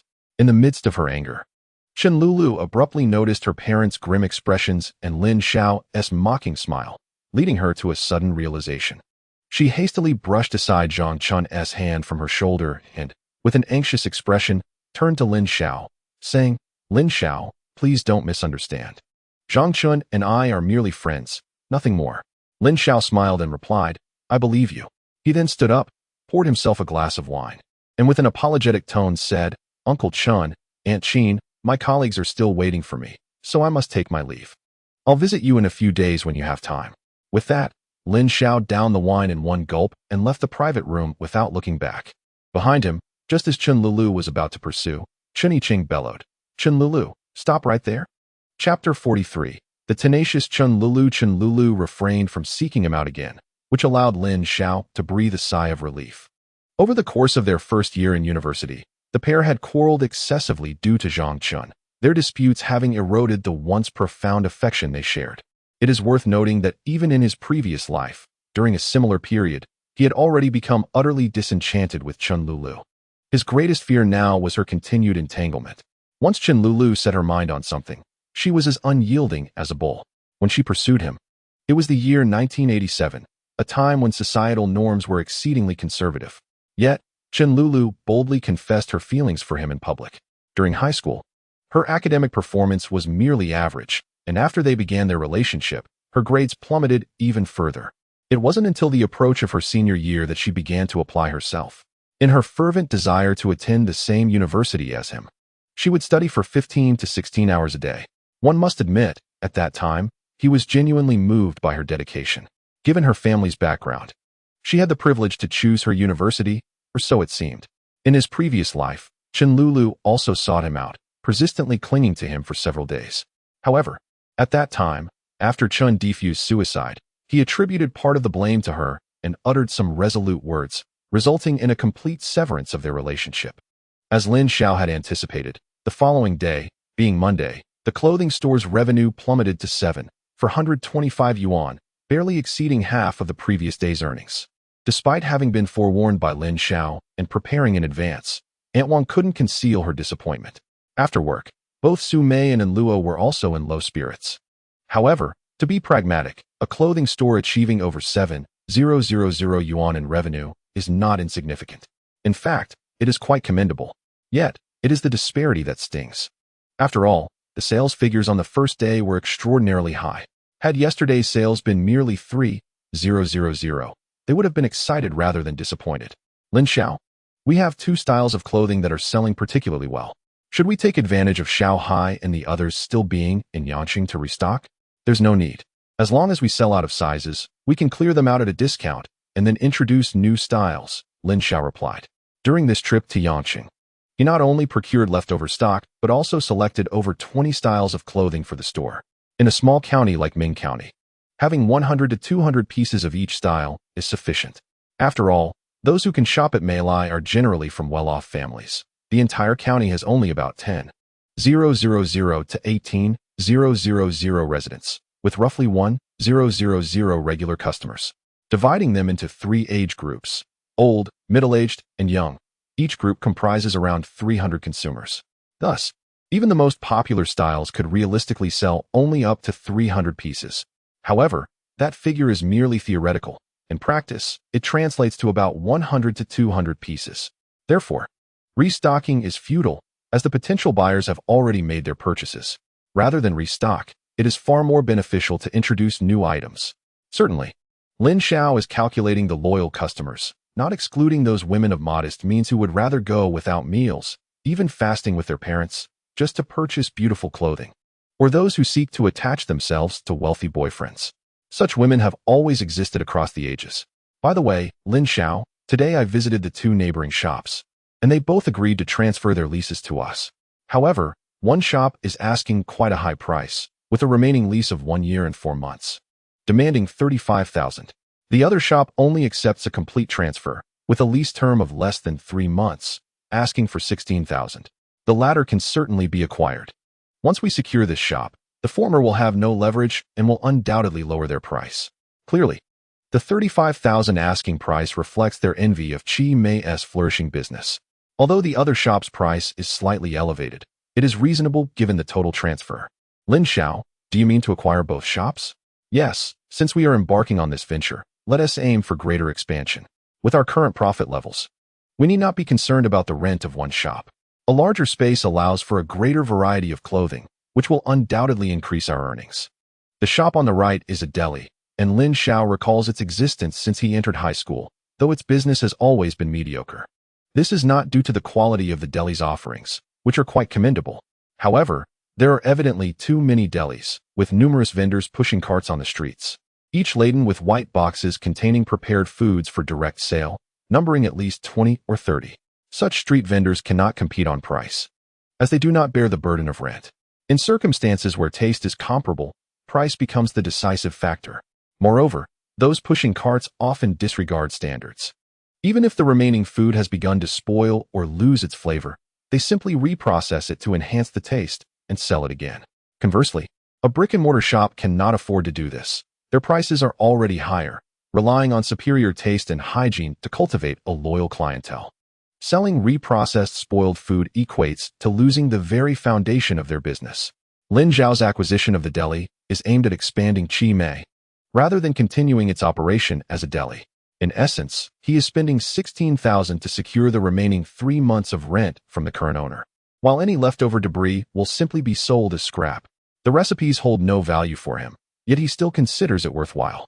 Of course, this hinges on the current owner successfully negotiating with the landlord, as a long-term lease must be established.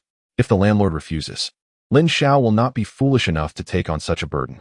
Once Lin Xiao set the general direction, he entrusted the specifics to Aunt Wang, not due to a lack of time, but rather to provide her with some experience. After discussing the main matters, Aunt Wang hurriedly departed. Eager to return home to accompany Wang Ruoying, Lin Xiao escorted her to an alley across from the building, and just as he was about to return, he noticed Zhang Chen approaching him. "Xiaolin, it's been a while. Shall we go for a drink?" "Not interested." Lin Xiao, feeling disinclined to engage, simply walked past him. However, Zhang Chen relentlessly pursued her, insisting, "Xiaolin, I believe you have misunderstood me.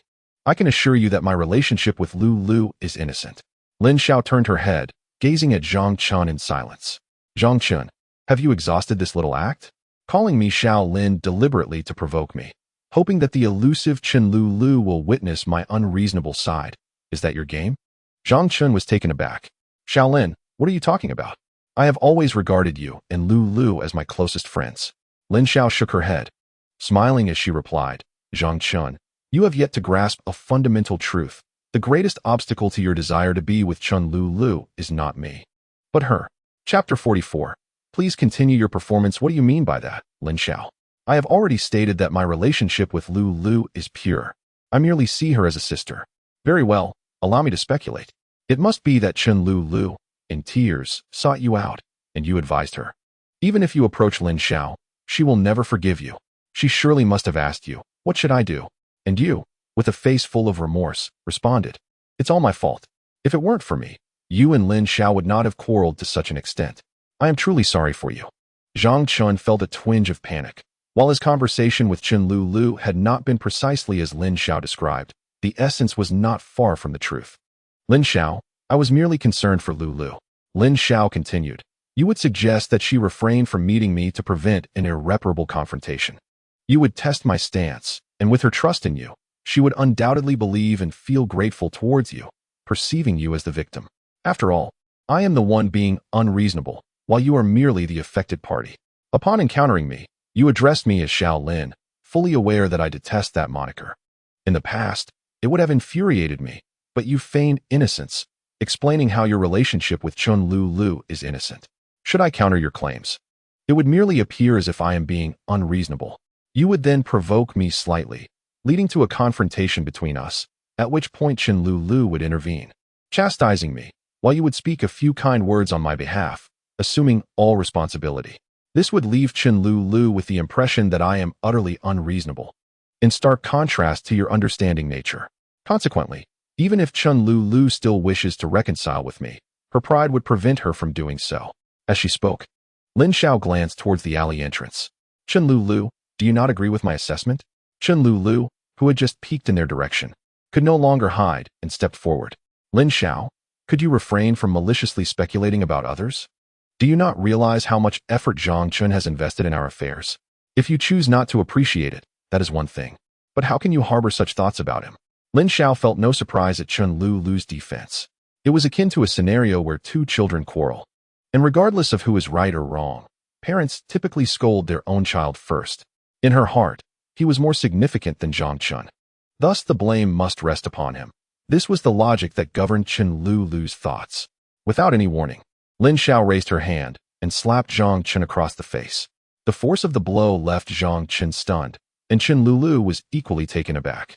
Angrily, Chen Lu Lu rushed in front of Lin Xiao, demanding, "Lin Xiao, how could you hit someone?" Meanwhile, Zhang Chen instinctively interjected, "Lu Lu, don't blame him. It's all my fault." With a chuckle, Lin Xiao couldn't contain her amusement and gestured to Zhang Chen, "Please, continue your performance."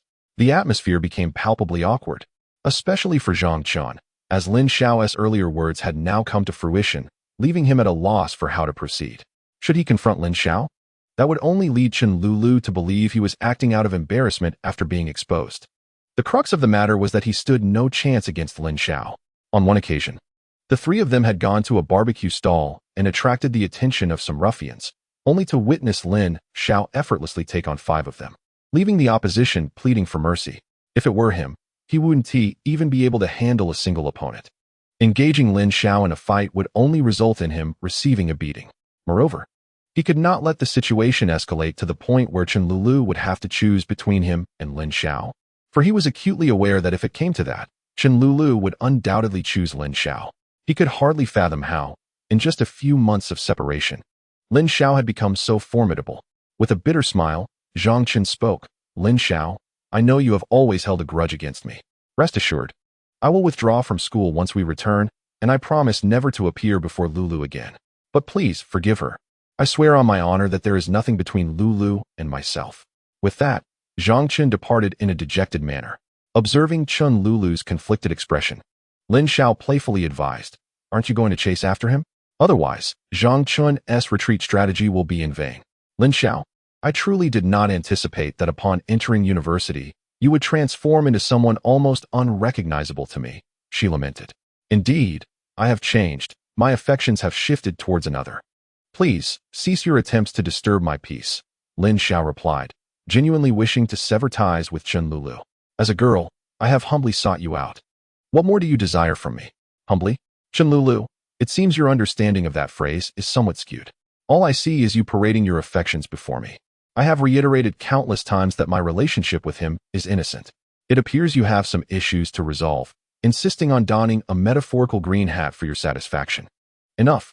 It is futile to reason with you. We have broken up. Please do not seek me out again, nor will I seek you. You and Zhang Chun may conduct your affair as you wish, but do refrain from flaunting it before me. Otherwise, next time, it won't just be a slap. I will ensure he cannot leave Ming County. With that, Lin Xiao turned on her heel and walked away. You cannot leave, even if we have broken up.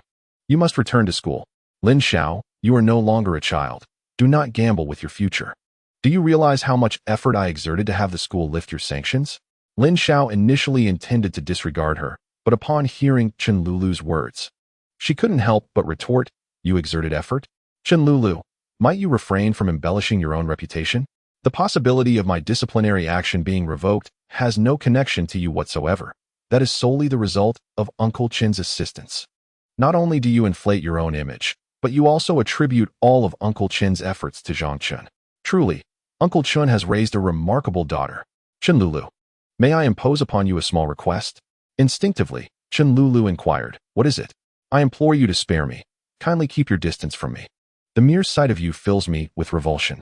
Lin Xiao disregarded the weeping Chen Lulu, intentionally choosing to speak harshly.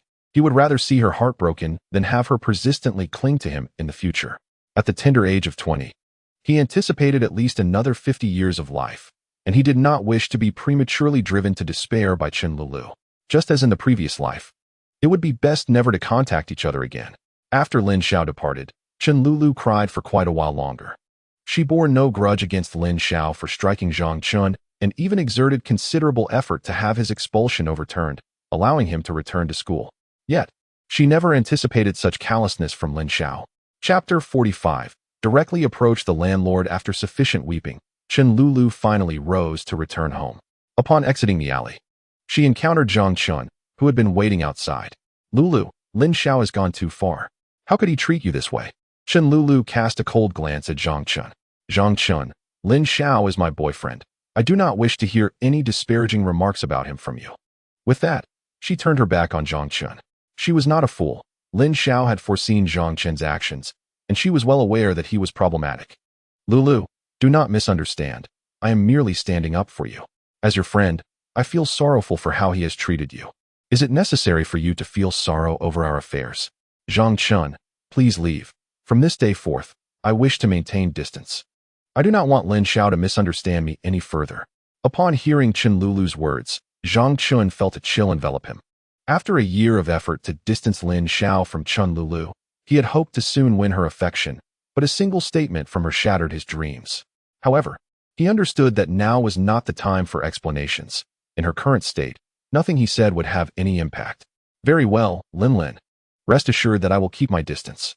With that, Zhang Chen left, his expression one of profound dejection. The best strategy he could conceive was to elicit Chen Lulu's sympathy through his own melancholy. Suddenly, Chen Lulu called out to Zhang Chen. Zhang Chen, hearing her call, joy flickered across Zhang Chen's face.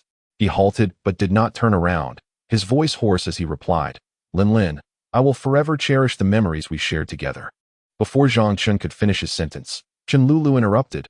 I'm sorry, Zhang Chen, but did you not mention dropping out of school? Is that still the case? Zhang Chen nearly choked on his own words. Lin, are you truly willing to sacrifice my future for him? I apologize for not considering your feelings. Since you have decided not to drop out, then I shall do so instead. Upon hearing Chen Lulu's words, Zhang Chen clenched his fists, his face contorted with rage. In his pursuit of Chen Lulu, he had returned to his freshman year from his junior year, employing various methods to win her favor each day. Lin Xiao could not bear the sight of him being near Chen Lulu. However, he was expected to accept the fact that Chen Lulu would indulge in affectionate exchanges with Lin Xiao daily, even when he was absent, their conversations predominantly revolving around him. Suddenly, he turned and charged towards Chen Lulu. "Zhang Chen, what are you doing? Let go of me." Chen Lulu gasped as Zhang Chen tightened his grip around her neck, struggling in vain to break free. Gradually, she felt her breath constricting, despair etched across her face. Sighing behind them, Lin Xiao took a deep breath and swiftly struck Zhang Chen's neck with the edge of his hand. He had not left after all, despite his resolute words. Chen Lulu was his first love, and they shared an abundance of unforgettable memories that could not simply be forgotten at will. Especially after experiencing a failed marriage in his previous life, the memories he shared with Chen Lulu appeared even more precious. After incapacitating Zhang Chen, Lin Xiao did not exchange a word with Chen Lulu and walked away decisively, this time truly departing. By the time Chen Lulu managed to push Zhang Chen's arm aside and rise, Lin Xiao had long since vanished from sight. Rubbing her neck, she remarked with a hint of pride, "Humph, I knew you still cared for me." On Tuesday, Chi Mei's sales figures showed a slight recovery, achieving a daily total of 8,652 yuan, an increase of 1,200 from the previous day. However, Aunt Wang's communication with the deli owner was fraught with difficulties. The other party was adamant about a price of 16,000 yuan, refusing to budge even a penny, despite previous indications of room for negotiation. Clearly, the merchants on either side of Chi Mei had exchanged information. Lin Xiao believed that enduring some loss was acceptable, given Chi Mei's current profitability. The loss of 10 or 18,000 was inconsequential. Yet Aunt Wang could not swallow her pride and sought out the property owner through the property management. "Mr. Pan, you are the owner of the Wang Ji Deli storefront, correct? How do you know? Are you interested in renting my storefront?" "To be honest, several people have already approached me about renting it. You might as well inquire elsewhere." "Mr. Pan, I am quite sincere. I am willing to rent for 10 years up front." 10 years? That makes it even less feasible. I have no trouble renting my storefront, and the rent keeps increasing every year. Long-term rental would be a loss for me. So, tell me, how much can you offer per year? I am currently renting the property next door, which is the same size as yours, for 12,000 yuan annually. With an 8 increase each year from the previous year, this is my final offer. If you do not agree, consider this conversation null and void. Wait a moment. Let me calculate. Mr. Pan, there is no need for calculations. I have already done the math for you. The rent for the second year will be 12,960 yuan. And by the 10th year, it will reach 25,900 yuan. Upon hearing the figures presented by Aunt Wang, Mr. Pan's demeanor shifted immediately. "All right, you can have the property. But I will require a portion of the deposit to ensure you do not back out later." "Certainly, however, you must first inform the proprietor of the deli that I will not be renewing the lease once it expires. After you notify him, I shall promptly provide you with the deposit." Regarding this matter, it poses no issue. The last time I encountered old Wang, he mentioned that he would not renew the lease. Tomorrow, I shall confirm this with him. After concluding their discussion, Mr. Pan promptly proceeded to the deli and addressed the owner, Wang Igua. "Old Wang, I wish to inform you that I have already leased out this commercial property." "Old Pan, what do you mean by that? My lease has not yet expired, and you have already leased it to someone else? I have not urged you to vacate. You were the one who stated previously that you would not renew. Of course, given our long-standing friendship, should you wish to continue renting, I would certainly prioritize you." "Old Wang, I do not hold you responsible. I am currently negotiating a transfer with someone, and if you have leased it out, I will undoubtedly fail to finalize the deal with them. Could you grant me a little time? To be frank, the individual interested in renting my property is the same person you are negotiating with for the transfer. Do you understand what I mean? With such a paltry offering, you dare to demand 16,000? They would rather pay me a higher rent than allow you to take advantage of them." On the way over, Aunt Wang had already relayed the entire situation to Mr. Pan. He too found Wang Igua's actions to be rather unscrupulous, as he had been unwittingly implicated in Wang Igua's schemes without prior notice. The individual willing to pay a premium for Wang Igua's shop was doing so explicitly to secure the lease renewal. Had Aunt Wang not approached him beforehand and instead struck a deal with Wang Igua, the renewal price would likely have remained consistent with previous rates. Chapter 46. The return of 3 Wang Igua was now regretting his decisions to the utmost. Earlier that morning, Aunt Wang had already offered him 12,000, yet he declined. Now, he found himself entirely out of the picture, unable to secure a deal, and the deli remained unsold. With merely 3 months left on the lease and the knowledge that the landlord would not renew, no one would take over the deli. That evening, as Chi Mei finished her shift, Wang Igua called out to Aunt Wang, "Young lady, you are quite clever. This is what one might call cutting off the fuel at the source, is it not? Boss Wang, I have been left with no alternative. It cannot be solely dictated by your terms. Initially, I was willing to accept a loss, but your insatiable demands have compelled me otherwise. Young lady, I concede that I was at fault. Your business is thriving, and I understand your urgency to expand. Shall we not discuss this further? Otherwise, in 3 months, you will lose a significant amount. 3,000. Should you vacate within 3 days, I will compensate you with 3,000 for the remaining 3 months of rent. That seems rather harsh. I would earn far more than 3,000 during those 3 months of normal operations. If that is your stance, then our negotiations shall cease. Very well, I shall yield a little, for 1,000 is my final offer. And I must inquire, do you believe I can secure an agreement with Boss Chui before you finalize your side? 6,500. If you agree, I will move tomorrow. At most, for 1,500. Anything more is not worthwhile to me, and I would prefer to wait 3 months. Very well, you may wait 3 more months. Although 4,500 is not an insignificant amount, a delicatessen typically does not earn such profits in 3 months of normal operation. However, the disparity in expectation is quite disheartening. This morning, Aunt Wang even priced it at 12,000. It is regrettable that he did not agree at that time, his greed clouding his judgment. Now, that 12,000 has dwindled to 4,005.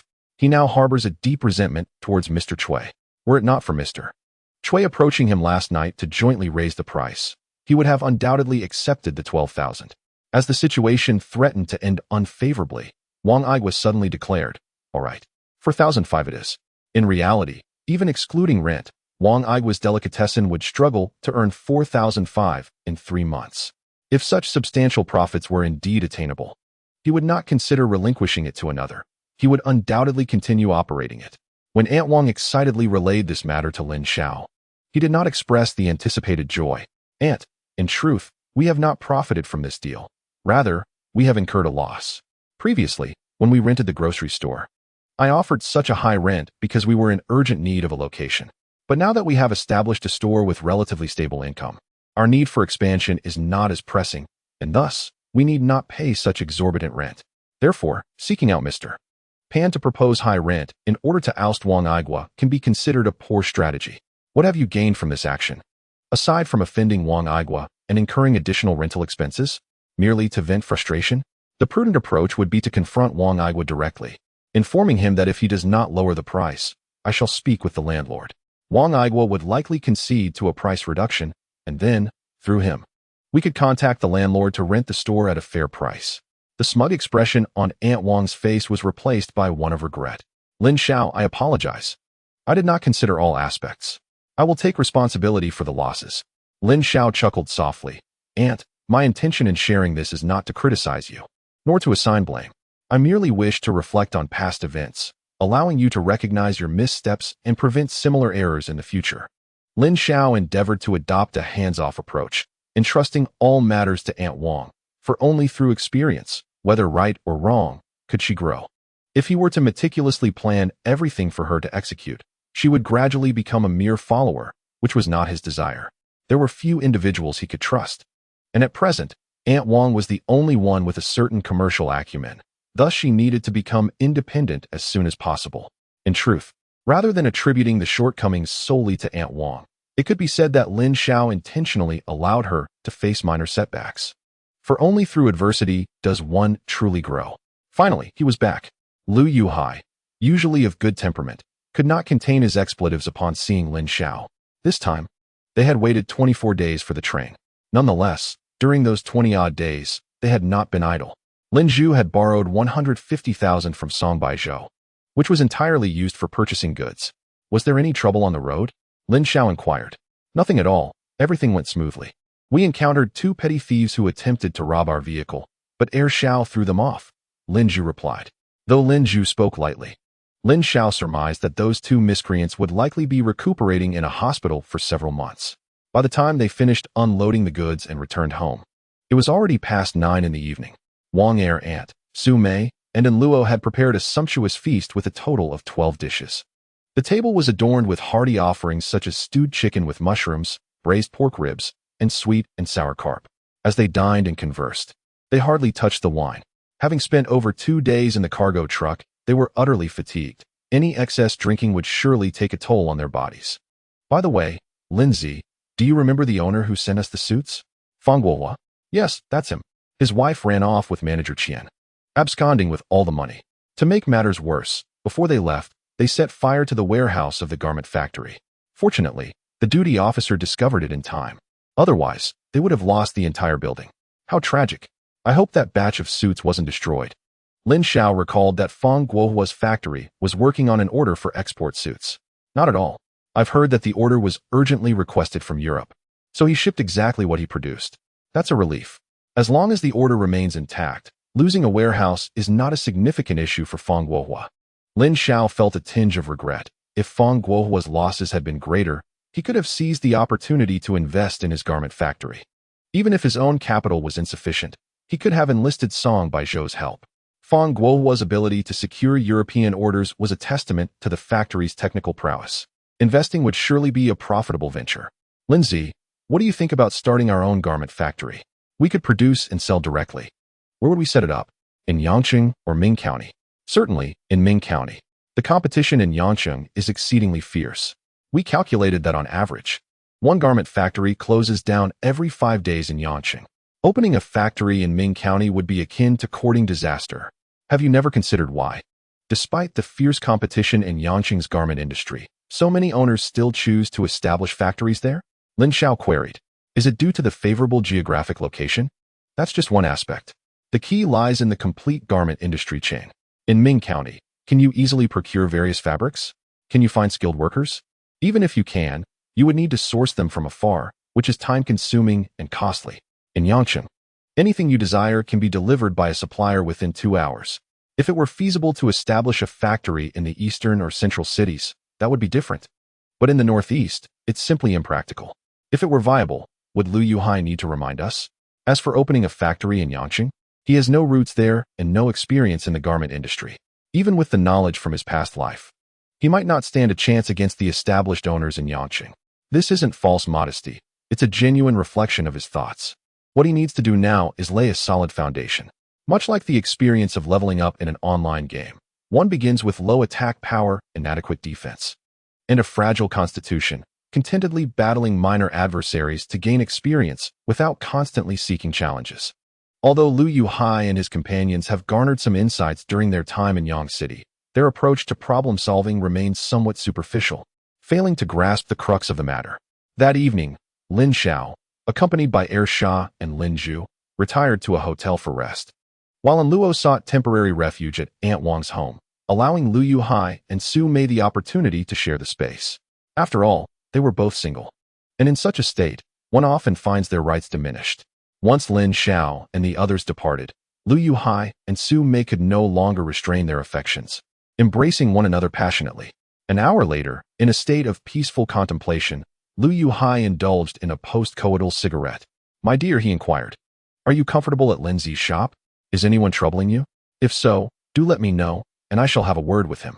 Su Mei shot him a bemused glance and replied, what are you talking about?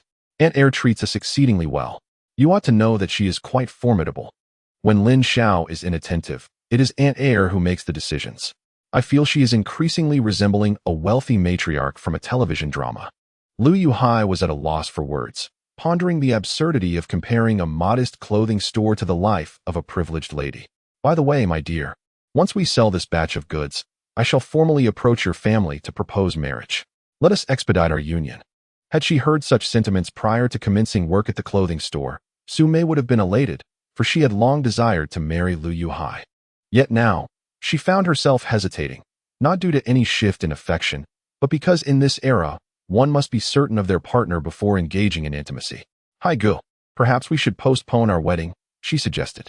I am currently competing for the position of store manager, and my prospects are promising. I fear that once we marry and have children, Su Mei did not finish her thought, yet Lu Yuhai could infer her concerns. Isn't Aunt Wang the store manager? She is doing quite well. Why would she step aside for you? It is not this store, but a branch store, she clarified. Branch store? Is your store thriving enough to warrant expansion? Indeed. Our daily sales average around 6,000, and on weekends, we can reach 8,000. If I become the store manager, my monthly salary could rise to 1,000. Very well, I shall support you. This was the first time Lu Yuhai sensed such confidence emanating from Su Mei, and thus, he resolved to stand by her. By the way, do you recall my cousin from my second uncle's side? We see each other every few days. How could I forget? I am not speaking of Su Na. I mean Su Yan, who has now changed her name to Zhou Shuyan. What do you think about introducing her to Lin Xiao? After a moment's contemplation, Lu Yuhai responded, although Lin Xiao is my brother, possessing commendable character and appearance, and is currently thriving in his career, to be frank, he may not be a suitable match for Su Yan. Su Yan, or rather Zhou Shuyan, was not actually the daughter of Su Mei's second uncle. During a tumultuous period, the Zhou family encountered misfortune, and the infant Zhou Shuyan was fostered by Su Mei's second uncle, receiving the name Su Yan. Later, when the Zhou family was vindicated, she was reclaimed and restored to her original name. He had also heard from Su Mei that the Zhou family, even in the capital, is a well-regarded lineage. When it comes to romantic inclinations, what does compatibility truly signify? Our two villages have often remarked that I am unworthy of you, yet here we are together. Lu Yuhai, bemused, replied, is it truly the same? Initially, I did feel somewhat inadequate in comparison to you, but the disparity was not insurmountable. Look, I merely journeyed to Yanqing twice, and that gap has since closed. However, the chasm between Lin Xiao and Su Zhou Xian is not one that mere effort can bridge, especially considering that Zhou Xian is several years my senior, is she not? At 23, she is only slightly older than Lin Xiao. A few days ago, my father visited the county and mentioned that my cousin would be returning soon. I thought it prudent to ensure that the bounty remains within our kin. You must not meddle in this matter, lest you inadvertently harm Lin Zi. Oh, I understand, came the reply. Meanwhile, at the old Mo Western restaurant, two young women sat opposite each other. One of them was Chun Lulu. Even though Chun Lulu was a beauty of schoolflower caliber, she paled in comparison to her companion. At that moment, the stunningly ethereal beauty gazed at the tearful Chun Lulu and exclaimed with indignation, Lulu, rest assured, I shall make this heartless scoundrel pay dearly. Sister Shuyan, truth be told, he is not as terrible as you think. Lulu, at this juncture, you still defend him? Actually, enough, Lulu, let us not dwell on this. Come, we shall set forth immediately to teach that scoundrel a lesson. My dear brother, I, Lao Song, am thoroughly impressed. In comparison to you, I feel as though I have squandered my years. Brother Song, be humble. Let us not forget that this business shall soon be yours. This batch of clothing brought back by Lin Xiao was first curated by Aunt Wang, selecting styles that were appealing and well-crafted to be sold in the store, thus enriching the inventory. The store's area had doubled, giving it a somewhat sparse appearance.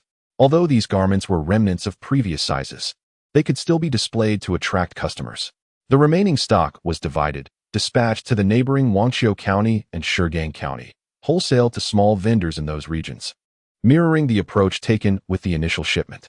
Unsurprisingly, all garments, including socks and stockings, were snatched up eagerly, given that socks, stockings, and silk scarves boasted higher profit margins.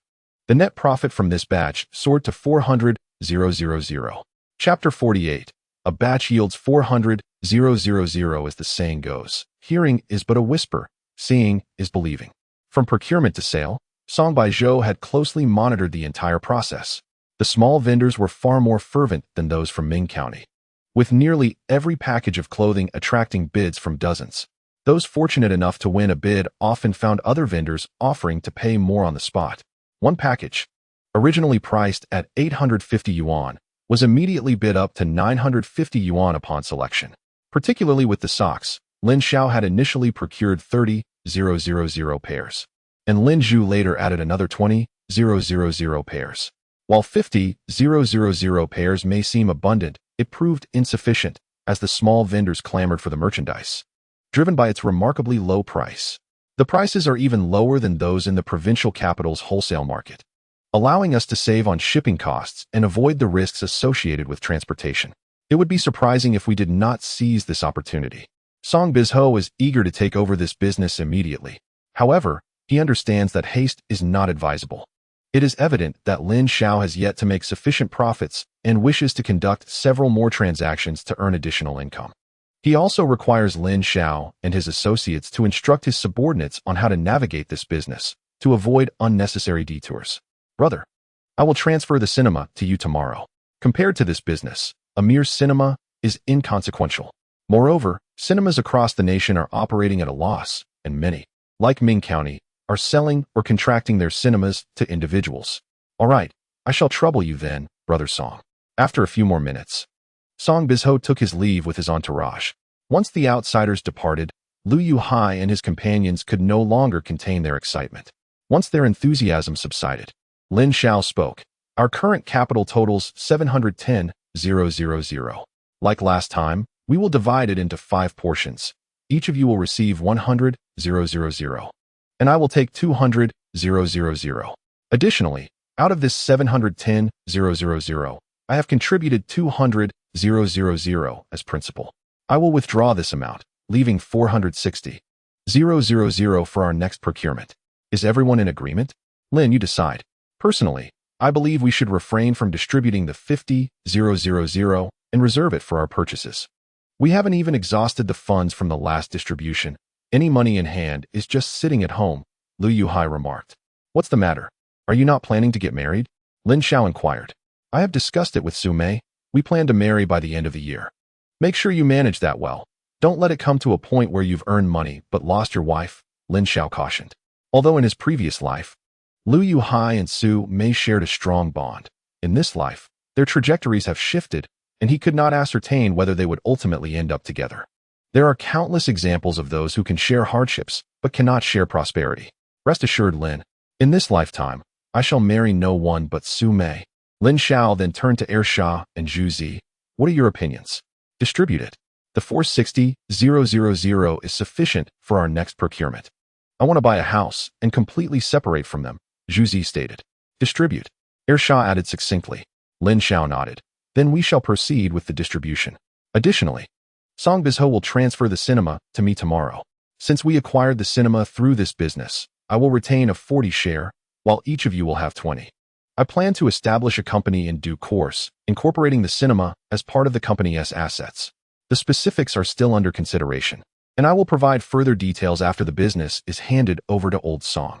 Lin, on our way back, we have already agreed that the cinema will belong to you.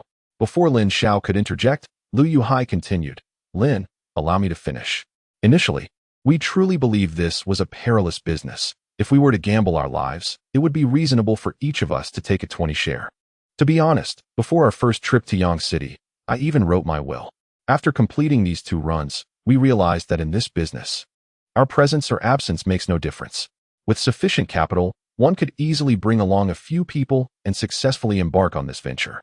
It is out of brotherly affection that you have chosen to include us in this endeavor, allowing us to profit alongside you. We appreciate this sentiment, yet we must not become avaricious. Otherwise, one day we may find ourselves without even the bond of brotherhood. Lindsay, what Xiaohai expressed is precisely what I wish to convey. Lin Zhu remarked, if you still regard us as brothers, do not let us owe you excessively. Upon hearing Lu Yuhai and Lin Zhu's words, Lin Xiao nodded in agreement. All right, since you have both articulated this, I shall refrain from being overly sentimental. The cinema shall belong to me.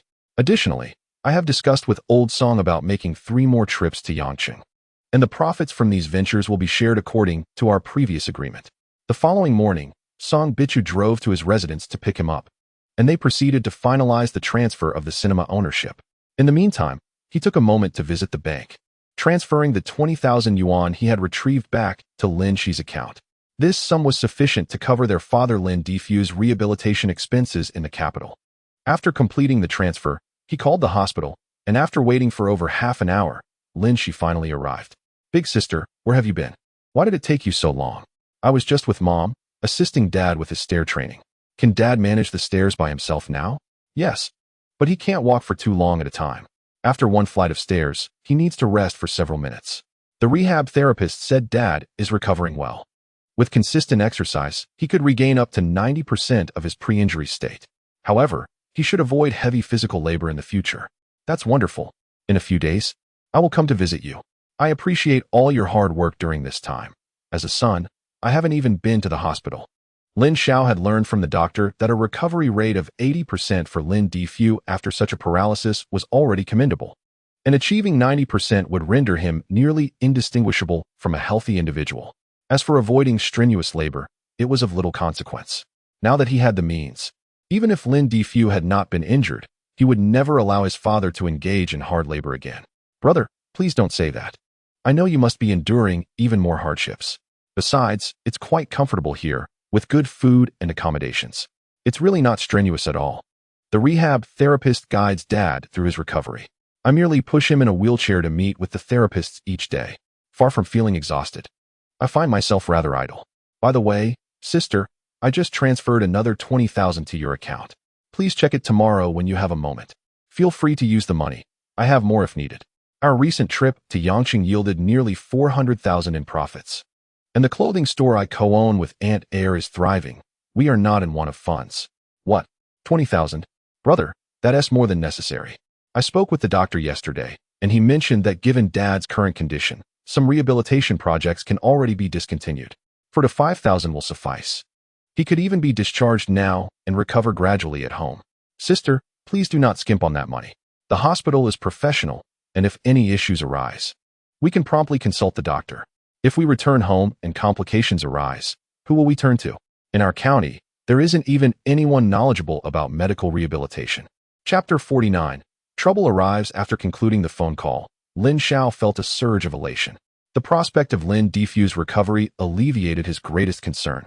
It could be said that Lin Xiao's injury was primarily a consequence of his own actions. Although he had engaged in part-time work during his university years, the meager income from such endeavors was hardly sufficient for any significant expenditure. Furthermore, while he was in a relationship with Chen Lulu, it was evident that she spent more than he did during their time together. However, the disparity in their familial circumstances rendered this imbalance inconsequential for Chen Lulu. Her expenditures, regardless of their magnitude, imposed no strain upon her. In contrast, even his lesser spending represented a considerable financial burden for his family. This reality partially elucidated why, during a tumultuous period in his past life, he had unjustly shifted some of the blame onto Chen Lulu. Ultimately, the root of the issue lay within himself. Chen Lulu had merely been an unwitting recipient of his evasion of responsibility. That evening, he gathered with Lu Yuhai, Sha, and Lin Zhu, and the four of them indulged in a night of excessive drinking.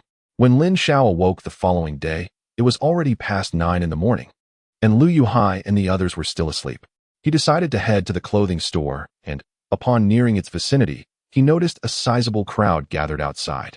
Without hesitation, he pushed through the throng to enter. Upon crossing the threshold, he heard Jiang Xian vehemently confronting a man, Guozheng, declaring, "If you have the guts, kill me.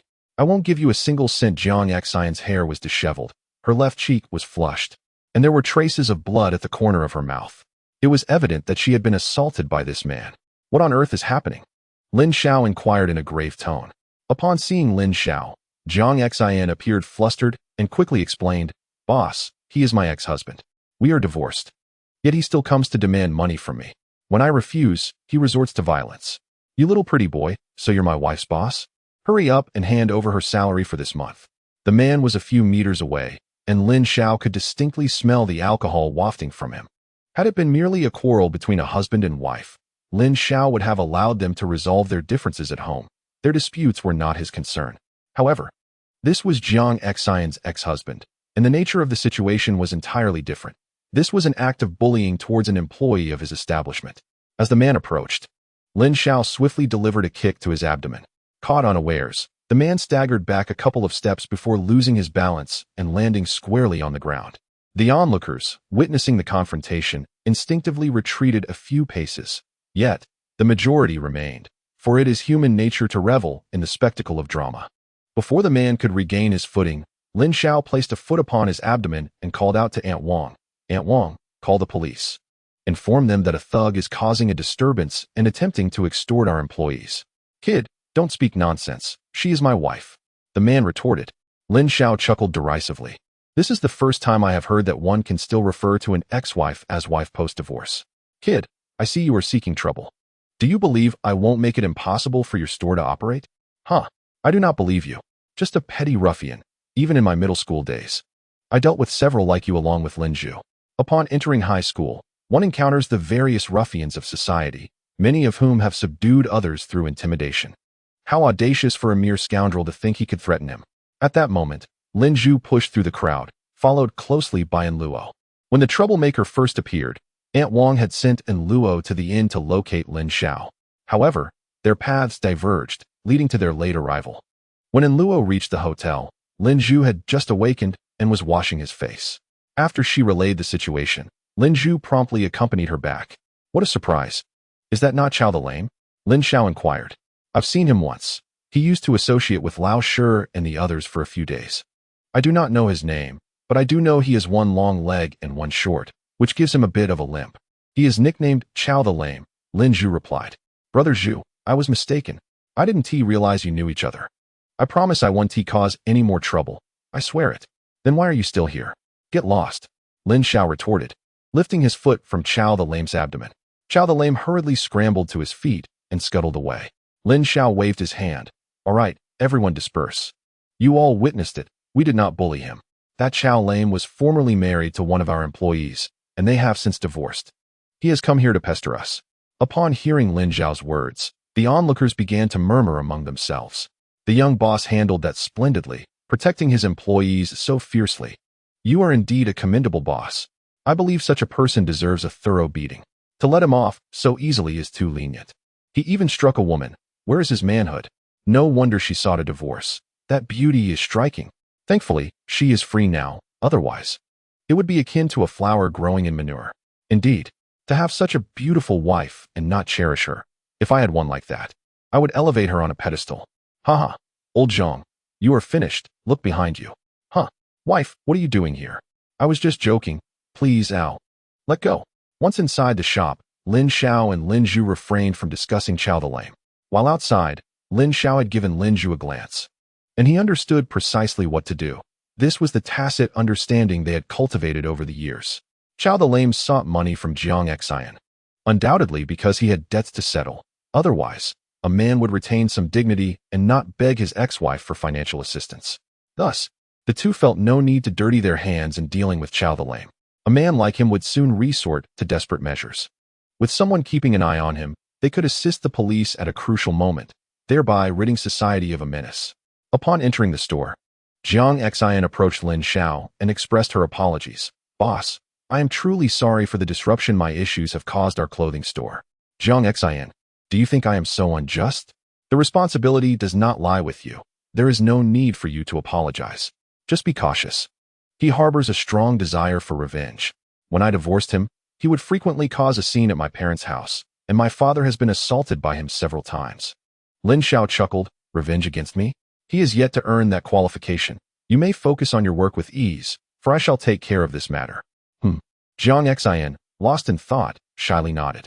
Lin Xiao quickly averted his gaze. The sight of a beautiful woman in her mid-20s, exuding an air of bashfulness, was somewhat overwhelming for him. You all carry on. Zhuzi, let us head to the cinema. Chapter 50, Reconstruction?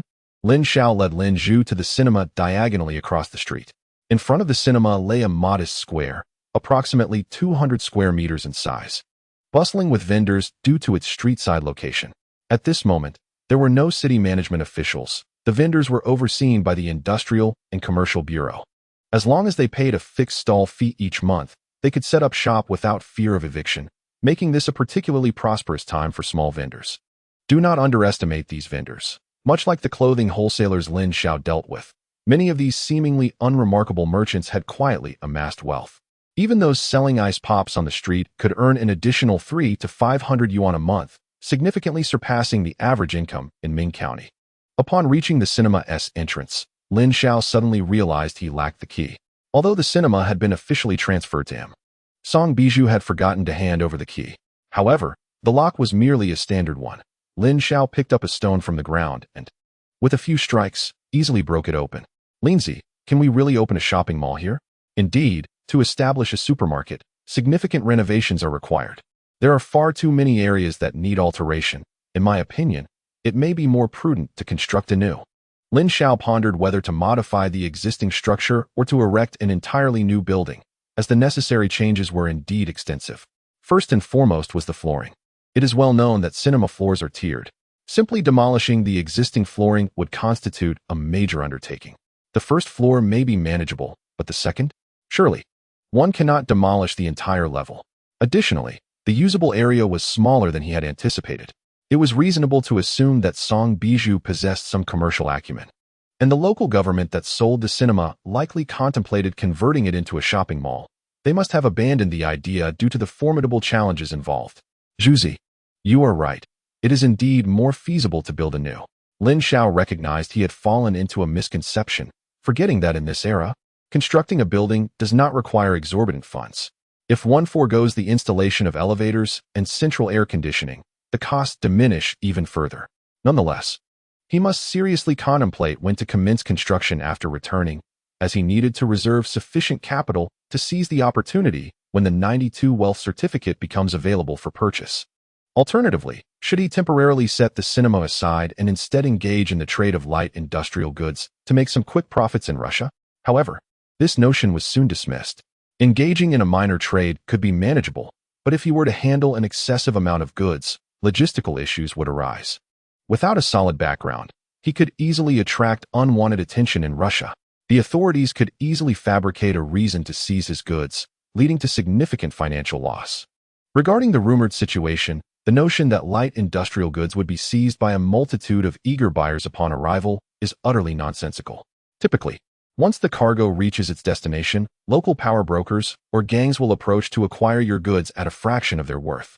Of course, even at such low prices, the profit margins remain substantial, considering the affordability of light industrial products domestically. The journey itself is fraught with danger, spanning 6 arduous days and nights, during which many have tragically lost their lives.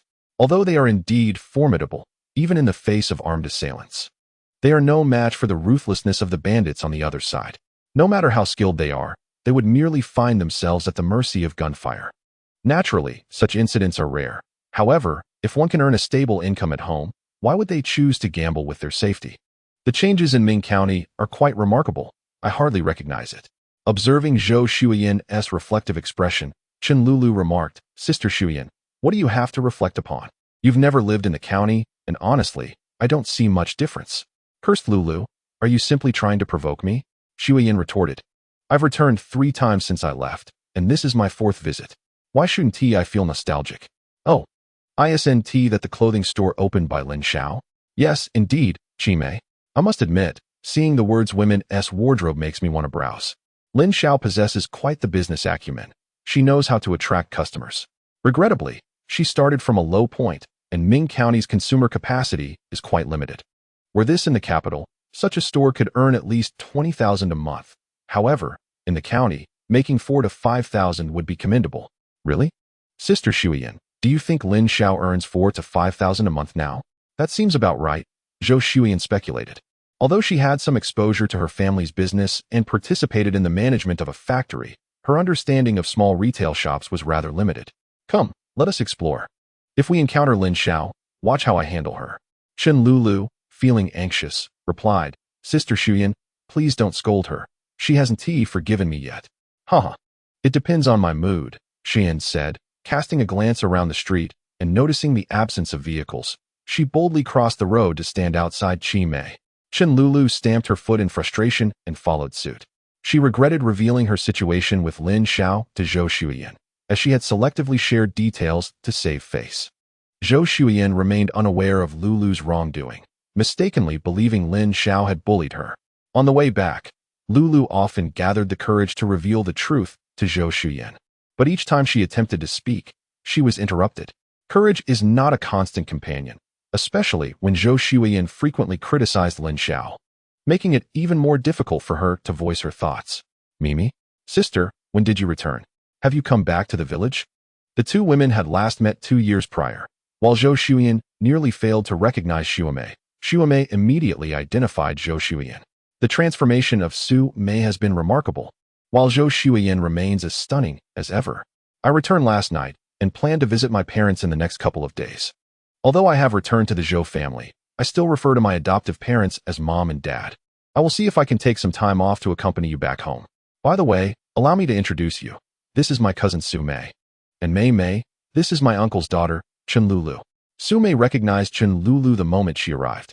Sister, you need not introduce us. We are already acquainted. Perfect. Then the three of us can dine together shortly. I will finish work around 5 in the afternoon. Perhaps we should discuss this another day.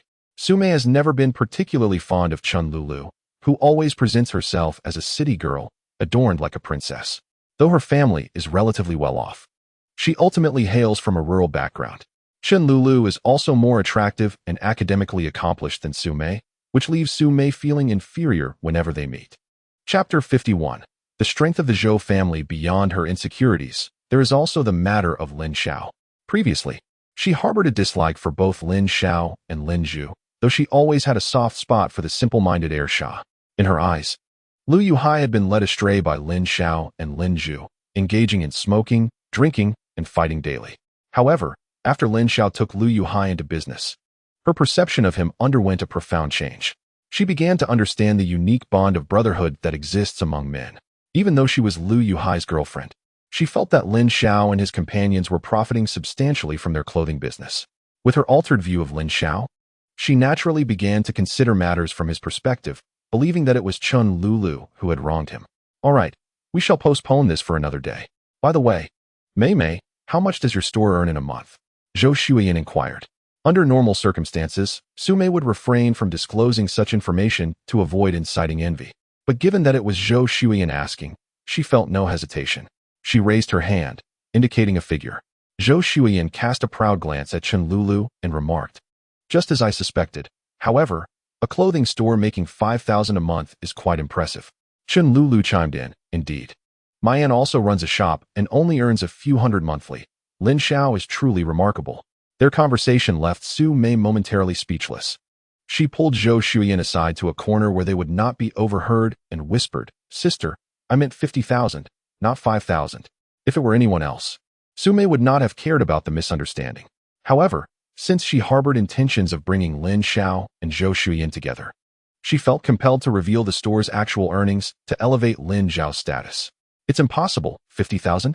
Su Mei, fearing the customers might overhear, quickly covered Zhou Shuiyan's mouth. Then, in a hushed tone, she added, "It's even more than that. Lin Xiao and my boyfriend, along with their friends, have been importing clothes from Yangcheng, and after a couple of transactions, they have earned nearly 600,000. Zhou Shuiyan remained silent for a while, astonished by Su Mei's revelation. Whether it is 50,000 or 600,000, such sums are trivial for the Zhou family. Although she is unaware of the exact wealth of the Zhou family, the cement factory she managed required an initial investment of over 12 million, yielding an annual profit exceeding 2 million. There are numerous such factories owned by the Zhou family. Moreover, their assets abroad surpass those within the country. Once, she overheard a conversation between two elders of the family, mentioning that the Zhou family sold a 37-story building in Hong Kong 5 years ago for over 400 million Hong Kong dollars to raise foreign exchange. Hence, in comparison, Lin Xiao's earnings are indeed insignificant. However, it is essential to note that Lin Xiao is only 21 years old this year and has built her path from scratch. The wealth of the Zhou family has been accumulated over generations, spanning centuries. She resigned from the cement factory last month, as a young woman. It is impractical for her to remain in such an environment, even in a managerial role, as it could adversely affect her health. After her resignation, she contemplated venturing into business on her own. While the family possesses numerous enterprises, they are all owned by others. Though she is favored at home, the elders of the family would not transfer ownership of someone else's business to her, as that would be unjust to the other family members. Initially, she intended to open a restaurant in the capital where the affluent abound. With a skilled chef, it would undoubtedly be profitable. However, upon hearing Su Mei mention that Lin Xiao's store generates a monthly profit of 50,000, she suddenly felt disillusioned about opening a restaurant. For the next 2 hours, Zhou Shuiyan chose not to have Su Mei accompany her, but instead diligently observed the clothing store. After more than 2 hours of scrutiny, she was inclined to believe that Su Mei had not deceived her. In those few hours alone, the store sold 27 pieces of clothing, with nearly 40% of the girls who entered opting to make a purchase, some even buying several items at once. However, she was still puzzled as to why the store's business was thriving so remarkably. Meanwhile, Chao Kazi was drinking with two companions, plotting revenge against Lin Xiao's clothing store. He dismissed Lin Xiao's threats, not out of fear, but because he believed Lin Xiao had taken money to provide temporary support, a common practice for such endeavors. As for Lin Xiao, although he had suffered a setback at her hands, he considered it a result of his own carelessness, asserting that had they been in a fair fight, he could easily have handled someone like Lin Xiao. Of course, revenge against Lin Xiao was not his primary objective. Rather, he sought to extort money from her. This morning, he had approached his ex-wife, Jiang Xian, for funds, specifically targeting Qi Mei. He knew well whether Jiang Xian had money. As her former husband, his intention was to create trouble for Jiang Xian, thereby shifting the conflict onto Qi Mei, thus justifying his actions. Suddenly, there was a loud crash as the door was kicked open. A dozen individuals surged into the room, surrounding three men who were seated on the Kong, consuming peanuts and sipping on a local liquor. Everyone, please remain calm. Let us converse civilly. My elder brother is Shi Hailong, the hobbled Chao hastily proclaimed, invoking Shi Hailong's name. Shi Hailong? The leader scoffed, curling his lip disdainfully. It is Master Song who has sent us. Chao, you have provoked the wrong individual. Shi Hailong alone cannot save you. Upon hearing the name of Master Song, Chao and his companions felt a heavy buzzing in their heads. Although Song Bizho fancied himself a legitimate businessman, those within the underworld held a different perspective. To them, while Song Bizho may not be the foremost leader in Ming County, he certainly ranked among its top 3 influential figures. The crucial factor was that, compared to other leaders, Song Bizho was wealthier. In these times, with idle individuals populating the streets, money alone could attract followers. Brothers, this matter does not concern us. We are merely acquaintances of Chao, one of them insisted. Yes, we are not close to Chao. We merely encountered him on the street, and he insisted we join him for a drink. Yet here we are with nothing but peanuts. Since it does not involve you, you should depart immediately, the leader commanded. The two, as if granted a reprieve, abandoned Chao and fled. In the streets, loyalty is essential. Yet it must be tempered with wisdom. To demonstrate loyalty in such perilous circumstances is to jest with one's own life. The fade of the underworld is one of camaraderie, where one would readily take a blade for a brother. The reality, however, is a calculated survival, where one might well stab a brother in the back to preserve their own existence. Their departure, without outright betrayal, was a sufficient gesture of goodwill towards Chao. Chapter 52. Jiang Xian's invitation. On that day, Lin Xiao called out to Jiang Xian, who was on her way home from work. Jiang Xian, I need to discuss something with you. Boss, what is it? Jiang Xian's voice trembled slightly. If it were work-related, Lin Xiao would not have waited until the end of the day to speak. Could it be that her ex-husband's disturbance at the store had prompted her dismissal? It seemed unlikely. Had that been the case, she would have been let go immediately rather than being given a few days' grace. It concerns your ex-husband. There is a labor shortage at the coal mine near Shuangji Mountain. He should be heading there to work as a miner, so he won't be troubling you in the near future. Jiang Xian was taken aback. Her ex-husband was going to work in a coal mine? The absurdity of this notion struck her as humorous. Who did not know that working in a coal mine was the most grueling, dirtiest, and most perilous occupation? Given her ex-husband's deceitful and lazy nature, he would rather engage in petty theft than pursue honest labor, let alone toil, in a coal mine. Thank you, boss. Jiang Xian, not lacking in intelligence, understood that her ex-husband's employment at the mine was undoubtedly linked to Lin Xiao's intervention. The thought of no longer being harassed by her ex-husband filled her with a sense of liberation. Boss, you have done me a tremendous favor. Let me treat you to a meal. Sure, choose any place. I am not particular. Boss, how about coming to my home? Is that appropriate? I mean, I wouldn't want your family to misunderstand. Boss, I have no family left. I apologize for bringing this up. Very well. Let us proceed to your home and sample your culinary skills. Lin Xiao's assistance to Jiang Xian is not entirely altruistic. It is not merely that he finds Jiang Xian attractive and wishes to play the gallant hero. Rather, he aims to win her loyalty. Given that the cinema cannot be converted into a supermarket for the time being, his focus will shift to Qi Mei, making the establishment of a branch inevitable. However, this branch must be situated in Lin County, necessitating a trustworthy individual to manage it. When it comes to trustworthiness, and Luo and Su Mei are undoubtedly more reliable.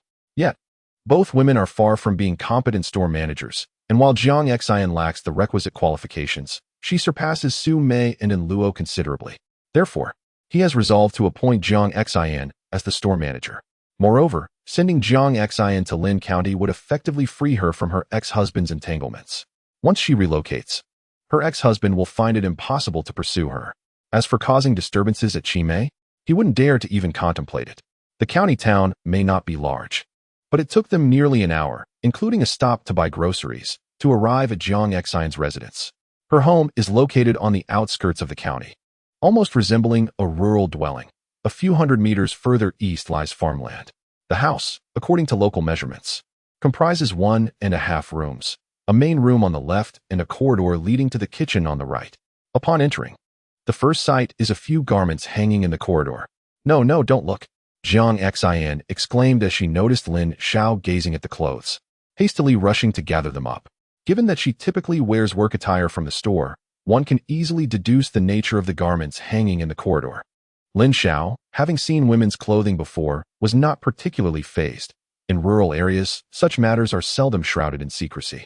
However, he was surprised to find that although Jiang Xian usually dressed quite modestly, her intimate apparel was rather vibrant.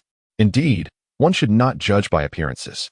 Nevertheless, he respects personal preferences and does not look down upon Jiang Xian for this.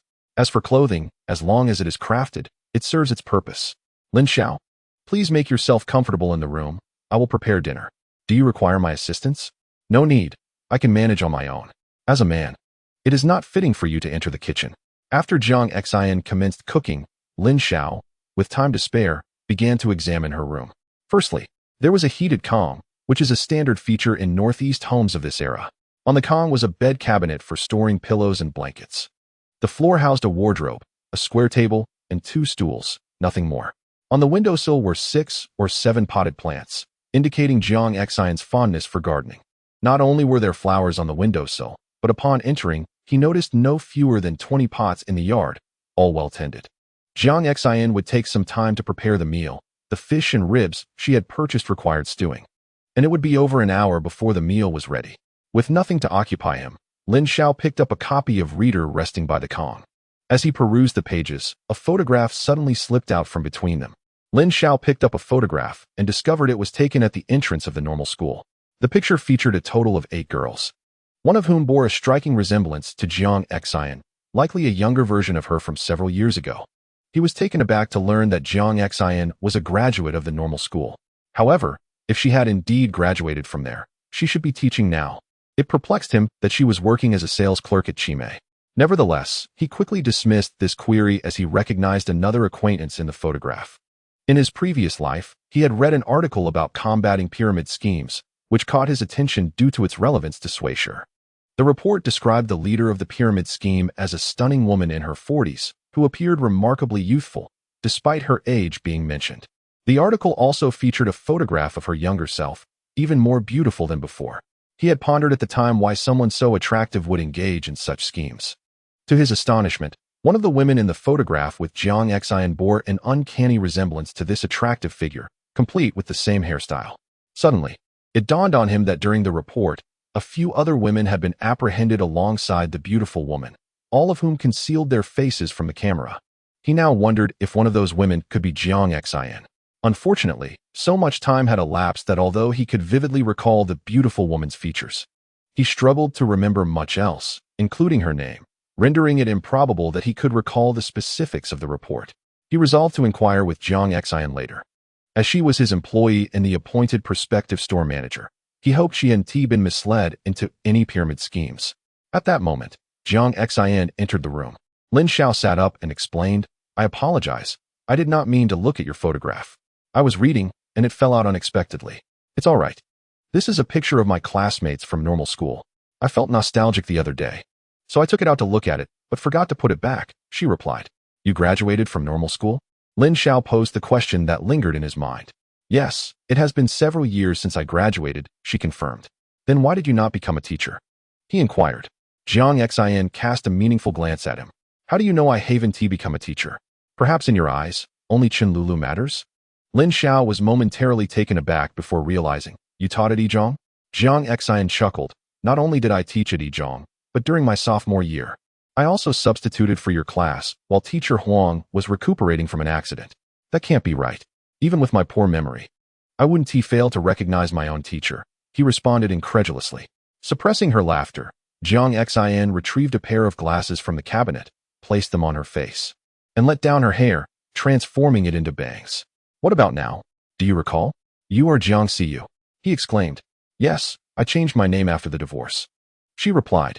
In truth, Jiang Xin had recognized Lin Xiao on the day of the interview. However, Lin Xiao is the owner of the shop, and she is merely employed by Lin Xiao. Lin Xiao did not recognize her, and she felt embarrassed to reveal her identity. After all, it is somewhat unseemly for a teacher to work under a student. Teacher Jiang, when you were teaching us, you weren't deliberately trying to look unattractive, were you? If one were to assess Jiang Xin's current self as scoring a 90, then Jiang Xiao, who had taught them Chinese for a semester, would only merit a 70. All right, enough of that. Do you prefer your fish braised or sweet and sour? Braised, I have a strong palate. Then I'll continue preparing the meal. Stepping out of the room and into the corridor, Jiang Xin leaned against the wall, patting her chest and exhaling deeply. Her invitation for Lin Xiao to dine at her home was, in truth, an attempt to clarify this hidden identity. Initially, she had intended to never disclose it to Lin Xiao, but after Lin Xiao once again stood up for her, she resolved to no longer conceal her true feelings. When she was substituting for Lin Xiao's class, she had just been married to Chao Jun for less than a month, during what was the darkest period of her life. The man who had been so compliant before marriage transformed into someone who would either hit or berate her daily. Lin Xiao's jest about her deliberately appearing unattractive during her teaching days was, unfortunately, accurate. For although Chao Jun lacked certain masculine capabilities, he possessed a formidable jealousy, suspecting her merely because of her beauty. Thus, she had no choice but to present herself as less appealing. Chao Jun also had a penchant for gambling, and he gambled heavily, often attracting debt collectors to their door. Her meager salary as a teacher was insufficient to cover his debts. As the second semester of Lin Xiao's sophomore year neared its end, Chao Jun suffered a significant loss, 80,000. Not to mention even 8,000, the household could scarcely manage. As for selling the house, regrettably, it had already been sold to settle Chao Jun's debts. Under immense pressure, Chao Jun fled, leaving her to bear the burden of that 80,000 debt. One evening, as she returned home from studying late, those men attempted to abduct her, intending to coerce her into repaying the debt through unspeakable means. Just when she was on the brink of despair, contemplating suicide without an opportunity, Lin Xiao appeared. Confronted by 3 armed thugs, Lin Xiao was wounded yet managed to drive them away. In the days that followed, Lin Xiao not only escorted her home each night, but also investigated the gambling den, gathering evidence that led to the arrest of those criminals. It was during that time that her affection for Lin Xiao blossomed. Alas, Lin Xiao was then romantically entangled with Chen Lulu. Even if she resigned and severed the teacher-student relationship, she could not compete with Chen Lulu. Years passed, and her feelings for Lin Xiao had begun to fade. Yet, with Lin Xiao once again assisting her in resolving issues with her ex-husband, those repressed emotions began to resurface. Suddenly, her expression shifted. She recalled the garments previously hanging in the corridor and wondered if Lin Xiao might think her to be a woman of loose morals. After all, which respectable woman would wear such clothing? In the room, Lin Xiao had not anticipated that Jiang Xin was, in fact, Jiang Xiao. In truth, he did not recognize Jiang Xin, not only due to her significant transformation, but primarily because the last time he had seen her was over 3 decades ago. It was only natural for him to be unable to identify her. This, for him, was a fortunate turn of events, sparing him the need to continue winning hearts. He had once rescued Jiang Xin, and as long as she was not confronted with the tempting allure of a moment that could alter her destiny, she would unlikely betray him. This allowed him to entrust her with more substantial and vital tasks. He set down his book and followed Jiang Xin into the kitchen. If she were merely his employee, he could comfortably await the completion of the meal. However, as she was his teacher, it would be inappropriate for him to wait idly.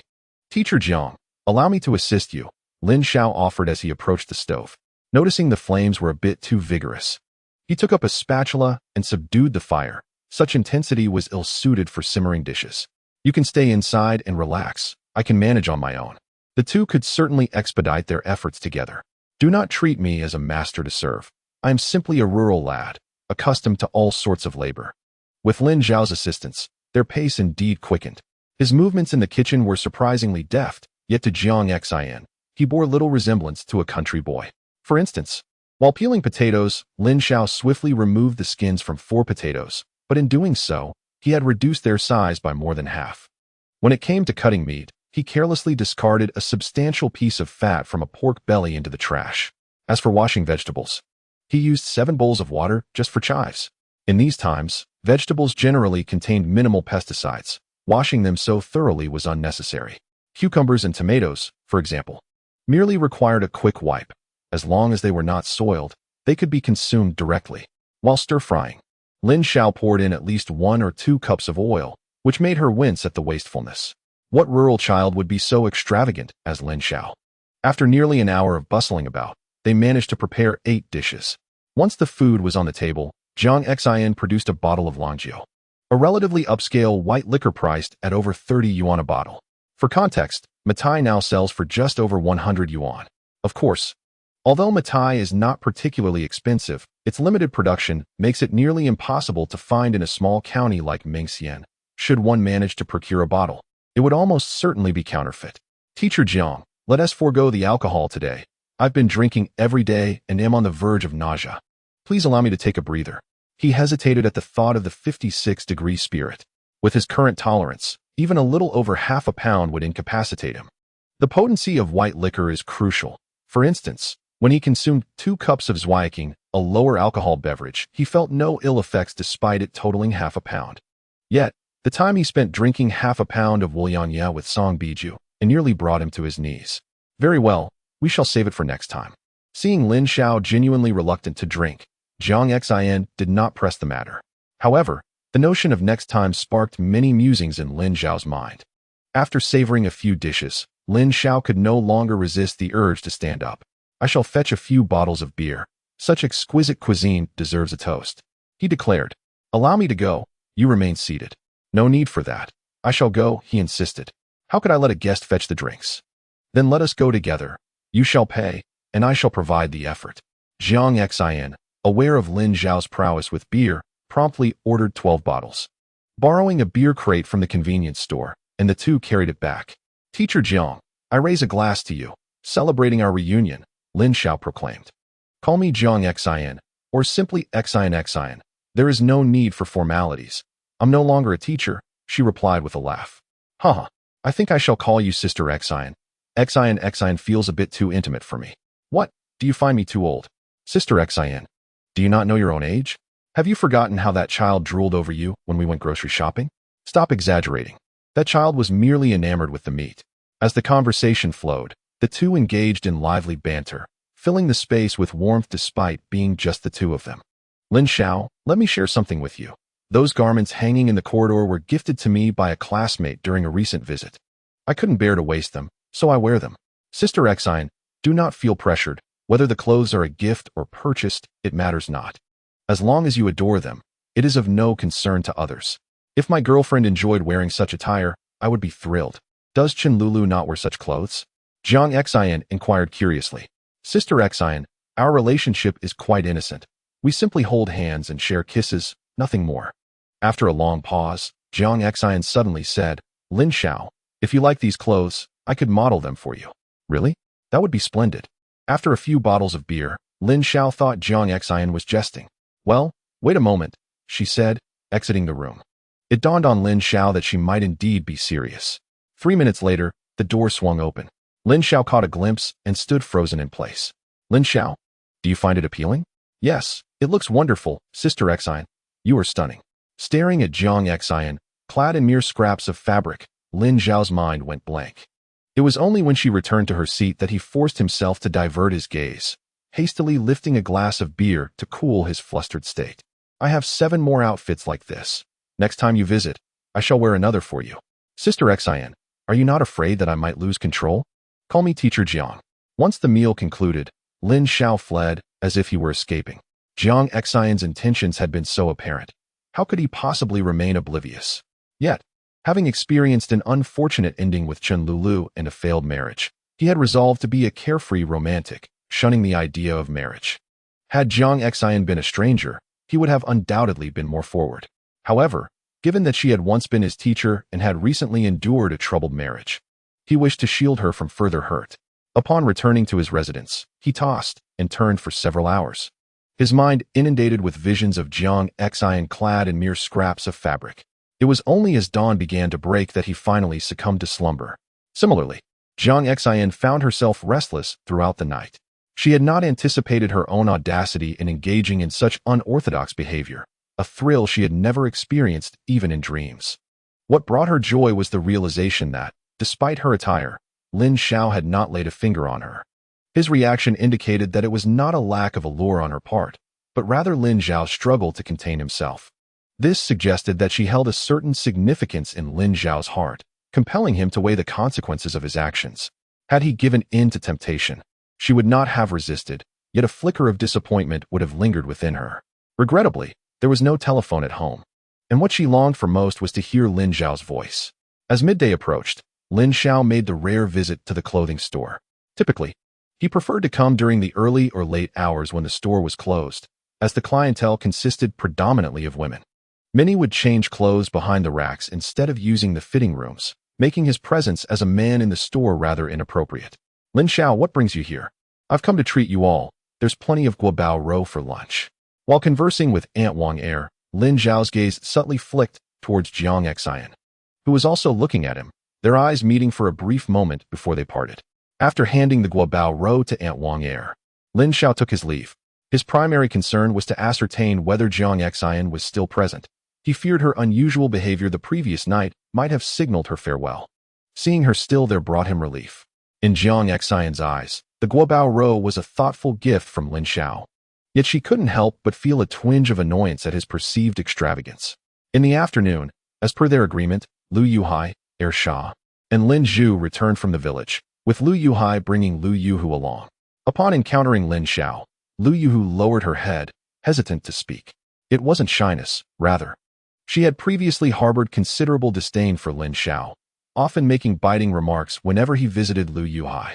Her family, along with Su Mei, had been influenced by her opinions, believing that Lu Yuhai had fallen into bad company with Lin Xiao and Lin Zhu.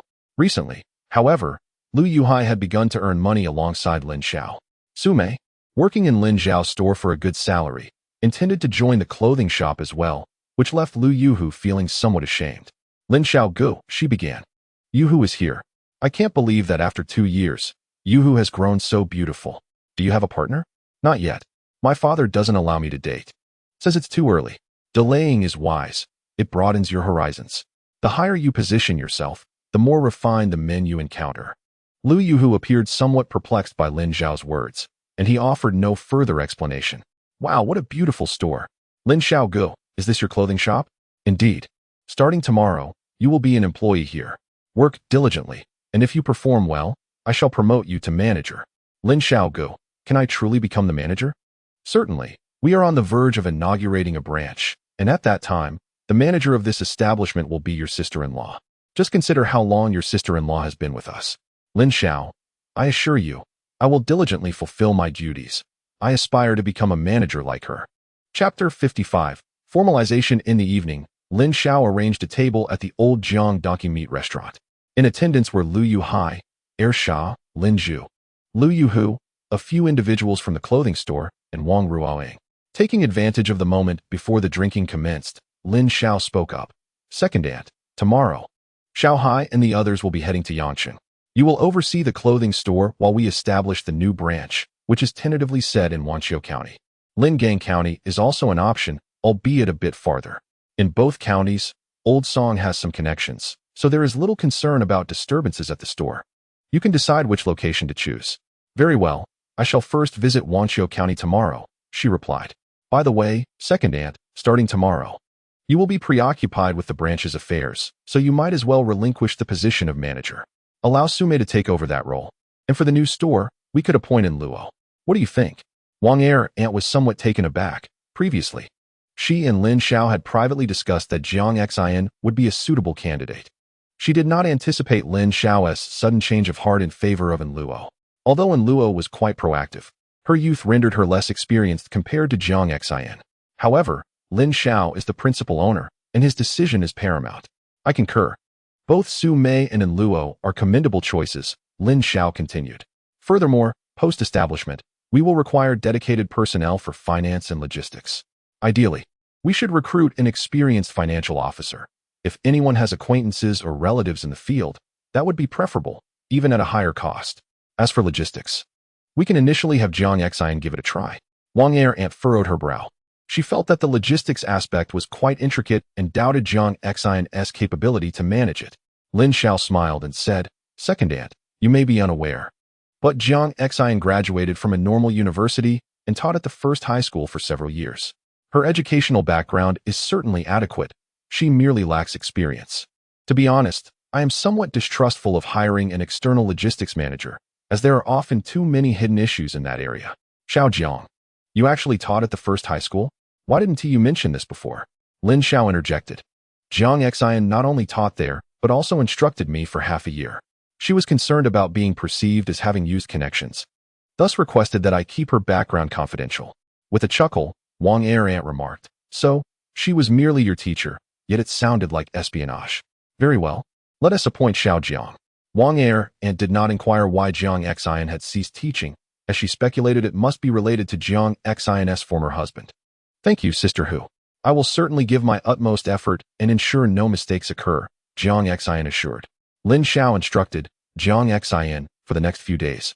Please read some materials related to logistics management to familiarize yourself with the responsibilities you will undertake. Otherwise, let us find a time to discuss it. It may be too late to read everything now.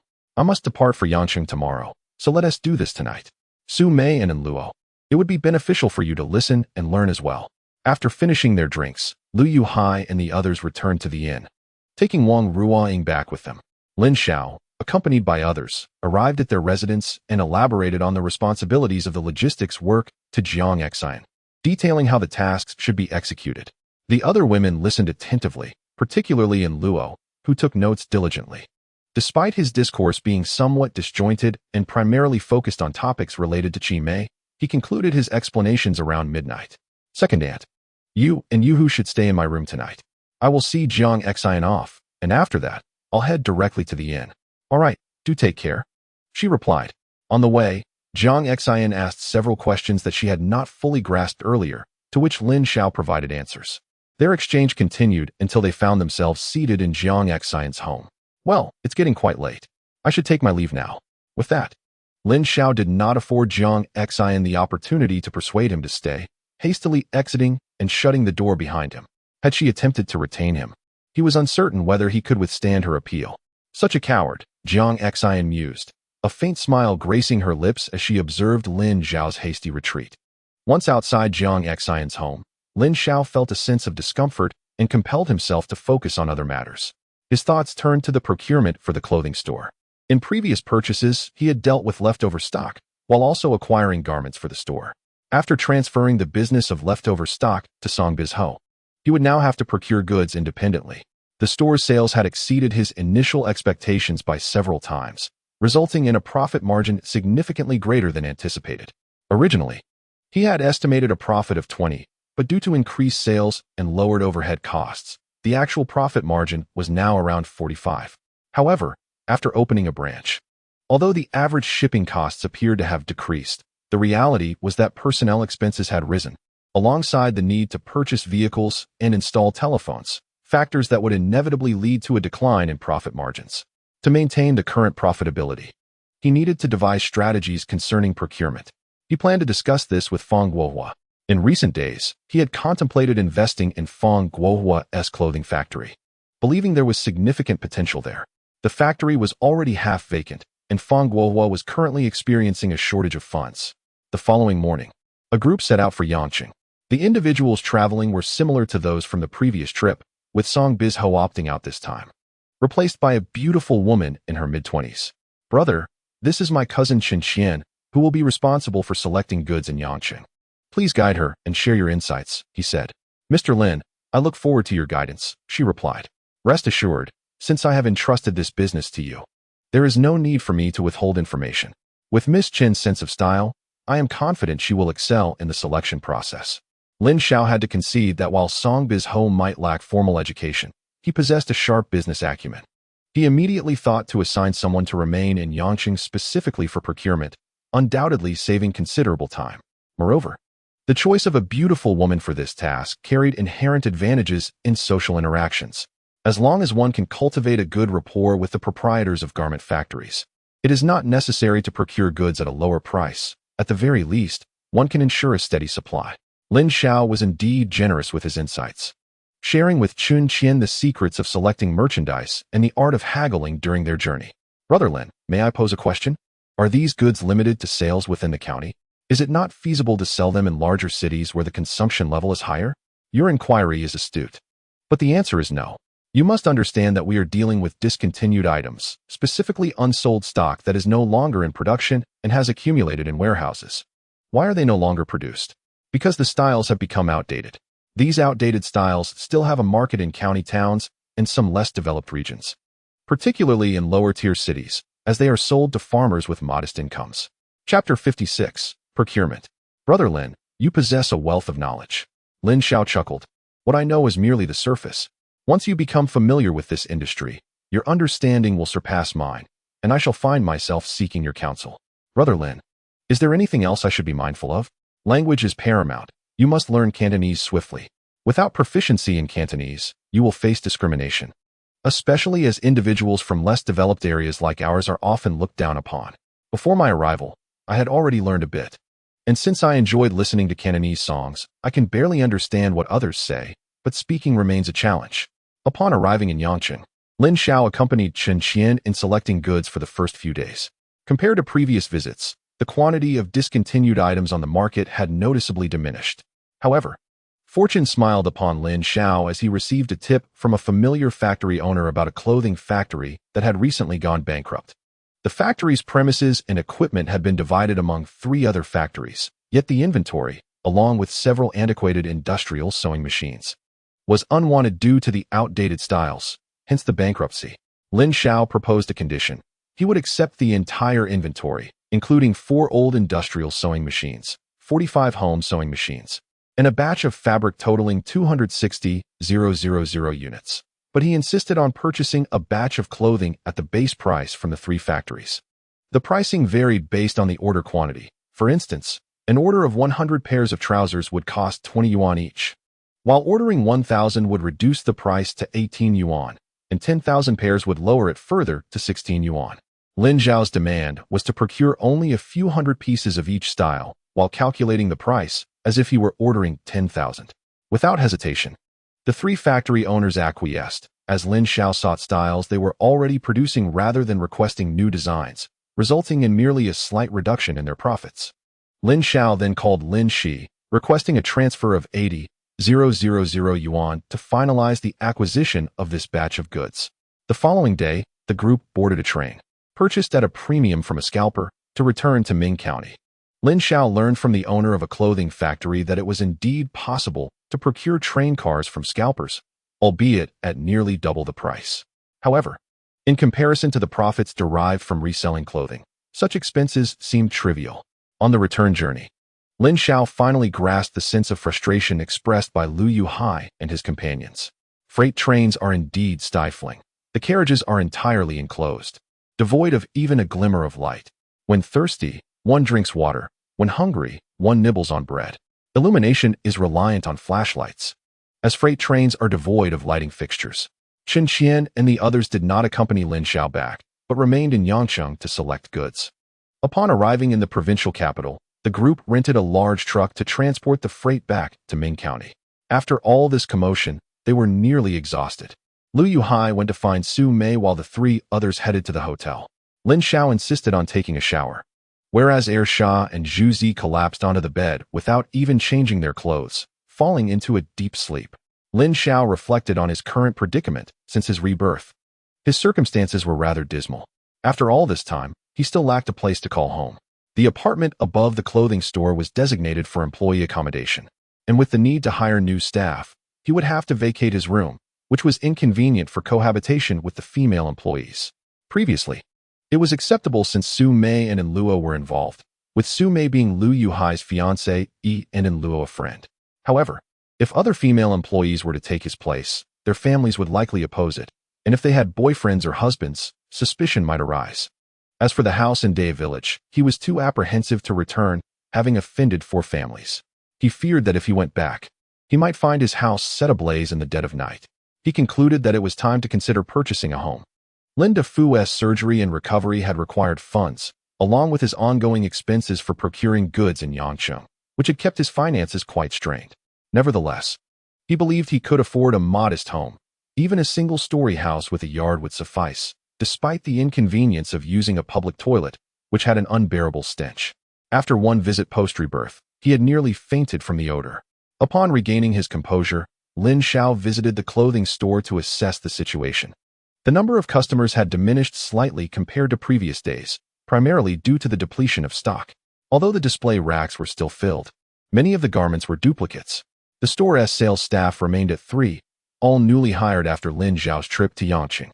One was a short-haired young woman of considerable beauty, while the other 2 were reasonably attractive, sufficient for the role.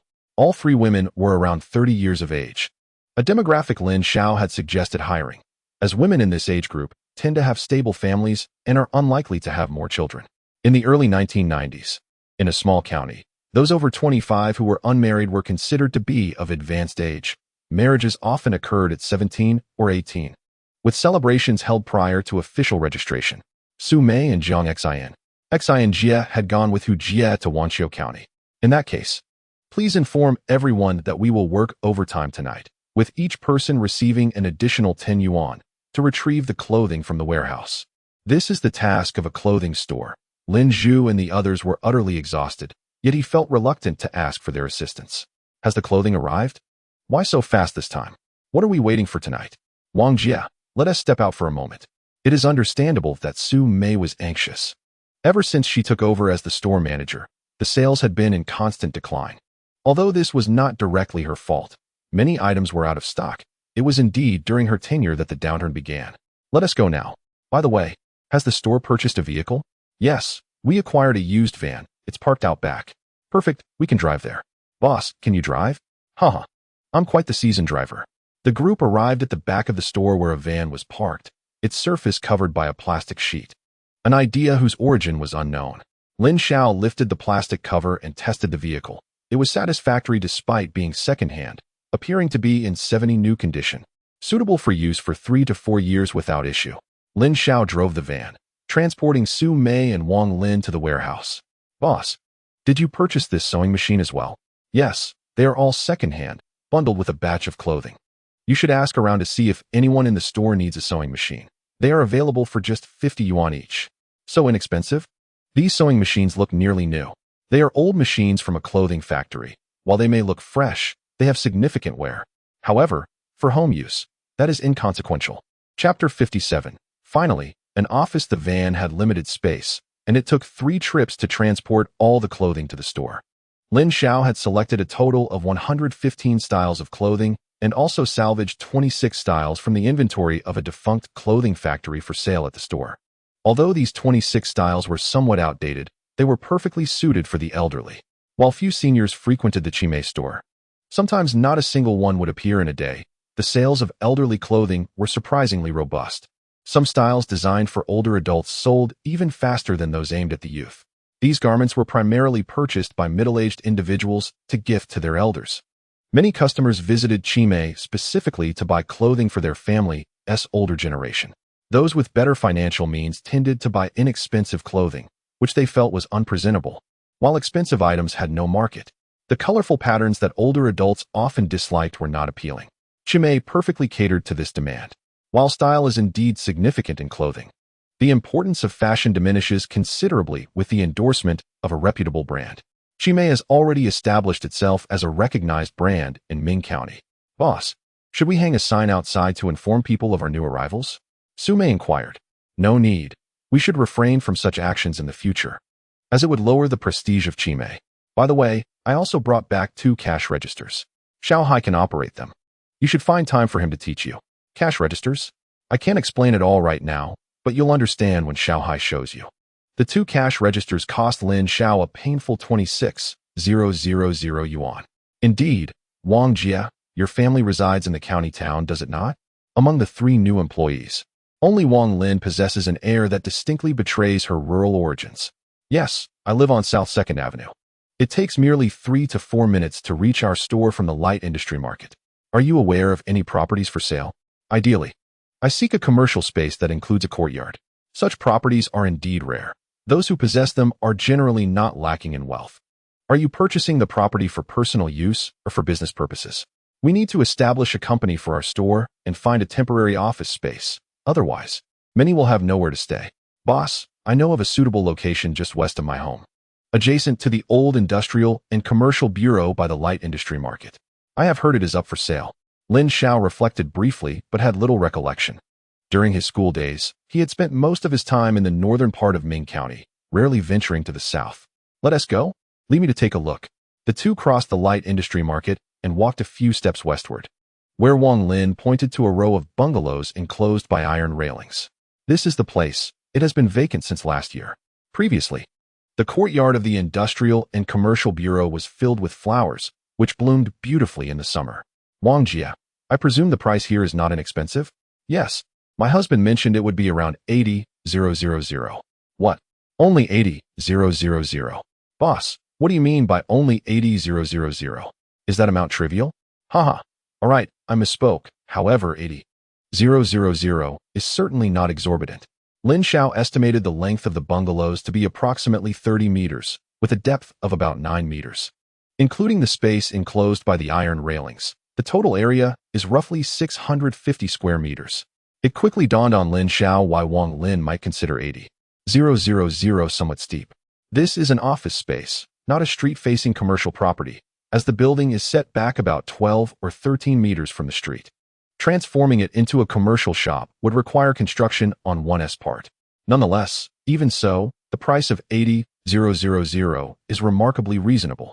That very day, Lin Xiao inquired further and confirmed the price was indeed 80,000. However, it had not yet been officially announced. Wang Lin's husband works at the Industrial and Commercial Bureau, which is how they had prior knowledge of the information. If it were publicly listed, it would likely have been sold already. Without hesitation, Lin Xiao decided to purchase it.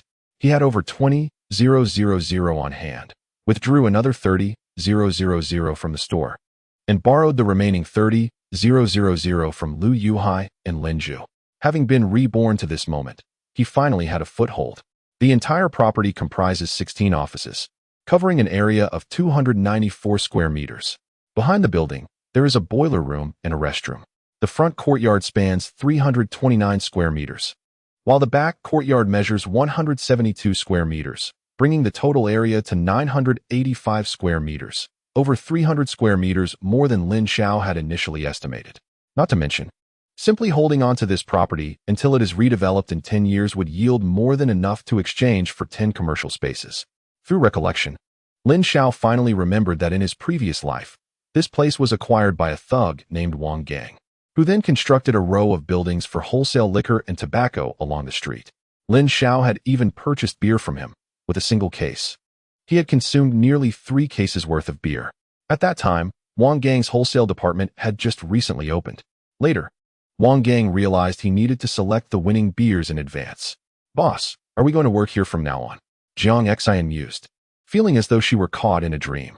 Indeed, this period felt dreamlike to her, initially filled with nightmares as her ex-husband persistently harassed her, spreading rumors, while faculty and students at her school gossiped incessantly, uttering all manner of derogatory remarks. Even her superiors summoned her for discussions. Ultimately, she had no choice but to apply for a leave of absence without pay. At that moment, she thought her life was irrevocably shattered. However, to her surprise, not long after, she became a clerk at Chime, working under her former crush. Now, she even had her own office. In the eyes of the public, a clerk in a clothing store or a server in a restaurant represents the lowest tier of employment, considered less respectable than laboring on construction sites. When asked what she was up to, one had to respond with going to work, not merely going to the office, as only formal. Respectable jobs warranted the phrase going to work, indicating a distinct social class. Now, if someone asked her where she was going, she could proudly declare she was going to work, having completed her ascent through the social hierarchy. All right, enough daydreaming. You have plenty to do. Check what each office is lacking and expedite the procurement. Very well, I shall begin with you. I have no particular demands, just a desk, a chair, a sofa for meetings, and a coffee table of mid-range quality. Oh, and find an empty office to add a bed. I shall temporarily reside here. Understood, boss. I will ensure everything is arranged by tomorrow evening. Also, prepare an office for Liu Yuhai and a few others, equipped with a desk and several chairs. What about the expenses? Will they be charged to your account or the store's? Charge it to the store. Put it under my name. With the company hiring a finance officer, the accounting processes had become more formalized. Chapter 58. Li Qingyu's parents have divorced. Civil Affairs Bureau. Zhou Yu and Li Wanshan emerged one after the other. Shall we go out for a meal? Li Wanshan inquired. No, I have a meeting this afternoon. Zhou Yu replied. Is work that paramount to you, Zhou Yu? You can't even spare time for a parting meal. Zhou Yu regarded Li Wanshan with calm composure. Li Wanshan, can't you discern that this is merely an excuse? Zhou Yu, I must confess, you truly are heartless. I admit I made mistakes in the past, but business is business. One cannot escape the necessity of playing along.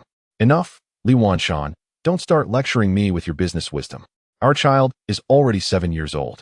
And you dare claim this is merely playing along? You know already? Zhou Yu shot Li Wanshan a cold glance before turning to leave. Not far away, Lin Xiao, who was driving a van to the driving school, witnessed the couple exiting the Civil Affairs Bureau but chose not to approach them. What other reason could a couple have for visiting the Bureau if not for divorce? To intrude during their separation would only invite animosity. He truly did not anticipate Zhou Yu and Li Wanshan would divorce, nor did he know if Li Qingyu was aware of this development. Certainly, he held no sympathy or pity for Li Qingyu, with one parent being a millionaire and the other a local official. Even after their divorce, she remained a quintessential rich heir. Why would he feel compelled to sympathize? Boss Lin, are you here to pick up your partner again? Yes. I have some free time today. I'll take her out for some driving practice myself. The one learning to drive at the driving school was Jiang Xian. When Lin Xiao first brought Jiang Xian there, they were mistakenly assumed to be a couple. Despite his attempts to clarify the misunderstanding, his explanations fell on deaf ears. As for Lin Xiao, he possessed a driver's license, having learned during the summer between his freshman and sophomore years alongside Chen Lulu. Interestingly, it was Chen Lulu who initially financed his driving lessons. He had been reluctant to learn, deeming driving unnecessary since he couldn't afford a car. However, Chen Lulu expressed her desire to learn and even registered him, paying for his lessons, compelling him to follow suit. It must be said that in this era, learning to drive is exorbitantly expensive. They had taken their lessons in the capital, each spending $500. Jiang Xian, on the other hand, was learning in the county and had to pay $200, a sum that most could scarcely afford. The cost was astronomical, yet the frequency with which students could grasp the steering wheel was comparable to that of driving schools 2 decades hence. Consequently, Lin Xiao often provided Chen Lulu with extra practice sessions. Fortunately, Jiang Xian displayed a certain aptitude for driving, managing to hit the road stealthily after just 5 days of instruction. They practiced at the driving school until after 6 before finally leaving. Let us go to my house for dinner tonight to thank you for teaching me to drive these past few days, Jiang Xian suggested. All right, a simple meal will suffice. Let us not repeat last time, where we prepared an excessive amount of food and barely touched it. Speaking of which, I've been eating leftovers for 3 days. You must eat more today. By the way, a classmate of mine visited yesterday. She has started a company and wants me to join her. Which classmate? The one who gifted me the small clothes. She brought several sets for me this time. I'll model them for you shortly. Jiang Xian. I currently have no intention of pursuing a girlfriend. I understand. I'm several years older than you and have been divorced. I feel unworthy of you. Jiang Xian. Why do you think that? I genuinely do not regard you with disdain. You are beautiful and capable. It is I, Lin Xiao, who is fortunate. However, you are aware that I recently separated from Chen Lulu, and I now harbor a certain trepidation towards romance. Lin Xiao, listen to me. I am not complaining. I speak sincerely when I say that I genuinely feel unworthy of you. Even if you do not mind, you cannot circumvent your family's expectations. From the outset, I never considered marrying you. I merely wished to be your confidant, to remain by your side, and that alone would suffice. Jiang Xian, you need not subject yourself to such constraints. How do you know whether I am constrained? Lin Xiao hastily shifted the topic. We arrived at the market. Let us buy some groceries first. After purchasing the ingredients, they arrived at Jiang Xian's home. To Lin Xiao's surprise, Jiang Xian had prepared a pair of men's slippers for him, even kneeling to assist him in removing his shoes and donning the slippers. Jiang Xian, perhaps you should consider renting a place near your office. This area is both distant and unsafe. All right, I have been contemplating moving to a different place. Even without your prompting, there is a man across the street who harbors ill intentions towards me. On 2 occasions, after indulging in alcohol, he came knocking at my door. It was only when I brandished a kitchen knife that I managed to frighten him away. What is the name of the place? Which one specifically? Enough of your questions. He hasn't truly done anything, so don't entangle yourself in this matter. How about this? You should move tomorrow. There is a property for sale near my newly purchased house. It's a bit small, but it would suffice for you alone. Let us wait until I save enough money. I know what you're about to say, but I have no intention of being your hidden treasure. Even if I were to lend you the money, with your current salary, you would repay it swiftly. Seeing that Jiang Xian still hesitated, Lin Xiao decisively stated, "It's settled then. By the way, regarding your classmate you mentioned, is she the one in that photo with the 2 braids? What is this? Do you have feelings for Lin Xiao? Would you like me to introduce you? Am I the one with feelings for her? I rather think she may have an interest in you." Upon hearing Lin Xiao's words, Jiang Xian's face flushed crimson. "What nonsense are you spouting? I'm not that kind of person. What I mean is, when someone offers excessive kindness without reason, it's often suspicious. Of course, I shouldn't be so doubtful of your friend, but it's prudent to be cautious in your dealings with her.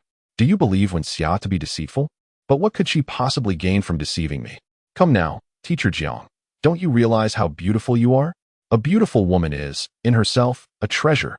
Lin Xiao was now fairly certain that in a previous life, among those apprehended alongside Lin Xiao, Jiang Xian was likely one of them. It's even quite possible that in the previous life, it was around this time that Jiang Xian was lured into complicity by Lin Xiao. However, in this life, the likelihood of Jiang Xian being deceived is minimal, for she is now the logistics supervisor at Chimay, with a salary of 1,000 a month, second only to him and Aunt Wang, who also receive salaries. With this job, and the absence of harassment from her ex-husband, Jiang Xian would certainly not be swayed by a few enticing promises. Rest assured, I will be vigilant. Lin Xiao's words made her realize that there seemed to be something amiss with Lin Xiao. During their time at the normal school, her relationship with Lin Xiao was not particularly amiable. They had not been in contact for several years after graduation. Yet this year, Lin Xiao suddenly began reaching out, contacting her twice and bringing gifts each time. Chapter 59. Did we hire a child worker? Previously, she had thought that Lin Xiao had become successful and was deliberately flaunting her superiority in front of her. However, she now questioned whether Lin Xiao traveled all this way to Ming County just to show off. That seemed rather excessive. This time, Jiang Xian quickly prepared 2 dishes. After practicing driving all afternoon, both were famished, and the dishes were consumed entirely. "Lin Xiao, do you still wish to see me in a little outfit?" "I do." Since both had laid their cards on the table, Lin Xiao felt no need to hold back any longer. "Then you step outside for a moment." Lin Xiao chuckled, gazing at Jiang Xian, yet remained rooted in place. Jiang Xian shot him a playful glare before drawing the curtains. Early the next morning, Lin Xiao awoke to find that the enchanting lady by his side had vanished. Suddenly, a thought struck him. He hastily lifted the covers and, as he suspected, discovered a vibrant peach blossom upon the sheets. It dawned upon him that he had indeed felt a breakthrough the previous day, initially dismissing it as mere illusion. Alas, trouble loomed.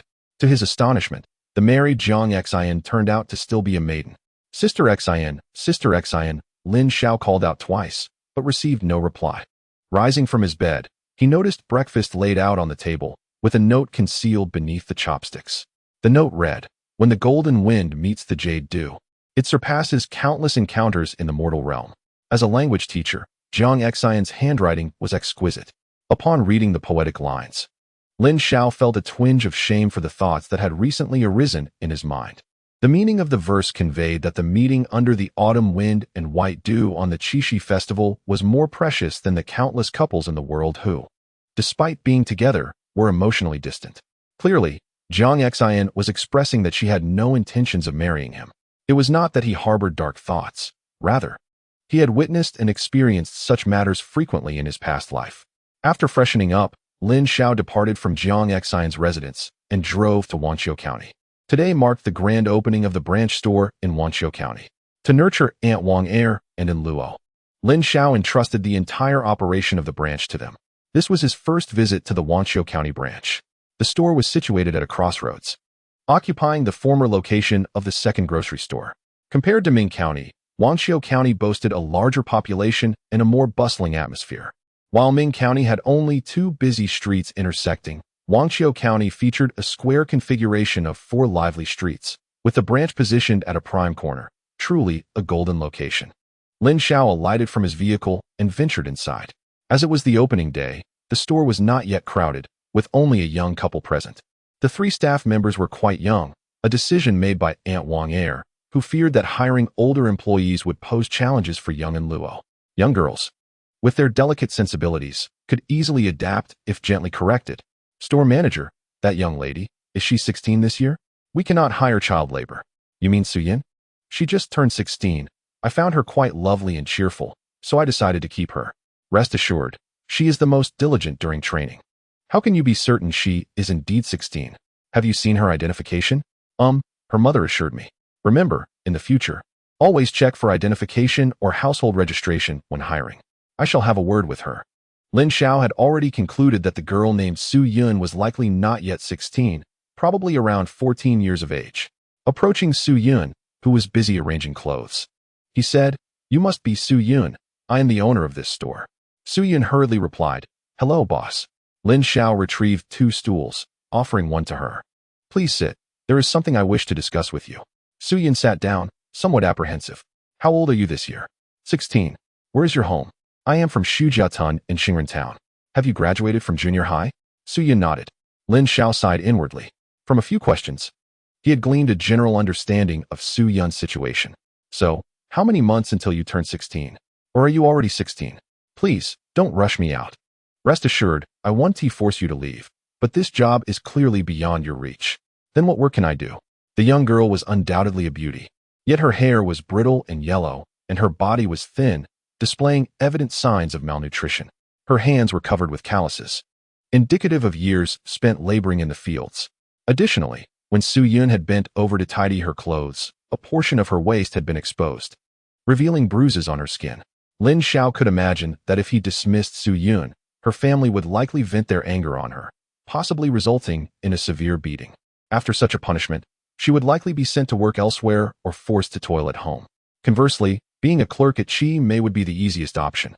However, since Chi Mei had now registered as a formal company, hiring child labor was strictly prohibited. Chi Mei's thriving business had encroached on other clothing stores, inevitably inviting resentment and, ultimately, the risk of being reported should Su Yun remain. Employing child labor could lead to fines or, in severe cases, the revocation of their business license. "Can you cook?" "Yes, I can. My family needs someone to cook. The salary would be the same as working in the store. However, I won't pay you in the conventional sense." Su Yun looked at Lin Xiao in confusion. "I don't quite understand your meaning." "What I mean is, as long as I do not pay you a wage, it does not count as employing child labor. Yet, I can support your education and provide for your basic needs." "You can genuinely support my education?" "Indeed. I have a younger sister who is the same age as you. Coincidentally, you could attend school together. Though I am uncertain if you can keep pace with her progress." "I can. I am quite capable. I always rank first in my exams. Additionally, you must accompany me to Ming County." Su Yun's eyes brightened. "All right, I will go with you to Ming County. Then, you must take me to meet your parents. We need their consent." "Boss, must we go to them?" "They certainly won't agree. They rely on me to earn money for my elder brother's marriage. We must at least inform them. If I were to take you without notice, it would be illegal." "Do not worry, I will persuade them." "Very well." Su Yun felt a twinge of anxiety. She doubted Lin Xiao could convince her parents. If it were only her father, it wouldn't be a problem. But since he remarried, her stepmother had taken control of the household. She had pleaded with her father for an entire night before he finally allowed her to continue her studies. But her stepmother could easily change his mind with a single word. Now, she only wished to secretly save some money and escape her home. Otherwise, in a couple of years, her stepmother would undoubtedly force her to exchange her worth for a bride price. Chapter 60. Su Yun's experience. After reassuring Su Yun for a while, Lin Xiao approached Aunt Wang and shared the matter with her. "Lin Xiao, you can't possibly be taken by Su Yun's looks, can you? Such occurrences are quite common in our rural areas. For instance, at the home of old Jean, his daughter was sent to a local eatery at the tender age of 13 to wash dishes. Then there's Zhang Diwang's family, his daughter, a former classmate of Roying and the same age, began working at Huang Laosher's pig farm last year. If I were to enumerate, I could easily list many more. Lin Xiao confessed that his desire to assist Su Yun stemmed from her striking beauty, as it is often the allure of appearance that garners sympathy. Yet, he harbored no ulterior motives towards her. Her slender figure held no appeal for him. He felt compelled to extend a helping hand, as he now possessed the means to do so, believing it best for her to attend school alongside Roying, thus providing companionship. Is your philosophy one of individual virtue in poverty and universal benevolence in prosperity? He mused. Very well. How do you propose to assist? You cannot circumvent her parents. Lin Xiao shared his thoughts with Aunt Wang, only to be met with her scornful glance. And to impersonate a minor protection organization worker? Truly imaginative of you. Let us be honest. Her stepmother, who can send her to work, is no simple rural woman. Such women excel at manipulation.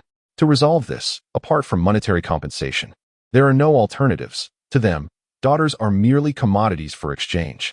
What then? He queried. You should directly bring her back to Ming County. If her parents come looking, just inform them she has resigned. Is that feasible? It is the best course of action. Do not assume that a parasitic family can be satisfied with mere financial aid. Even if you give them money, they will always desire more. Let her hide in Ming County for a few years.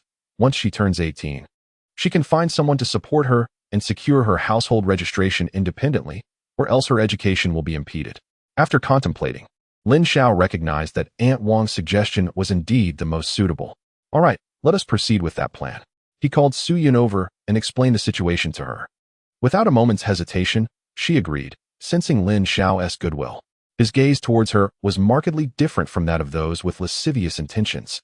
Subsequently, after offering a few encouraging words to Luo, he ascended to retrieve Su Yun's belongings and placed them in the car, leading her away. It is noteworthy that the shop rented by the Wanqiu County branch spans 2 floors. However, as a clothing store is ill-suited for dual-level operations. The upper floor has been converted into staff quarters and a storage area, facilitating employee commutes and restocking. On the return journey, Lin Xiao inquired about Su Yun's background. He discovered that she was even younger than he had anticipated, being merely 15 years old, with her actual age being 14. Having commenced her education directly in the 3rd grade, she now found herself in her first year of high school.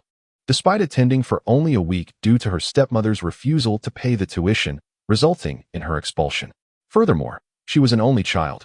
Her biological mother had passed away 4 years prior, and scarcely had the mourning period concluded when her father brought her stepmother into their home, along with 2 older brothers and a younger sibling, all children of her stepmother. From the very beginning, the stepmother harbored an intense animosity towards her. On the 2nd day after her arrival, she concocted an excuse to deliver a beating. Initially, her father attempted to defend her with a few words, but after being chastised by the stepmother, he fell silent. Subsequently, although she was still able to attend school, the actual time spent in classes was reduced to merely 1/3.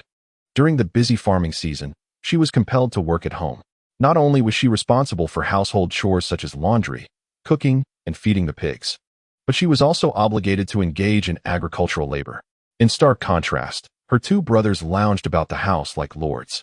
Last year, the family pooled all their resources and borrowed a considerable sum to marry off her elder brother. As a result of the family's financial constraints, she was coerced into dropping out of school. Moreover, the room she had occupied for over a decade was usurped by her brother and sister-in-law, leaving her to share a room with her 2nd brother and younger sibling. Her 2nd brother often regarded her with a disconcerting gaze. Having slept in the same room for over a month, she remained fully clothed, keeping a pair of scissors under her pillow for safety. Eventually, she took the initiative to seek employment, securing a position at a sunflower seed factory. However, the factory recently closed down. During the 7 months she worked there, her earnings were entirely seized by her stepmother, as the factory owner, who was acquainted with her stepmother, paid her wages directly to her. Following the factory's closure, her stepmother sought to arrange a marriage for her, bringing her to the county to meet potential suitors. Unfortunately, the prospective match rejected her due to her young age. Coincidentally, Chi Mei was hiring, and her stepmother sent her to work there. When asked about her age, her stepmother claimed she was 16, and she did not contest this assertion, as she desired the job. After hearing Su Yun's story, Lin Xiao realized how fortunate she was. Lin Difu and Wang Na exhibited a slight preference for male offspring, having always treated him well, providing him with the finest food and drink, while assigning household duties to Lin Shi.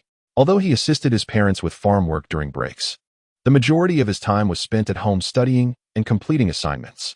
Fortunately, while Lin Xiao and Wang Na displayed a preference for sons, it was not excessively severe. Lin Xiao did not finish high school, not due to the family's unwillingness to support her, but rather because of her lackluster academic performance. She would not have qualified for university, let alone a specialized college, which was exceedingly challenging in that era. Given the educational standards in Ming County at the time, even the top 5 students in a class might struggle to gain admission to a specialized institution. Annually, only 6 or 7 students from the entire school managed to enter prestigious universities, most of whom had attended tutoring classes. Aside from her education, Lin Xiao's family also allowed her the freedom to seek a partner. Having not encountered a suitable match, they did not rush her into marriage for the sake of dowry. In rural areas, parents who provided this level of autonomy were commendable. Contemplating Lin Xiao furrowed his brow. A few days ago, after successfully selling a shipment returned from Yang City, he replenished the 80,000 yuan he had borrowed from Lin Xiao and then called her to inform her of the update. At that moment, Lin Xiao on the phone seemed rather unusual. He vaguely heard someone calling out for Shi, and it was certainly not Lin Xiao, who referred to Lin Xiao as his eldest daughter. When he inquired who was calling her, Lin Xiao hesitated, claiming that no one was calling her and that he must have misheard. Chapter 61. Buying a house for Jiang Xian. The more Lin Xiao pondered over Lin Xiao's situation, the more uneasy he became. He indeed wished for Lin Xiao to find a boyfriend.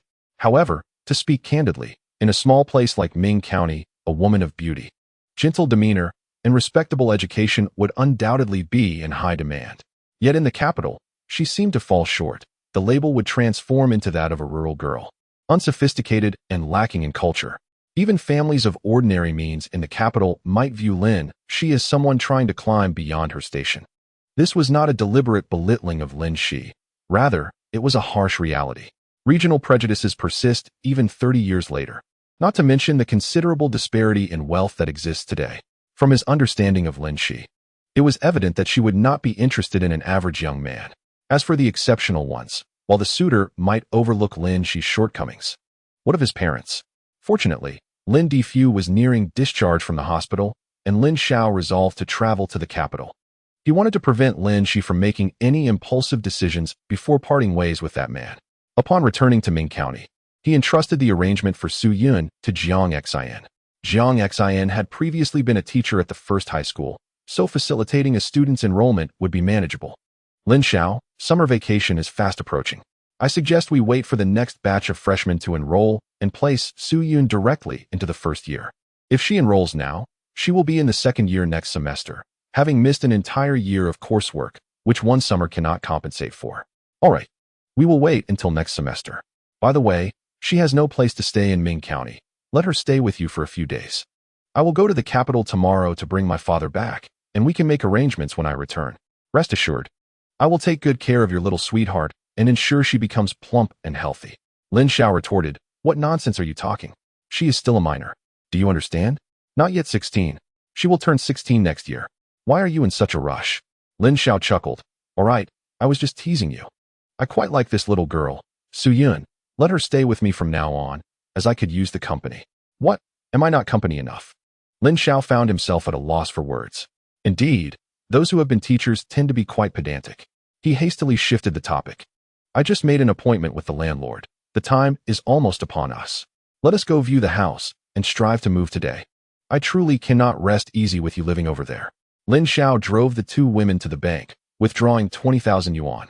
The previous batch of goods had been sold, and after deducting costs, along with some sewing machines and fabric stored in the warehouse, the net profit amounted to 280,000. The 4 of them divided 200,000 among themselves, with Lin Xiao receiving 80,000. He also allocated 30,000 to Lu Yuhai and Zhuzi, spending 30,000 on the house, leaving him with precisely this 20,000. Upon withdrawing it, his bank book was instantly emptied. "By the way, how many sewing machines have we sold?" "All the household ones have been sold, and the money is temporarily with me. However, the 4 industrial sewing machines remain unsold. As you know, we have no garment factories here that would require them. Let us proceed thus. Kindly locate 2 female workers who have previously toiled in a garment factory and ascertain whether they can utilize those 4 sewing machines to produce some garments. As there happens to be a stockpile of fabric in the warehouse, The machinery required for apparel production extends beyond mere industrial sewing machines. It encompasses cutting tables, ironing machines, overlock machines, buttonhole machines, and at least 7 or 8 other types of equipment. However, these machines have been apportioned among the 3 proprietors who acquired the garment factory. Yet, it is not to say that garments cannot be produced solely with sewing machines. In this day and age, many households still opt to purchase fabric and craft their own clothing. Even in the absence of those machines, it is still feasible to produce high-quality garments, albeit at a slower pace. I happen to know someone proficient with industrial sewing machines. Indeed, Xiao Wang's sister possesses such skills. You see that Xiao Wang in the warehouse.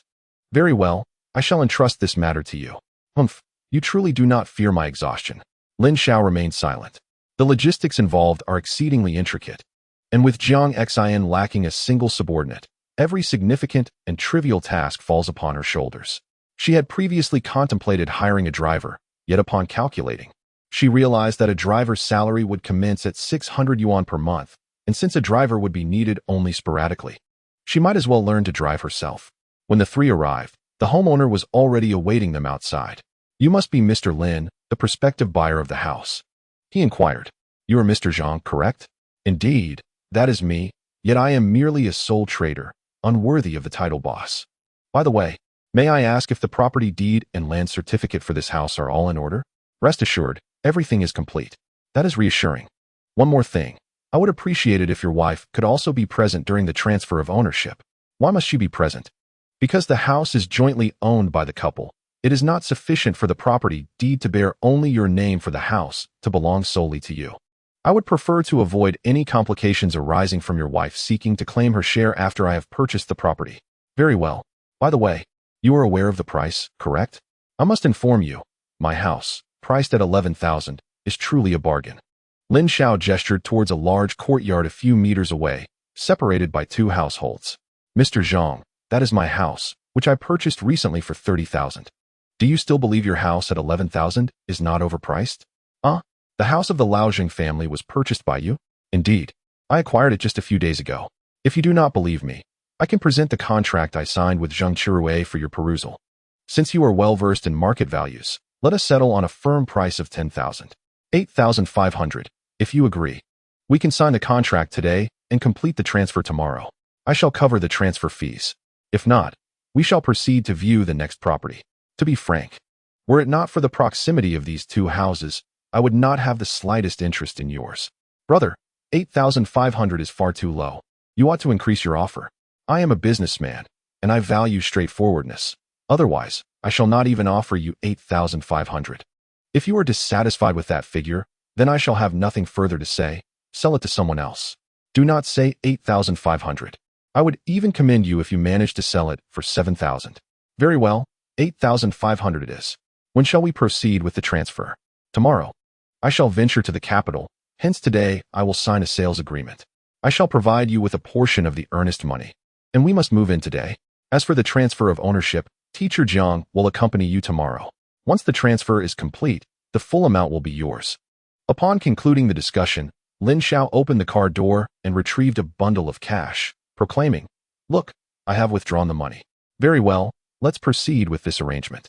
Please provide me with a deposit of 500 yuan to ensure you do not change your mind. Agreed, but do write me a receipt. Lin Xiao counted out 500 yuan and handed it to the homeowner, who in turn wrote a receipt and provided Lin Xiao with the keys, guiding him on a brief tour of the property. The house was quite spacious, featuring a symmetrical structure with 2.5 rooms, 2 bedrooms flanking either side, and a kitchen at the back. Additionally, there was a yard measuring approximately 70 to 80 square meters and a storage room of over 40 square meters. The price of 8,500 was attributed to the house's age. Chapter 62. How did Chen Lulu end up here? Despite the house's age and the overgrown weeds in the yard, Jiang Xin brimmed with joy. A house symbolizes a home, and everything seemed to be progressing positively. It appeared that moving today would not be feasible. The house had been vacant for several months, accumulating a thick layer of dust, and a few window panes were shattered. Furthermore, the bedrooms lacked a heated bed, necessitating the purchase of a bed. Rest assured and go to the capital. I will handle the moving arrangements myself, especially with Su Yun's assistance. In that case, you might as well delay the move. We can tile the exterior, apply a fresh coat of paint inside, replace the ceiling, and lay tiles on the floor. Additionally, we should construct a small toilet next to the southern side of the storage room. Do not worry. The costs for these renovations will not be exorbitant. By the way, the electrical wiring also needs inspection. In such an old house, the wiring is likely severely degraded. If we are to undertake repairs, let us do it comprehensively. Very well, I shall heed your advice. I have come to realize that my debt to you is growing. It is I who owe you. By the way, will you not take me to visit your home? All right, let us go see my abode. Though it remains an empty shell for now. Nothing has been done inside as I await my parents' and sister's return to handle the arrangements. The three of them toured the house Lin Xiao had purchased. This property, built 2 years prior, was occupied by the owner for 6 months until a job relocation to the city necessitated the sale. The owner had invested significant effort into the construction and was somewhat reluctant to part with it, allowing a relative to reside there in the interim. Recently, this relative also needed to move to the city, prompting the owner to decide to sell. The house spanned 2 levels, each measuring 84 square meters. The first floor comprised a living room, a bedroom, a kitchen, a bathing area, and a restroom, while the second floor featured a corridor with rooms on either side. Notably, the restroom and kitchen shared a drainage system. Acquiring such a house for 30,000 yuan was indeed a fortunate stroke for Lin Xiao, who had anticipated a minimum price of 50,000. According to the owner, the construction and renovations had cost around 48,000. However, the owner, being affluent and unconcerned about the money, chose not to make a fuss over a property, thus agreeing to sell it for 30,000. The homeowner was quite particular, bestowing numerous pieces of furniture and an old-fashioned color television upon them. Before departing, he hired 2 individuals to meticulously clean the premises inside and out, leaving Lin Xiao feeling somewhat embarrassed, believing he had bargained too harshly. Why not stay here for a few days until you're settled in your new place? That's simply one do. How can I allow others to reside in the new home I purchased? It's just a second-hand property. It's not such a big deal. Regardless, you need not concern yourself with my affairs. The following day, Lin Xiao returned to the capital. Knock, knock, knock. Mom and Dad, how is it you're here so soon? Lin Xiao, what brings you here? Chen Lulu opened the door, her face instantly flushing crimson upon seeing him. This is the house my parents rented. Why shouldn't I come? I would like to ask you the same. What are you doing here? I'm here to take care of Uncle and Auntie. And my parents? Lin Xiao's expression darkened. He had thought Chen Lulu would have given up. Yet here she was waiting for him. Moreover, he had just heard her call them Uncle and Auntie. They've gone downstairs to exercise. Wait a moment while I change, and I'll take you to find them. Without hesitation, Chen Lulu removed her nightgown in front of Lin Xiao. Are you out of your mind? You haven't even drawn the curtains. Lin Xiao hurriedly pulled the curtains shut. Although his feelings for Chen Lulu had faded, he still didn't wish for her body to be seen by other men. Men, after all, often possess an inexplicable sense of possessiveness. Huh, Lin Xiao? Are you concerned about me? Don't worry, the building across is a floor shorter, so they can't see me from here. But I must inform Uncle and Auntie of the foul language you just used. Lin Xiao chuckled coldly. Do you think my parents would side with you or me? That's hard to say. Considering his parents' personalities, he realized it was indeed uncertain. This thought ignited a fire of frustration within him. If he was to endure discomfort, then Chen Lulu should not be spared either. By the way, why didn't you bring your little Chin Chin along? I thought something was amiss. Aren't you inseparable from him? Lin Xiao, I have severed ties with Zhang Chun. Believe it or not, after our last encounter in the alley, I haven't contacted him since. And could you refrain from using such harsh words? What do you mean by my little Chin Chin? He is merely a friend. Lin Xiao sneered. Oh, just a friend. Yet you insist on bringing along a friend every time you meet your boyfriend. That is quite an ordinary friend indeed. Lin Xiao, can you not be so petty? Am I being petty? I scrimped and saved, working diligently to buy some fruit, refusing to take a bite for myself, only to send it to you, and you promptly handed it over to him. That wasn't tea from me, it was from Zhang Lily. I intended to wait until the next day to bring the fruit back to you, so I didn't let Zhang Lily touch it. She thought I had bought it for Zhang Chun, and since he came looking for me while I was out of the dorm, she took it upon herself to give the fruit to him. Doesn't that suggest that in Zhang Lily's eyes, Zhang Chun is indeed your boyfriend? Chen Lulu opened her mouth, at a loss for words. Indeed, their dormitory mate genuinely believed that Zhang Chun was her boyfriend. Lin Xiao continued, on Qixi Festival, we went to watch a movie together. He sat in the middle, I sat on the right, and I witnessed the flirtation between you two right beside me. Am I the petty one here? There were 3 seats in total, and he directly took the middle one. I couldn't very well ask him to move. So, you brazenly flirted with him? Lin Xiao, it's truly not as you think. In fact, I almost forgot, after the movie. You two even went to a hotel room together. Chen Lulu's face turned pale. She recalled the movie outing vividly. The reason it was so etched in her memory was that during that period, she and Lin Xiao were not on good terms due to Zhang Chun, as Lin Xiao was envious of him. To pacify Lin Xiao, she had already booked a room at the hotel, intending to wholly dedicate herself to Lin Xiao after the movie. However, on the way to the cinema, she unexpectedly encountered Zhang Chun, who was also heading to watch a film. It would have been impolite to prevent him from going, right? When purchasing tickets, Zhang Chun deliberately chose seats beside them and promptly sat in the middle of the 3 seats. Chapter 63. Lin Xiao accompanied Dr. Tan for a shopping excursion. During the film, a man on her left persistently leaned towards her, attempting to take advantage, forcing her to shift to the right, where Zhang Chun was seated. Thus, it appeared that they were quite close, though in reality, they hardly touched, save for the occasional brush of their arms. That day, Zhang Chun continued to engage her in conversation about the movie's plot, and she unwittingly joined in. Halfway through the film, Lin Xiao left in a huff without even saying goodbye. She tried to chase after Lin Xiao, but couldn't catch up. By that time, the school dormitory had already closed, and since she had a room booked at the hotel, she went there to rest. However, Zhang Chun claimed he had nowhere to stay and insisted on accompanying her. Initially, she intended to book him a separate room once they reached the hotel, but there were no vacancies available. It was almost midnight, and she couldn't very well send Zhang Chun off to find another place to stay, so she reluctantly shared a room with him. She had reserved a suite, with her sleeping in one room and Zhang Chun on the sofa in the living room, which she thought was perfectly acceptable. To avoid misunderstanding, she chose not to inform Lin Xiao about this arrangement. Unexpectedly, this incident was brought to light by Lin Xiao.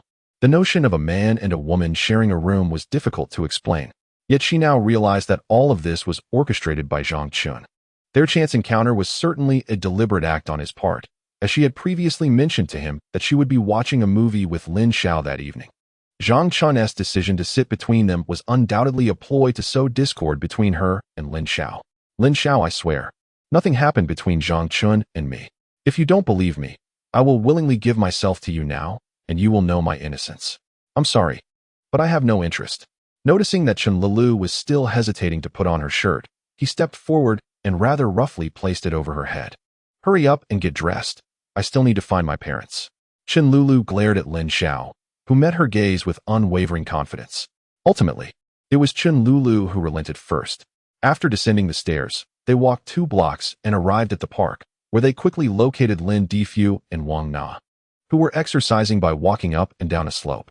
Apart from acupuncture and electrical therapy, Lin Xiao's rehabilitation program had ceased, and Wang Na and Lin Xiao took turns daily to find suitable places for his exercise, primarily to save on costs.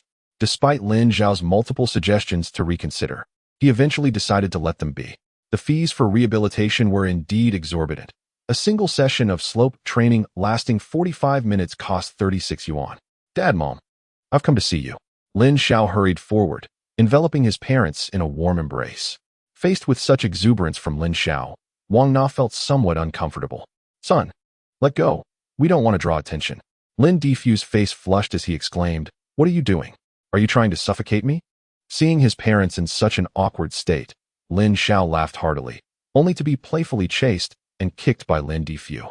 Aware that Lin Xiao was still in recovery, Lin Xiao refrained from running too far, fearing that an overly enthusiastic chase might lead to injury. After exchanging a few words, Lin Xiao practiced with Lin Xiao, following the instructions Wang Na had taught him. Meanwhile, Wang Na and Chen Lulu chatted on a nearby bench, with Chen Lulu linking her arm through Wang Na's, eliciting a fit of giggles from her. Dad, why is Chen Lulu here? Lin Xiao couldn't help but inquire. Lulu is truly a wonderful girl. She knows I am undergoing rehabilitation and search for us at the hospital for 2 days. Every day after school, she comes to accompany us and brings us various treats, all while insisting we don't mention it to you. Lin Xiao felt a twitch at the corner of his mouth, thinking, she is only keeping it from you because she fears I would confront her otherwise.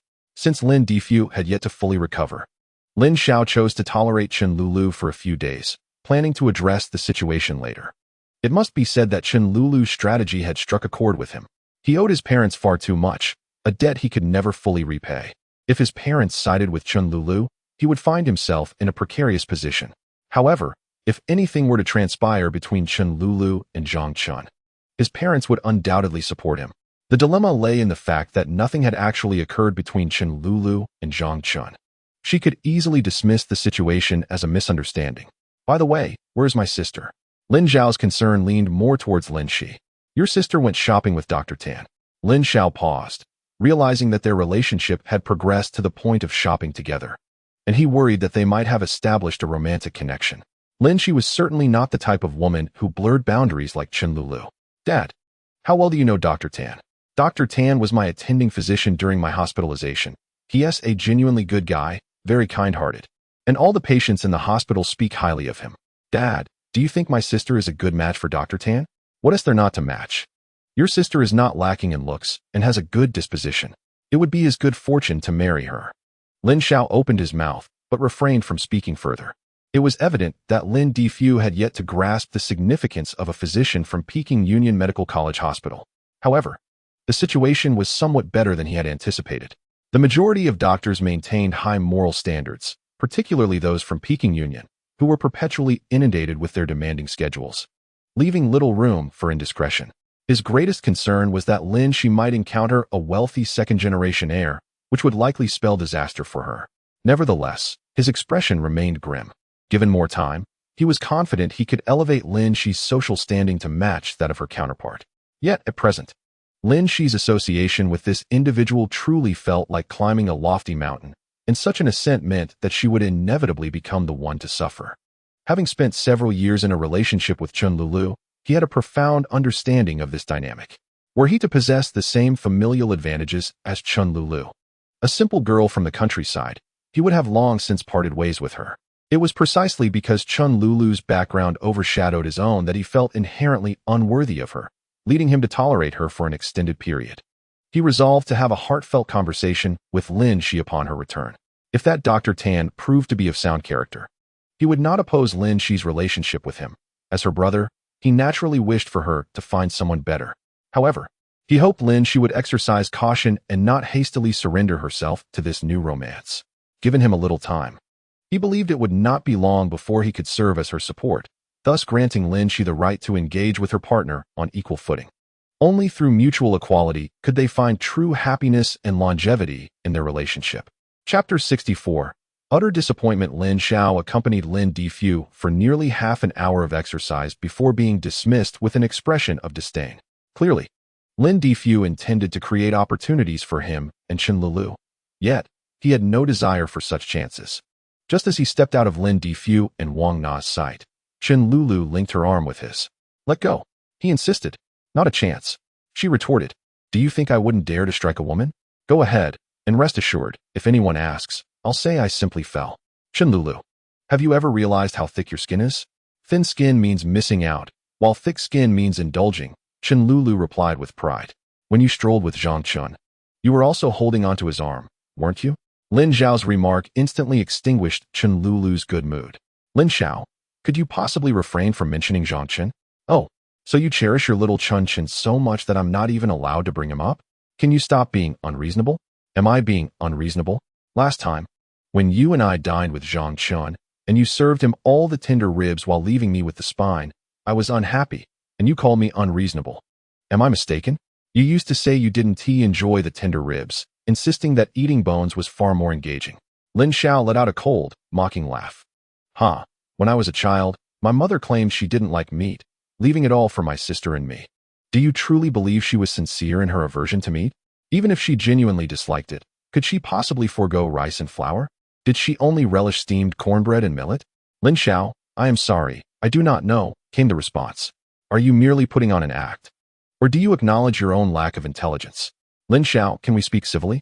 I was wrong in the past. Shall we not let this matter rest? The school has already lifted your suspension, and you can return next semester. Once you graduate from university, we shall wed. You expect a millionaire like me to accompany you to school? What a fanciful notion. Do you think I would willingly attend that dreadful institution? Had it not been for the desire to be in the same school as you, would I have deliberately sabotaged my college entrance exam? Lin Xiao, I understand you have suffered, and I promise to make amends. Amends for a little Chin? Lin Xiao, will you never cease? Chen Lulu, enraged, shoved Lin Xiao aside and stormed off. She anticipated that Lin Xiao would chase after her to apologize, but after several steps, she turned to see him leaning against a wall, arms crossed, sneering. She hesitated to leave, yet staying felt far too humiliating. A sense of injustice washed over her, and tears cascaded down her cheeks. Lin Xiao, do not regret this. With that, Chen Lulu fled, weeping. Lin Xiao had found some solace in mocking Chen Lulu, yet he worried about her well-being, fearing what might transpire and how he would explain it to his parents and hers. This was certainly not due to lingering feelings for Chen Lulu. Chen Lulu dashed out of the park, torn between returning to school or to the rented home of Lin Difu in Wang Na, when she spotted Zhang Chen approaching. What are you doing here? Did I not tell you to stay out of my sight? Lulu, who has wronged you? It is none of your concern. Lulu, I care for you. If you are distressed, how could I remain indifferent? Do you have any inkling of the torment I have endured? Upon seeing the gaunt figure of Zhang Chen, Chen Lulu felt a pang of compassion, yet she replied stiffly, what does that matter to me? Just go away. I fear Lin Xiao may misunderstand.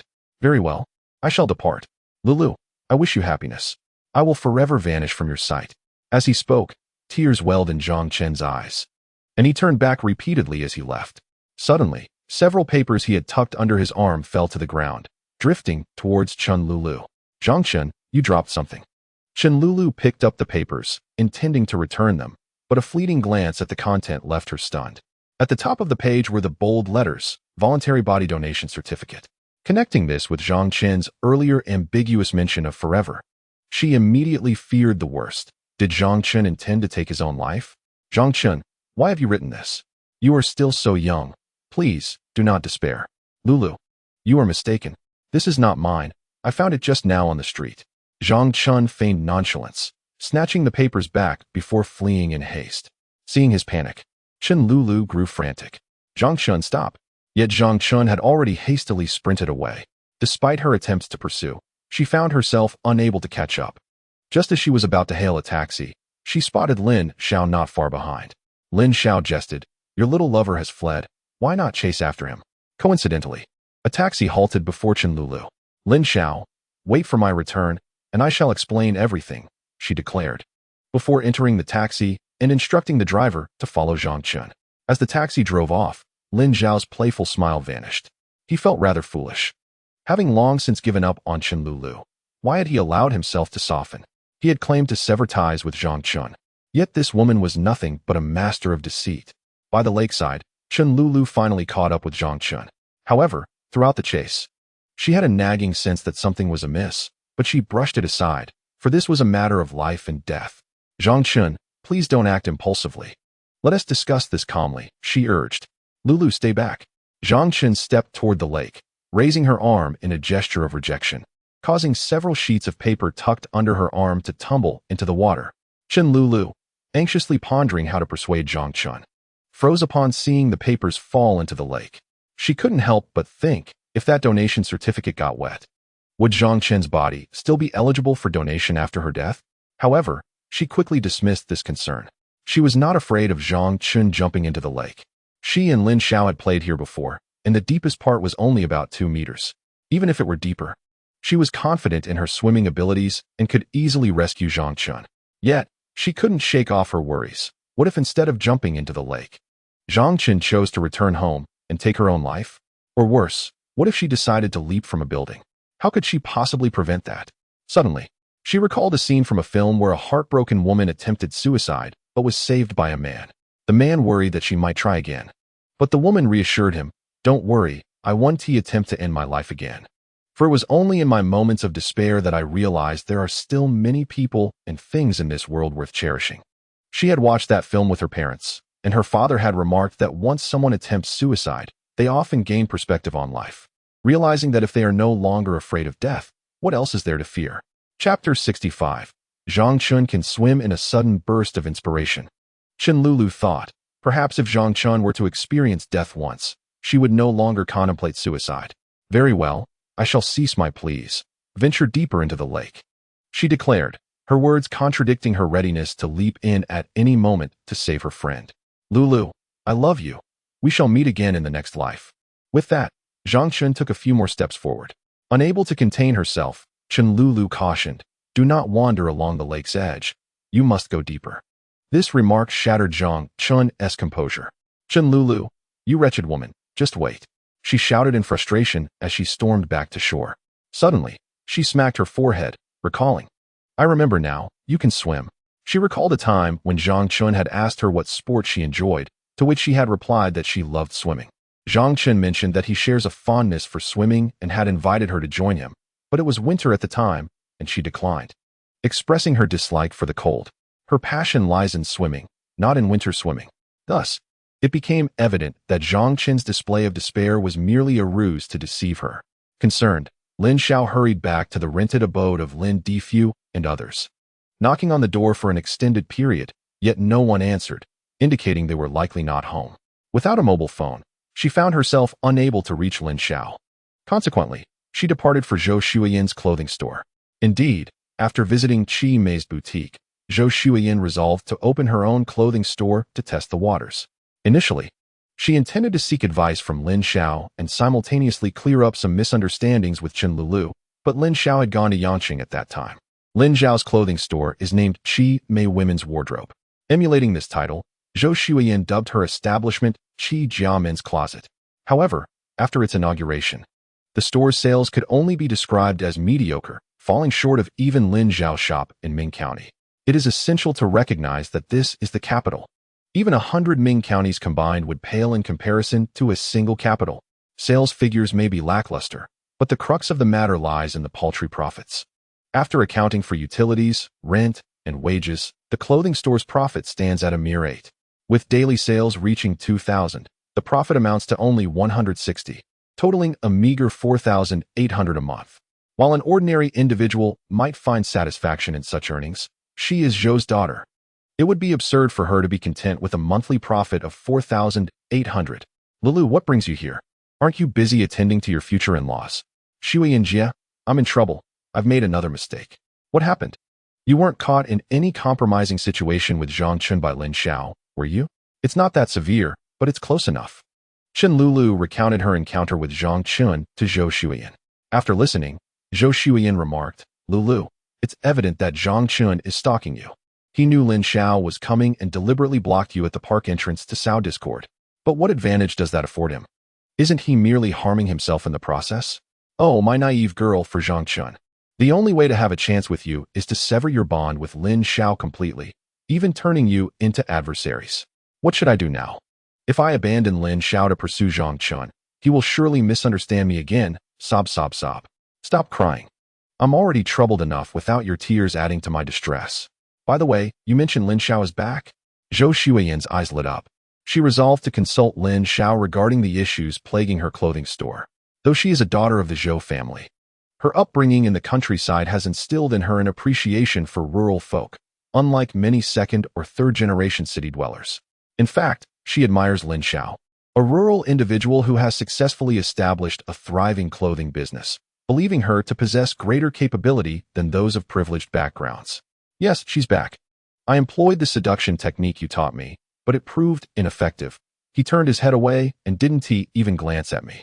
It is indeed fortunate that you did not witness it, for it signifies that he still regards you as a person of importance in his heart.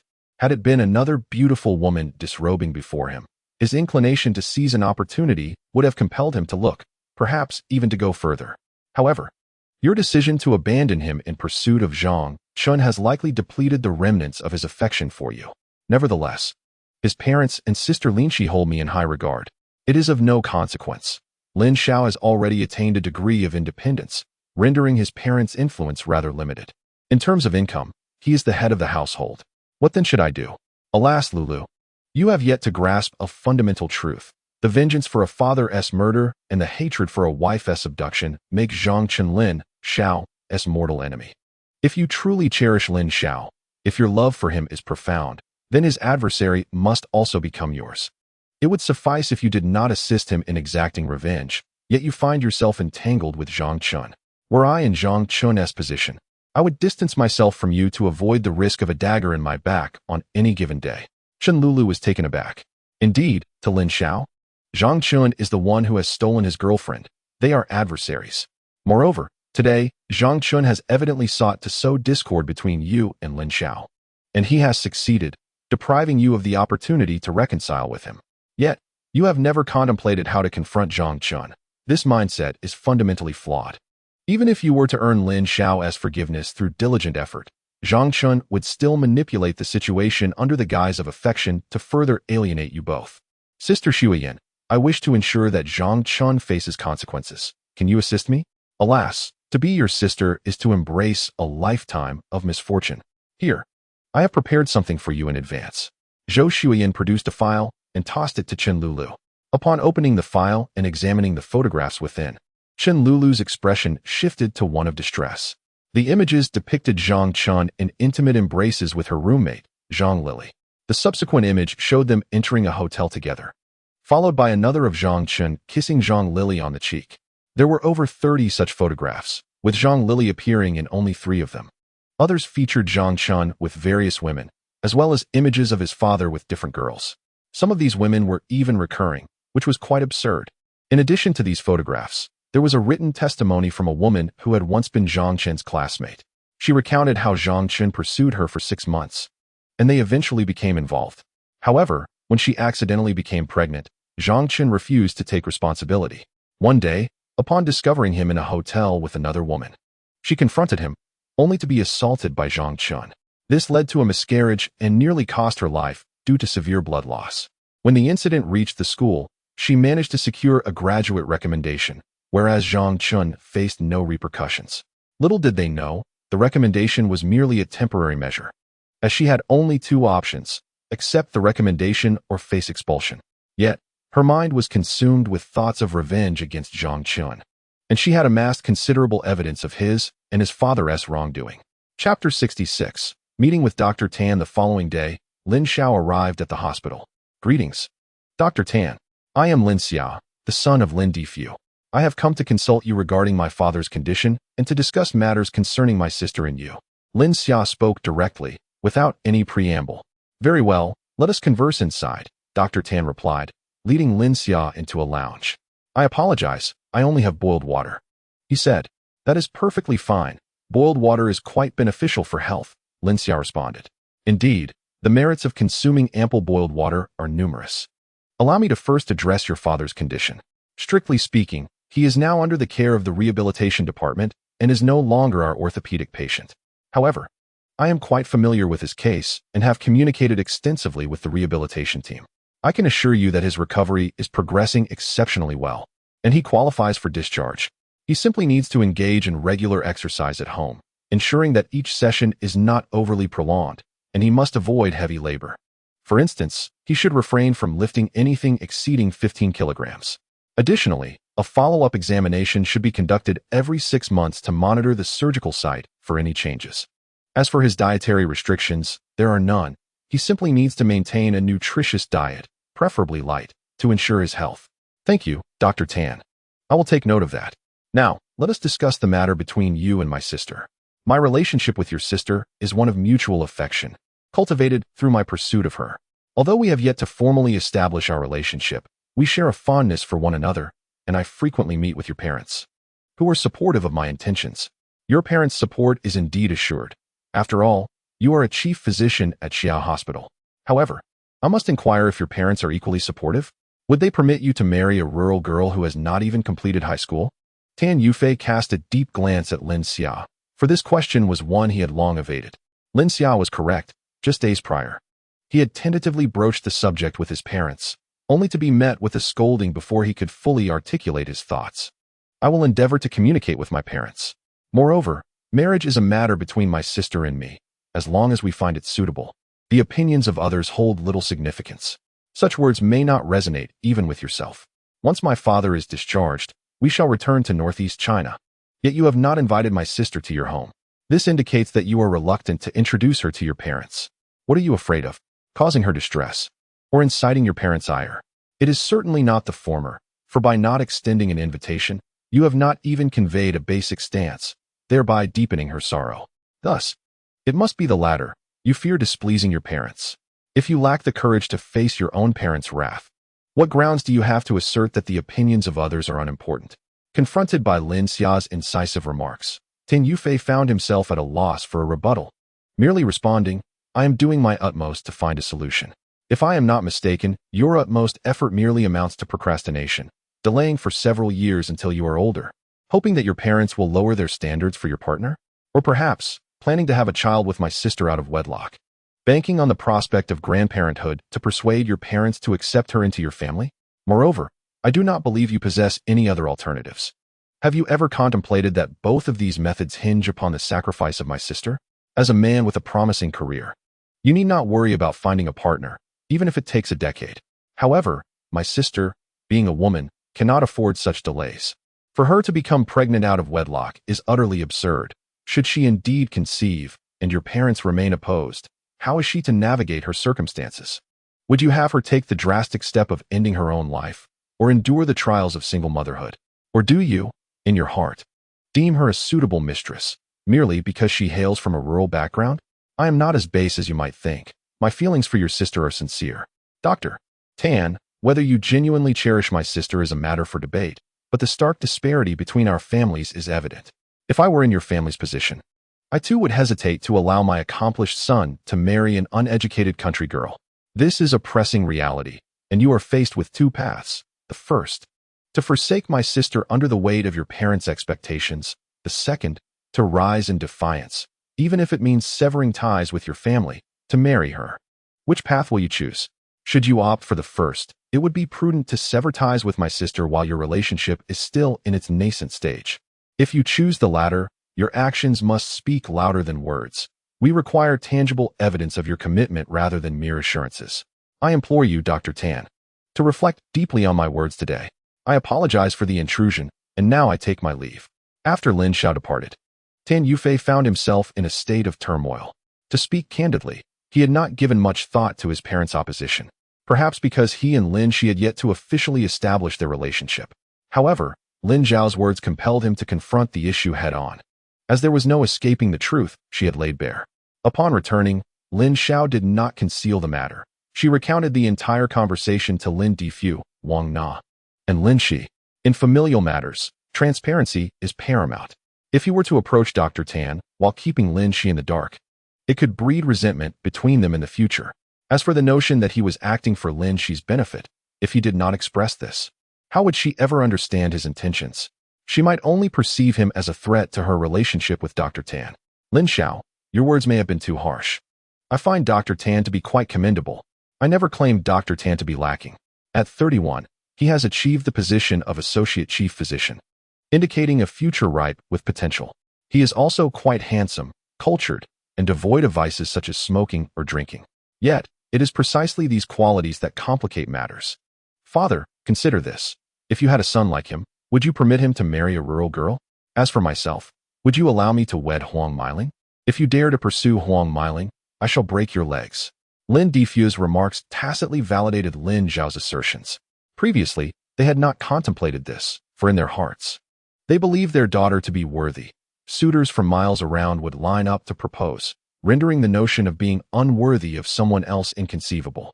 However, the discrimination that urban dwellers exhibit towards their rural counterparts is keenly felt by the latter. One day, Wang Na observed a small child weeping by the roadside.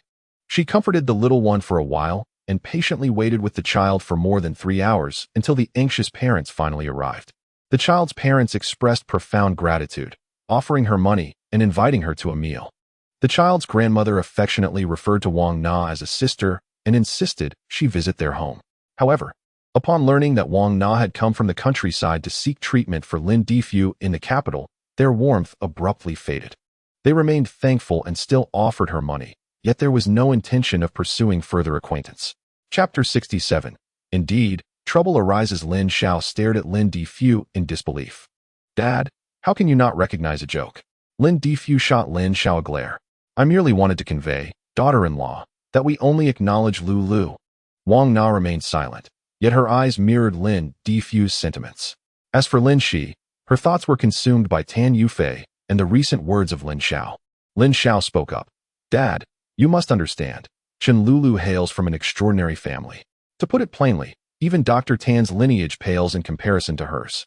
Doctor, Tan's elders looked down upon my sister. Do you truly believe Chen Lulu's family would accept me? Even if they begrudgingly did, I would merely be a son-in-law, enduring countless grievances. At that moment, both Lin Xiao and Wang Na fell silent. Although they held great affection for Chen Lulu, they were even more concerned about their son's future suffering. Alas, it is all my fault for lacking ability, Lin Xiao lamented. Dad, please don't say that. You managed to marry such a beautiful woman as my mother and educate both me and my sister so well. How can that be called lacking ability? Lin Xiao scoffed. Indeed, I raised a fine son and daughter. One was expelled from university, and the other didn't even finish high school. Why are you implicating me, Dad? I did that to save the family some money. Otherwise, I could have at least graduated high school, Lin Xiao replied. Listen to yourself. I supported your education so you could squander it. If you had any chance of passing, I wouldn't even bother arguing. Lin Xiao exclaimed. Dad, my sister and I are going out for a bit. Go on, go on. Lin Xiao waved his hand in annoyance. After descending the stairs, Lin Xiao remarked, Sister, there's no need for you to draw the fire towards yourself. My skin has become quite thick. Even Dad's feeble insults can't make me blush. Whenever Lin Xiao lost his temper and reprimanded the siblings, Lin Xiao would intentionally provoke him, transforming the reprimand directed at them into one aimed solely at her. In the past, she was oblivious to this tactic, mistakenly believing Lin Xiao to be dim-witted for always managing to irritate Lin Xiao. Brother, take me to your school. I've never seen what a university looks like. All right, I'll show you around. But honestly, a university is much like high school, with no substantive differences, just that students enjoy a bit more autonomy. High school is characterized by a passive acquisition of knowledge, whereas university necessitates an active pursuit of learning. Students with insufficient self-discipline often find themselves adrift in the university environment. I heard from Zhao Fong that university life is exhilarating, with opportunities to join student associations, where students are guided by student leaders, as well as clubs that bring together like-minded individuals. However, the vibrancy of university life is subjective for those from less privileged backgrounds. Struggling to afford meals and facing ridicule and exclusion from peers, one must ponder how fulfilling their university experience can truly be. The real luminaries of university life are few and far between. How many such figures can one institution boast? Upon their arrival at the university, it was precisely lunchtime, and the campus was bustling with students converging on the dining hall. Come, let me show you the dining hall and let you sample the cuisine, one said. Haven't you always complained about the quality of the food here? Lin Xiao replied with a smile. Back then, I had no money, hence the food was naturally subpar. With financial means, I could indulge in better fare every day. At that moment, someone tapped Lin Xiao on the shoulder. Lin Xiao, when did you return? Why haven't you gone back to your dorm? Lin Xiao turned to see three individuals. He struggled to recall their names, managing to remember only two, while the smaller one eluded him. I'm showing my sister around the school. What about Xiao Zhen and the others? Why didn't they join you for lunch? Don't mention it. Xiao Zhen was expelled, and Wang Zhifu and Li Taigang received significant disciplinary actions. Our dormitory has truly been plagued by misfortune. Expelled? Was it due to the arcade incident? Lin Xiao recalled his previous encounter with Xiao Zhen, during which he had urged him to reconsider his choices, unaware that Xiao Zhen would indeed face dire consequences. Yes, aside from those three, for others also face sanctions, but Xiao Zhen's situation is the most severe, as he accepted money. If not for the school's intervention, he might have faced imprisonment for 2 years. Let us not dwell on him. What about you? I heard from the homeroom teacher that your disciplinary action has been lifted. You can return to your studies? Indeed, that is the case. However, I have started a small business back in my hometown and do not plan to return to school. This visit is solely to show my sister around. Turning to her, she added, by the way, I haven't introduced you yet.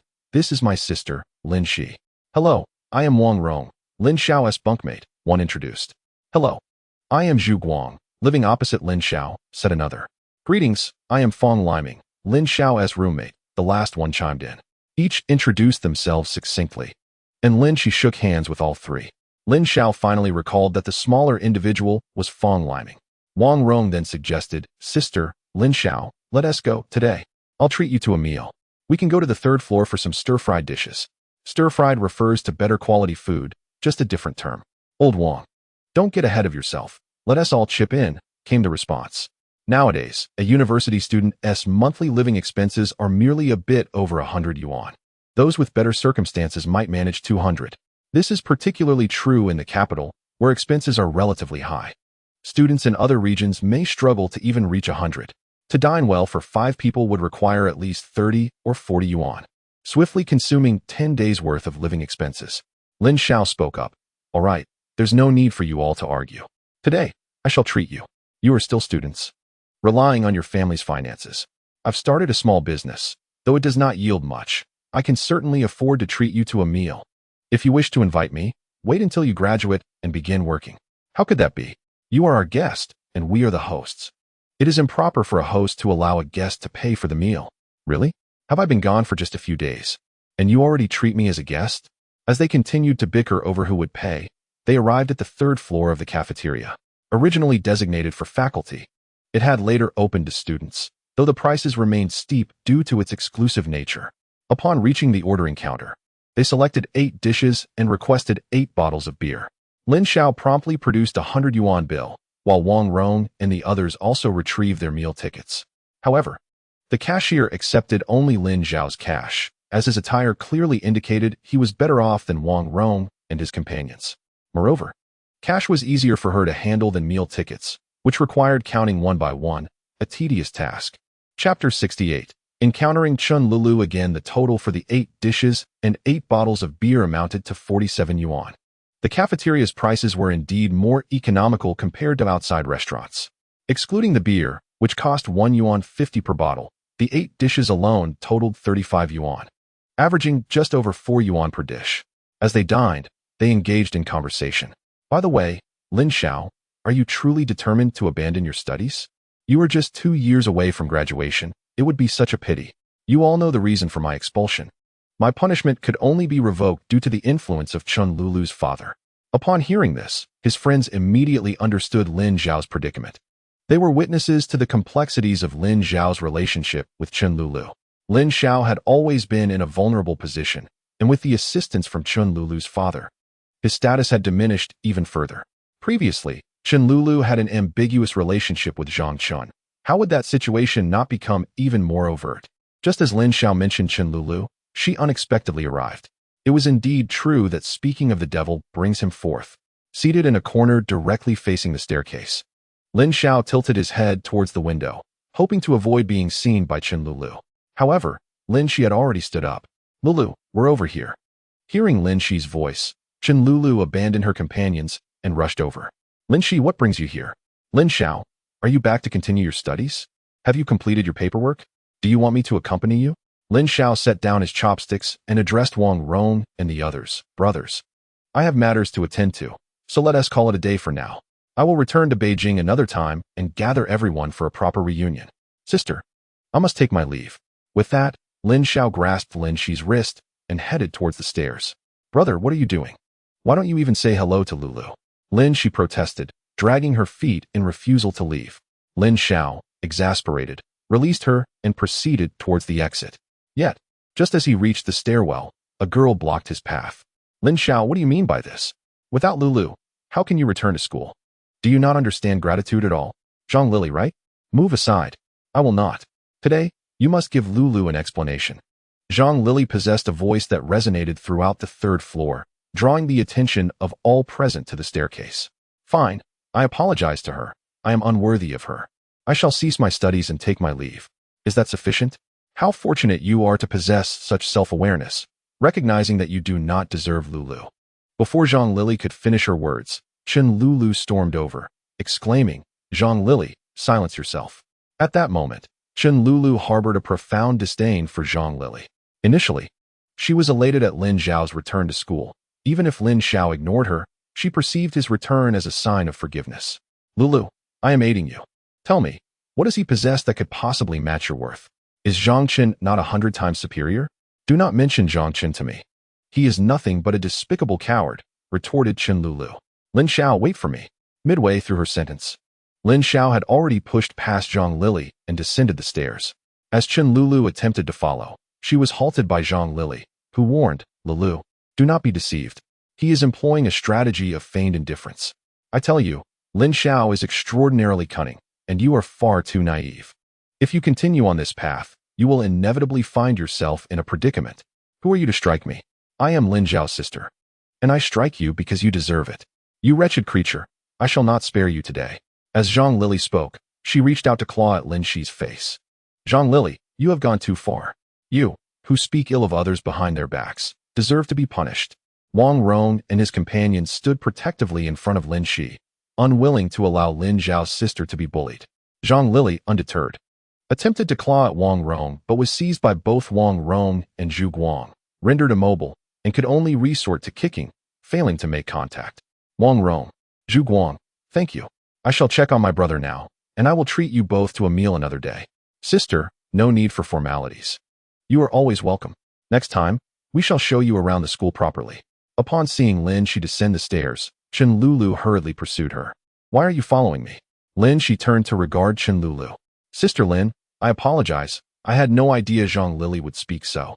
There is no need for apologies. I simply hope you will refrain from seeking out my brother in the future. Lin Xi could not help but recall Lin Xiao's earlier words, where he likened his relationship with Chen Lulu to that of a son-in-law, destined to endure endless grievances. She had yet to fully comprehend that sentiment. However, the recent events had stirred many thoughts within her. The individual named Zhang Lili was merely a classmate of Chen Lulu's. Yet even she deemed Lin Xiao unworthy, hurling disparaging remarks at him. What of Chen Lulu's parents and relatives? Surely, their attitudes would be even more severe. No wonder her brother was reluctant to associate with Chen Lulu. Simultaneously, she pondered the nature of Tan Yufei. Would his friends and family treat her with similar disdain? Lin Xi exited the school grounds and hailed a taxi. Chen Lulu chased after her, eager to explain, but Lin Xi remained unresponsive. In recent days, although she and Chen Lulu had maintained a cordial relationship based on their familial ties, her loyalty now clearly lay with her brother.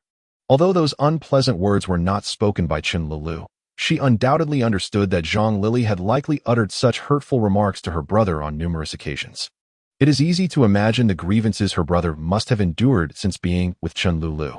What truly unsettled her was the fact that Chen Lulu continued to associate with Zhang Lili, which she found utterly unacceptable, given that Zhang Lili spoke ill of her brother. How could Chen Lulu still consider her a close friend? This revelation significantly diminished her perception of Chen Lulu. As the taxi made a turn, Lin Xi hurriedly exclaimed, "Driver, I apologize. I only got in the cab to escape someone. I have no money for the fare, merely 20 cents. Would it suffice if I offered you this as payment?" The driver scoffed. "How dare you take a taxi with just 20 cents? Get out of here. I'm sorry. I'll leave right away. How unfortunate this is. To look so decent, yet be unable to afford a taxi. If I were you, I'd rather find a car to end it all." "You're absolutely right. Here, take the 20 cents. Get lost. I don't need your 20 cents. You're truly a good person." In the end, she received a good person card, which prevented the driver from unleashing a torrent of more unsavory insults, leaving him to drive away in frustration. The starting fare for a taxi was 5 yuan, an extravagance she could not afford. Not only was she reluctant to take a taxi, but she also refrained from using public transport, opting instead to walk to the market for groceries. Being scolded by a taxi driver was of no concern to her. After all, she had been in the wrong. As for pride, could it truly compare to having money? Chapter 69. Tan Yufei's decision at Lin Xiao's insistence. The family spent another week in the capital, visiting its renowned landmarks. However, Lin Xi found herself somewhat distracted during those days. Although Tan Yufei came to see her every evening after work, he never broached the subject of introducing her to his parents. After that day, she had spoken with Lin Xiao about various matters, including both Lin Xiao's issues with Chen Lulu and her own relationship with Tan Yufei. Lin Xiao had confided that his comments to Tan Yufei were merely a test, aimed at gauging whether Tan Yufei had the courage to confront his family for her sake, rather than a genuine intention to instigate a rift. If Tan Yufei were to truly sever ties with his family for her, their future marriage would undoubtedly be fraught with discord. Yet, Tan Yufei never mentioned this matter, and she refrained from initiating the conversation. Instead, she treated these days as precious moments to enjoy together, acknowledging her fondness for him and sensing his genuine affection in return. Nonetheless, the incident that occurred on the 3rd floor of Lin Xiao's school cafeteria made her realize that if she were to be with Tan Yufei, she might face the same disdain as Lin Xiao. Their relationship had not yet reached a point where love could overshadow all else. "Dad, let me put it this way. We can never return to Day Village. Our relationship with the villagers has deteriorated too severely. Even if we went back, no one would be willing to associate with you. Lin Xiao sighed, acknowledging the truth in the words spoken. He had pondered this matter extensively over the past few days. After discussing it with your mother, they decided to stay at your uncle's house for a while, to see if they could transfer their household registration. Dad, please refrain from being a burden. You have another son. If you and Mom fancy Beijing, I can purchase a home for you here, allowing you to settle down. Should you wish to return, I also own property in the county. Keep that house for your marriage. Mom, your sister, and I will stay at your uncle's. In the prime of his life, Lin Xiao found it difficult to accept living in Lin Xiao's residence. Lin Xiao had anticipated this reaction and exchanged a knowing glance with Lin Shi. Dad, are you intent on solidifying the reputation of your son as unfilial? Who would want to conduct business with someone who neglects his own parents? What nonsense are you spouting? When did I ever say he was unfilial?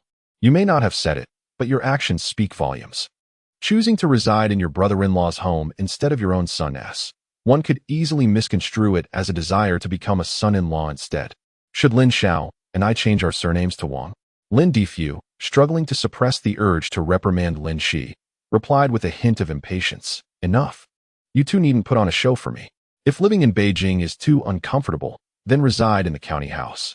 Upon receiving Lin Xiao's concession, Lin Xiao and Lin Shi exchanged glances and couldn't help but laugh. Irritated yet embarrassed, Lin Xiao reached for the ashtray, feigning an intention to throw it, prompting the siblings to hastily retreat. In truth, what saddened Lin Xiao the most was the inability to return to Day Village. Unlike Wang Na, who had married from a neighboring village, Lin Xiao had grown up in Day Village, fostering amicable relationships with the villagers. Yet, who could have predicted that a single injury could alter everything? It was difficult to determine who was right or wrong in this situation. The debt of several hundred yuan was understandable. He had been incapacitated and unable to repay it, so it was only natural for the villagers to seek repayment. After all, that money represented the hard-earned savings of each household. His son was justified in defending himself after repaying the debt, so why should he simply endure violence without retaliation? Deep down, he understood that the majority of the villagers were good people. Only a small faction could not bear to see others prosper. With a few instigators, the situation escalated beyond control. Meanwhile, in an upscale apartment, the Tan family was having dinner, yet Ting Yufei appeared somewhat distracted. Yufei, what occupies your mind? Surely, you are not in love? His father inquired. Dad, Mom, I have a girlfriend. Oh, is she a doctor from your hospital? Where is her family from? What is her educational background? Upon hearing this, Ting Yufei couldn't help but bitterly smile, realizing that his parents still adhered to the notion of social status. She is just an ordinary girl from a rural area in northeast China who did not even graduate from high school. Ting Yufei anticipated that this revelation would incite his parents' wrath. Surprisingly, they remained remarkably calm. His father asked, Yufei, you are a PhD? She hasn't even completed high school. Do you believe you will find common ground? Consider this. When you gather with friends for a meal, introducing your wives, whether they are doctors, teachers, or civil servants, how would you present her? Even if your friends refrain from voicing their judgments, they might harbor a silent disdain in their hearts. You could choose to shield her from your friends or fabricate a falsehood, yet such actions would equally inflict emotional harm upon her. Were it another individual, they might find their very existence questioned by those few words from Tan's father. However, Tan Yufei, having attained a doctorate, undoubtedly possesses considerable intelligence. He retorted, Father, you make a valid point. What sort of wife do you believe I should seek? With a smile, Tan's mother replied, I think your Aunt Zhang's daughter would be a wonderful choice. Both of you are doctors, thus sharing a common language. Tan Yufei nodded in agreement. Indeed. I recently calculated that I spend an average of 51 hours at home each week. She spends slightly more, but not exceeding 60 hours. Our overlapping time at home does not surpass 20 hours, and it is likely we hardly share a meal together in a week. Is this what you consider a good match? Tan's father and mother furrowed their brows, realizing that Tan Yufei had raised a point they had overlooked. The medical profession is inherently demanding, often requiring night shifts, irregular rest periods, and the likelihood of late-night surgeries. What about Xiaoya? Tan's mother inquired once more. I am utterly exhausted at the hospital daily, and upon returning home, I must attend to her. Mother, it feels as though you do not wish for my happiness. Even Tan's father chimed in. Su Xiaoya is unsuitable. She has been overly pampered since childhood. And what of Wang Hongli? Tan Yufei countered. If you do not wish for me to raise another's grandchildren, then allow me to marry her. What? Is Wang Hongli's personal life unsatisfactory?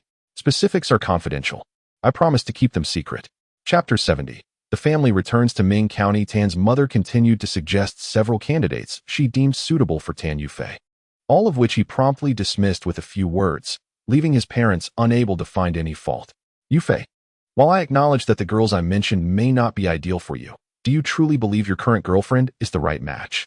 Do you think she is enamored with you as a person, or is she attracted to your status? How much do you know about her past? What do you understand about her family? Do you share a common language? Listening to his mother's words, Tan Yufei felt a profound weariness. Mother, are these introductions made without any regard for compatibility? When I like someone, I must understand her past and her family. And I seek to ensure that she loves me for who I am, not for my position.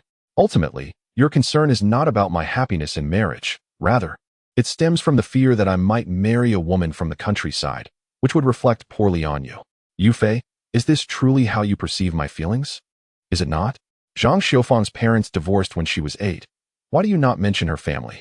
Su Xiaoyao was so furious that even her parents were scolded. Why do you not seek to understand her past? While studying abroad, Wang Hongli had multiple boyfriends, both black and white, and underwent 4 abortions. Why do you not inquire further? Wan Haiyan also did not graduate from high school. Why do you not consider whether I share any common ground with her? Zhangxi's father and brother have sent photos of the girl to our hospital. Why do you not take her family into account? Yufei, have you firmly resolved to marry that woman from the countryside? Haha, rest assured, I shall not marry her. For I have realized that it is not she who is unworthy of me, but I who am unworthy of her. I hold affection for her, and thus I do not wish for her to suffer the disdain of my in-laws after marriage. As for the few you mentioned just now, feel free to choose any one of them, preferably Wang Hongli, experienced in pregnancies after 4 abortions. Perhaps she is even carrying a grandchild for you at this moment. Su Xiaoya is also quite commendable. She dares to scold her own parents, but surely she would not dare to rebuke her in-laws. Mrs. Tan's face flushed red. At this moment, Mr. Tan interjected. Yufei, you misunderstand your mother. In this matter, we indeed have not considered everything thoroughly, but ultimately, our intentions are for your well-being. How about this? Tomorrow, bring that girl home for dinner.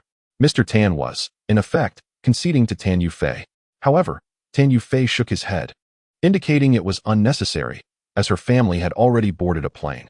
Due to Lin Xiao's incomplete recovery, Lin Xiao and the others took a plane back to Ming County instead of a train, as trains had become exceedingly slow.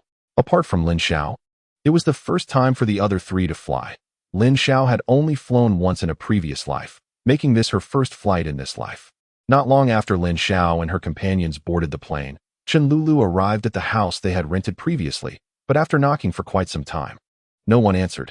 With the assistance of Zhou Shuyan, she had successfully tarnished the reputation of Zhang Chun and his father, and Zhang Chun was taken away that afternoon while his father was suspended, awaiting investigation. She believed that if she shared this matter with Lin Xiao would forgive her. However, she arrived too late. Lin Xiao had already left. Son, is this the house you purchased? Gazing at the small 2-story building in the yard, Wang Na's mouth hung agape, unable to close for a long time. Yes, they were eager to sell. So I bought it for 30,000. Don't think that Lin Xiao believes Lin Xiao is squandering money. He originally intended to admonish Lin Xiao, but upon hearing that the house cost only 30,000, he changed his mind. Don't think that your ability led you to acquire such a bargain. You merely encountered good fortune. Wang Na and Lin Shi could not help but chuckle softly. Lin Xiao's shift in tone was rather abrupt. After touring the small 2-story house, they instantly fell in love with it. In Ming County, there were fewer than 5 households living in standalone 2-story buildings. They had once imagined how wonderful it would be to continue residing in the house they rented in the capital. Yet this small 2-story house was several times better than that rental. The only flaw is the absence of a heated Kong. However, after a few individuals attempted to recline on the spring mattress, they swiftly realized that the Kong was not as appealing, especially since it is not winter. Yet, in Lin Xiao's perspective, the house is rather ordinary. Its square exterior lacks any aesthetic charm. The indoor heating relies on radiators, which pales in comparison to underfloor heating. As the weather grows colder, one must tend to the boiler, which is exceedingly cumbersome, unlike apartment buildings that benefit from centralized heating. Dad, Mom, my sister and I are heading out to purchase daily necessities. Is there anything you need? We can manage on our own. You focus on your business, they replied. Then I'll oversee the shopping. Lin Xiao refrained from allowing Lin Xiao and Wang Na to go, knowing they would opt for the cheapest items, which would clash with the new house. Accompanied by Lin Xiao, they ventured to the store, loaded the van, and brought Lin Xi along for a substantial shopping spree, spending over 1,000 yuan, which left Lin Xi feeling quite distressed. They returned only when the van could hold no more. Upon arriving home, they found Lin Xiao tilling the soil in the yard. Dad, what are you doing? It's such a large plot of land. It would be a waste to leave it idle. I'm just loosening the soil to plant some vegetables. Lin Xi retorted, Dad, the doctor has advised against heavy labor. If your injury flares up again, my brother would have to spend a fortune on your treatment. Can't you do the math? With that, Lin Xi dashed forward and snatched the fork from Lin Xiao's hands. Tilling the soil is considered heavy labor? If I can't manage this little task, I might as well be useless. If you wish to incur more medical expenses, then keep tilling. If you're not going to do it, Lin Xiao, you take over. Fine, I'll do it. Sister, you handle things inside while I till the soil. Lin Xiao, with no other options, approached and took the fork from Lin Xi, beginning to work the earth. If he didn't take on this task, Lin Xiao would surely seize the opportunity to do it himself. Had he known, he would have opted for a house without a yard. This reflects the so-called generation gap. However, considering his mental age is already over 50, he wouldn't let such trivial matters cause discord with Lin Xiao. Fortunately, before long, Liu Yuhai and Air Xiao arrived. Lin Xiao had notified them using the store's phone while fetching the van. With Lin Zhu back in the village, he was not in the county. The three worked together and quickly turned over the yard, creating ridges and furrows. Chapter 71. Old Song's Subtle Maneuvers. When Wang Ruiying finished school, the group gathered at a newly opened restaurant for a small reunion. Annie, how is the business at the branch in Wanqiao County? I was about to tell you even if you hadn't asked. The Wanqiao branch is performing better than our Ming County store. How is Luo managing as the store manager? Quite well. After a little over 10 days of training, he has shown marked improvement. That is good to hear. Lin Xiao could discern that Wang Auntie's words were rather diplomatic. She only mentioned in Luo's performance improving without specifying in what manner, implying that it was not particularly impressive. This was within his expectations. And Luo was not the type of genius, nor did she possess much insight. She had merely worked as a store clerk for a while before being promoted to store manager, which undoubtedly resulted in numerous mistakes at the outset. However, he understood Luo well. What was most remarkable about her was her resilience. When faced with setbacks, she would not indulge in self-pity or retreat in the face of difficulty. Instead, she transformed failure into motivation, striving even harder to excel in her tasks.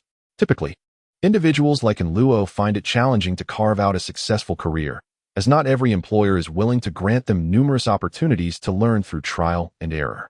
In his previous life, he had a fateful connection with Luo, being from the same hometown, and during the initial phase of his entrepreneurial journey. With limited personnel at his disposal, he had no choice but to promote her. How much do we currently have in the store? Is there enough set aside for my weekly restocking to open another branch? Lin Xiao inquired. Presently, there was 170,000 yuan.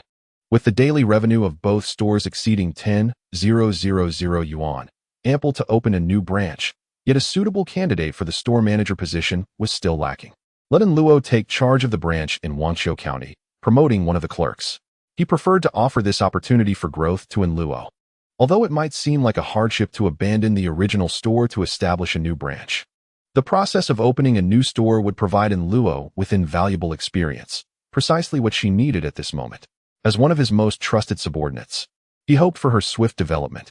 All right, let Luo go. Aunt Wang was somewhat perplexed by Lin Xiao's intentions, but she would not refuse anything he proposed. For she understood that despite her title as the second boss, the success of the clothing store was not significantly attributable to her. Had it not been for her good relationship with Wang Na and Lin Xiao's strong rapport with Wang Ruiying, this position would undoubtedly not have been hers. Furthermore, Aunt Wang in the future, for every branch opened, we should consider adding one more staff member, ideally 2 from rural areas and 2 from urban settings. Those from the countryside should be diligent and stable, while urban recruits should possess at least a high school diploma and some communication skills, with the potential for training towards management positions. However, this is not absolute. Those from rural backgrounds who perform well should also be eligible for promotion to store manager. This strategy would prevent us from facing personnel shortages when opening new branches. The cost of hiring an additional staff member is negligible compared to our profits. After concluding discussions with Aunt Wang Air, Lin Xiao inquired with Lu Yuhai about the situation regarding the leftover stock from the previous batch. The day after he traveled to the capital, Lu Yuhai and his team had gone to Yanqing. The outcome this time was not particularly favorable. Song Bizhou was somewhat lax, and Chen Qian, who remained in Yanqing, had been continuously sourcing leftover stock. Upon their arrival, they found very little available inventory, and the procurement prices were significantly higher than in the previous 3 instances, resulting in a net profit of only 160,000 yuan, primarily relying on socks, stockings, and silk scarves, with the profit from the leftover stock being less than 50,000 yuan. Lin Xiao frowned. According to his agreement with Song Bizhou, the profits from the next 3 shipments were to belong to them. Now, just at the second shipment, Song Bizhou had already directed Chen Qian to procure goods in Yanqing, clearly breaching their agreement. He planned to meet with Old Song tomorrow to clarify the situation. On the day when Zhuzi returned, he sought out Old Song to request the release of the batch of goods that Chen Qian had received, but negotiations faltered. Tomorrow will reveal the situation. Times have changed. Unlike the past when the 4 brothers were equally impoverished and reckless, now they have amassed considerable wealth through their dealings in clothing. Unless faced with a life-threatening crisis, it is improbable that they would resort to violence once more. Moreover, Lin Xiao now possesses a vulnerability in the form of his clothing store. Despite Song Baizhou's reputation for timidity, any conflict would inevitably put his store at risk. A few ruffians causing trouble there could severely impact its business. Thus, if there are matters to discuss, he prefers to avoid discord with Song Baizhou. There are no fundamental grievances between them, and it would be unwise to bring about mutual destruction. Furthermore, in a confrontation, they might not even stand a chance against Song Baizhou, especially in terms of connections, where they fall significantly short. Though Lin Xiao is acquainted with the local official Zhou Yu, they lack a genuine rapport. After their conversation, the restaurant began to serve the dishes, a total of 18, symbolizing prosperity. Typically frugal, Wang Na and Lin Shi showed no signs of distress today, as it was a celebration of a new beginning. Lin Xiao, being a businessman, arranged for 18 dishes, signifying a prosperous future.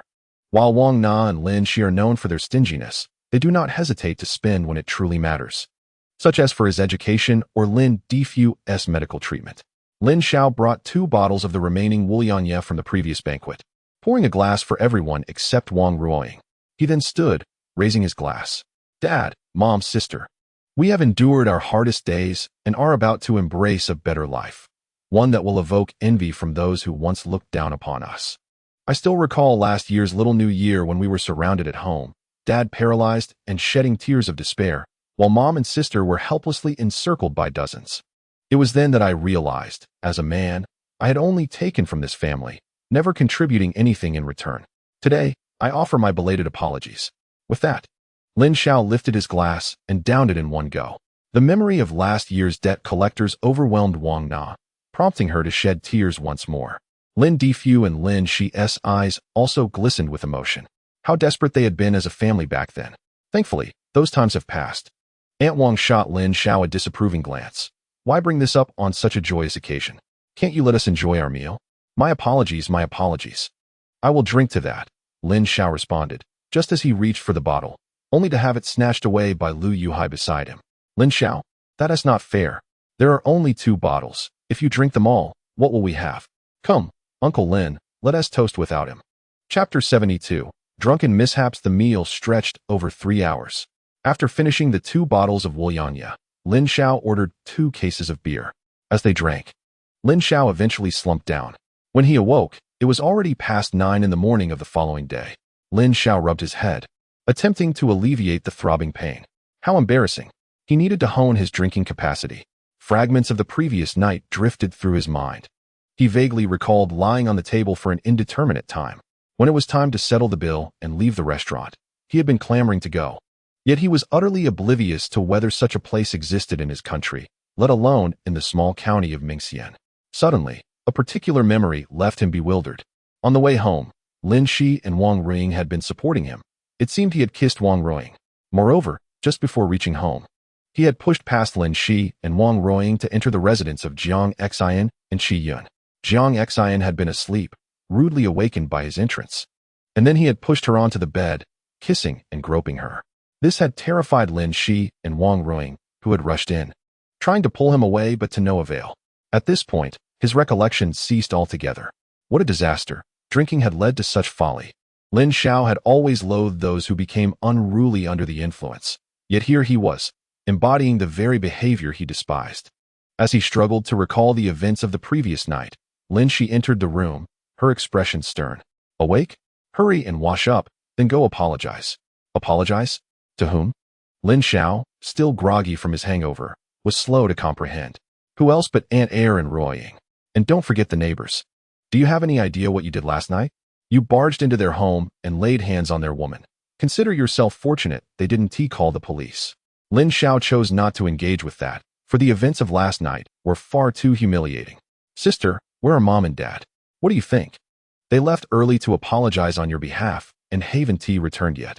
Just as they were conversing, the sound of a door opening interrupted them, followed by Wang Na's voice. Daughter, come in quickly. No need to change your shoes. Rural families aren't that particular. Auntie, perhaps I shouldn't go in. Last night was really nothing. I've forgotten it all. That's out of the question. My son must apologize to you in person. In a moment. I and his father will hold him down, and you can do as you please. No sooner had Wang Na spoken than Lin Difu's furious voice erupted. Lin Xiao, get out here this instant. Still dazed, Lin Xiao was dragged out of the room by Lin Shi, who tugged at his ear. As soon as they emerged, he was met with a vicious blow. You little wretch, I'll beat the shame out of you. Lin Difu raised a shovel handle and brought it down heavily on Lin Xiao's shoulder. Then, he handed the shovel to Jiang Xian. Daughter, feel free to hit him as you like. I'll say this. Even if you beat him to death today, we won't hold you accountable. Rubbing his shoulder, Lin Xiao protested. Dad, what is going on? Don't call me Dad. I have no son like you. Enraged, Lin Difu kicked him, sending the already unstable Lin Xiao tumbling to the ground. Seeing that Lin Difu was about to continue his assault, Wang Na quickly intervened. For both Shi and Lin Difu believed that punishing Lin Xiao would appease Jiang Xian and prevent her from pursuing the events of the previous night. One could observe Lin Difu's heavy-handedness, which made her feel a pang of sympathy for Lin Xiao. Lin Shi and Jiang Xian hurriedly joined Wang Na in restraining Lin Difu. At that moment, Lin Xiao also grasped Lin Difu's intentions, which left him feeling quite aggrieved. He and Jiang Xian were already involved, and under normal circumstances, even inebriated, he would not have carelessly embraced and caressed a stranger. The crux of the matter was that Lin Difu and Wang Na were unaware of his relationship with Jiang Xian. Moreover, he wished to keep his connection with Jiang Xian hidden from his parents. Whether branded as a scoundrel or a disgrace, he had no intention of marrying again after a failed marriage in his previous life. He could easily envision that if his parents learned of his relationship with Jiang Xian, they would undoubtedly pressure him to sever ties with her, as they still held lingering sentiments for Chen Lulu. Now, he found himself regretting that he had not resisted temptation and engaged with Jiang Xian. Hadn't he promised that a rabbit would not nibble on the grass by its burrow? Uncle, Aunt, rest assured, since I have already promised not to pursue last night's events, I shall not go back on my word. Please do not make things difficult for him. I can see that he was quite intoxicated last night and may not even recall his actions. I must head to work now, so I shall take my leave.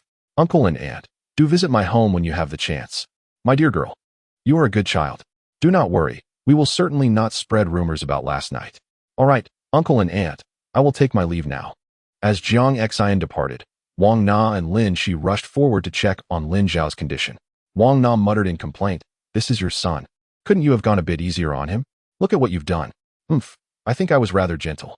In a bid to prevent further bickering between his parents, Lin Xiao quickly interjected, "Mom, I am fine. Dad was merely holding back. It may have looked severe, but he didn't apply much force. I will wash my face and brush my teeth first, and then I have a business meeting to attend. If you find yourselves bored, feel free to browse my clothing store and pick out a few outfits.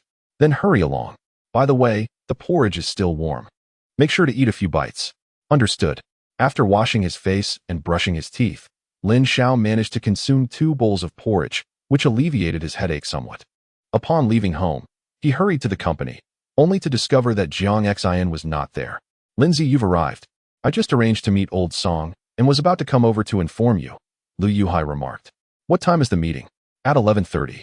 He is at the sand field and is on his way over. Do you think Old Song will release that batch of goods? Whether he does depends on him. If he agrees, we continue. If not, we will cease to engage with him in the future. If we were to calculate the matter, we wouldn't have any leverage against him. After all, Chun Qian's clearance stock from Yangqing has yet to be shipped back. So he isn't technically violating our original agreement. But an agreement is an agreement, and his evasive behavior makes me uneasy about future dealings. During the meal, you and Heir Xiao should go. I will sit this one out, as my last encounter with him was rather unpleasant. I will wait outside, and if things escalate, give me a discreet signal. It is best to refrain from taking action, as it would not benefit anyone. Even if we could force him to relent, he would harbor resentment against us and seek opportunities for revenge. Moreover, given our limited numbers, it is highly unlikely that we could overpower him. Although most of his subordinates are merely for show, their sheer numbers are formidable. As long as Old Song provides sufficient incentives, many will willingly risk their lives for him. Chapter 73. Sparring with Lu Yuhai yet.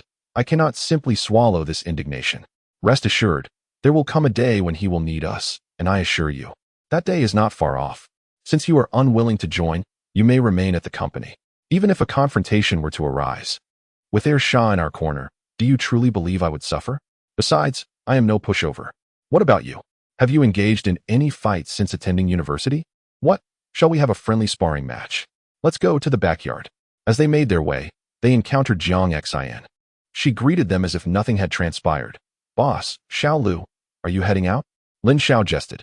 Well, both Xiao Hai and I have taken a liking to you. So we decided to head to the backyard for a little brawl, loser forfeits.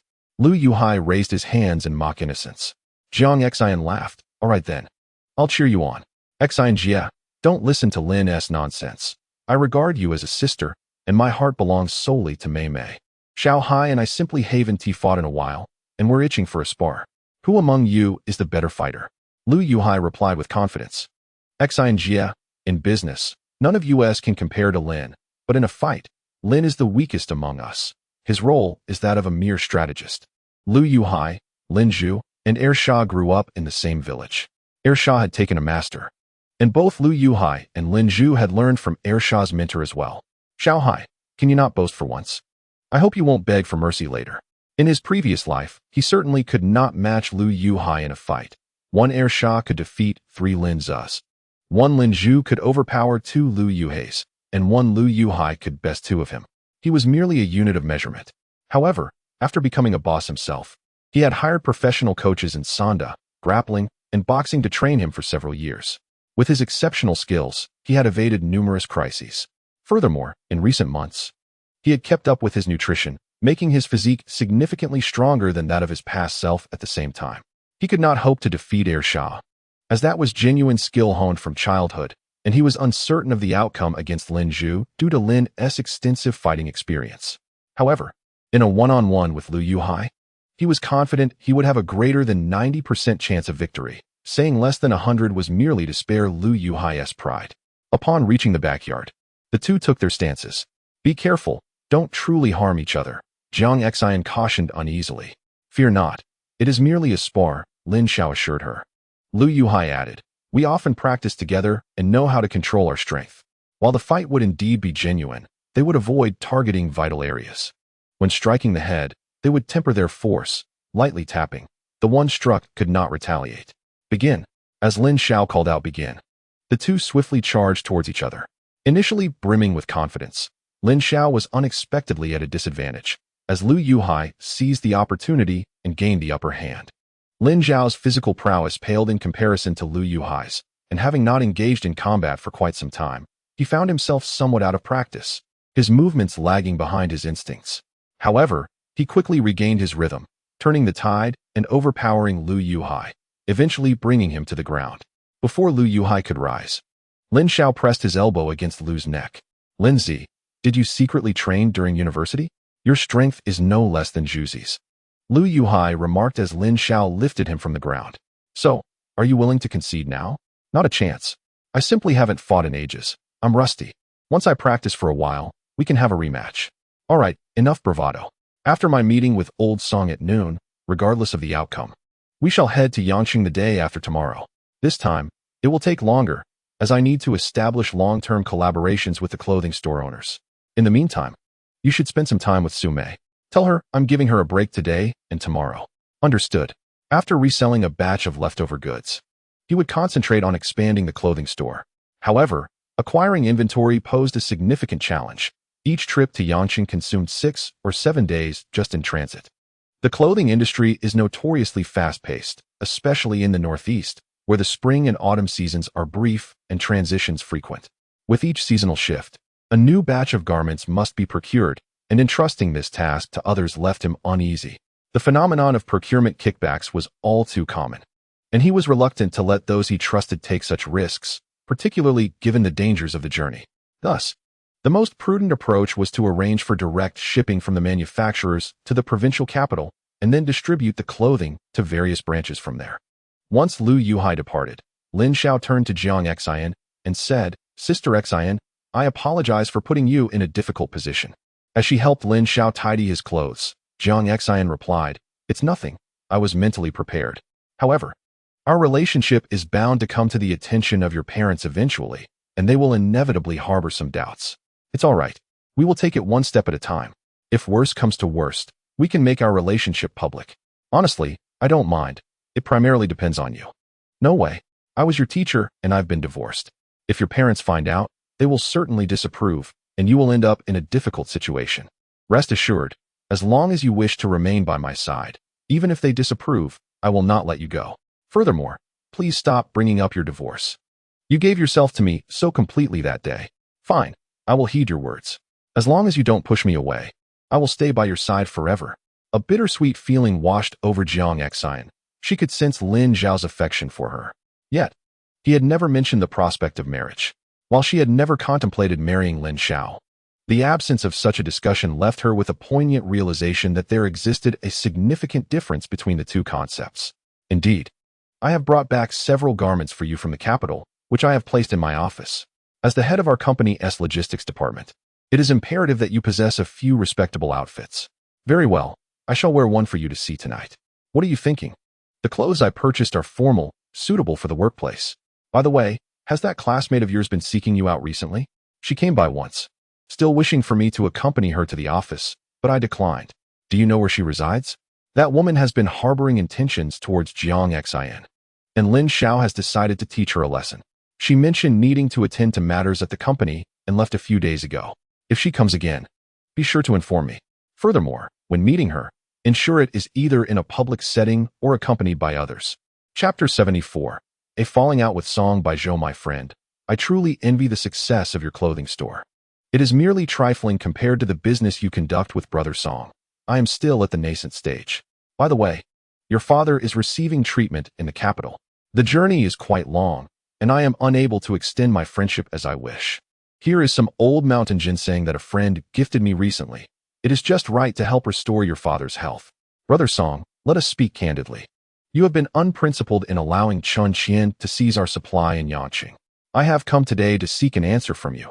Whatever you choose to say, I shall accept, and it will not harm the amicability between us. My friend, I truly did not know about Chun Qian receiving goods over there at first. However, rest assured, before your next batch of goods returns and is sold, my stock will remain untouched. How does that sound? If that is the case, let us conclude our discussion here. I appreciate your making this trip, and I have already ordered food and drinks, settling the bill as well. Please, enjoy at your leisure." Lin Xiao reverted his address for Song by Zhou from Brother Song to Boss Song. "My friend, it is not that I wish to withhold that batch of goods from you. Rather, it is because that stock was acquired through the efforts of my subordinates who scoured various garment factories. To relinquish it to you would dishearten my team, and I hope you can understand that. I comprehend your position, yet I also hope Boss Song can understand mine. Given the circumstances, if I were to pursue any further collaboration with you, my brothers would also feel disheartened. Thus, let us consider our friendship concluded, as if we had never met. In the future, there is no need for greetings. I have said all that needs to be said. Farewell." Song Baizhou quickly pondered in his mind. If the quantity of goods received by Qin Qian were minimal, he might just transfer them to Lin Xiao to avoid provoking retaliation from him and his associates. However, that shipment cost over 700,000, Once transported back, it would yield at least 500,000 in profit. Is it worth sacrificing 500,000 to maintain a friendship with Lin Xiao? Clearly, it is not. To him, Lin Xiao and his companions appeared to be merely a group of audacious and fortunate youths. He had only utilized the cinema to exchange for this business, which indicates what? It suggests that Lin Xiao and his companions are not competent merchants, lacking even a clear understanding of the cinema's value, though the location is excellent. What use does it serve beyond screening films? In contrast, the business of reselling leftover stock is a long-term endeavor. He approached Lin Xiao, primarily concerned that Lin Xiao and his companions might act out of anger and retaliate against him. The young ones could be reckless. If he were to inadvertently fall victim to Lin Xiao's group, it would be a most unjust fate. However, during their brief exchange, he discerned that Lin Xiao did not wish to confront him directly. It made sense, given that Lin Xiao and his cohorts had profited substantially from several batches of goods, amassing considerable wealth, while their clothing store flourished. Clearly, with newfound affluence came a diminishment of courage, a sentiment he could relate to intimately, having himself become timid after acquiring wealth. Before that transformation, he had been bold enough to contend with others. Otherwise, how could he have secured multiple passenger routes or contracted sand mining operations? After leaving Old Zhang's donkey meat restaurant, Lin Xiao dismissed the matter from his mind. He had anticipated Song Bijou's decision. If Song had been willing to transfer the batch of goods to him at cost, he would have accepted when Lin Zhu approached him. Since Song chose to act unkindly, he could not be faulted for his own lack of loyalty. Chen Qian had taken away a significant supply, leading to a loss of over 100,000 on their previous batch, and the upcoming shipment would likely yield similar results, nearly 300,000 in total. He was determined to reclaim that sum from Song Bijou. Was it merely a matter of employing underhanded tactics? He had witnessed countless such ploys in the business world. How did the negotiations go? Lin Xiao and Air Sha just exited Old Zhang's when Lu Yuhai appeared from a nearby restaurant. Clearly uneasy, he had stealthily followed. Fearing a confrontation between Lin Xiao and Song Bijou, the deal fell through. For the next batch, we will only procure socks, stockings, and silk scarves. All right. Considering that Chen Qian is monitoring the leftover stock, we won't accumulate much. However, if we focus solely on socks and scarves, the profits should be comparable to last time. No, this time we will invest all our funds in socks and scarves and sell them gradually. Ideally, we will sell them over 6 months. If we do not sell out, and Song Bijou dares to return that batch, it would indicate his breach of agreement, nullifying our prior commitments to him. Wow, Lin. That strategy is quite cunning. Cunning? I wouldn't say so. By the way, how much do we have in total? We have over 837,000. If you need cash, feel free to take some. No need. My sister has over 110,000 left from my father's medical expenses. If I need money, I will ask her. Then I will seek out Mei Mei. You handle the purchasing. We all defer to your judgment. All right, hurry along and stay safe. Get out of here. That evening, after dinner, Lin Xiao excused himself to discuss matters with Lu Yuhai. Once he left home, he took just a few steps before entering Jiang Xian's residence. Pushing the door open, he called out, Xian, have you missed me? Big brother Lin, you're here. Su Yun, hearing the voice, rushed out from the kitchen. Lin Xiao couldn't help but slap his forehead, realizing he had forgotten that Su Yun and Jiang Xian lived together. This would surely tarnish his illustrious image in Su Yun's eyes. What are you cooking? Lin Xiao feigned ignorance, pretending as if nothing had transpired.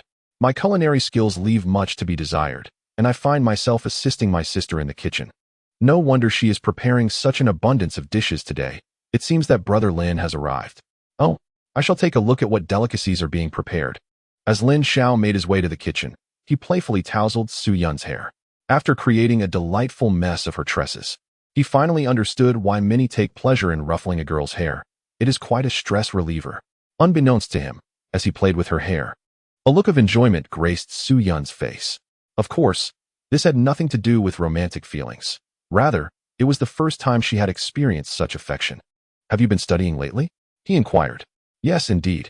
Teacher Jiang is quite strict and assigns me a great deal of homework daily. Oh, are you here to complain about me? Not at all. I understand that Teacher Jiang has my best interests at heart. Then do you prefer Teacher Jiang or me? Undoubtedly. Teacher Jiang. Well, you heartless little girl. Just wait until I have my way with you. Watching Su Yun dart into the kitchen, Lin Xiao chuckled softly.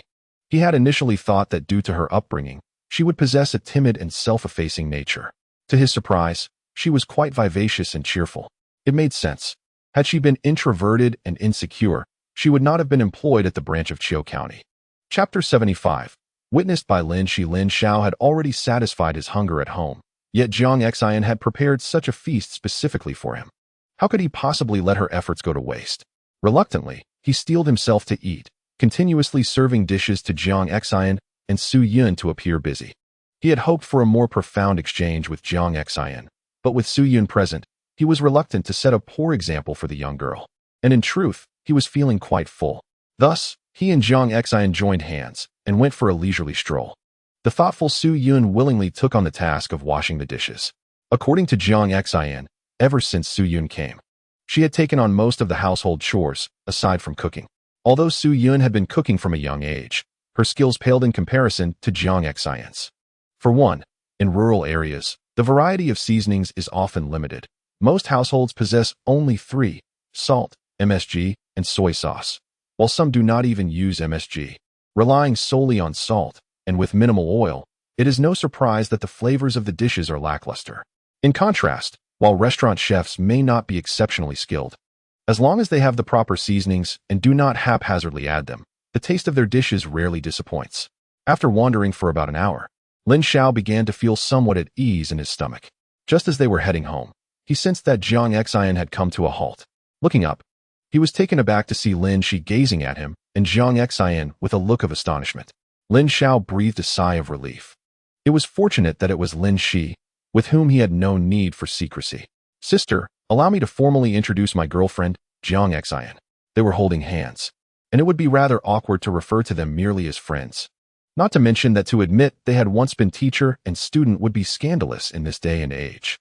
Furthermore, he had resolved that although he did not intend to marry Jiang Xian, he could not deny her a proper identity, as keeping their relationship clandestine would be unfair to her. How could you deceive us so cruelly? You deserve the beating you received this morning. After saying this, Lin Shi extended her hand to Jiang Xian. Hello, I'm Lin Shi, Lin Xiao's sister. Hello, sister. Please, you're older than I am. Just call me Lin Shi. Don't misunderstand. I have no objections to your relationship with my brother. I just feel that calling me sister makes me sound old. All right then, I shall call you Shi. And you can call me Xian. The bond of female friendship blossomed swiftly. Xian, which organization do you work for? Lin Shi inquired. Jiang Xian was clad in a professional outfit that Lin Xiao had purchased for her from the capital. Although such attire was not typically suited for a leisurely evening stroll, Jiang Xian had donned it specifically to impress Lin Xiao. I work for your brother, Jiang Xian replied. Upon hearing that Jiang Xian was Lin Xiao's subordinate, Lin Shi's curiosity piqued. So how did you two get together? Did he coerce you? Did he threaten to withhold your salary if you didn't comply? In this era, the term unspoken rules was not yet prevalent, but Lin Shi's implication was clear. It was I who pursued him. He saved me once, and I developed feelings for him then. But at that time, he had a girlfriend. Throughout the journey, the two women scarcely acknowledged Lin Xiao.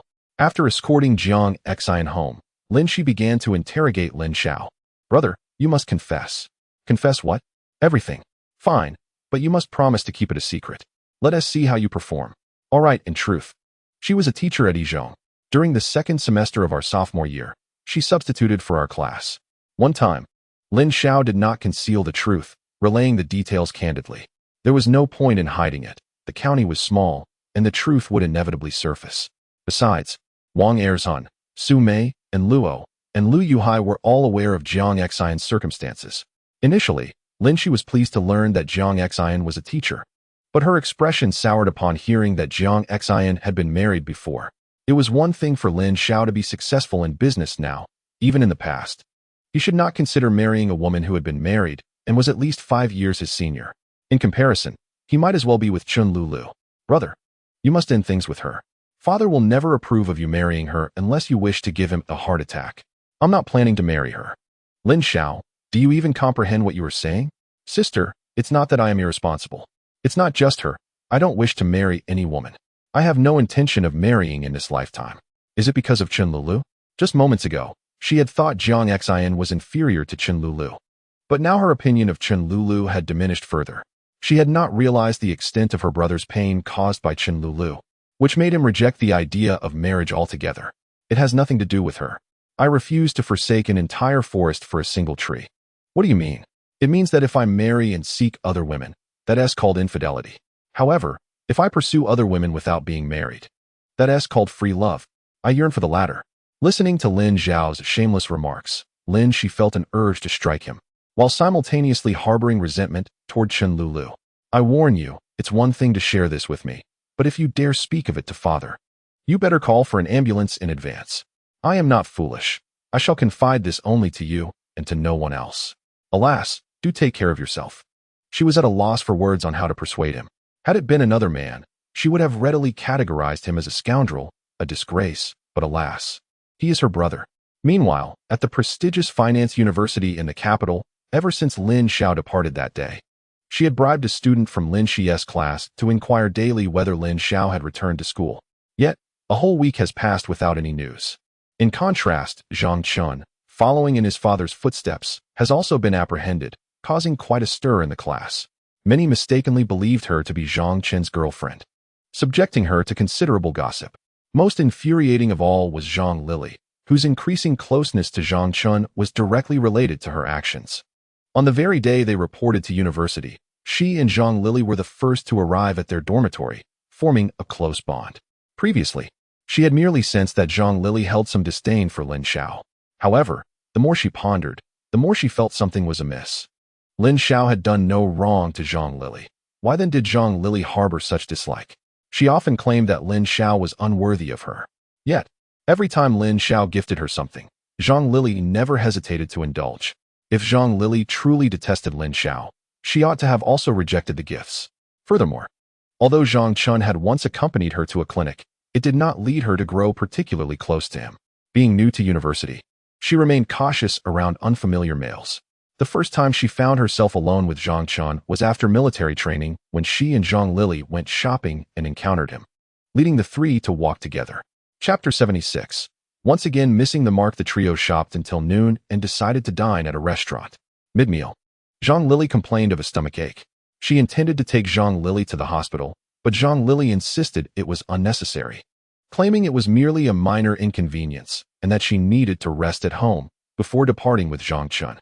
After their meal, she intended to pay the bill, only to discover that Zhang Chun had settled it beforehand.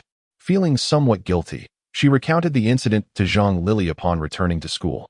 Zhang Lili suggested that if she felt remorseful, she ought to treat him to a meal. Finding her reasoning sound, she invited Zhang Chun to dinner. Much like before, Zhang Lili left midway through the meal. She considered departing as well, but given it was her invitation and Zhang Chun had yet to finish, that felt improper. After these two encounters, she gradually shed her wariness towards Zhang Chun. Her initial apprehension was minimal, as their families shared a long-standing friendship. Their fathers had once been classmates. Reflecting upon it now, it seemed that their meeting during the shopping excursion was not mere coincidence. Being new to the capital, she was unfamiliar with its intricacies, relying entirely on Zhang Lili's guidance. Wherever they went was dictated by Zhang Lili, and as long as she communicated the route to Zhang Chun in advance, they could orchestrate a chance encounter. During mealtime, with Zhang Lili's intentional disappearance, the stage was set for her to be alone with Zhang Chun. After two private meetings, she had begun to regard Zhang Chun as a friend. She also introduced Zhang Chun to Lin Xiao, hoping that Lin Xiao and Zhang Chun could become friends as well. When she was with Zhang Chun, she did not shy away, for she believed herself to be blameless, even in Lin Xiao's presence. She would engage in laughter and conversation with Zhang Chun. Lin Xiao had expressed her discontent a few times regarding her closeness to Zhang Chun, which she interpreted as Lin Xiao's lack of understanding and trust in her. If she were truly involved with Zhang Chun, she would certainly keep it hidden. How could they openly dine together, visit the library, and shop, while she deliberately sought to prove her innocence by being affectionate with Zhang Chun in front of Lin Xiao, as if to say, "Look, we are indeed friends. Otherwise, how could we be so close in your presence?" In retrospect, she felt utterly foolish, beyond redemption. She arrived at Zhou Shuiyan's clothing store, seeking her advice. However, she found the store rather desolate compared to her last visit, with Zhou Shuiyan sitting in a chair, frowning and lost in thought. Zhou Shuiyan was perplexed. She had clearly emulated the model of Qi Mei, and given that the capital's consumer capacity surpassed that of the small county of Ming County, she could not fathom why her store was not thriving. While men's spending on clothing was indeed inferior to that of women, the disparity should not be so vast. After all, men needed clothes too. The success or failure of a mere clothing store was inconsequential to her. Even if this shop were to fail completely, she would not be bothered. Yet, in the face of failure, one must uncover the reasons, mustn't they? She pondered, and found that the store had not committed any glaring mistakes. Lulu, what troubles you? You appear unwell. Are you ill? Shuyan, I'm fine. Is it because of Lin Xiao?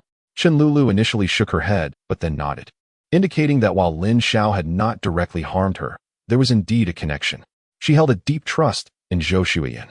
The Chun and Zhou families had been close friends since their grandfather's generation, having saved each other's lives on the battlefield. Later, when the Zhou family fell into misfortune, Zhou Shuyan spent many years fostered by the Su family, during which Chun Yiqing quietly offered substantial assistance to them. Upon her arrival in the capital, the Zhou family treated Chen Lulu as an esteemed guest, a courtesy extended due to Chun Yiqing's influence. After visiting the Zhou family several times, Chen Lulu formed a friendship with Zhou Shuyan, as they both grew up in Ming County and naturally shared much in common. Shuyan. Both Zhang Chun and his father have been arrested, but Lin Xiao has not yet returned to school, and now her sister dislikes me as well. Have you told her about dealing with Zhang Chun? No. I've tried to find him several times, but to no avail. When I went again a few days ago, they had already left. Subsequently, Chen Lulu recounted the events that transpired in the cafeteria to Zhou Shuyan. Lulu, may I ask you, what is his character like? I mean, in terms of relationships, has he ever been involved with other girls behind your back? Chen Lul shook her head, stating that back in high school, there was a beautiful girl in their class who had a fondness for him. Their relationship was quite amicable. However, once they began dating, he deliberately distanced himself from her. After entering university, when other girls expressed their affection through love letters, he would simply discard them without a glance. As long as he possesses good character, that is sufficient. Lol, have you ever heard the saying, a gentleman can be deceived by integrity? Of course, I do not intend for you to deceive him. If you are resolute in your commitment to him for life, you might as well take the plunge and solidify your bond. Even if he does not forgive you in the end, he will still accept you. Over time, the misunderstandings between you two will inevitably unravel, especially since you have not truly betrayed him. Chen Lul shook her head repeatedly, insisting it was not feasible, as they still had their studies to consider. What if we have a baby? She exclaimed. Zhou Shuyan was speechless. Lul, do you not know about a little thing called a condom? As long as you use that, you need not worry about pregnancy. However, after much hesitation, Chen Lul could not articulate anything of substance. Just think, he will not only have to consider you, but also bear the dual pressure from both your parents and his own. I will think it over, she stammered. But you must hurry. Lin Xiao's clothing store is thriving, and the staff are all exceptionally attractive. Who knows, one of them might seize your opportunity while you are preoccupied. Chen Lul's expression changed, and she turned to leave. Lul, where are you going? I am returning to Ming County. I need to find him. Are you not being a tad too impatient? Zhou Shuyan was taken aback. Sister Shuyan, what nonsense are you spouting? I am going back to keep an eye on him, to prevent other women from getting close. Chen Lul had already realized the gravity of the situation. If Lin Xiao were to start dating someone new, she would truly have no chance left. Lul, do not rush. I will arrange for someone to book plane tickets. I will accompany you back tomorrow. The last time they went to Ming County, she did not see Lin Xiao. And this time, she intended to seek his advice to identify the issues plaguing her clothing store. She was uncertain, however, if Lin Xiao would be willing to share, given it pertained to his core secrets. The following day, the two women boarded the plane. However, upon their return to Ming County, Lin Xiao and Lu Yuhai had already set off for Yangqing. Zhou Shuyan once again missed the opportunity to meet Lin Xiao. Chapter 77. Farewell. Fang Guohua. Upon their arrival in Yangqing, the group merely strolled through the market and soon discovered that Chen Qian was exceedingly ruthless. The surplus goods in the market had been nearly swept clean by her, leaving even the defective garments in short supply. Lin Zhu was so incensed that he contemplated finding someone to deal with Chen Qian. The group first visited Fang Guohua's clothing factory. Previously, Lin Xiao had intended to explore the possibility of investing in Fang Guohua's factory, but coincidentally, it had faced closure. After taking on that inventory, he found himself short on funds. How could one invest when devoid of capital? Time had passed, and Fang Guohua had weathered the most challenging period. The chances of Lin Xiao investing now seemed slim. While money had been misappropriated and the warehouse had burned down, as long as there were orders. The clothing factory could continue to sustain itself. When the four individuals arrived at Fang Guohua's garment factory, he had just bid farewell to a client. Recent events had rendered him a laughingstock within the industry. The sole comfort he derived was that the batch of suits had not encountered any issues. Had there been problems with that order, the loss of such a significant contract, coupled with penalties for breach of contract, would have led to the inevitable collapse of his factory, leaving him utterly destitute. Following the incident, rather than succumbing to panic, he borrowed 100,000 yuan from a friend and, in front of all the factory workers, displayed the amount, assuring them that while the factory had indeed suffered considerable losses, he was still capable of paying their wages. Having quelled the workers' anxieties, he mortgaged the factory to secure a loan, procured raw materials, and worked tirelessly to fulfill the suit orders. Upon settling the outstanding payments, he used the funds to repay the high-interest loans, leaving him with just over 100,000 yuan in hand. Since that European client had not placed any subsequent orders, he was now accepting any orders that came his way, regardless of the profit margins. "Welcome, welcome, Mr. Lin," he greeted. "It seems the crisis at the factory has passed, hasn't it?" Fang Guohua offered a wry smile. "It appears even someone from out of town like you is aware of my trivial matters." "Mr. Fang, to my mind, this is hardly a significant issue. The ups and downs of life are quite normal. To be honest, half a year ago, I was merely a sophomore at a prestigious university in the capital. My father fell from the third floor while working at a construction site, leaving us with debts of several tens of thousands and paralyzed. I was expelled from school, and on the eve of the Lunar New Year, a group of creditors blocked my family's door. Surely, my plight is worse than yours. Is that so? But how did you manage to start a business?" "I initially intended to borrow money from an uncle, but by chance, I stumbled upon a piece of jadeite in an antique shop, mistaken by others for an ordinary stone used to weigh down tablecloths. Using some clever tactics, I acquired the jadeite, which I then carved into a beautiful piece. Not only did I pay off the debts, but I also retained some capital to kickstart my venture. Now, along with a few brothers, we have been trading in leftover stock and have earned over 1,000,000 yuan. I have also partnered with someone to open a women's clothing chain, which now boasts 11 stores, generating nearly 40,000 yuan in daily revenue. Mr. Lin, your journey is indeed legendary. Do you truly have 11 women's clothing stores?" "To be precise, there are currently 7 stores, with 4 more under renovation. I have come here specifically to procure inventory for the women's clothing line. Rest assured, Mr. Lin, whatever styles you desire, my factory is fully capable of producing them with the utmost quality and quantity. I kindly ask you to entrust this order to me." "Do not worry, Mr. Fang. Our previous collaboration was quite pleasant, and I have faith in your abilities. This time, I plan to purchase a batch of summer clothing, requiring 400 to 500 pieces of each style, with a minimum of 150 styles, totaling between 60,000 and 100,000 garments, and the total procurement amount will be around 1.2 million yuan. However, as you know, it is currently the season change in the north, so I need this batch urgently." Upon hearing Lin Xiao's words, Fang Guohua was astonished by the rapid development of Lin Xiao's business. Initially, he had been skeptical when Lin Xiao claimed to have 11 women's clothing stores, suspecting exaggeration. Lin Xiao is procuring 400 to 500 pieces of various clothing styles, which indirectly affirms that he owns 11 chain women's clothing stores.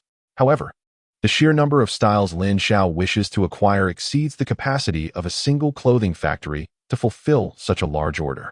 The process of producing a garment, from design to finalization and then to the assembly line, entails numerous steps. Each new clothing style necessitates a period of skill acquisition for the workers, and many defective pieces typically emerge during this phase. "Boss Lin, I can produce 5 styles for you, or even 8 if the designs are simple, ensuring delivery within half a month. I will only retain a margin of 10% after deducting costs."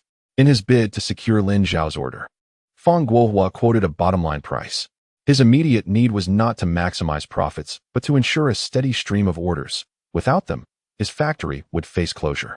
The notion of producing garments first and then seeking customers was no longer a viable option for him. Should the manufactured clothing accumulate unsold, his financial lifeline would be severed. Thus, he had to adopt a model of order-based production. A 10% profit margin is quite minimal. "Boss Fang, you are currently in a downturn. I do not wish to take advantage of your situation. What I seek is a long-term partnership rather than a fleeting profit. Therefore, I shall offer you a margin of 15%, and I will endeavor to select styles that your factory has previously produced. Brother Lin, I appreciate your friendship. It is easy to provide assistance in times of prosperity, but true support is revealed in times of hardship. Subsequently, they moved to Fang Guohua's office, where he retrieved all the designs of styles previously produced by his factory. These samples had originally existed, but were unfortunately lost to a fire.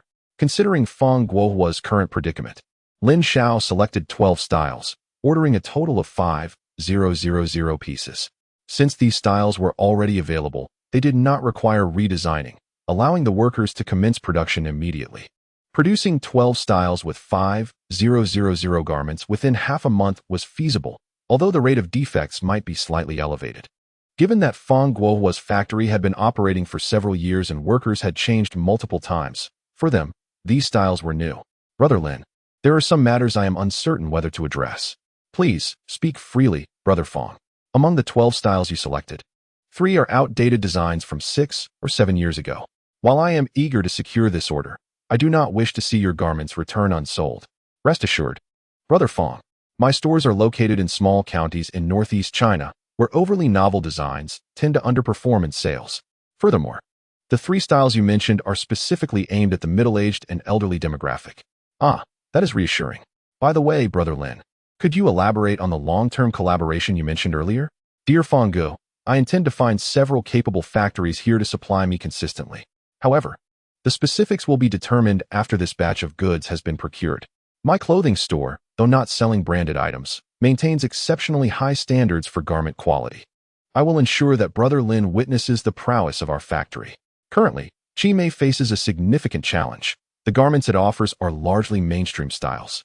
Recently, a few designs have coincidentally matched others, leading to a situation where the same clothing can be acquired for as little as 30 yuan in eBay, while Chi Mei sets a fixed price of 38.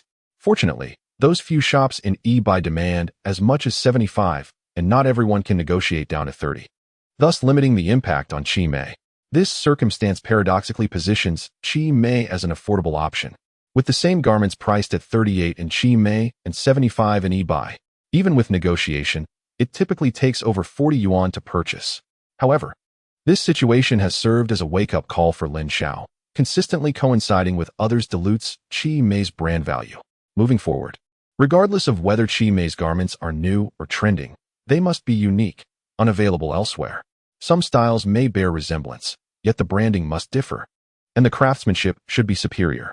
In the future, I also plan to establish an in-house design department. In the evening, Fang Guohua hosted a dinner, inviting several clothing factory owners. Upon learning that Lin Xiao operates 11 women's clothing chain stores, these owners began to regard him with considerable respect. While 11 stores may not seem excessive, they were established in just over 2 months, and as time progresses, Lin Xiao's chain will undoubtedly expand. Unbeknownst to them, however, Chi Mei actually only has 2 stores. The 11 is an embellishment by Lin Xiao to avoid disclosing Chi Mei's single-store sales, as such information might incite imitation. In the county, he is untroubled by potential imitators, as they would struggle to capture the essence of Chi Mei. Yet in Yangcheng, these factory owners, seasoned in the clothing industry, warrant caution. The following day, Lin Xiao officially finalized a batch of orders with several factory owners, each committing to 35 styles and 400 to 500 pieces per style. In the ensuing days, Lin Xiao continued to meet with various factory owners to negotiate orders. Simultaneously, he secured a modest quantity of over 4,000 pieces of unsold inventory from these factories at a low price. Lu Yuhai and his companions were equally industrious, visiting over 100 factories in a few days, acquiring more than 23,000 pieces of unsold stock, including discontinued sizes and defective items. Although discontinued items are rare in the market, with diligence and frequent visits to factories, some can still be procured. The trio returned to Ming County with over 27,000 pieces of clothing, as well as a batch of socks and silk scarves. On this particular day, as Lin Xiao exited the hotel, he encountered Chen Qian, who had evidently come specifically to find him. After exchanging a few pleasantries, they continued their conversation. Chen Qian spoke up. Brother Lin, according to the agreement between you and Brother Song, from now on, the remaining unsold goods from Ming County will belong to Brother Song. Correct? Lin Xiao shook his head. You are mistaken. As per the agreement, We must sell off this batch of goods before the business officially transfers to Boss Song. Isn't this batch of clothing only around 30,000 pieces? To sell them all should only take a few days, right? It won't be done in just a few days. This time, we don't plan to wholesale, we intend to retail. After all, this is the last batch of goods, and we need to maximize our profits. But rest assured, within 3 months at most, this batch will definitely be sold out without causing you any delays. 3 months? Brother Lin, you must be joking. Lin Xiao replied coldly. Chen Qian, let's be straightforward. During this time, you cleared out the market of unsold goods, leaving us with nothing and incurring losses of hundreds of thousands. It is only fair that I retail this batch to recover some of those losses. Isn't it? I must warn you, if you dare to send the goods back prematurely, it would violate the agreement between Boss Song and me, rendering all prior arrangements void. You may pursue the unsold goods business, but I can continue as well. Let us see whose methods are superior. Brother Lin, if you proceed this way, it would mean tearing the facade with Brother Song. Aren't you afraid of his retaliation? Chen Qian, do you know why Song Bijou prefers to negotiate amicably, exchanging a cinema for our business instead of threatening us to surrender it outright? The latter is the typical behavior of those in the underworld. Why? Because he doesn't dare. Surely, you don't think Song Bijou's civility towards us stems from his good nature? Let me tell you, our reputation is forged through hardship. Ask around about the formidable Song Laowu and how he gained his standing. Brother Lin, is there truly no room for negotiation? When I was in Ming County, I sought to have a serious discussion with Song Bijou, but unfortunately, he did not give me the courtesy I expected. You clandestinely received goods, seizing my sources. I am only asking you to wait an additional 3 months to balance the scales. If you're dissatisfied, feel free to employ any tactics you wish and see who yields first. Brother Lin, this isn't necessary. Can't we discuss things reasonably? We are all here to make money. There's no need to damage our relationship. If this escalates, even if Brother Song suffers, you too will incur losses, won't you? Chen Qian, I, Lin Xiao, have built a fortune of millions in a matter of months from nothing. Surely you don't think that was merely luck? I never intended to continue in the unsold goods business. Letting it go to Song Bijou means little to me. Even if both clothing stores close, I could easily establish a new one elsewhere. What other threats does Song Bijou pose? Does he intend to harm my family? Ask him if he dares.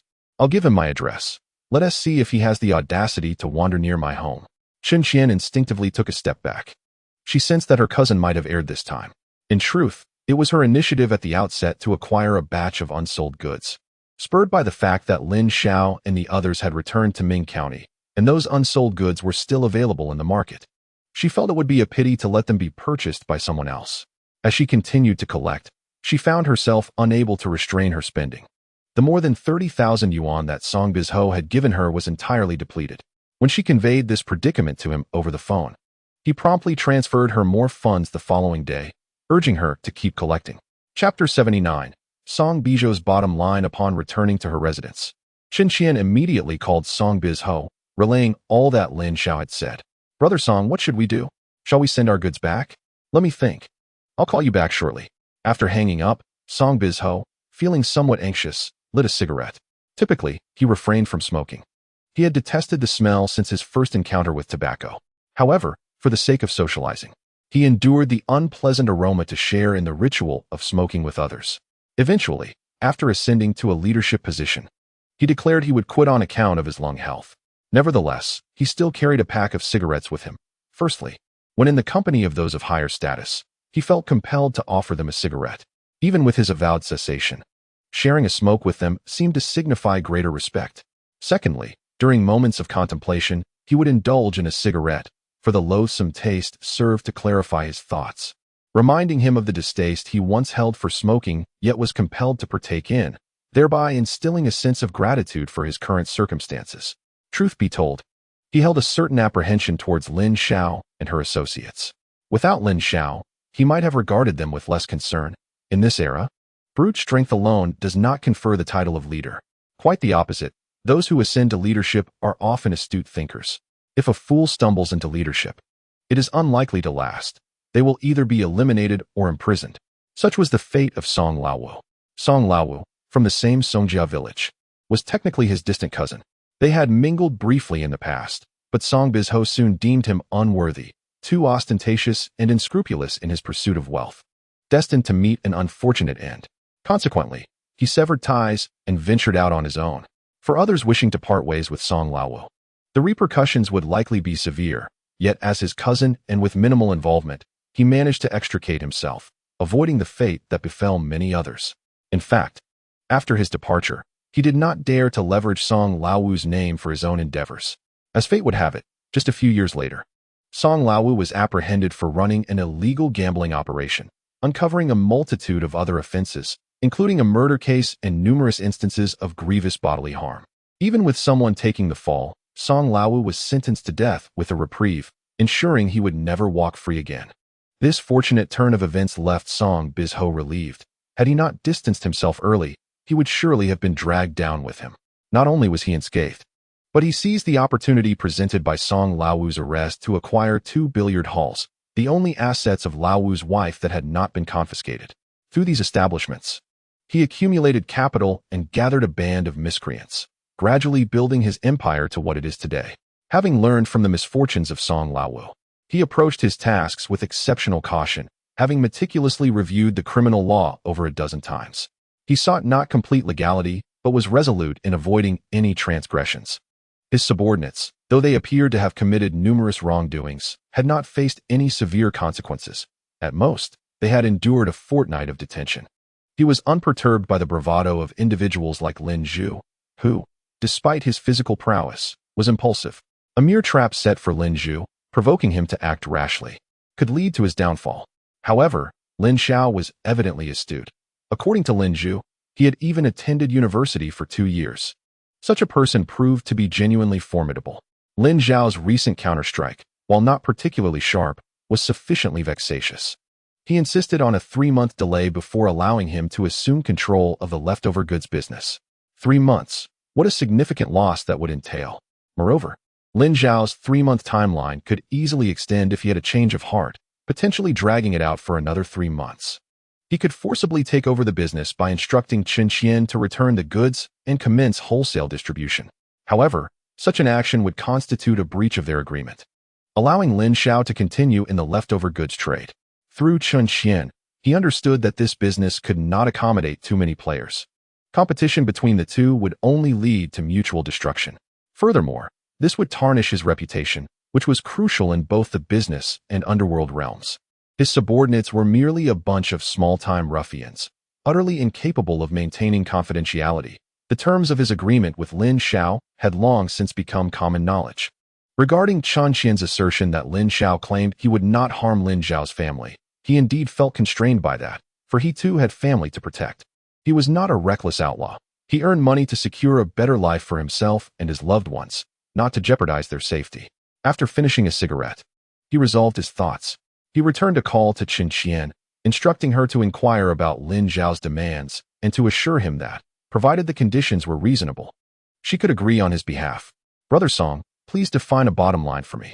That batch of goods must not be transferred to him. Let the bottom line be calculated based on his losses from the 2 batches, not exceeding 400,000. Understood, Brother Song. I will find him right away. By the way, I heard something recently. Just a few days ago, a truckload of goods was hijacked. Given our substantial inventory, it would be prudent to send more personnel to escort the goods. I fear trouble may arise. The stock she had accumulated was valued at over 800,000. When Lin Xiao and Song Bizho met, the total was not as high, as the surplus was from recent purchases. Should she acquire another batch of socks, scarves, and hats at a low price, the total could easily approach 1 million. If this were to be stolen, it would be a significant blow even to Song Bizho. While Song Bizho's net worth was indeed in the millions, likely surpassing 10 million, most of his wealth was tied up in various properties, vehicles, and debts. He possessed only a little over 1 million in cash. In truth, having over 1 million in cash was already substantial, unlike in later times when some individuals, worth millions, would struggle to produce even 10,000 in one go.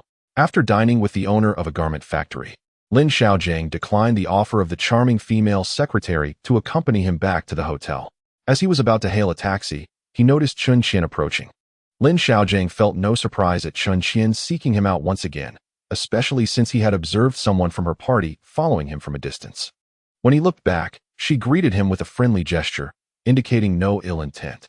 In this day and age, Not having a mobile phone is quite inconvenient. Although there were large mobile phones available, priced at 20 to 30,000, Lin Xiao had not been inclined to purchase one. Brother Lin, I spoke with Brother Song. He is aware that his actions this time were not up to standard. The main responsibility lies with me, and Brother Song is taking the blame for it.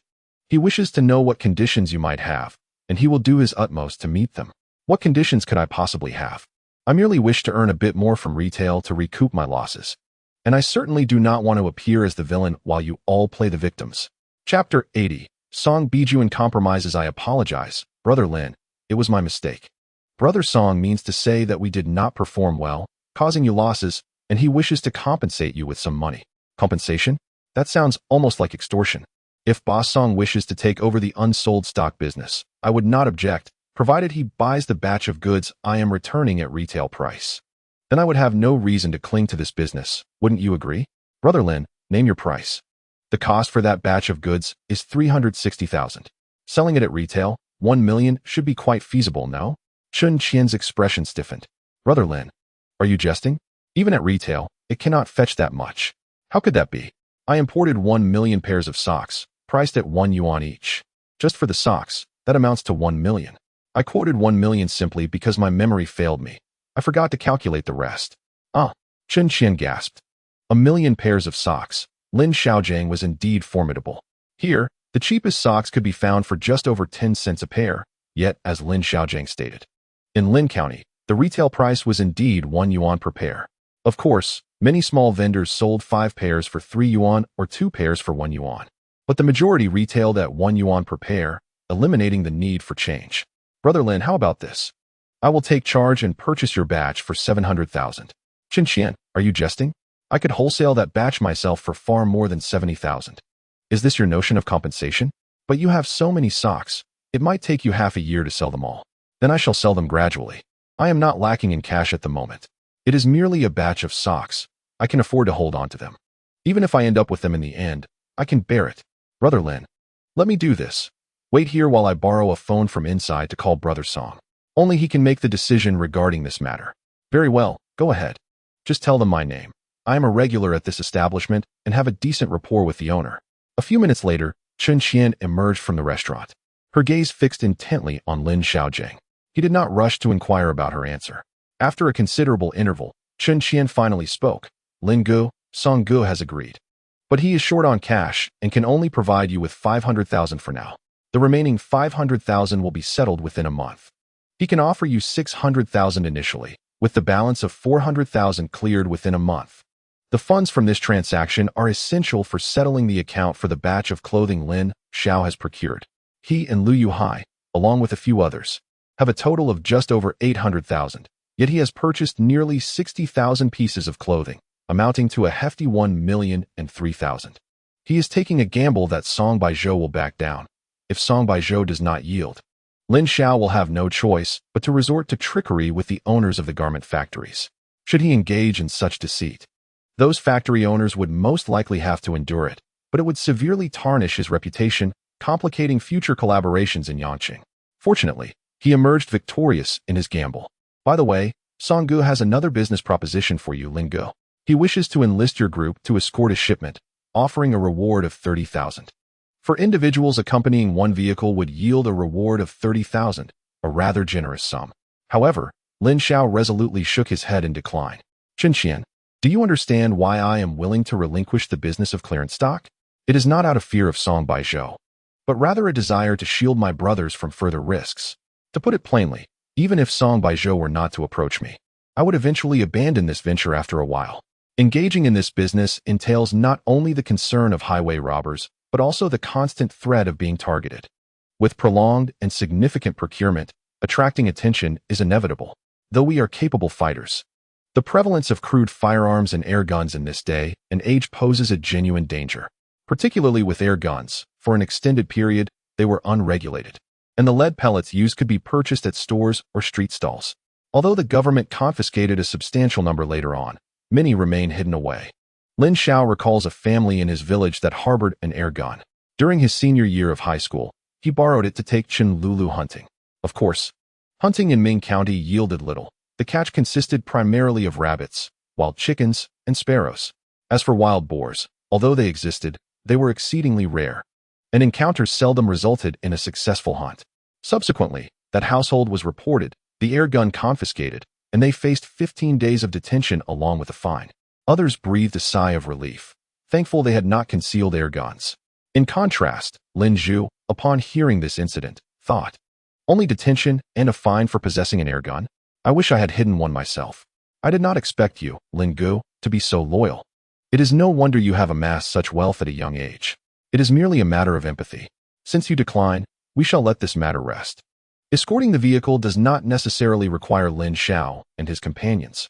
While they are indeed capable, should they encounter bandits, they may not be inclined to risk their lives. It would be more prudent to deploy more individuals for the escort. For 500, one can find someone willing to assist with a vehicle escort. 30,000 could easily attract 60 individuals. With sufficient numbers, bandits would be compelled to reconsider their approach. Nevertheless, Lin Xiao's reasoning for refusal has truly garnered my admiration. Regardless, Song Bijou would never relinquish such a lucrative business for the sake of his subordinates. Therefore, the individuals surrounding Lin Xiao are his brothers, whereas those beside Song Bijou are merely his subordinates. If given the choice, she would prefer to collaborate with Lin Xiao. After hanging up the phone, Song Bijou wore a bitter smile. Indeed, some matters require only a single step back, yet it often leads to a cascade of further retreats. Lin Xiao seemed to have keenly grasped this notion and inflicted a significant blow upon him. 1,000,000 pairs of socks, enough to sustain him for an entire year. The batch of goods from Lin Xiao amounted to 360,000, and after excluding the socks, scarves, and hats, the profit was barely 50,000. As for the socks, scarves, and hats, he could have Qin Qian procure them directly in Yangcheng. Such items are in ample supply. This implies that Lin Xiao's batch was worth only 400,000. Yet he demanded 1,000,000, effectively handing Lin Xiao a profit of 600,000. In essence, the majority of the profit from the discontinued stock that Qin Qian had gathered during this period now belonged to Lin Xiao, while he himself bore the risk. To be candid, he now somewhat regretted allowing Qin Qian to engage in such underhanded tactics. Not only did he fail to gain an advantage, but he also strained his relationship with Lin Xiao. Following this unpleasant episode, the prospect of collaborating with Lin Xiao again seemed nearly impossible unless he willingly conceded in future ventures. Lin Xiao, so young yet possessing such acumen, undoubtedly harbors limitless potential for the future. Chapter 81. Transformed into a CAD designer Yang. I must say, your creations are truly stunning. Mr. Lin, you flatter me. If you find anything appealing, please feel free to take it. To be frank, these works of mine are rather unwanted. The lack of interest does not imply that your creations are lacking. Had your company been situated in fashion capitals such as Paris, Los Angeles, or Hong Kong, your coffers would surely overflow. However, the economic climate in our country remains rather underdeveloped, and your designs may be somewhat ahead of their time. Take, for instance, this backless garment. Would you, designer Yang, dare to wear it in public? I understand your reasoning. I have attempted to design clothing that aligns with the Chinese market, but to no avail. My singular wish now is to see these garments displayed in stores, where they can be appreciated by customers. Fear not, designer Yang, for I shall fulfill your wish.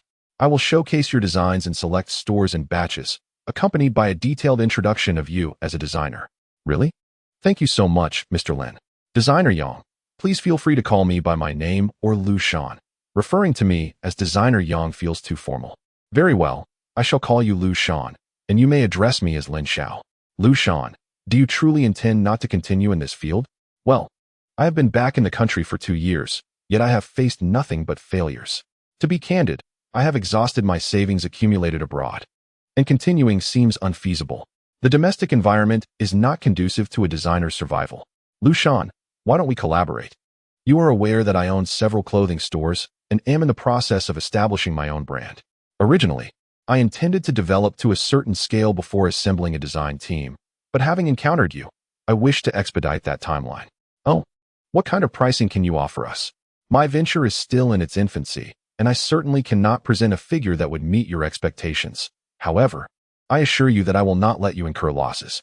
I can acquire your company and offer you a base salary of 3,000, along with a commission of 1% on sales. Are you aware of the conditions other companies presented to me while I was abroad? An annual salary of 300,000 $0.000 plus a 1% commission. Lin Xiao smiled wryly. Offering sales commissions to designers is acceptable, but that annual salary is beyond his means. Even if he sold everything he had, he could not amass such a sum. Nevertheless, I have decided to accept your offer. Oh, why is that? Could you share your reasoning? Because I sense respect from you. It is quite challenging for Chinese designers to gain respect abroad, and moreover, I believe you have the potential for success. With your kind words, may our collaboration be fruitful? Let us not rush. I must seek the consent of a few friends first, though I anticipate no significant obstacles. Additionally, have you truly considered this? Maintaining a design team can be quite costly. In our country, supporting a design team is far less practical than simply imitating the latest styles from Hong Kong, Taiwan, Japan, and South Korea. Lin Xiao chuckled. Who says that by nurturing a design team, I cannot also emulate those new styles from Hong Kong, Taiwan, and Japan? Could you elaborate on your specific plans? It would aid me in persuading my friends. In truth, the information you possess is not entirely accurate. I only have 2 stores in the Northeast, and the third is in the planning stages. The reason I mentioned 11 stores is not to flaunt my strength, but because both of my stores are thriving. You must understand that 2 exceptionally successful stores hold far greater value than 11 mediocre ones. Furthermore, my clothing business is replicable, given sufficient capital. I could expand the number of stores to several dozen in a short time. By next July at the latest, a substantial influx of funds, no less than 50 million, will arrive. At that point, I shall establish a clothing brand focusing on independent design, targeting major urban markets. Oh, so after we join, we will be engaged in imitation work, correct? Indeed, that is the case. However, if the garments you design align with the positioning of my stores, we can also outsource production to have them sold in my establishments. I have one final question. You mentioned acquiring my company. Do you possess sufficient funds? Lin Xiao hesitated. Perhaps he had been too forward. What is your estimation of your company's worth? First, the half-floor office we currently occupy, along with another half-floor office, are both registered under the company's name. Additionally, the company owns a small clothing factory. A clothing factory, you say? Of course, we must have a clothing factory. Otherwise, how would the designs we create be transformed into finished products? We are merely designers, not tailors. Although we can make garments, how can handmade clothing compare to machine-produced items? Lin Xiao was speechless. He had assumed that Yang Lushan's company was merely a small studio that could be acquired for a mere 100,000 or 80,000. Unexpectedly, Yang Lushan's company possesses an office building and even a garment factory. Even if it is a small-scale factory, it must be worth hundreds of thousands. As for the office building, that is something he had yet to comprehend. He had only met Yang Lushan today. She had contacted him through the owner of a garment factory, expressing her intention to gift him a batch of clothing without charging a penny, with the sole request being that he display these garments for sale in his store. Well, I truly cannot muster such a significant sum of money. Yet I have a proposition. You could separate this office building from the company and lease it back to the business. As for the garment factory, it could temporarily remain under your name, utilizing an outsourcing model where you design the clothing and pay the factory a certain fee for production. Once my funds are more substantial, I could purchase the factory outright. Lin Xiao, I too have a suggestion. I wish to invest in your company in exchange for a portion of its shares. I can offer you a maximum of 20. That is far too low. Your company only has 2 stores. Well, there is another one in preparation, making it 3 stores in total, which is worth even less than my company. Do you not think 20 is too little? The value of a company does not solely pertain to its asset scale. Although my company is small, it boasts advanced sales concepts and is currently in a period of rapid expansion. Conversely, while your company has considerable assets, it is teetering on the brink of collapse. Moreover, to be candid, your design level is rather mediocre. I could easily find a few skilled tailors to replicate those trending garments. Yang Lushan glared at Lin Xiao. This man, who had just been praising his own designs, had suddenly transformed into a cad. Chapter 82. Yang Shirihua Lin Xiao, get out. I no longer wish to see you. Hey, are you serious? Are you so petty? Fine, I admit, your design skills are indeed impressive. I was merely saying that to negotiate a better price. You weren't deceiving me. I truly wasn't. If I hadn't valued you, would I offer 20 of my company as shares? Once you go to the Northeast, you will witness how thriving my store is. To speak honestly, he did not genuinely believe that the clothing designed by Yang Lushan was exceptional. After all, in the next 30 years, he had seen far too many styles. Yet, The array of design awards displayed on the wall was undeniably impressive. With Yang Lushan on board, Chime could elevate its status. Moreover, given Yang Lushan's beauty, with some packaging and promotion, she could effortlessly serve as the free spokesperson for Chime, yielding a promotional effect far superior to hiring celebrities. All right, 20 it is. But I must accompany you to the northeast to ascertain whether your store is indeed as successful as you claim. I cannot allow myself to be deceived. Certainly, I will likely need to wait about a week. You can join me then. Now, let us discuss the matter of imitation. You are quite uninteresting. Fine, let us talk. Lin Xiao was genuinely pleased with Yang Lushan's attitude. For most designers, the notion of imitating another's clothing would be intolerable. Yet Yang Lushan had no qualms regarding this matter. Regarding the imitation aspect, I find myself somewhat uninformed. If I were to provide you with a finished garment, how long would it take to replicate a product suitable for a production line? I have experience in replication during my school days. I imitated several high-end brands solely for personal use. In foreign markets, the capital's demands concerning copyrights are quite stringent. Generally, it is feasible to replicate several outfits in just a day, although the conversion of designs into production line products typically requires approximately half a month. And what of bags? I presume imitating them poses no difficulties? Bags are indeed a facet of fashion design, so there should be no issues. Can bags be sold alongside clothing? Selling a limited quantity is permissible. Not only bags, but also hats, stockings, lingerie, and shoes can be listed in small amounts, provided that they do not overshadow the primary focus, which should remain on women's apparel. Subsequently, Yang Lushan escorted Lin Xiao to the garment factory. The scale of this factory exceeded that of Fang Guohua's establishment. Yang Lushan's perception of small garment factories might be somewhat misguided. However, when it comes to profitability, this factory can indeed be classified as small. According to Yang Lushan, the factory's earnings last year were barely 40,000 yuan, and thus far this year, it has been operating at a loss, the exact extent of which Yang Lushan is uncertain. The factory is equipped with complete machinery, all relatively new from 2 years prior, and these machines can continue to serve effectively for another 7 or 8 years. Nevertheless, the workforce consists of only a little over 50 individuals, and they are currently operating at a half-stop capacity. Lin Xiao, allow me to introduce you to the factory manager, Yang Shiyue, my elder sister. Sister, this is Lin Xiao. I have decided to merge our company with Lin Xiao's. Hello, Mr. Lin. Greetings, Manager Yang. The two shook hands.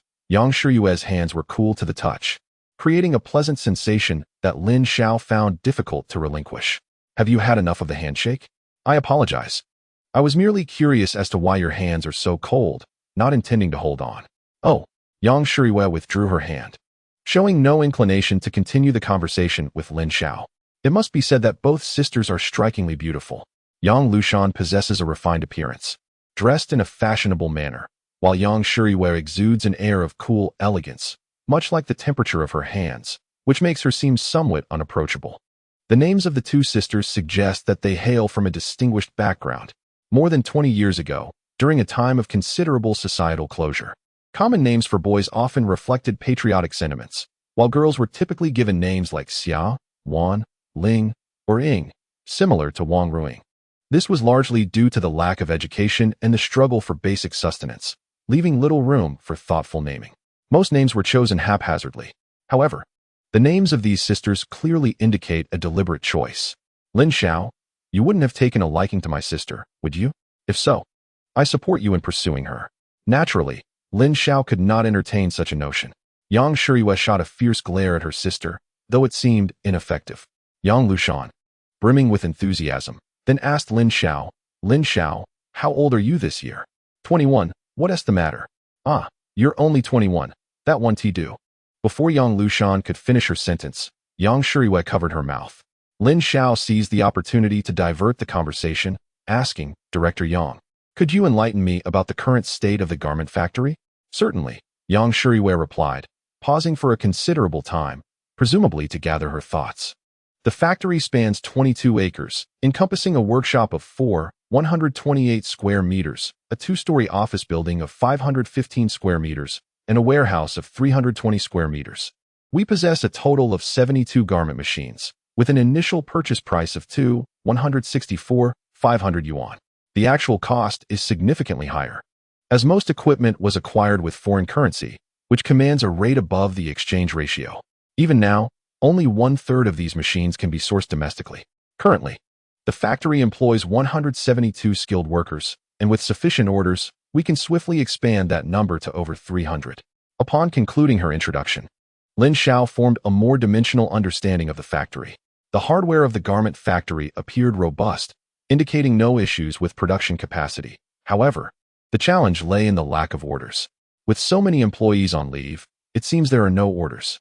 May I inquire about the reason? You would need to ask her, Yang Shiriwei said, casting a stern glance at Yang Lushan. All right, I know I'm to blame, Yang Lushan replied. But I've brought you a business prodigy. From now on, I shall focus solely on design and leave the other matters to you. I hope you can manage that. Yang Shiriwei retorted coldly. Though the two women were explicit in their dialogue, Lin Xiao could surmise the underlying motives. It seemed that Yang Lushan's intention in establishing the garment factory was to produce clothing designed by her. Securing orders, however, necessitates a robust network. Without substantial connections, one must gradually cultivate a clientele. The notion of suddenly receiving a substantial order, amounting to millions, is nearly unattainable. Without recognition, status, or reputation within the industry, why would anyone entrust their orders to you? Chapter 83. Mutual needs the three of them toward the garment factory.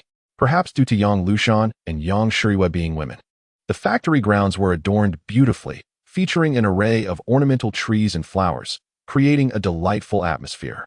Furthermore, both the factory and office were impeccably maintained. Working in such an environment undoubtedly elevates one's spirits. Are you saying that her so-called company consists of only 2 stores? Yang Shiriwei exclaimed, her eyes wide with disbelief. There are 3. Another store is currently under renovation. Once this batch of clothing is returned, we can officially open, Lin Xiao clarified. Is there a difference between 2 stores and 3? Do you have any idea of the assets that Lushan's company holds? Lin Xiao chuckled and shook his head.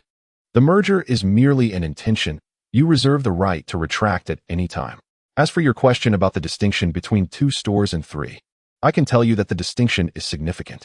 A single store's success may be attributed to luck and various factors, while the thriving of 2 establishments could be merely coincidental, influenced by habitual patterns. However, if 3 stores flourish, it indicates a mature business model with extensive replicability. In the future, Chimei's branches will undoubtedly span the nation. You mentioned that this is a matter for the future, yet in reality, your 2 branches might be operating in rented spaces, with renovations not exceeding 100,000 yuan, right? In contrast, Lushan's company possesses fixed assets valued in the millions. Why should she settle for a mere 20 stake? You are correct. To speak candidly, I now regret merging with a company on the brink of collapse. Why should I relinquish 20 of my shares? I believe that 15 would be more appropriate. Yes, 15. If you consider it insufficient or unworthy of collaboration, then let us part ways as if we had never met. Lin Xiao. Yang Lushan sought to pursue Lin Xiao, but was restrained by Yang Shiriwei. Lushan, you are too naive, unaware of the wickedness of human nature. This scoundrel is clearly attempting to pull a fast one. Yet I find merit in his arguments. Abroad, the chain model flourishes, and once it gains momentum, it snowballs. You also mentioned that this applies only when it has developed, even if everything he says is true. Do not forget, this is a clothing store, an industry with a remarkably low entry threshold. One can establish a clothing store with just a few tens of thousands of yuan, leading to ubiquitous competition. How does one carve out a path amid such adversity? I do not underestimate him, but he is undeniably too young. Reflect on our own lives at the age of 21. What were we doing? We were in school. Indeed, we were studying at 21 while he ventured into business, indicating a lack of educational background and limited experience in commerce. Even if he possesses some commercial talent, his shortcomings will become apparent once the company reaches a certain scale. Sister, what do you propose we do? Should we sell the company and retire with these few millions? Let us not rush to a decision. We can visit him in northeast China. Hearing is one thing, seeing is another. If his clothing stores truly represent a mature business model, we can revisit the merger discussion later. Very well. After leaving the clothing factory, Lin Xiao cast the matter aside. The merger of the 2 companies presented both advantages and disadvantages. The drawbacks were evident: dilution of shares, which could jeopardize control over the company in future financing or public offerings. The benefits, however, were equally clear: a design team and a clothing factory, which were precisely what Chimei needed. Post-merger, procurement would become significantly easier. Furthermore, the other party owned an office building, which would likely be sold after the merger, providing ample funds for expansion. One could even take a more aggressive approach by selling the clothing factory and adopting an outsourcing model. However, Lin Xiao discerned that despite the company being Lu Shan's, it seemed that Yang Shiriyue held the reins, possibly due to Lu Shan's mismanagement leading to the loss of her authority. Yang Shiriyue evidently held a dissenting view regarding the merger. He did not believe Yang Shiriyue was in the wrong. Had it been someone else, they likely would have objected as well. After all, the assets of both parties were not equivalent, and regardless of the perspective taken, it was Yang Lushan who stood to lose. The reason for his burgeoning regret stemmed from a sudden realization. Next year, he would need to allocate funds from Chimay to purchase the Jiu Erfa financial package. If the shareholders of Chimay consisted solely of him and Aunt Wang, he could withdraw funds as he pleased, and Aunt Wang would acquiesce. However, with the addition of a new shareholder, if they were to disagree, accessing the store's funds would become exceedingly complicated. As for shares, he was not particularly concerned since Chimay was not part of his envisioned business landscape.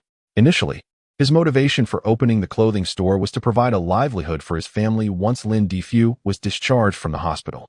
After all, Lin Difu and Wang Na were both in their 40s. It was unlikely they could remain idle at home.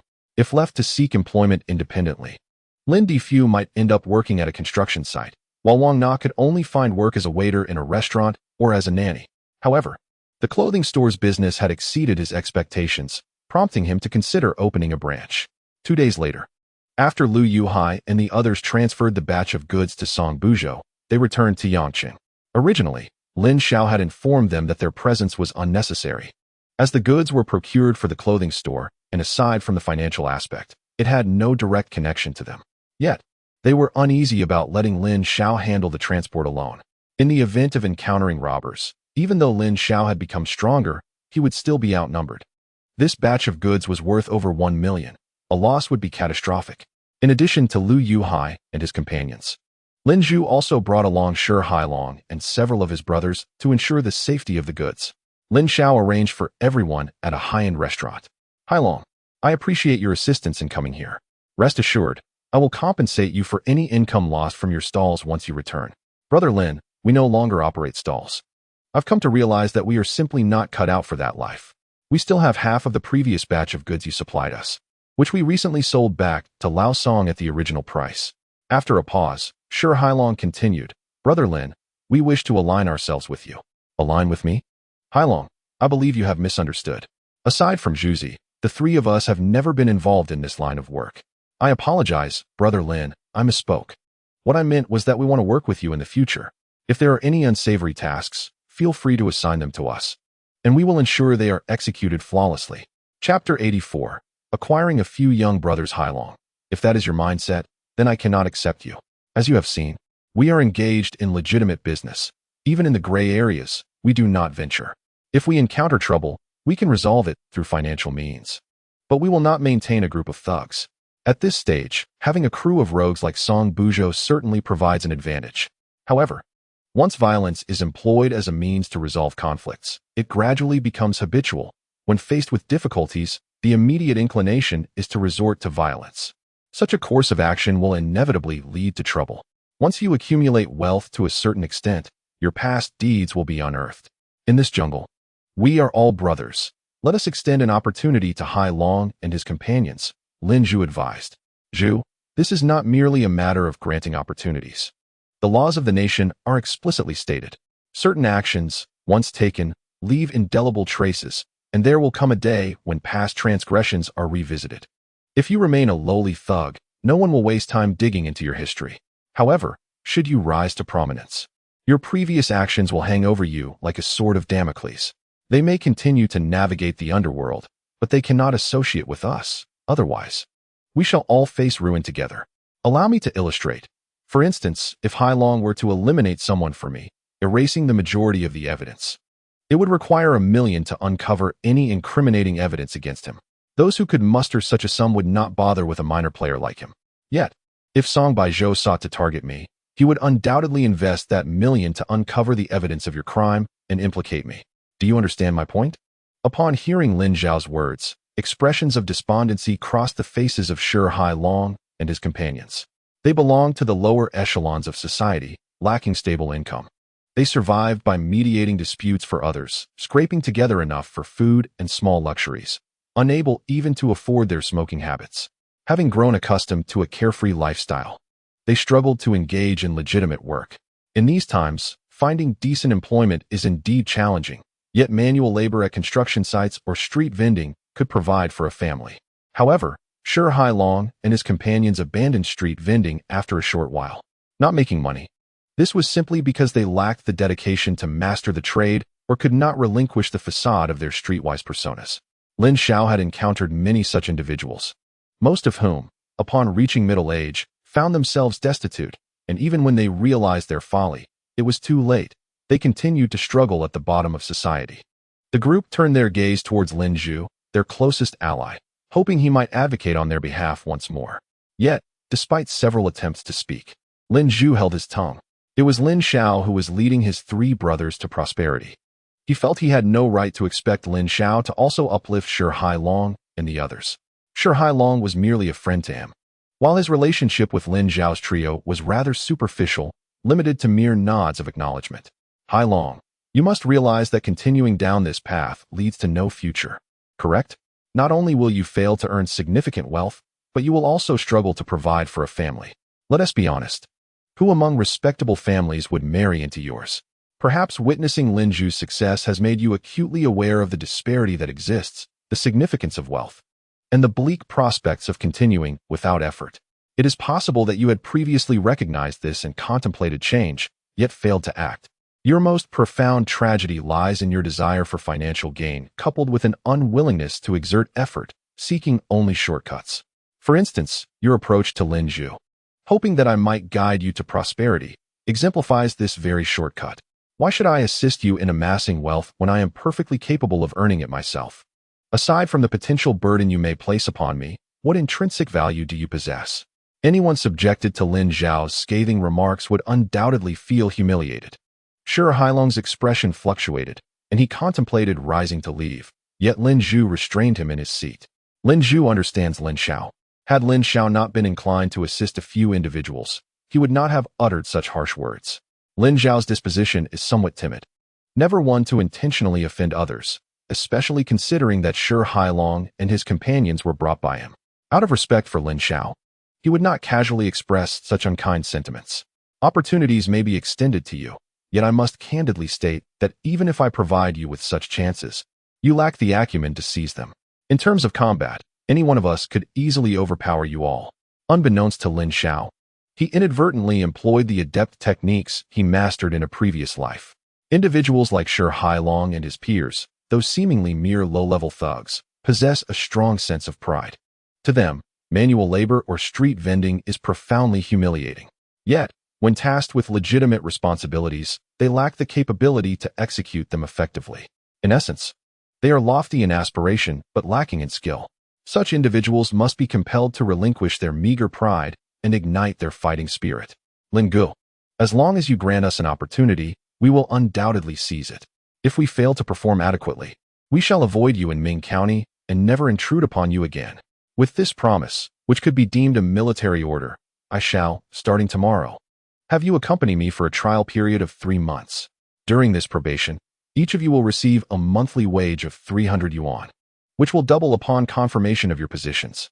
Should your performance prove commendable, my other ventures may also allow for your participation. Thank you, Lin Gu. Rest assured, we shall strive to excel. We will follow your directives without question. A year ago, Shi Hailong would never have uttered such obsequious words. Yet now he does so without a hint of psychological burden. Who among you can drive? Lin Gu, we all can. Lin Xiao was somewhat surprised, though not entirely so. For the truck utilized during their market visit was borrowed through Shi Hailong from Lin Xiao.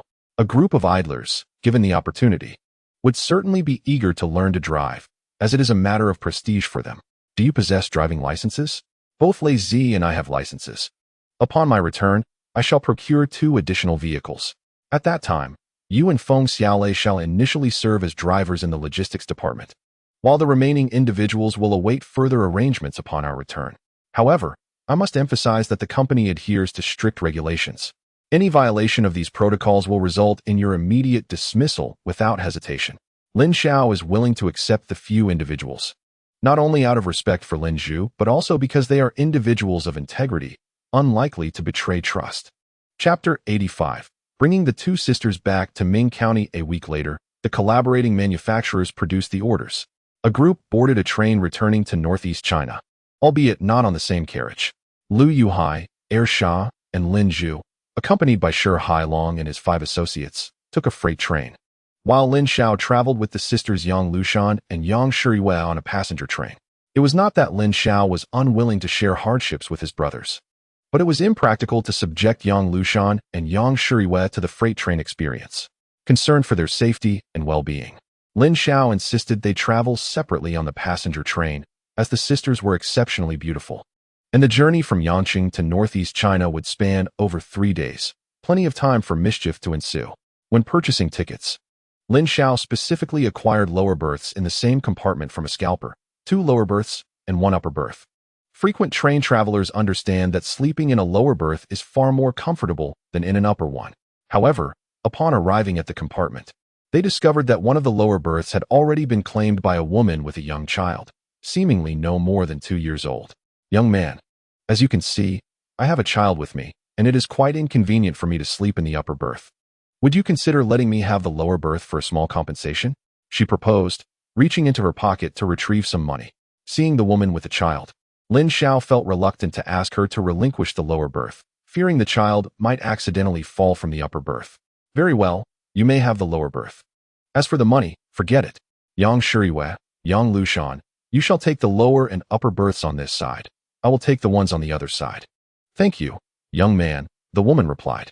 As Lin Xiao assisted Yang Shiriyue and Yang Lushan with their luggage, he did not fully catch the woman's words. Noticing that Lin Xiao had ignored her, the woman turned to engage Yang Lushan and Yang Shiriyue, producing several unwashed apples, merely wiping them with her hands before offering them to the sisters. The 2 girls promptly shook their heads. The woman's hands were dirtier than the apples themselves, with visible grime lodged beneath her nails. Moreover, Lin Xiao had previously cautioned them against accepting food from strangers, irrespective of whether they were elderly or children. In this day and age, the practice of lacing food with sleeping pills is all too common. One could easily fall prey to such a scheme, only to awaken to find oneself thoroughly robbed. In his past life, Lin Xiao had been a victim of this very trickery. Out of a sense of obligation, he had consumed a bottle of beer offered by a fellow passenger, only to discover later that it had been spiked with sleeping pills. He fell into a deep slumber for over 7 hours, awakening to find not only his money missing but also his belongings, his clothes, shoes, and dignity stripped away, leaving him in a most embarrassing predicament. He is fortunate. After all, being a man, the loss he endures is merely material. Had it been a beautiful woman, she might find herself with an unexpected surprise after a hospital visit a few days later, such as discovering a child growing within her.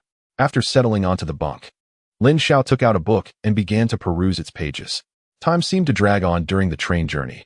Lin Xiao was somewhat at ease, having a book to occupy her time. However, Yang Lushan and Yang Shiriyue found themselves without even a novel, feeling particularly bored. The sisters saw each other daily, yet there was little to discuss, and the woman among them lacked education, rendering their conversations unengaging. Lin Xiao, may I inquire why you didn't attend university? You seem quite intelligent. It seems unlikely you couldn't gain admission, Yang Lushan remarked. Lin Xiao chuckled. Lushan, allow me to pose a question. What is the purpose of attending university? To acquire specialized knowledge, broaden one's horizons, and experience diverse lives, she replied. Lin Xiao was taken aback. Yang Lushan was certainly not adhering to convention. He pressed further. And why does one seek specialized knowledge? To secure a good job, she answered. And what is the purpose of securing a good job? He continued. To realize one's life value. Lin Xiao found himself at a loss for words. Indeed, the sisters came from well-off families, having never known financial hardship. A soft chuckle escaped Yang Shiriyue, who occupied the lower bunk beneath Yang Lushan. After a brief moment of laughter, she quickly suppressed it and spoke. Are you suggesting that even without a university degree, you surpass many graduates? Lin Xiao retorted. Is that not the case? It was true. The vast majority of university graduates might, in 10 years, still fall short of Lin Xiao's current standing. Yet this was predicated on the fact that she was inherently more exceptional than they. Had she attended university, she would have become even more distinguished. Lin Xiao considered this and replied, "You make a valid point, yet life offers no hypotheticals." In his past life, he had pondered more than once how different his future might have been had he not been expelled from university. Yet, that question bore no answer. Upon reflection, one could deem his previous existence quite a failure. The first 20 years brought disappointment to his parents and sister, leaving a lifetime of regrets. The subsequent 30 years were spent striving for career success, yet his family life was a muddle, culminating in the deterioration of his health, leading to his demise in his 50s, leaving behind a considerable inheritance with no heirs. Indeed, you are correct. Life holds no hypotheticals. Once a choice is made, whether it leads to success or failure, one should not wallow in self-pity or regret. "Oh, young Shuriwa, it seems you have a story to tell. Would you like to hear it?" Listening wouldn't hurt. "I'll share," Yang Lushan interjected eagerly. "When my sister was at university, she had a boyfriend named Han Lifeng. At that time, there was an opportunity for public-sponsored study abroad, wasn't there?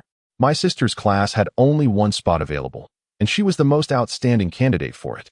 However, she selflessly relinquished this opportunity to Han Lifeng, who comes from a financially disadvantaged background.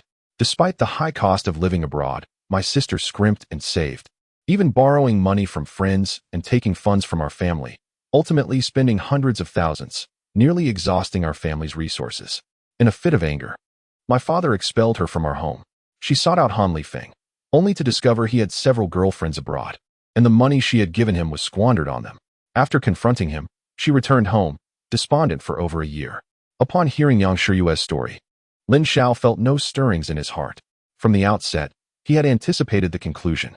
University students of that era aspired to study abroad with the intention of returning to serve their homeland.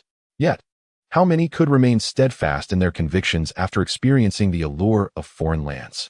Would they choose to stay abroad, earning a lucrative salary of $2,000 to $3,000 a month, dining on Western cuisine, sipping coffee, residing in elegant homes, and improving their families' lives? Or would they return home to earn meager wages, subsisting on coarse grains, and living in cramped quarters, subjecting their families to poverty? Opting for the latter truly requires immense courage. Lin Xiao, what are your thoughts after hearing this? Yang Lushan pressed him. Yang Shuriwa also perked up, eager to hear Lin Xiao's perspective on the matter.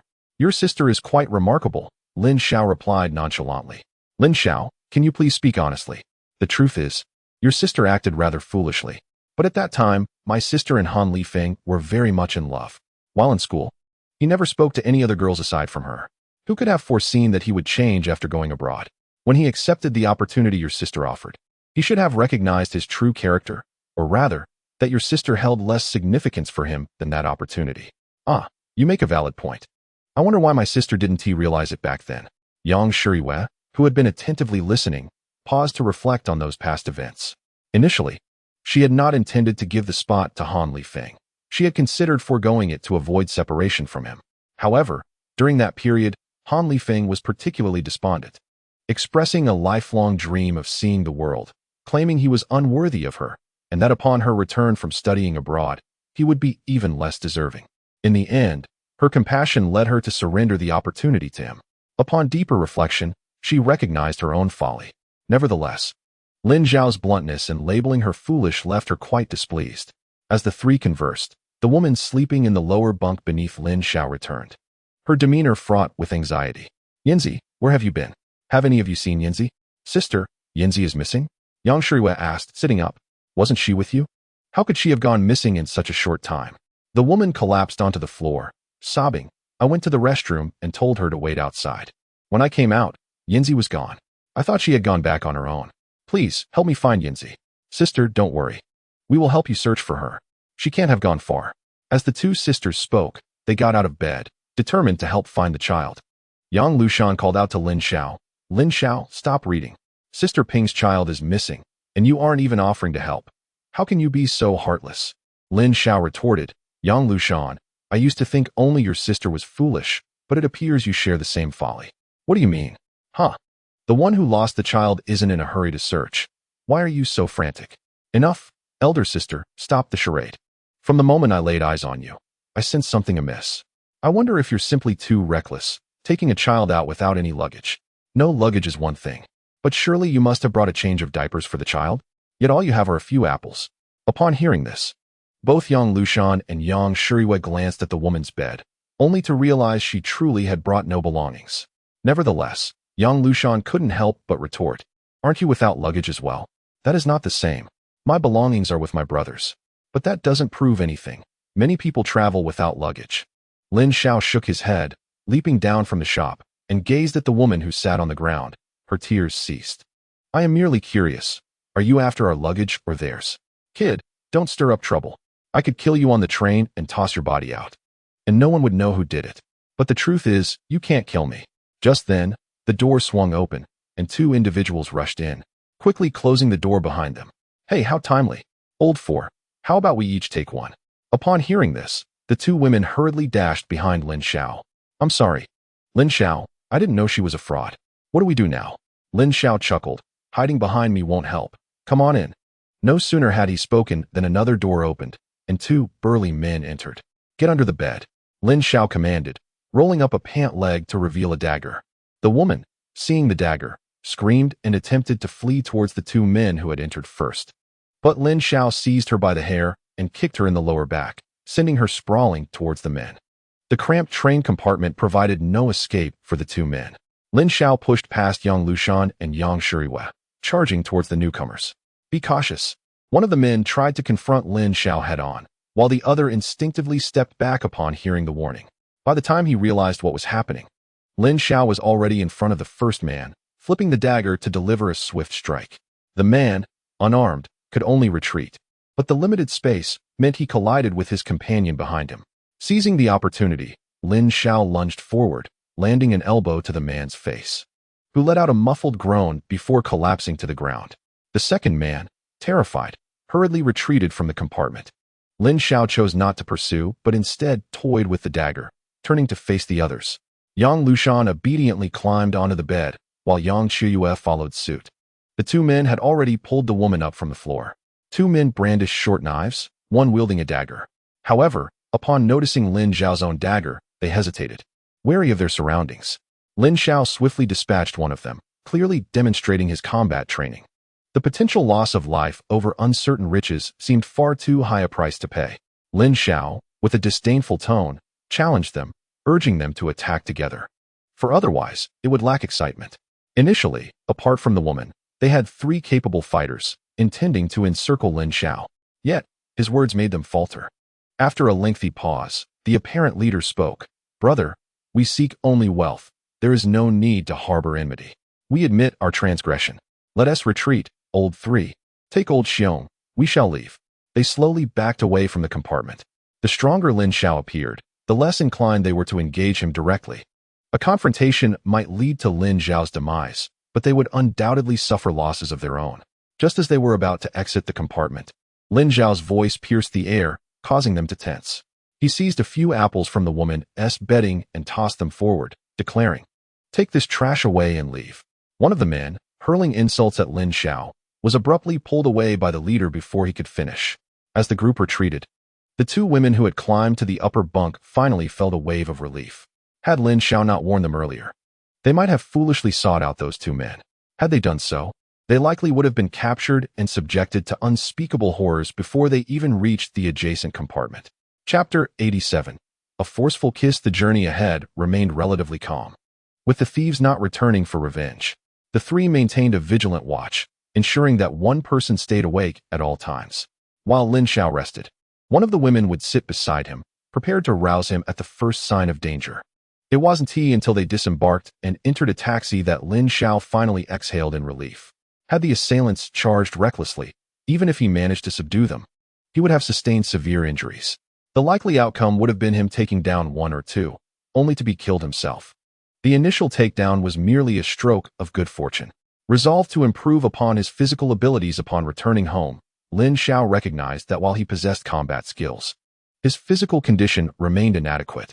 The trio arrived at a hotel, securing 2 rooms, one for the 2 women and another for Lin Xiao. Upon entering their room, Yang Lushan embraced Lin Xiao, weeping uncontrollably. "Oh, Lin Xiao, you terrified me. I shall never ride a train again." The past few days had burdened them with immense stress, constantly on guard against retaliation, leading to poor meals and restless nights. Even trips to the restroom required Lin Xiao's accompaniment. Finally safe, Yang Lushan released her pent-up emotions. Lin Xiao gently patted her back in a soothing gesture. Once you return, I shall arrange for your flights. Traveling by air is much safer. After several minutes of crying in Lin Xiao's embrace, Yang Lushan succumbed to sleep, nestled in his arms. To Lin Xiao's embarrassment, Yang Lushan had fallen asleep, tightly embracing him, leaving him uncertain whether her slumber was genuine or feigned. He could only wrap his arms around her waist and gradually maneuver her to the edge of the bed, gently placing her down. Suddenly, with a surprising force, Yang Lushan pulled him onto the bed, pinning him beneath her, just as he intended to rise. His lips were captured by hers. Moments later, Yang Shuriwei, from behind, exasperatedly exclaimed, "Enough! Will you not release him? Do you treat me as if I do not exist?" A hint of jealousy laced her words, as she had only just begun to develop feelings for a man, only to find her sister had beat her to it. The incident on the train resurfaced in her memory, reminding her of a time when she and Han Lifeng were cornered by a group of thugs who had attempted to harass her. Han Lifeng had bravely declared, "Let her go. If you dare touch her, you will face me." His bravado, however, led to a brutal beating at the hands of the thugs, a sight that had deeply moved her. Yet, reflecting on Lin Xiao's response, she realized that true protection should manifest in action rather than mere words. Unlike Han Lifeng, who only spoke fiercely while enduring blows, Lin Xiao had not uttered a word of protection but had demonstrated it through his deeds.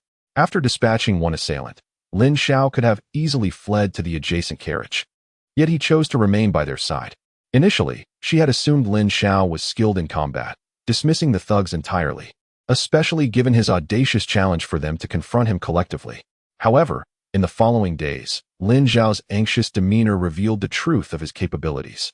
It was this exposure of vulnerability that rendered his protective actions all the more commendable. Upon hearing Yang Shuyue's remark, Lin Xiao snapped back to reality and hastily pushed Yang Lushan away. "My apologies, you are simply too beautiful. I momentarily lost control." He refrained from mentioning that it was Yang Lushan who had initiated the kiss, attributing it instead to his own inability to contain his emotions. Yang Lushan's cheeks flushed crimson, overwhelmed with shyness, as she hurriedly pulled the blanket over her head, adopting an ostrich-like stance. Despite having studied abroad for 4 years and worked for 2, she had always maintained her integrity, never having had a boyfriend. In that impulsive moment, she had kissed Lin Xiao without fully comprehending her actions. Her gesture of hiding beneath the blanket left Lin Xiao in an awkward predicament. You both should rest well. I shall return to my room. When I awaken, I will call you for dinner." 2 days later, Lu Yuhai and his companions returned with the shipment. Once reunited, they collectively made their way back to Ming County. During these 2 days, Yang Lushan behaved as if nothing had transpired, which both relieved and left Lin Xiao feeling a tinge of regret. However, considering that Yang Lushan had just returned from studying abroad and had spent 2 years in the fashion industry overseas, he found solace in the situation. For women in the open-minded fashion circles abroad, a kiss might be as trivial as taking a sip of water. Upon returning to Ming County, Lu Yuhai and others went to the warehouse to unload goods, while Lin Xiao brought Yang Lushan and Yang Shuriwei to the company. "Oh, I thought the company you mentioned was merely a title. I didn't realize there was actually a company," remarked Yang Lushan. "Certainly, Chi Mei is a legitimate enterprise. Although our departments have yet to be fully established, this is merely a cost-saving measure. As the company evolves, each department will gradually be perfected," Lin Xiao explained. Yang Shuriwei interjected, "Lin Xiao, to be frank, this small county town is quite dilapidated. Compared to the county towns in Yangqing, the disparity is immense. Along the way, I noticed many people wearing patched clothing, which led me to question some of your statements. It is entirely reasonable for you to harbor doubts. To be honest, when we opened our first store, my target was a monthly sales figure of 30,000, which I intended to hand over to my parents for management. However, I never anticipated that on the opening day, we would achieve nearly 10,000 in sales. Now, nearly 2 months post-opening, our daily average remains above 5,000, while the branch in another county consistently surpasses 8,000. Should you remain skeptical, you are welcome to visit the store yourselves. Rest assured, even without your prompting, we will certainly go," they assured her. After a brief tour of the company, the sisters quickly lost interest. The company was exceedingly rudimentary, with each office starkly contrasting with Yang Lushan's office building in Yangqing. Moreover, there was no restroom, only a public toilet in the backyard. "Let us proceed to the store." suggested Lin Xiao. However, it is currently 4 in the afternoon, so the customer turnout may be sparse. I am aware of that. I merely wish to observe the new business model you mentioned, Lin Xiao replied as she drove the van to the store. However, Yang Shuriwei insisted that Lin Xiao could not accompany them inside. They wanted to enter as customers to gain an authentic experience. As the two women alighted from the vehicle, they noticed 3 women exiting the store, one of whom was carrying a Chi Mei-branded handbag, a charming pink tote that caught their eye. Yang Shuriwei glanced into the woman's bag and discovered it was filled with used clothing. This indicated that the woman had just purchased new garments, which she was currently wearing. Yet, the dress she donned appeared quite ordinary, lacking any distinctive features and of mediocre quality. Subsequently, the sisters entered the store where they were greeted by the sight of several employees whose uniforms pleasantly surprised them. With June upon them, the staff had donned their summer work attire, blue skirts cinched at the waist with broad white belts, complemented by silk scarves around their necks. Each employee wore a name tag displaying their photograph, name, and position. Welcome, they greeted the sisters. Familiar with such hospitality, the sisters paid it little mind and proceeded further into the store, where 4 other customers were engaged in selecting clothing. The sisters, feigning the role of customers, approached the racks to browse. However, after perusing the selection, they found nothing that caught their fancy, and thus became mere spectators. They then witnessed a woman of around 30 years of age selecting a floral checkered blouse suitable for an elderly lady. Both women displayed expressions of surprise. The female customer inquired of a nearby sales assistant, "Excuse me, if I purchase clothing here and it does not fit, can I exchange it?" The sales assistant replied, "Hello, dear customer. As long as the clothing has not been worn for an extended period and remains undamaged, you may present your receipt to exchange it at any of our Chi Mei chain stores." So you are indeed a chain store? Yes. We currently have branches in Ming County, Guangqiu County, and Luanhe County. All right, please wrap that piece of clothing for me. At that moment, Yang Shuriwei could not help but interject, "Dear sister, that garment appears far too aging. Surely it is not suitable for you?" The woman replied, "Indeed. I am purchasing it for my mother-in-law. You have no idea how challenging it is to buy clothes for the elderly. If I choose something too fresh, she refuses to wear it for fear of being ridiculed. Yet the older styles available are merely street market goods of inferior quality. New garments often look just like old ones." This sentiment resonated with Yang Shuriwei, who reflected on her own experiences when buying clothes for her parents. Her father's clothing was relatively manageable since men age more gracefully, but her mother's attire was exceedingly difficult to procure.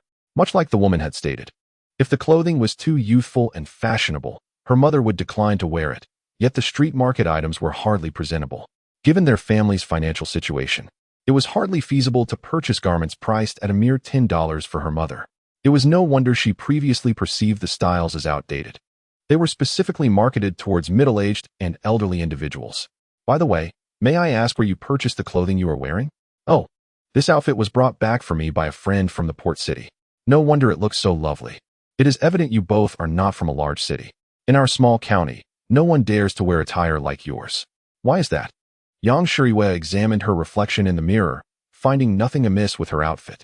"It is too trendy, making one appear unrefined. Furthermore, you both possess beauty and grace. If someone of average appearance were to wear such clothing, they would surely become the subject of ridicule." The sisters remained somewhat perplexed, questioning how one's clothing choices could be contingent upon their looks and demeanor.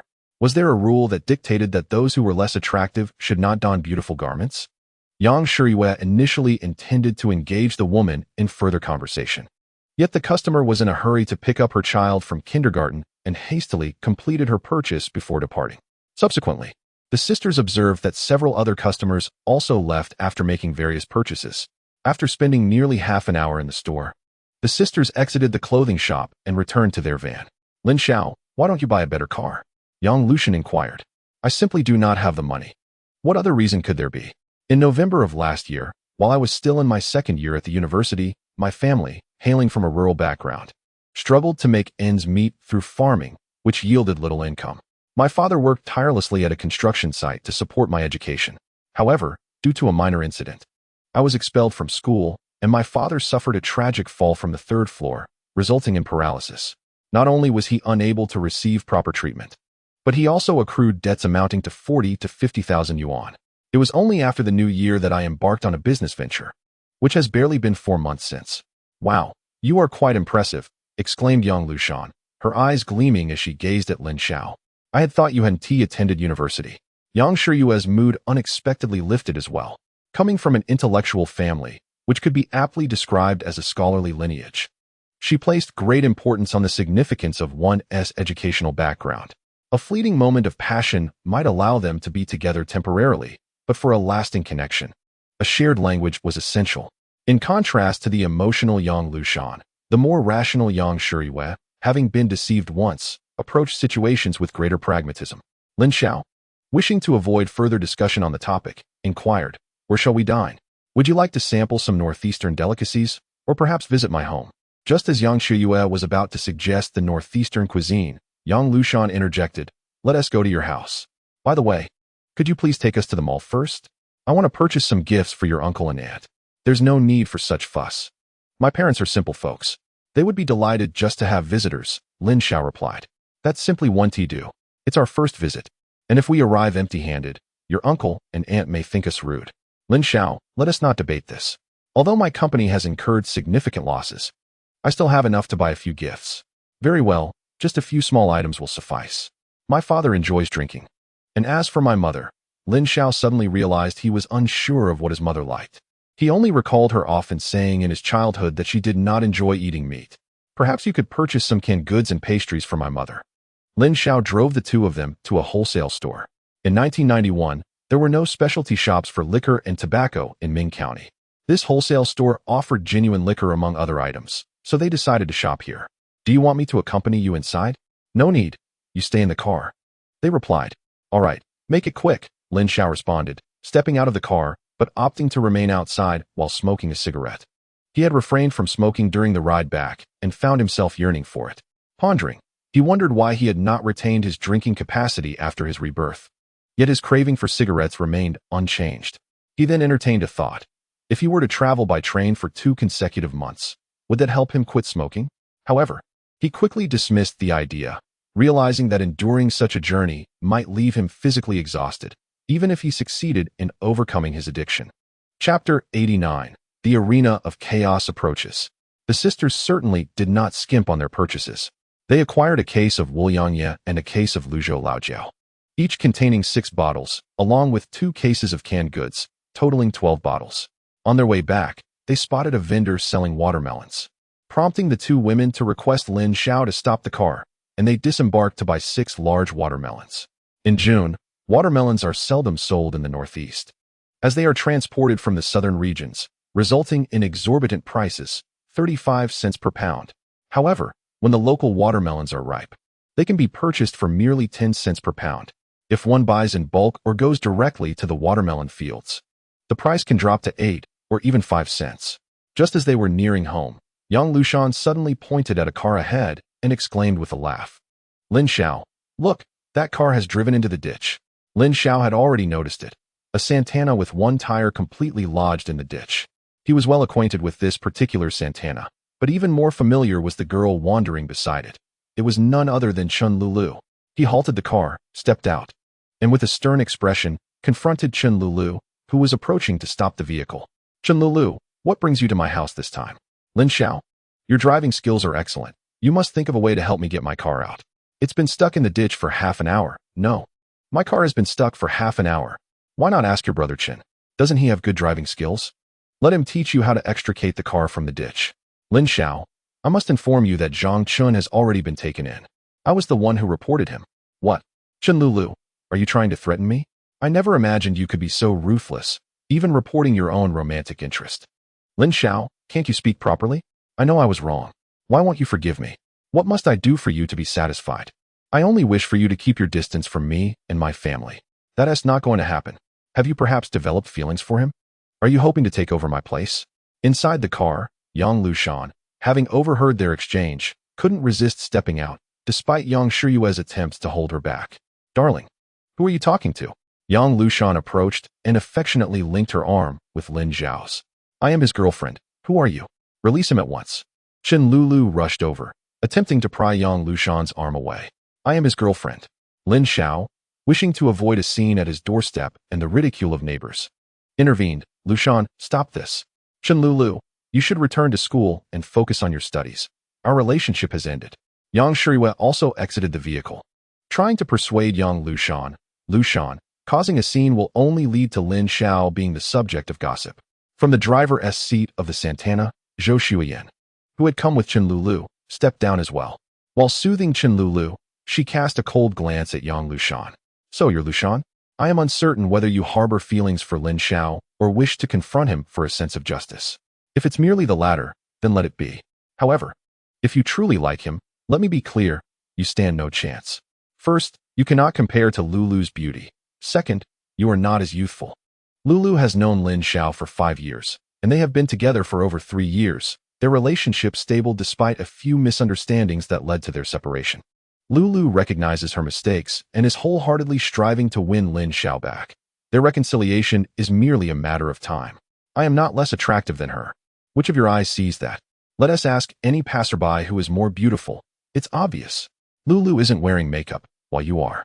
If both of you were barefaced, you certainly would not surpass her, and moreover, Lulu's figure is superior to yours. Yang Lushan, in a fit of anger, pointed at Zhou Shuyan, at a loss for words. In terms of natural beauty, she did not perceive herself as inferior to Chen Lulu, yet her figure was a source of distress. I may not be as well endowed as her, but I have my sister, whose physique surpasses hers. We are both Lin Xiao's girlfriends. Huh, and don't just talk. Look at her. Does she even reach 1.60 meters? A little shorty. Coincidentally, I also have feelings for Lin Xiao. If he reconciles with Lulu, I would gladly be his girlfriend. Compared to me, you two are the real shorties. As Zhou Shuyan spoke, she stood tall, her height of 1.77 meters making her, even in flat shoes, taller than Yang Lushan and Yang Shirihue, who were in high heels, only slightly shorter than Lin Xiao. We can aid Lin Xiao in his career. My company is about to merge with his. Soon, we will be comrades in the same trench. How can you compete with that? She continued, actually. I came here to invest in Lin Xiao's company. Yang Lushan retorted with a cold sneer. Anyone can brag. My company has assets in the millions. If you are capable, show me the money. Huh. Measuring love with wealth is so vulgar. As the women became increasingly outrageous, particularly Yang Lushan and the woman accompanying Chen Lulu, it seemed a confrontation was imminent. Enough. Yang Lushan, Yang Shirihue, you two return to the car. And Chen Lulu, I will bring your car around. You can leave with your friend. As you can see, I have guests at my home, and it is inconvenient to entertain you. Lin Xiao reassured, don't worry. I won't trouble you. I will assist with my friends alongside Uncle and Annie Lin Shi. Chen Lulu emphasized the word friends with particular weight. Lin Xiao, uninterested in her provocations, retrieved a shovel from the van. In these times, it is rare to find a car equipped with a jack, yet many, especially those frequently traversing rural roads, must carry a shovel, as poor road conditions often lead to vehicles getting stuck, particularly during the rainy season. Using the shovel, Lin Xiao dug a slope in the ditch and skillfully maneuvered his Santana to drive the car out. After handing the vehicle over to Chen Lulu, she continued forward, and about 60 to 70 meters ahead lay Lin Xiao's residence. Lin Xiao understood that he could not dislodge Chen Lulu. Her skin had recently thickened. Meanwhile, the two sisters in the van were whispering to each other, and upon noticing Lin Xiao approach, they immediately fell silent. This left Lin Xiao feeling somewhat anxious. He anticipated that once they arrived home, these 4 women would undoubtedly create some mischief. However, he brushed off the concern, planning to explain to his parents later. As the Santana halted right at the doorstep, Chen Lulu did not greet Lin Xiao, but instead took Zhou Shuyan by the arm and entered the courtyard. Upon pushing open the large gate, she called out loudly, Dad, Mom, I've come to see you. Lin Xiao, realizing he could not assist Yang Lushan and Yang Shirihue with their belongings, hurriedly exited the vehicle to prevent Chen Lulu from speaking indiscriminately in front of his parents. Indeed, Chen Lulu was not one to remain quiet, and her friend was hardly better. Lin Xiao did not catch what the 2 women said to his mother, but observed them, one on each side, affectionately linking arms with Wang Na and acting coyly. Chapter 90. The idea of Zhou Shuyan. Wang Na cast a sharp glance at Lin Xiao upon his return. Humph, now that Lulu and Yin have left, how shall I deal with you, you little rascal? Lin Xiao looked up at the sky, sighed deeply, and replied, Mom, I am your biological son. Of course, you are my flesh and blood, but here, daughters-in-law hold greater significance than sons. Come on, Lulu, Yin, let us go inside and ignore him. At that moment, Lin Xiao also emerged from the building, but upon noticing Chen Lulu, she coldly scoffed and walked straight towards Lin Xiao. Brother, you're back. After sitting in the car for so long, you must be exhausted, right? Not too bad. By the way, sister, I brought 2 friends home. Could you assist me in carrying their things? They have quite a bit. Wang Na interjected. Son, you brought friends back? Honestly, you just left them outside while you came in first. Enough. Mom, don't worry about it. Go keep your daughters-in-law company. I'll take care of my friends. Wang Na shot him an annoyed look. Then I shall go buy groceries. Chen Lulu hurriedly offered. Auntie, I can drive you. Lin Xiao retorted. You'd better not drive it into a ditch. Keep your comments to yourself. Wang Na scolded Lin Xiao, then took Chen Lulu and Zhou Shuiyan by the hand. Lulu, Yin Yin, you two come in for some water. I'll change my shoes and head out for groceries. You can rest at home. After ushering Chen Lulu and Zhou Shuiyan inside and guiding them to the sofa, Wang Na quickly changed her shoes and went out to help with the moving. However, upon stepping out into the yard, she was taken aback to see that Lin Xiao's friends were 2 stunning young women. Their attire suggested they might be the daughters of wealthy families, so stylish. As Yang Shuriwa lifted a suitcase, Wang Na hurried over to take it from her. Dear, just set it down. We'll handle the lifting. Yang Shuriwa complied, placing the suitcase on the ground before grasping Wang Na's hand. Auntie, you must be Lin Xiao's mother. He often speaks of you when we're together, and we all envy him for having such a wonderful mom. Heh, that little brat. I can't believe he remembers my kindness. Auntie, how old are you? 35. You look younger than I am. What nonsense. My sister is already 23. And I am 42, getting old. 42? That's impossible. You must be joking. Dear, I truly am 42.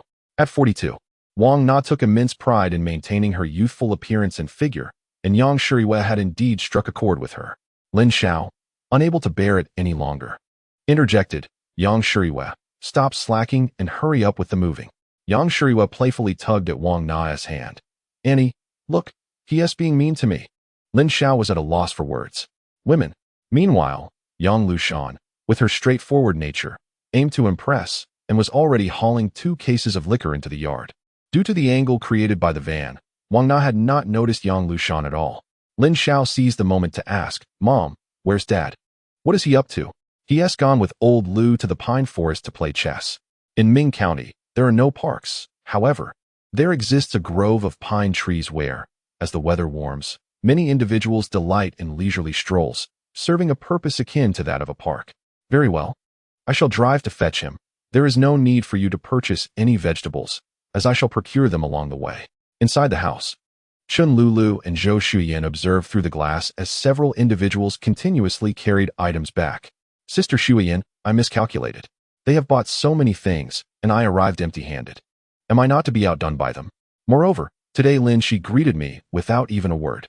Zhou Shuiyan responded calmly. Lulu, these are trifles. Have I not told you? Winning over Lin Xiao's parents is merely one aspect. The crux lies with Lin Xiao himself. Then, Sister Shuiyan, will you truly join me in pursuing Lin Xiao as a girlfriend? Lulu, have you lost your senses? This is our first encounter with Lin Xiao, and you expect us to share the role of his girlfriend? I merely aim to assist you in reclaiming your dignity after witnessing your plight. How could you take it seriously? This is akin to grasping at straws. But alone, I stand no chance against them.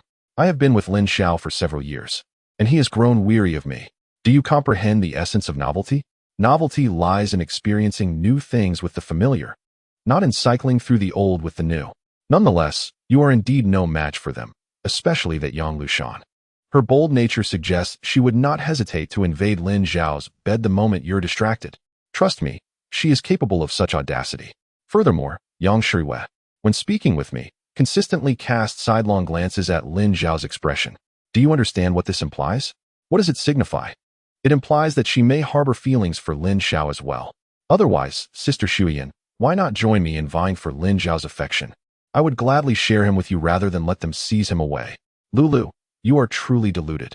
From today's observations, it is evident that Lin Xiao still holds affection for you. However, the path to reconciliation is long. Your prior actions have inflicted significant harm upon him, even altering the course of his fate. Had it not been for your tumultuous affair with Zhang Chun, Lin Xiao would still be pursuing his studies. Yet now, he has embarked on a business venture. Indeed, Sister Shuiyan, you are correct. He must still care for me, but what should I do next? The wounds you have inflicted remain fresh. Even the slightest contact brings great pain. The more you provoke them, the more he suffers. Thus, patience is essential. Wait until the wounds scab over and heal. Then, touching them will not cause pain. Your task is to remain by his side, ensuring your place in his heart, lest you be displaced by other women. But he currently ignores me. That is easily remedied. Did you not hear those two women? Their company intends to merge with Lin Xiao's. Although his business is thriving, it began too late and undoubtedly lacks funding. If we invest, he will not refuse our support, which offers numerous advantages. In fact, I have long contemplated investing in his clothing store. This is no secret. Secondly, the attire of those two women reveals their affluence. While they may not possess millions, they undoubtedly have several 100,000. If the merger with Lin Xiao's company were to occur, her shares would be significantly diluted, thereby rendering her contributions akin to a wedding garment for them. However, what if we were to invest our capital first?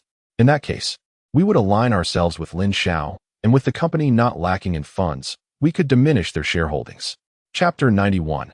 An argument anew. Is there a third point? The third is that, as a shareholder, you could engage with Lin Xiao on legitimate terms, rather than the current desperate attempts for reconciliation. I am not being desperate.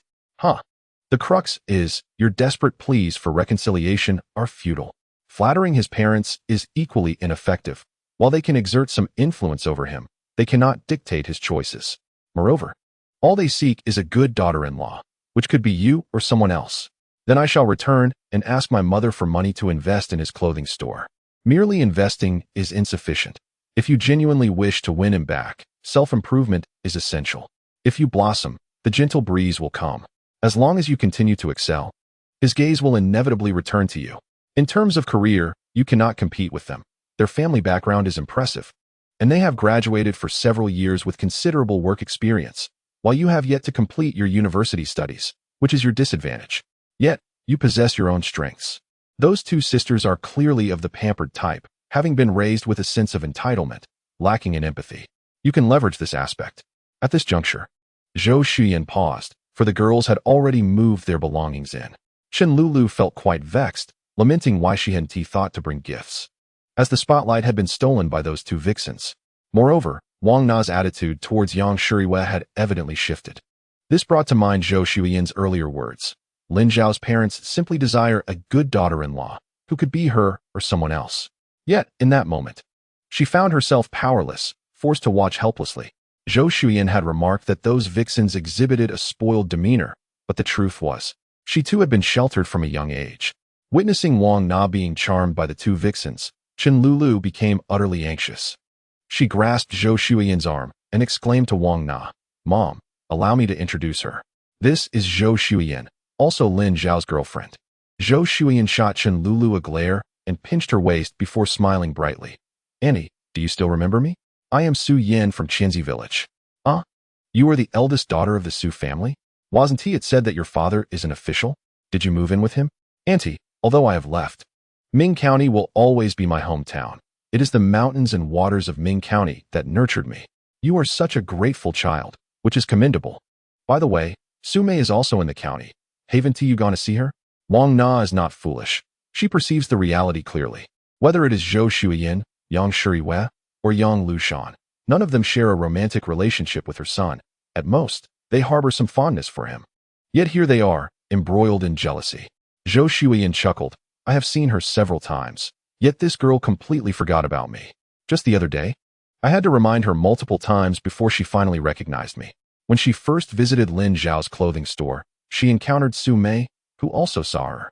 However, it had been many years since they last met, and they parted ways as mere children. Although they crossed paths again a few years back, they had changed so much that neither recognized the other. Indeed, when you left, you were both quite young. Yet, I recognized Auntie at first glance. You haven't aged a bit in the past decade." "Haha, how could I not age? In the past few years, I worked in the fields, keeping pace with the older men, but now I can hardly manage. Thankfully, Lin Xiao has thrived and can support us in our old age. Yes, his clothing business is flourishing. Lulu and I frequent his store. Look, the outfit I'm wearing now is from his shop. Isn't it lovely? It is indeed beautiful. You, my dear, are quite charming. You would look good in anything. Auntie, you are just flattering me. I regretted purchasing this outfit. My friends all said it suits someone in their 30s or 40s, but I am too young to exude that kind of elegance. Chen Lulu stifled a laugh, struggling to contain her amusement. Indeed, it must be Sister Shuyan who speaks so candidly. Yang Lushan, ever straightforward, retorted, "Don't be ridiculous. I am only 26 this year. And my sister is 29. We are not in our 30s or 40s. Zhou Shuyan was taken aback. What? You are 26? Your sister is 29? Are you both that much older than Lin Xiao? My apologies, I am just astonished. I thought you were only around 23 or 24. In truth, 29 is nothing. It merely places you 8 or perhaps 9 years older than Lin Xiao. In the South, they often refer to age in terms of full years. 29 years old is essentially 30 or 31. Being slightly older is quite advantageous, as one has experienced various relationships and learned the nuances of managing both marriage and career. Unlike Lulu, who has only ever dated Lin Xiao, pouring her entire heart into one person, to the point of neglecting her studies in a desperate attempt to win him back. How foolish. She lacks a sense of balance. Just as Yang Shuriwei was about to retort, the door swung open. Aunt Wang, do you have guests? Oh, Lulu, you are here. Teacher Jiang, what brings you here? The newcomer was Jiang Xin, who lived just 2 households away from Wang Na. Through intentional interactions, she had become quite familiar with Wang Na. Jiang Xin nodded at Chun Lulu and then addressed Wang Na. Aunt Wang, since you have guests, I shall not intrude. Very well, allow me to see you out. Wang Na seized the opportunity to exit the fray. She found all the girls quite agreeable. Chun Lulu had been in a relationship with Lin Xiao for several years. She was well-mannered and treated her son with kindness. Zhou Shuyan was from a neighboring village, and they had interacted a few times before she was taken away by a high-ranking official from the capital. Not only is she the most beautiful among the 4 young women, but her poise and lineage are equally admirable. If given the choice, she would undoubtedly select Zhou Shuyan. Yang Lushan, with her straightforward nature and lack of guile, is her preferred character. Yang Shuriwei, gentle and virtuous, would make an exemplary wife, though she is slightly older. Previously, she feared her son might struggle to find a spouse, but now she finds herself at a delightful crossroads, wanting all 4 of them. Since she desires them all, she cannot afford to offend any, must remain neutral, and ensure her son does not lag behind. Whether her son can win over all 4 potential daughters-in-law is his concern, not hers. By the way, this teacher Jiang is quite commendable. Despite having been taken advantage of by her son, she holds no grudges. Though it is unfortunate that she is a divorcee. If her son had not entered university or ventured into business, merely tending to fields in the countryside, it would have been inconsequential. That evening's dinner left Lin Xiao feeling as if he were perched on pins and needles. With a sense of unease akin to walking on thin ice, a lump lodged in his throat. Lin Difu's perspective diverged from Wang Na's. While Wang Na believed having multiple daughters-in-law was advantageous, Lin Difu was infuriated by his son's flirtatious behavior. Although Lin Xiao attempted to clarify matters to Lin Difu, the various behaviors of the 4 women rendered his explanations feeble. In this era, young women are increasingly shy, with many having not even shared a kiss with their boyfriends before marriage. Some have not even held hands, keeping a significant distance when obtaining their marriage licenses. Thus, Lin Difu was convinced that Lin Xiao had engaged in some indiscretions with these women. Otherwise, why would they approach him? Moreover, Lin Shi, who initially sided with Yang Shuriwei and Yang Lushan, was taken aback to discover that she and Zhou Shuyan were elementary school classmates. After dinner, Wang Na sliced a chilled watermelon, and the group gathered around the coffee table to enjoy it. Zhou Shuyan spoke up. Lin Xiao, Lulu and I are interested in investing in your clothing store. Please don't be hasty in your refusal. I understand that your business is thriving, but don't you feel the pace of expansion is rather slow? Your model, while innovative, will soon be imitated, leading to competition. The best course of action is to accept some capital to expand rapidly and achieve scalability. By then, even if competitors emerge, your scale will overpower them. I did not say I would refuse, but I have a few points to clarify. First, the competitors you mentioned do not concern me in the least. In fact, imitators have already surfaced but failed miserably and are now barely surviving. Second, although Chimay has only 3 stores, before the 3rd store even officially opened, the profits from the first 2 had already reached 150,000 monthly, totaling 1.8 million annually. In the stock market, there is a term known as price-to-earnings ratio, generally. A promising, rapidly growing startup can achieve a price-to-earnings ratio exceeding 20 times, meaning a company's valuation is 20 times its annual profit. Therefore, the minimum valuation of my company is 36 million. Thirdly, I wish to possess the authority to maneuver the company's finances while ensuring the capital remains intact. The utilization of these funds shall be at my discretion. To speak plainly, I intend to borrow a sum from the company next year to accomplish a particular endeavor, and upon completion, I shall return the funds. This is my proposition. Consider carefully whether you wish to invest. Is the valuation of 36 million not excessively high, Lin Xiao?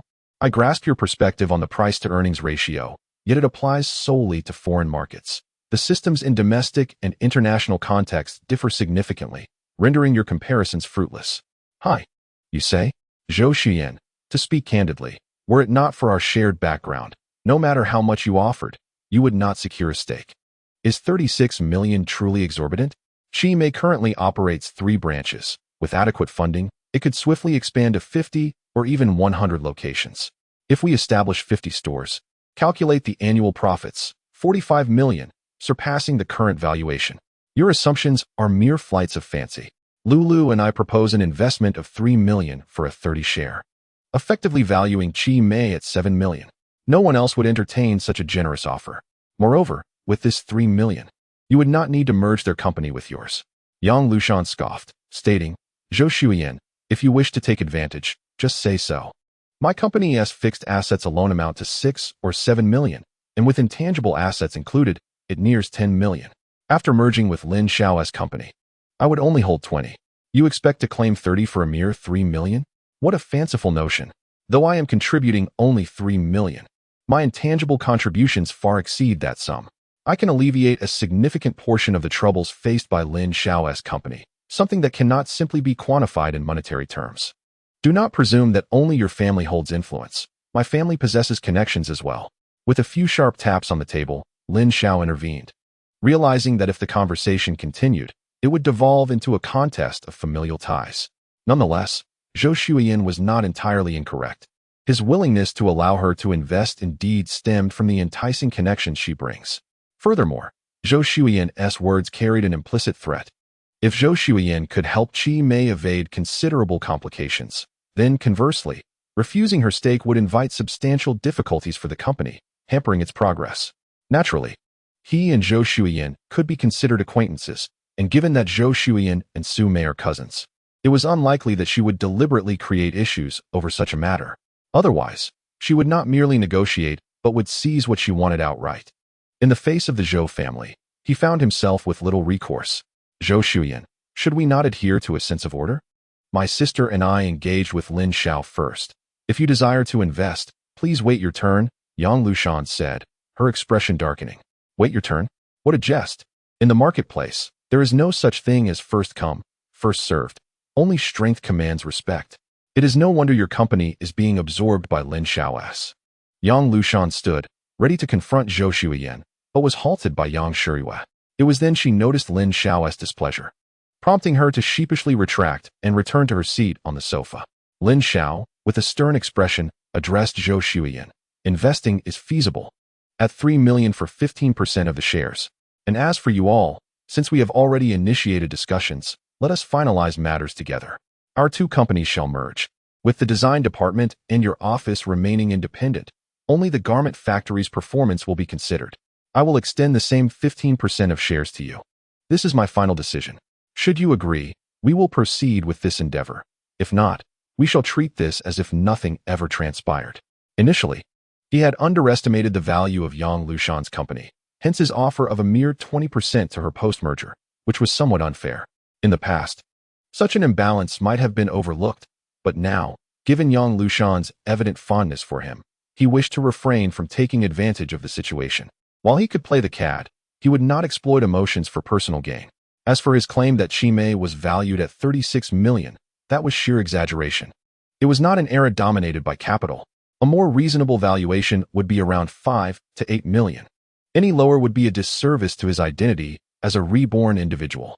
If assessed by outsiders, the valuation might not even reach 3 million, considering Qi Mei's meager net assets. The funds for the latest batch of garments were sourced from the profits earned through the resale of leftover stock by him and Liu Yuhao, a sum that would eventually need to be repaid. Subtracting this amount, Chimei's net worth would fall below 100,000. Zhou Shuyan's offer of 3 million for 30% equity was already quite generous, likely influenced by her regard for Chen Lulu. Otherwise, she might have proposed 3 million to acquire the entirety of Chimei. Upon hearing Lin Xiao's words, Zhou Shuyan furrowed her brow. Her estimated valuation of Chimei was approximately 7 million, which she deemed reasonable given the evident growth trajectory of the company. Although it appeared she was at a disadvantage. If Chimei were to effectively utilize this 3 million to establish branches, they could potentially operate around 20 stores, rendering the 30% stake much less unfavorable. The prerequisite, of course, was that Chimei could maintain its current profitability after reaching that milestone. Initially, she harbored concerns, but with the addition of Yang Lushan and Yang Shirihua, her apprehensions diminished significantly. One was a designer with a capable team, and the other possessed extensive management experience. Their involvement assured that Lin Xiao's company would flourish. Furthermore, the garment factory would help reduce production costs. Simultaneously, Yang Lushan and Yang Shirihua were contemplating the situation. Zhou Shuyan's intent to invest in Lin Xiao's clothing store undoubtedly bolstered their confidence. However, their enthusiasm for the merger was lukewarm. First, Lin Xiao's offer of shares was too meager, placing them at a considerable disadvantage.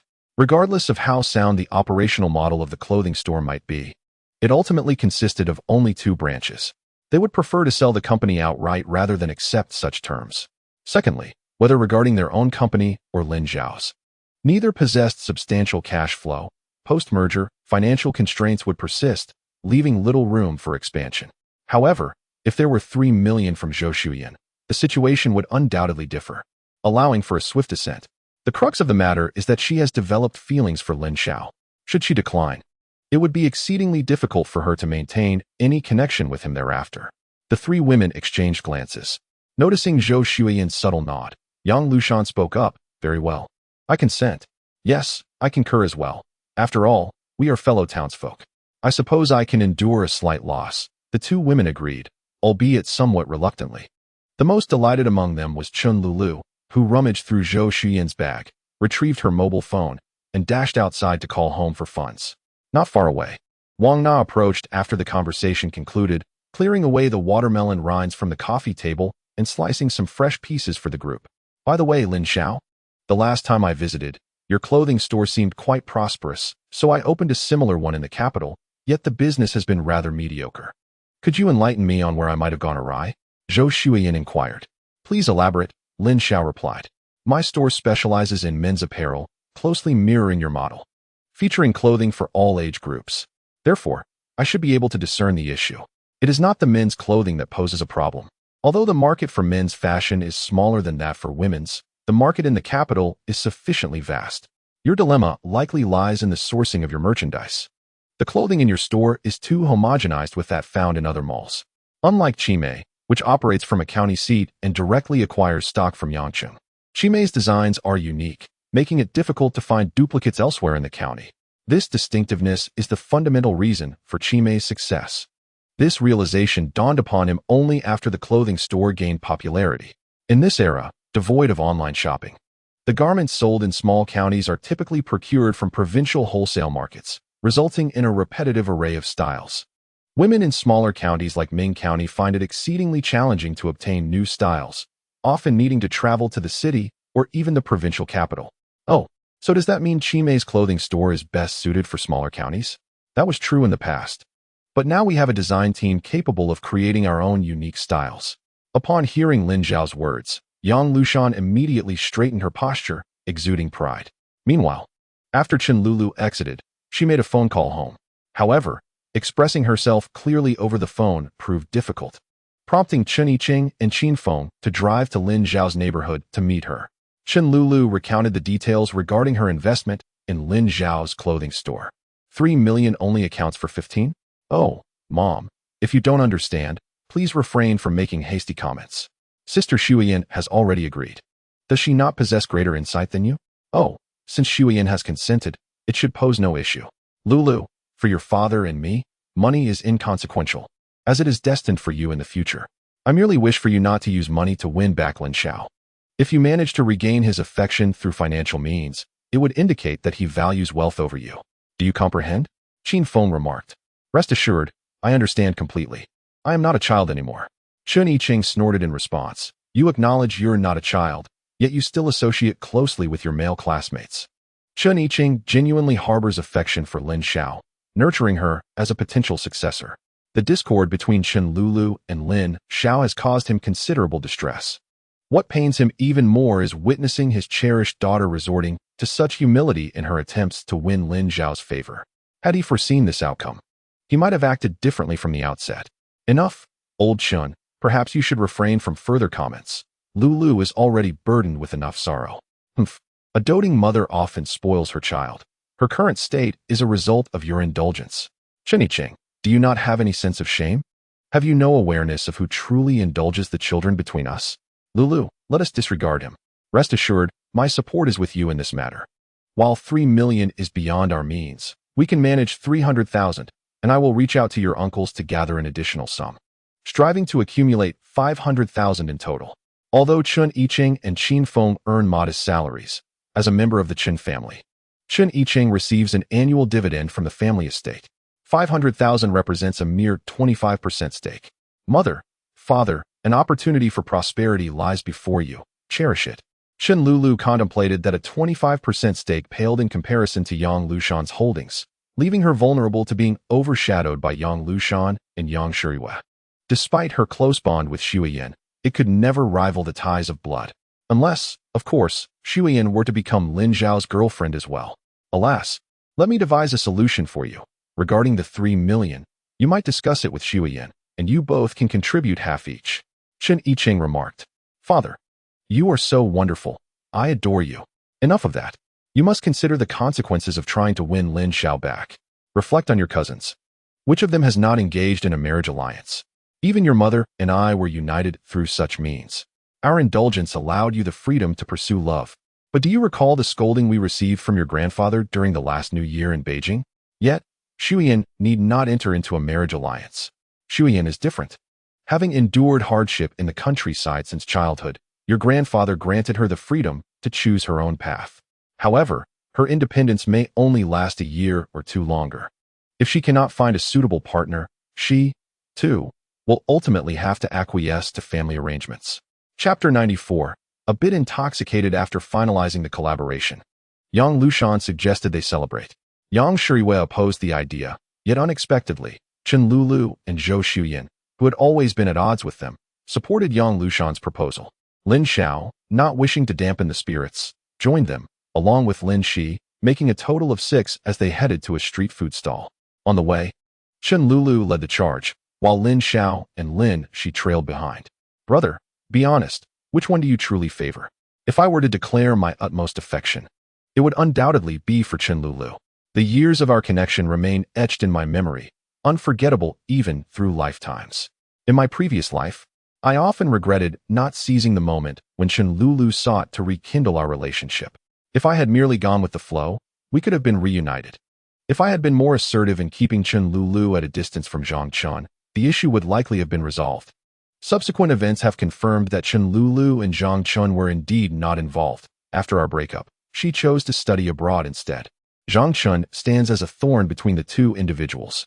Every time he lays eyes on Chen Lulu, he cannot help but think of Zhang Chun, even though Zhang has already been apprehended.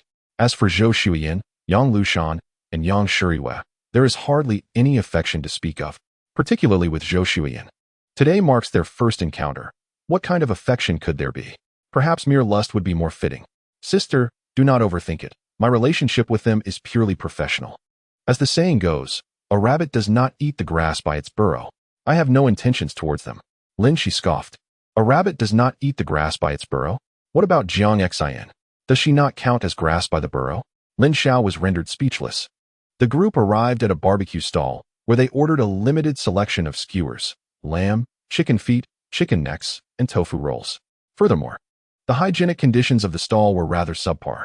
In terms of social standing, Zhou Shuyan ranked highest among the women, yet she was the least concerned about her surroundings. Chen Lulu ranked second. She and Lin Xiao often frequented street food stalls in the past. Conversely, Yang Lushan and Yang Shuriwei typically dined in upscale restaurants, far removed from street food. Nevertheless, the sisters bravely sat down despite their distaste. As soon as Lin Xiao took a seat, Chen Lulu settled beside him, while Lin Shi occupied the space on his other side. Just as Chen Lulu was about to display her smugness towards Yang Lushan and Yang Shuriwei, Lin Xiao's abrupt remark shattered her confidence. "Sister, let us switch places." Lin Shi did not grant Lin Xiao any favor, insisting, "Just sit still. Do not cause any trouble." Previously, she held significant reservations about Chen Lulu. However, upon witnessing Chen Lulu abandon her studies to rekindle her relationship with Lin Xiao and offer financial support for his endeavors, Lin Shi found herself less averse to Chen Lulu, at least more so than to Yang Lushan and Yang Shuriwei. Yang Lushan's trendy attire made her seem somewhat unreliable, while Yang Shuriwei, despite her more conservative clothing, was far older than Lin Xiao, being 9 years his senior, a disparity that could easily be mocked. Zhou Xuyan, on the other hand, was quite admirable. She was the most beautiful among the four and only slightly older than Lin Xiao. Moreover, Zhou Xuyan was refreshingly genuine. Unlike Yang Lushan and Yang Shuriwei, who were quick to criticize, though unspoken, their expressions betrayed their true feelings. If one were to point out a flaw, it would be Zhou Xuyan's height. In contemporary society, it is often challenging for taller women to find partners, as men marrying women taller than themselves may face ridicule. However, Lin Xiao was just slightly taller than her, keeping her in check. It was clear to him that Zhou Xuyan was the only one among the women who harbored no romantic interest in him. Despite the barbecue stall's lackluster hygiene, the flavors were surprisingly delightful. In fact, one could argue that it was far cleaner than many restaurants would be 2 or 3 decades hence. Devoid of hormones and gutter oil. Unexpectedly, Lin Xiao found himself taken aback as Chen Lulu and Yang Lushan engaged in a drinking contest. Typically, Chen Lulu rarely consumed alcohol. Consequently, after downing 2 bottles of beer, she succumbed to inebriation, while Yang Lushan appeared largely unaffected. Feeling as though she had become utterly reckless, Yang Lushan set her sights on Zhou Xuyan, only to unexpectedly encounter a formidable opponent who swiftly subdued her.